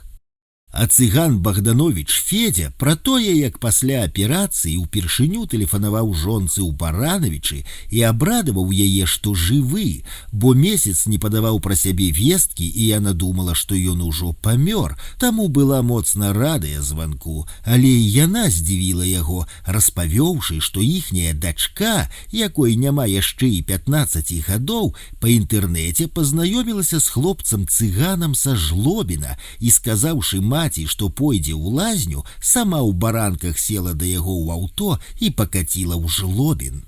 Маці спалохалася, што яе не было ў дома, і напісала заяву ў міліцыю, а праз 2 дні пазваніла малая і сказала, што яна ў сям'і ў хлопца ў Жлобіне. Туды паехала 3 машыны дзядзькоў і братоў. Сям'я жлобінская іх не ўразіла, былі небагатыя. Малую забралі, звазілі ў бальніцу, праверылі, ці цэлая, і забаранілі мець хоць якую сувязь з жаніхом. Так што Федя, які даведаўся пра ўсе гэтыя прыгоды, і сам прыбалдзеў. 30 красавіка учора ўбачыў стрыжоў, увечары кружляла над зонай першая пара, мой адпачынак працягваецца. Учора Луганск фактычна захапілі ребята, здзіўляе іхняя паспяховасць і абсалютная няздатнасць кіеўскіх уладаў хоць як апанаваць сітуацыю. Імпатэнты поўныя, нават і не ведаю, чым абгрунтаваць іхняе няўменне і нежаданне дзейнічаць. А зброя разыходзіцца па руках, сотні калашоў у ребят, такое адчуванне, што Луганск і Донецк украінцы ўжо страцілі. 5 траўня пазаўчора я вярнуўся ў атрад і адразу ў другую змену на работу. Была і 101-я, і другая змена. Учора і ў нядзелю 2 змены працавалі з абяцаннем аддаць адгулы. Холадна, цялагі ўжо здалі, маю засунулі ў дапаможны пакойчык, а на вуліцы днём і 10 не набірае. 6 траўня у Славянску учора былі баі, данецкія палачкамі збілі ўжо 3-й шрубалёт. Я сёння ў дома за нядзелю, буду працца, яшчэ холадна, ноччу прачынаюся ў прыбіральню і думкі пра Украіну. Там фактычна грамадзянская вайна, гэтая шалёная страляніна і хатынь у Адэсе, маскалі падкідаюць у вагонь дровы. А ў мяне было 1000 дзён няволі. Наталля лічыла, дала інтэрв'ю, а яшчэ палічыла, што я пражыў 18 000 з хвастом дзён. Вось да апошняга і я б не дадумаўся. 7 траўня. Каму што, а млынару ветер. Збаяўся Путін, мабыць, палічылі, што гэтыя убогія Данеччына і Луганшчына будуць нявартымі тых эканамічных і палітычных стратаў, колькі б гэта каштавала, і ў штопар не ўпалі. Заклікаў адкласці рэферэндум, а гэта значыць фактычна пахаваць ідэю аб ім. Да ўсяго канчаткова, мабыць, вылезлі ў Славянску і ў Донецку расійскія вушы, і ў Адэсе таксама, і проста цяжар з плячэй спадае, значыць, калі нічога не здарыцца, прэзідэнтам будзе Рашэн. Пётр Парашенко, украінскі палітык, уладальнік кандытарскай карпорацыі Рашэн. А Юля і бацькаўшчына будуць ваяваць за парламент. Юлія Тимошенко, украінскі палітык, старшыня партыі бацькаўшчына. Бо прэм'ер будзе галоўнейшым за прэзідэнта. Такі расклад, калі толькі нічога не зменіцца кардынальна. Расіяне зразумелі, мабыць, што без вайны аднымі дыверсантамі Харкаў і Адэсу не адкусіць. І астатнія таксама, і з Луганскам і Донецкам бадзяга, таму і адступаюць часова. І гэта для украінцаў шанец, ці скарыстаюць яны з яго. Рэчы мае не перадаюць. Падчас працы была сустрэча з акулярыкам, начальнікам аператыўнага аддзела Губічам, які абураўся інтэрв'ю Наталі. А я так зразумеў, што яно камусі ў Менску на вочы патрапіла. Адтуль усыпалі гэтым, а тут палічылі, што і са шмоткамі штось не тое замышляецца. Таму і казаў Скудны «уважаемы». Уладзімір Скудны, начальнік атрада, мне забаранілі перадаваць рэчы з калоніі дадому. Удзень тэлефанаваў Наталі, заўтра спатканне, а паштоўку пра доўгатэрміновае спатканне яна яшчэ не атрымала. Вось я ёй і распавёў. Яна згадала, як я ёй у Гомелі падарыў тульпан, а я зусім не памятаю. 10 траўня спім з расчыненымі вокнамі і з 5 гадзінаў чуецца няспынны шчэбет цвыркання вераб'ёў, сапраўдны птушыны рай. 8 было спатканне з Наталяй Воляй, і як заўсёды пасля яго пару дзён я прыходзіў у сябе, пераварваю пачутае і яшчэ раз прагаворваю сказанае. Багата эмоцыяў і самае галоўнае, можна паглядзець адно на аднаго. Яна атрымаецца, Адам кінуў паліць, так што жыццё ідзе. Сёння ў мяне другі адгул, які выбіў з цяжкасцю. Антон хацеў сумясціць яго з нарадам па сталоўцы. Я выказаў усё, што думаю з гэтай прычыны брыгадзіру. Фікса пагадзіўся і адгул усё ждаў. Пачну пісаць на чыставую лісты да Іркі, адказы на галандскія лісты ды троху лістоў паадпісваю. 11 траўня зранку падумаў, што толькі 2 дні мінула, як Наталя прыязджала, а такое адчуванне, што тыдзень таму. Першыя галандскія лісты неабходна дапісваць амаль цалкам. Сёння буду пісаць ліст нумар 2, а нумар 3 пусты, яго напісаць наноў фактычна патрэбна. 13 траўня усе з захапленнем абмяркоўваюць учорашнюю перамогу беларусаў над швейцарцамі па хакеі. Таксама радыя, што расіяне выйгралі ў амерыканцаў, паквіталіся з імі за наш пройгрыш 1-6 і плююцца з вынікаў еўрабачання. Барадатая Канчыта ўсіх уводзіць у транс. Гэтая Еўропа ўжо. Большасць сябе з Еўропай не атаясамліваюць. Ва ўкраіне 11-го адбыўся рэферэндум, які, як вызначылі арганізатары, лічыцца сапраўдным пры любой яўцы. Лухта поўная, і учора ўжо заявілі, што і Данецкая рэспубліка, і Луганская рэспубліка звярнуліся да Расіі. Прыміце! Рэспублікі на адзін дзень, расійская тэлевізія тлуміць людзей, а маскоўскія грошы ўсю Беларусь. 14 траўня учора, мабыць, падкінулі мне ўвечары хлебны член у натуральную велічыню. Зранку сёння паклікаў я Шуру, і ён выкінуў яго. Прыкладна я здагадваюся, хто, сакрэт невялікі. І зранку опер адразу паклікаў усіх на размову, як і што.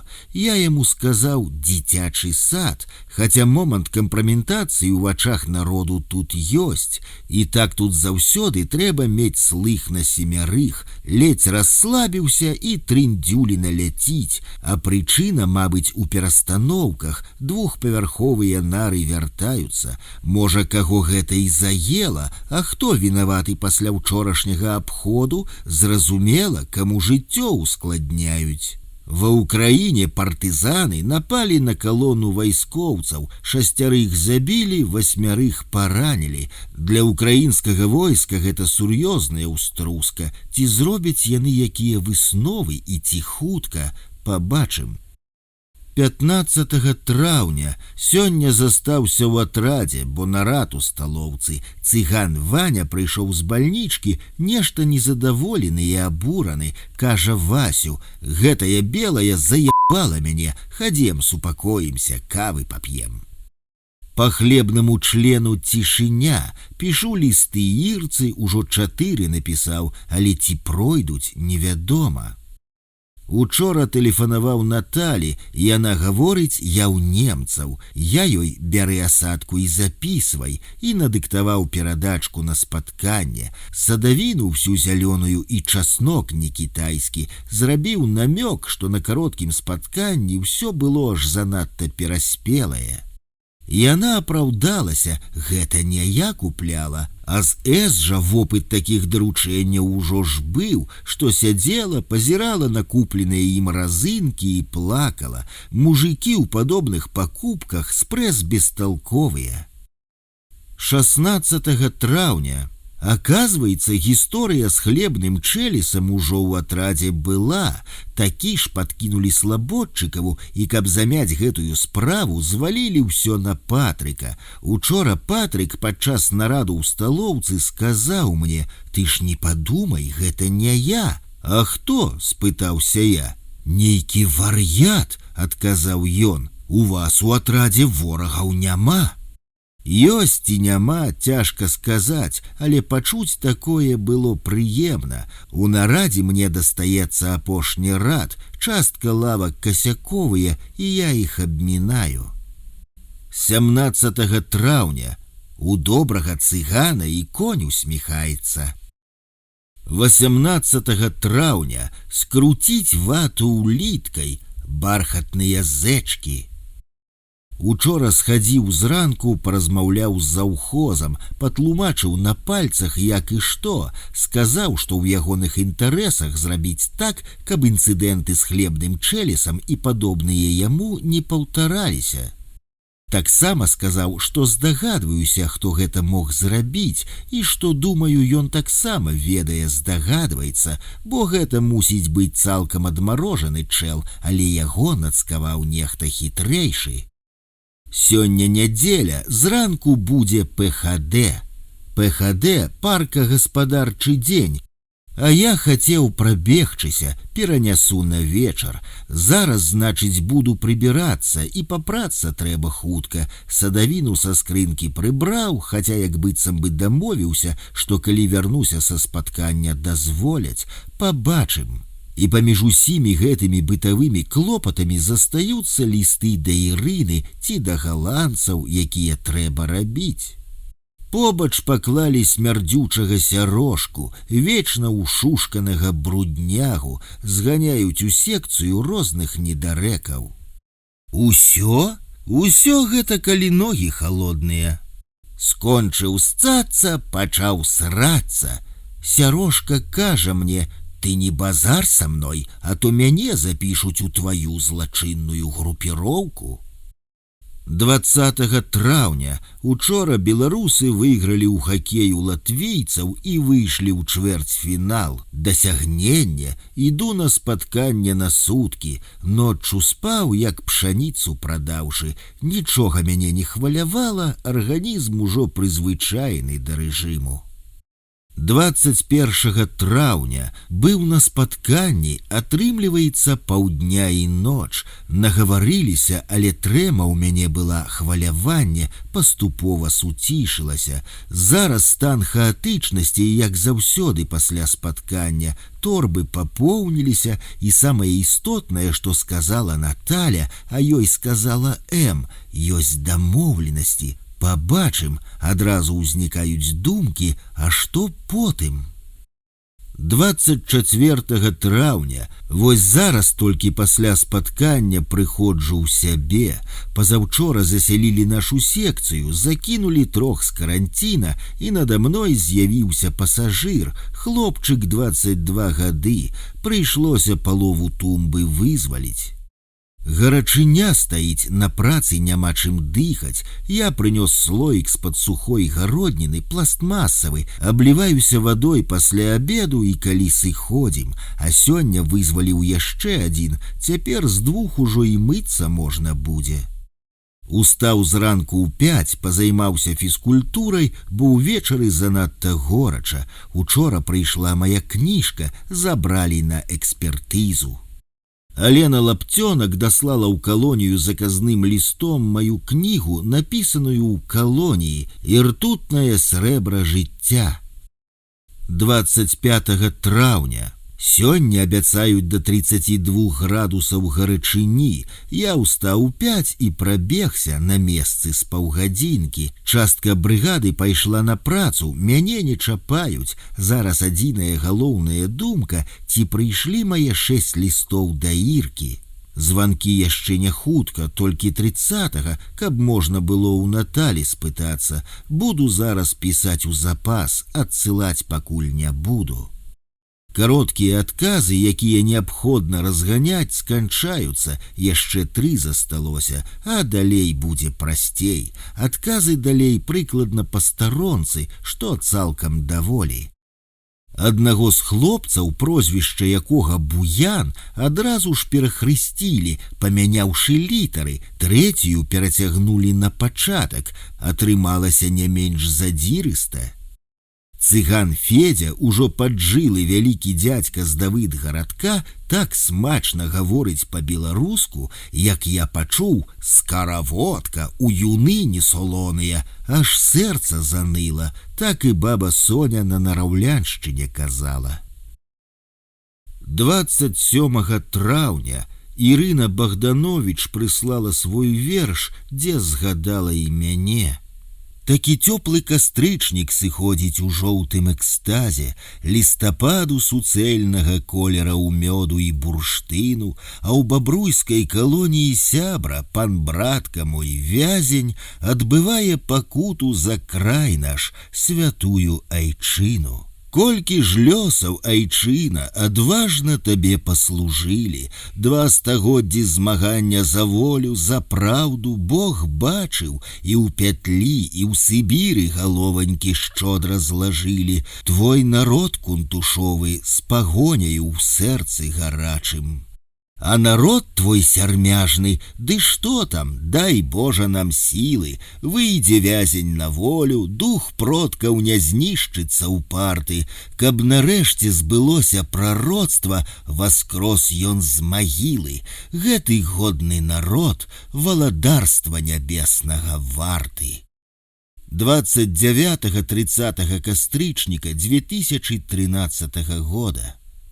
Руслан Цыган гаворыць: «Пагана, гэта хіба пагана? Пагана, калі прачнуўся і жонкі няма, і статка няма. Жонка ўцякла, а статак некуды сышоў. Вось тады пагана, не ведаеш, у які бок кідацца».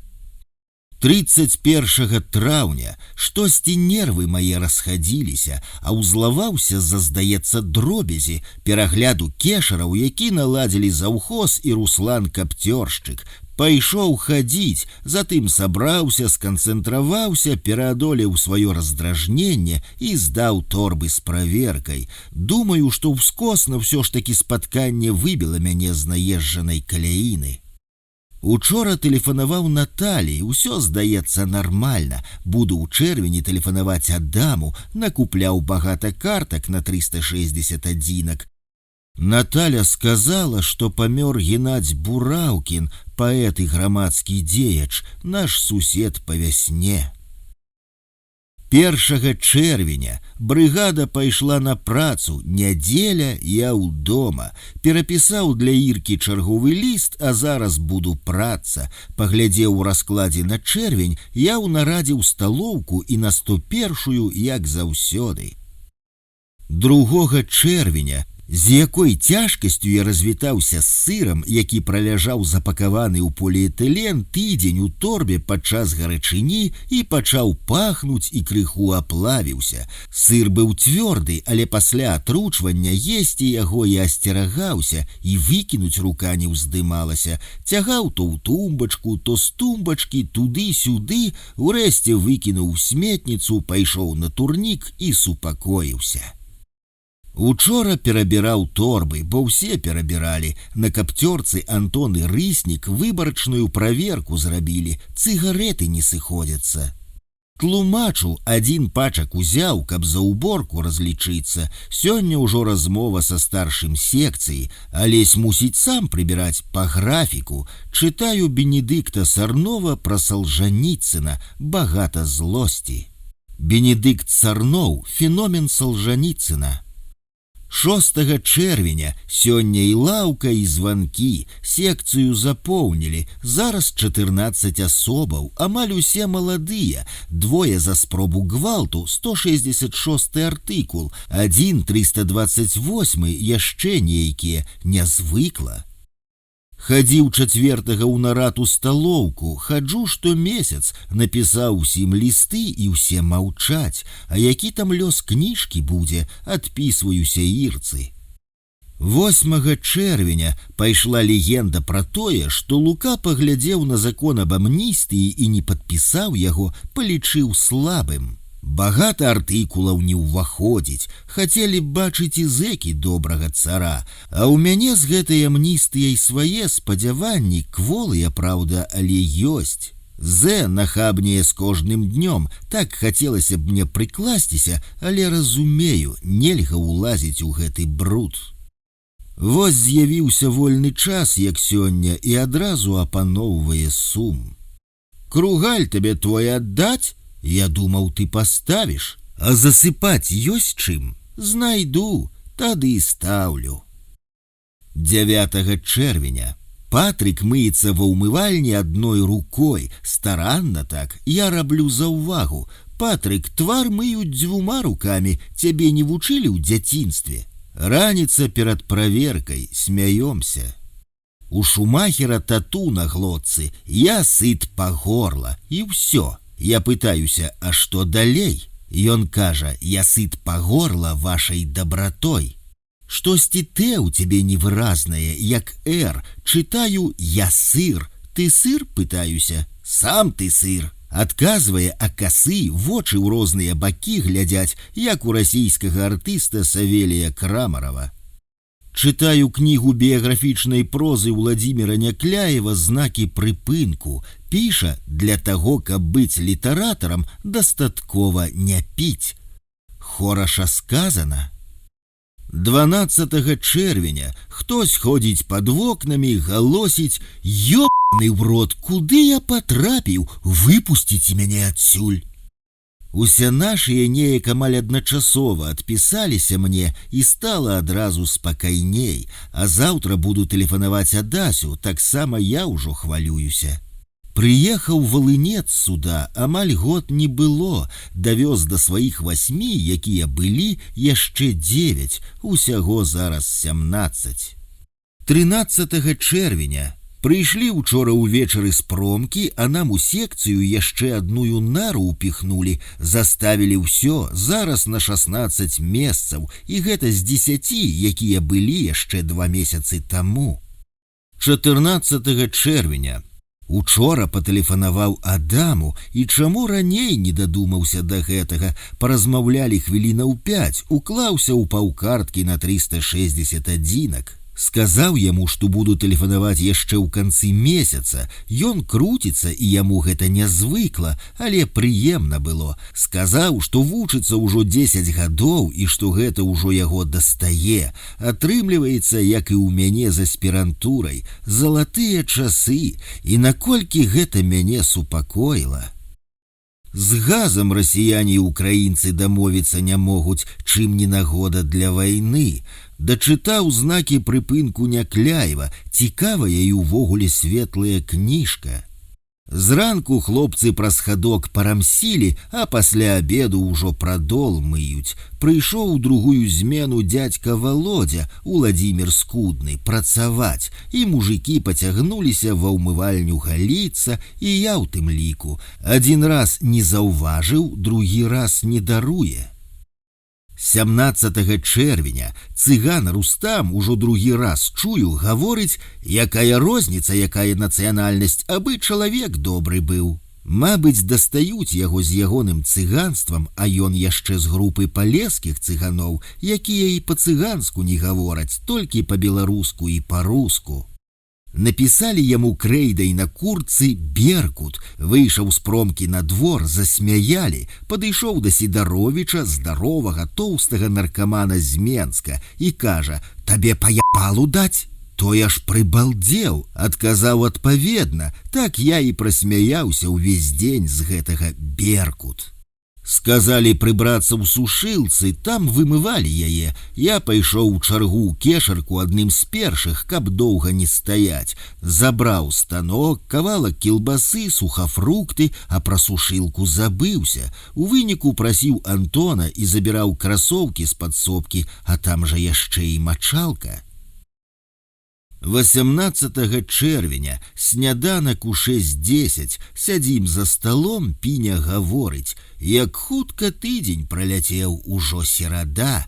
Віталік адказвае: Ды ну цягнецца, ябать. Ужо 18-го, хутка ліпень. Дзе ж хутка, яшчэ 2 тыдні. Так і лета праляціць і не заўважым. Іюнь-іюль цягнуцца, канца ім няма. Я ем гарохава-ячную кашу, слухаю, яны ж не ядуць, грэбуюць. 20 чэрвеня учора сяджу на працы, Міколы няма, адпаведна рукавіцаў няма і працы таксама, балдзею. Напісаў старонку для Ірыны Пракопчык, чытаю «Вайну і мір», адступленне ад Смаленска да царскіх старож, ранейшай нашай мяжы з Расіяй. Схадзілі, паабедалі, мне на Фоксе на заходзе на промку кажуць: «Стой, не заходзь, адвакат прыехала».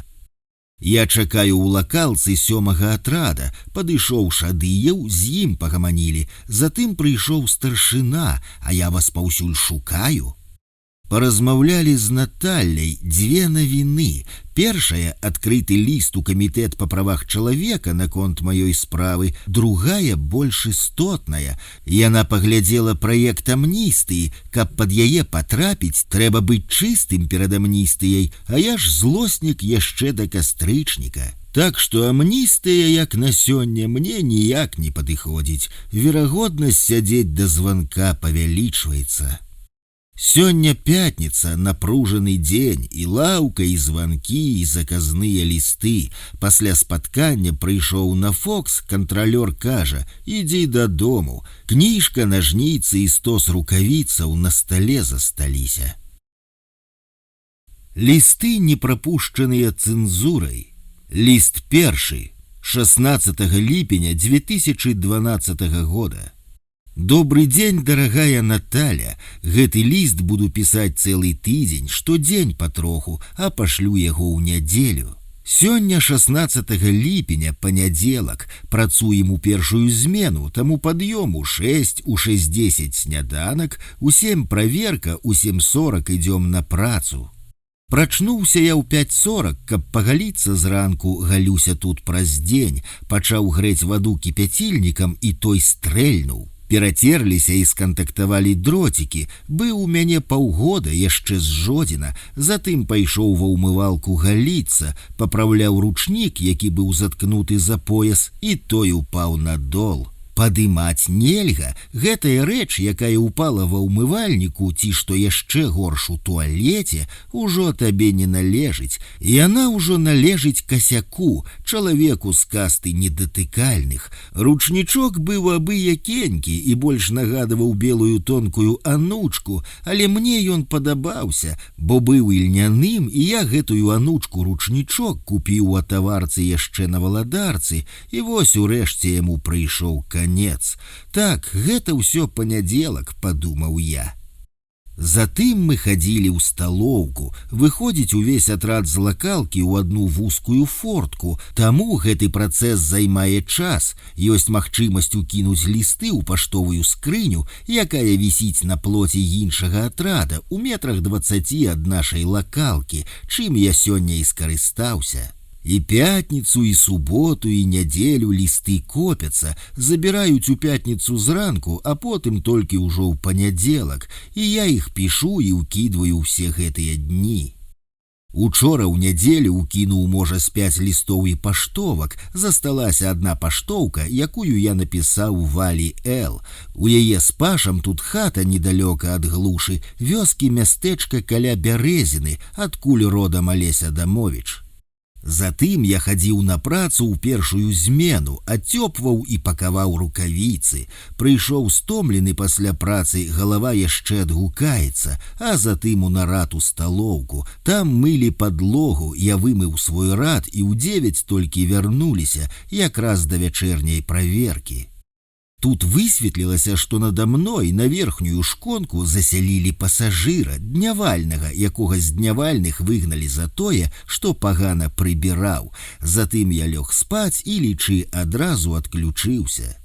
Зранку прачынаўся, бо ядрана было, в акно пакуль у нас адчыненае. У аўторак рукавіцы на працы, а пасля працы дзіўная навіна. Народная воля з фоткаю Ларын і з фоткаю, якая мяне шчыра парадавала. Гаварыла ты песімістычна, зусім не так, як пісала мне ў апошнім лісце, цябе хутка выпусцяць, але Ларын малайчынка. Тацяна Заміроўская, ёсць такая музычная глядальніца ў Белгазеце, некалі пасля Еўрабачання ў Баку напісала, фыркнула пра яе, што гэтая шведка-мараканка ўздумала сустракацца з апазіцыянерамі і выказвацца аб правах чалавека. Гэта ж не яе справа, фу! Вось жа, мякка кажучы, неразумная дзяўчынка, падумаў я, што за робаты гэтыя беларусы, выхаваныя ў цяперашні час, што за рамкі і клеткі існуюць у іхніх галовах. Чаму лаўрэатка Еўрабачання не можа выказацца аб правах чалавека? Можа, як і оперная спявачка, як і рок-музыка, як і актор кіно, як і любы іншы чалавек. Серада была праца, а яшчэ з саўбелкі вырваў я кавалак паперкі, дзе напісана, што паміж Мазыром і Оўручам у вайну дзейнічала партызанскае злучэнне, якім камандаваў Віктар Карасёў, які потым стане героем Савецкага Саюза. А там жа, у Нараўлянскім раёне, у партызанах быў мой дзед Александр Барысавіч Кавальчук. З партызанаў яго забралі ў Чырвоную армію, і праз паўгода ён прапаў без вестак, як казалі бабулі-аднавяскоўцы, пад Белаю царквою на Ўкраіне. Цікава было б пра яго пашукаць у вайсковых партызанскіх архівах, мо ў таго ж Карасёва ў брыгадзе, а раптам што бы знайшлося. У чацвер на Швейку з'явіўся першы канал здымаць. Я сказаў намесніку начальніка калоніі, што здымацца не збіраюся, і пакуль яны настройвалі камеру, выйшаў у прыбіральню. Я быў не адзіны, і перада мною, і пасля мяне з цэха выскачала чалавек з 10, і прыкладна столькі ж засталося. Здымалі яны аднаго з асуджаных за машынкаю, мой сюжэт, які будзе неўзабаве. Між іншага пыталіся і пра мяне, мо таксама маюць замову адзняць для якога-небудзь свайго чарговага пасквіля. А ўвечары стаім на праверцы ў аднаго з асуджаных, які стаіць непадалёк ад мяне. З рук падае запальніца, стукаецца аб асфальт і выбухае. Я аж падскокваю, зэкі смяюцца, тэракт чысты. І ў камсамолцы артыкул пра смаленскага рускага пісьменніка Івана Сакалова-Мікітава, які пісаў з 1910-х да 70-х. Ён быў знаёмы з двума іншымі знакамітымі смаленчукамі, Ісакоўскім і Твардоўскім. В. Пяскоў цытуе з Сакалова-Мікітава, заўваж, што не Нікітава, які апісвае смаленшчыну глухі кут. Мар'я, пакліч бацьку. Вось яно беларускае «Мар'я, пакліч бацьку». Так яно, мабыць, было па-сапраўднаму. І вось гэтага бацьку папрасілі сыграць на дудзе. І ён і гаворыць: «На дуде? Эх, братики, дуда-то моя чай теперь уже рассохлась, 20 годков в руки не брал, да и дуду теперь не сыщешь, на чердаке куры загадили». В старину, бывало, на свадьбах играл, под дуду и плясали, суток двое жаришь без передыху, а хозяева тебя за это водочкой угощают. Тогда этих балалаек и гармонии еще не ведали. Конец цитаты Соколова-Микитова. Представление дудочки состоялось. Старика городские мужики свозили даже в Москву. Дед-пастух большого города не знал и счастлив был увидеть, что его деревенская музыка многих заставила даже платить. И тут по тексте беларусізмы, не ведаць, браткі, дык яшчэ і В. Пяскоў, відаць, не ведае, што беларуская дуда — гэта не дудачка, а валынка. Так яна по-руску называецца. Вось яна, беларуская атмасфера. Дарэчы, гэтых трох пісьменнікаў з пэўнымі тлумачэннямі варта было б уключыць у кантэкст беларускай літаратуры, бо хоць і пісалі яны па-руску, але часта думалі па-беларуску, і асабліва, калі пісалі пра родныя мясціны, пра беларускую Смаленшчыну. Камсамолка за 19 ліпеня 2012 года, а звалі дзеда гэтага Сямён. Ліст другі. кавалак ліста, які не прапусціла цэнзура. Пад'ём у гору і лясь. Дзверы не толькі адразаюць прастору, здаецца, яны ляскаюць па тваіх мазгах.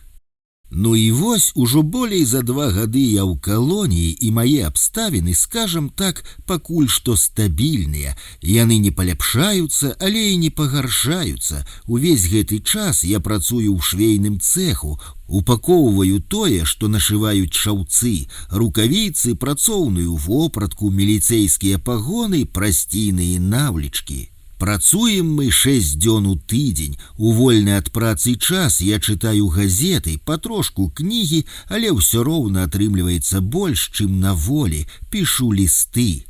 Тройчы на дзень у нас праверкі, строем мы ходзім у сталовую, у клуб, у лазню. Я імкнуся гадзіну ў дзень хадзіць і займацца фізічнымі практыкаваннямі. Стасункаў з іншымі зняволенымі ў мяне амаль няма. З аднаго боку гэта такі нечаканы плюс, бо можна болей часу раздумваць, заставацца самому з сабой. З іншага боку крыху сумнавата, асабліва гэта кантрасна пасля бясконцага сумоўя, якое было ў мяне сотнямі людзей на волі. У вонкавай аднастайнасці і аднолькавасці жыцця кожнага зняволенага, у тым ліку і ў мяне, самае істотнае і самае галоўнае адбываецца ў сярэдзіне чалавека, унутры ягонай душы. А калі на гэта накласці яшчэ рысы замкнутага характару беларусаў, які звыкся хаваць свае пачуцці і не пускаць у сваю душу абы каго, можна ўявіць, наколькі знешняя карціна не адпавядае унутранай. Беларус звонку і беларус у сярэдзіне – гэта 2 розныя светы. Месца, дзе знаходзіцца калонія, мне падабаецца. Бабруйск ужо, мабыць, больш за 500-годдзя стаіць на бярэзіне. Тут пачынаецца беларускае ўсходняе палессе. Лясы цягнуцца на 1,5 кіламетраў на поўдзень аж да ўкраінскай мяжы. Непадалёк малая радзіма майго бацькі, дзеда, прадзеда, а значыць і мая бацькаўшчына. На Бабруйшчыне нарадзіліся Вінцэнт Дунін-Марцінкевіч, Алеся Дамовіч, Міхась Кукабака, ды яшчэ багата хто з заслужаных перад Беларуссю і шырэй людзей. Урэшце тут цяплей, чым у Менску, і надвор'е і клімат падобны да Светлагорскага, дзе прайшло маё дашкольнае дзяцінства і школьнае юнацтва.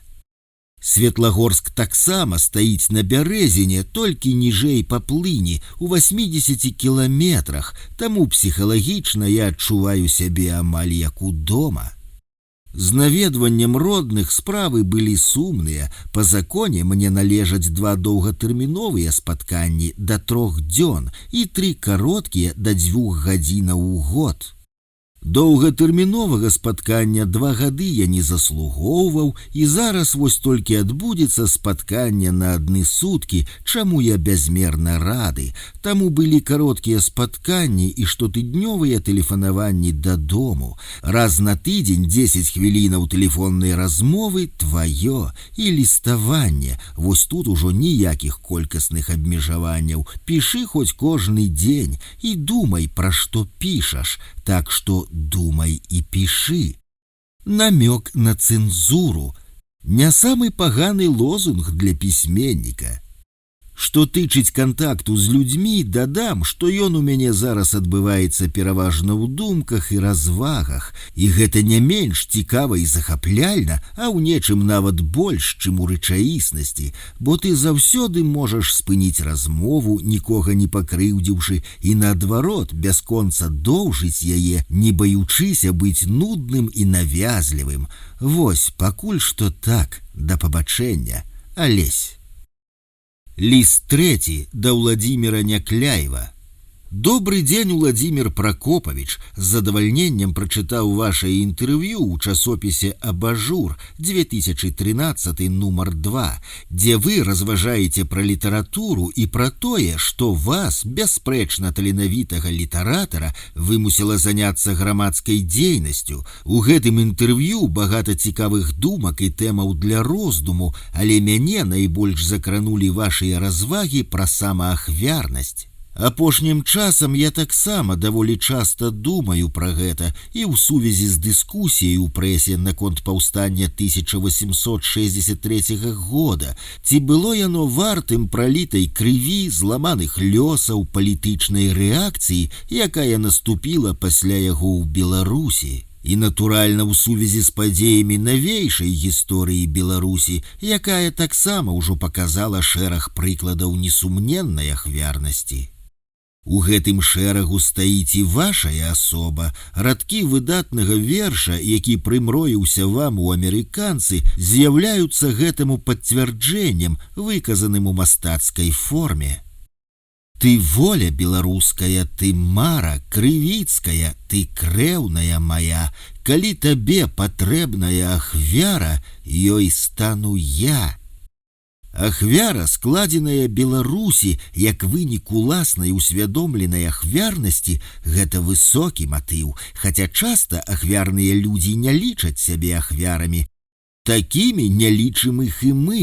Прыкладам, ахвяра расійскага царызму Кастусь Каліноўскі для нас герой. Праўда, вельмі сціплыя крокі па ўшанаванні паўстання 1863 года, а сёлета 150-тыя ўгодкі паўстання, а таксама спрэчкі, якія разгарнулі русацяпы ў друку, сведчаць пра тое, што далёка не для ўсіх беларусаў ахвярнасць і гераізм Кастуся Каліноўскага ісціна. Замоўчванне, а то і ахайванне асобы Кастуся Каліноўскага звязана з некалькімі прычынамі, і першае, як мне падаецца, самае істотнае, тое, што нашыя паўстанцы ставілі на мэце па вялікім рахунку вярнуць Беларусь у арбіту еўрапейскай цывілізацыі, дзе яна і знаходзілася перад расійскай акупацыяй канца 18 стагоддзя на працягу ўсёй гісторыі існавання беларускага народа. Натуральна, што пры цяперашніх шчыльных адносінах з Масквой у межах панаствараных агульных структур, а таксама тых палітычных праектаў, якія мяркуецца ажыццявіць, пазіцыя Кастуся Каліноўскага, які быў заявіў народзе, тады толькі зажывеш шчасліва, калі над табою маскаля ўжо не будзе, на думку беларускіх уладаў не адпавядае сённяшняй палітычнай кан'юнктуры. Другая прычына, якая ўсплывае ў спрэчках і выкарыстоўваецца ў якасці прапагандысцкага аргумента, гэта польскасць Кастуся Каліноўскага, але ж яўны палітычны сепаратызм Каліноўскага ў стасунках з кіраўніцтвам паўстання ў Варшаве, ягонае бачанне дзяржавы Беларусі і Літвы як асобнага палітычнага суб'екта, ягоная беларускамоўная мужыцкая праўда і, ўрэшце, развітальны верш, фактычна палітычны тэстамент, напісаны ім па-беларуску, не дае гэтаму аргументу ніякіх шанцаў. У той час пісаць па-беларуску азначала выяўляць выразныя прэтэнзіі на самастойнасць беларусаў, на іхнюю нацыянальную самабытнасць і годнасць і на ўласную палітычную і нацыянальную арыентацыю. Непрыязь да Кастуся Каліноўскага з боку русацяпаў, на мой погляд, звязаная таксама з ягонай каталіцкасцю і бачаннем уніі як нацыянальнай рэлігіі беларусаў. Уструхлелае клішэ «раз каталік значыць паляк» спрабуюць уціснуць і Кастуся Каліноўскага. Гісторыя развіцця беларускага нацыянальнага руху пярэчыць гэтаму фальшываму стэрэатыпу. Сярод асобаў, якія ахвяравалі сабой дзеля Беларусі, было багата каталікоў. Гэта і бацькі беларускага адраджэння Францішак Багушевіч, Іван і Антон Луцкевіч, і цётка Янка Купала ды багата іншых. І што не менш важна, беларускія каталіцкія святары Адам Станкевіч, Вінцэнт Гадлеўскі, Андрэй Цікота, Андрэй Астрамовіч, Зязюля, Канстантін Стаповіч, Казімір Сваяк ды іншыя, якія ахвярна цярпелі за сваю беларускасць. Каштоўнасць беларускага адраджэння пачатку 20-го стагоддзя ў тым, што ў ім бралі ўдзел і праваслаўныя і каталікі разам. Для іх асоба Кастуся Каліноўскага была аднолькава важная. Ахвярнасць Кастуся Каліноўскага была ўзорам для ахвярнасці беларускіх адраджэнцаў пачатку 20-го стагоддзя. Раздумваючы над ахвярнасцю, непазбежна звяртаешся да прыкладаў, звязаных з рэлігійнымі перакананнямі. 20е стагоддзе, гэтае драматычнае і жахлівае стагоддзе ў гісторыі чалавецтва, дало шмат такіх прыкладаў асабістай рэлігійнай ахвярнасці. Гэта сведчыць, што многія людзі ў веры чэрпаюць жыватворныя сілы і будуюць каштоўнасны свет свайго жыцця. Надзвычайнай была ахвярнасць святароў падчас ганенняў на царкву. У 1926 годзе толькі ў лагеры на Салаўках знаходзіліся ў зняволенні больш за 100 праваслаўных святароў і каля 20 епіскапаў. Многія з іх успрымалі свае пакуты як ахвяру. Падчас вайны беларускія ксяндзы марыяне Юры Кашыра і Антоні Ляшчэвіч у мястэчку Росіца на Віцебшчыне мелі выбар застацца жывымі ці пайсці разам з людзьмі ў агонь. І яны склалі сваю ахвяру, загінулі разам з людзьмі з любоўю да іншых, як вызначаў некалі ахвярнасць святы Аўгусцін. Ксяндзы ж, якія служылі перад імі, Эдвард Вайцяховіч і Пётр Капуста, былі перад вайною замучаныя НКВД. Вось жа адных забілі сталіністы, а другіх фашысты. Ахвярнасць дзеля палітычных ідэяў у 20 стагоддзі найбольш супярэчлівая. Безліч людзей, вобразна кажучы, маліліся фальшывым багам. Такая ахвярнасць часта была марнаю і мела адмоўны вынік. Беларуская ж ідэя базавалася на дэмакратычным грунце і была беларускай дэмакратычнай ідэяй. Змаганне за яе азначала адначасова і змаганне за базавыя падставовыя правы чалавека ў тагачасным іх еўрапейскім разуменні. Ёсць у нашай гісторыі прыклады асабістай, някіткай, глыбока чалавечай ахвярнасці. Дастаткова прыгадаць лёс вялікага беларускага паэта Максіма Богдановича. У 1916 годзе, падчас Першай сусветнай вайны, ён з глыбокага тылу ад бацькоўскай сям'і прыязджае ў прыфрантавы Менск, пра што так горача марыў, працуе ў камітэце дапамогі ахвярам вайны, як цяпер сказалі б у дабрачыннай няўрадавай арганізацыі. За паўгода такога жыцця ў голадзе і холадзе Максім Богданович згарае ад сухотаў. У гэты час ён піша верш «Гімн пагоня», дзе заклікае да ахвярнасці дзеля Беларусі. Маці родная, маці краіна, не ўсцішыцца гэтакі боль. Ты прабач, ты прымі свайго сына, за цябе яму ўмерці дазволь. Сваім жыццём Максім Богданович даказаў, што гэтыя радкі зусім не былі для яго пафасным пустаслоўем. Калектыўную масавую ахвярнасць праявілі беларусы падчас слуцкага паўстання ў 1920 годзе. Кіраўнікі слуцкага паўстання ведалі, што іхняе змаганне не мае шансаў на поспех, але яны ўсведамлялі ягоную важнасць для развіцця беларускай ідэі, для будучай Беларусі. Недарэмна на адным са сцягоў у слуцкіх паўстанцаў было напісана «Тым, што пайшлі паміраць, каб жыла бацькаўшчына». Наступныя дзесяцігоддзі далі тысячы прыкладаў ахвярнасці дзеля дэмакратычнай Беларусі. Прывяду за прыклад дзейнасць паваенных беларускіх падпольных моладзевых арганізацыяў. У суровыя сталінскія таталітарныя часы моладзь, аб'яднаная ў гэтых арганізацыях, як магла супраціўлялася камунізацыі і дэнацыяналізацыі. За мары пра незалежную Беларусь прыходзілася плаціць высокую цану. Расстрэл Расціслава Лапіцкага, шматгадовае зняволенне ў гулагу іншых падпольшчыкаў – такі быў іхні свядомы ахвярны выбар.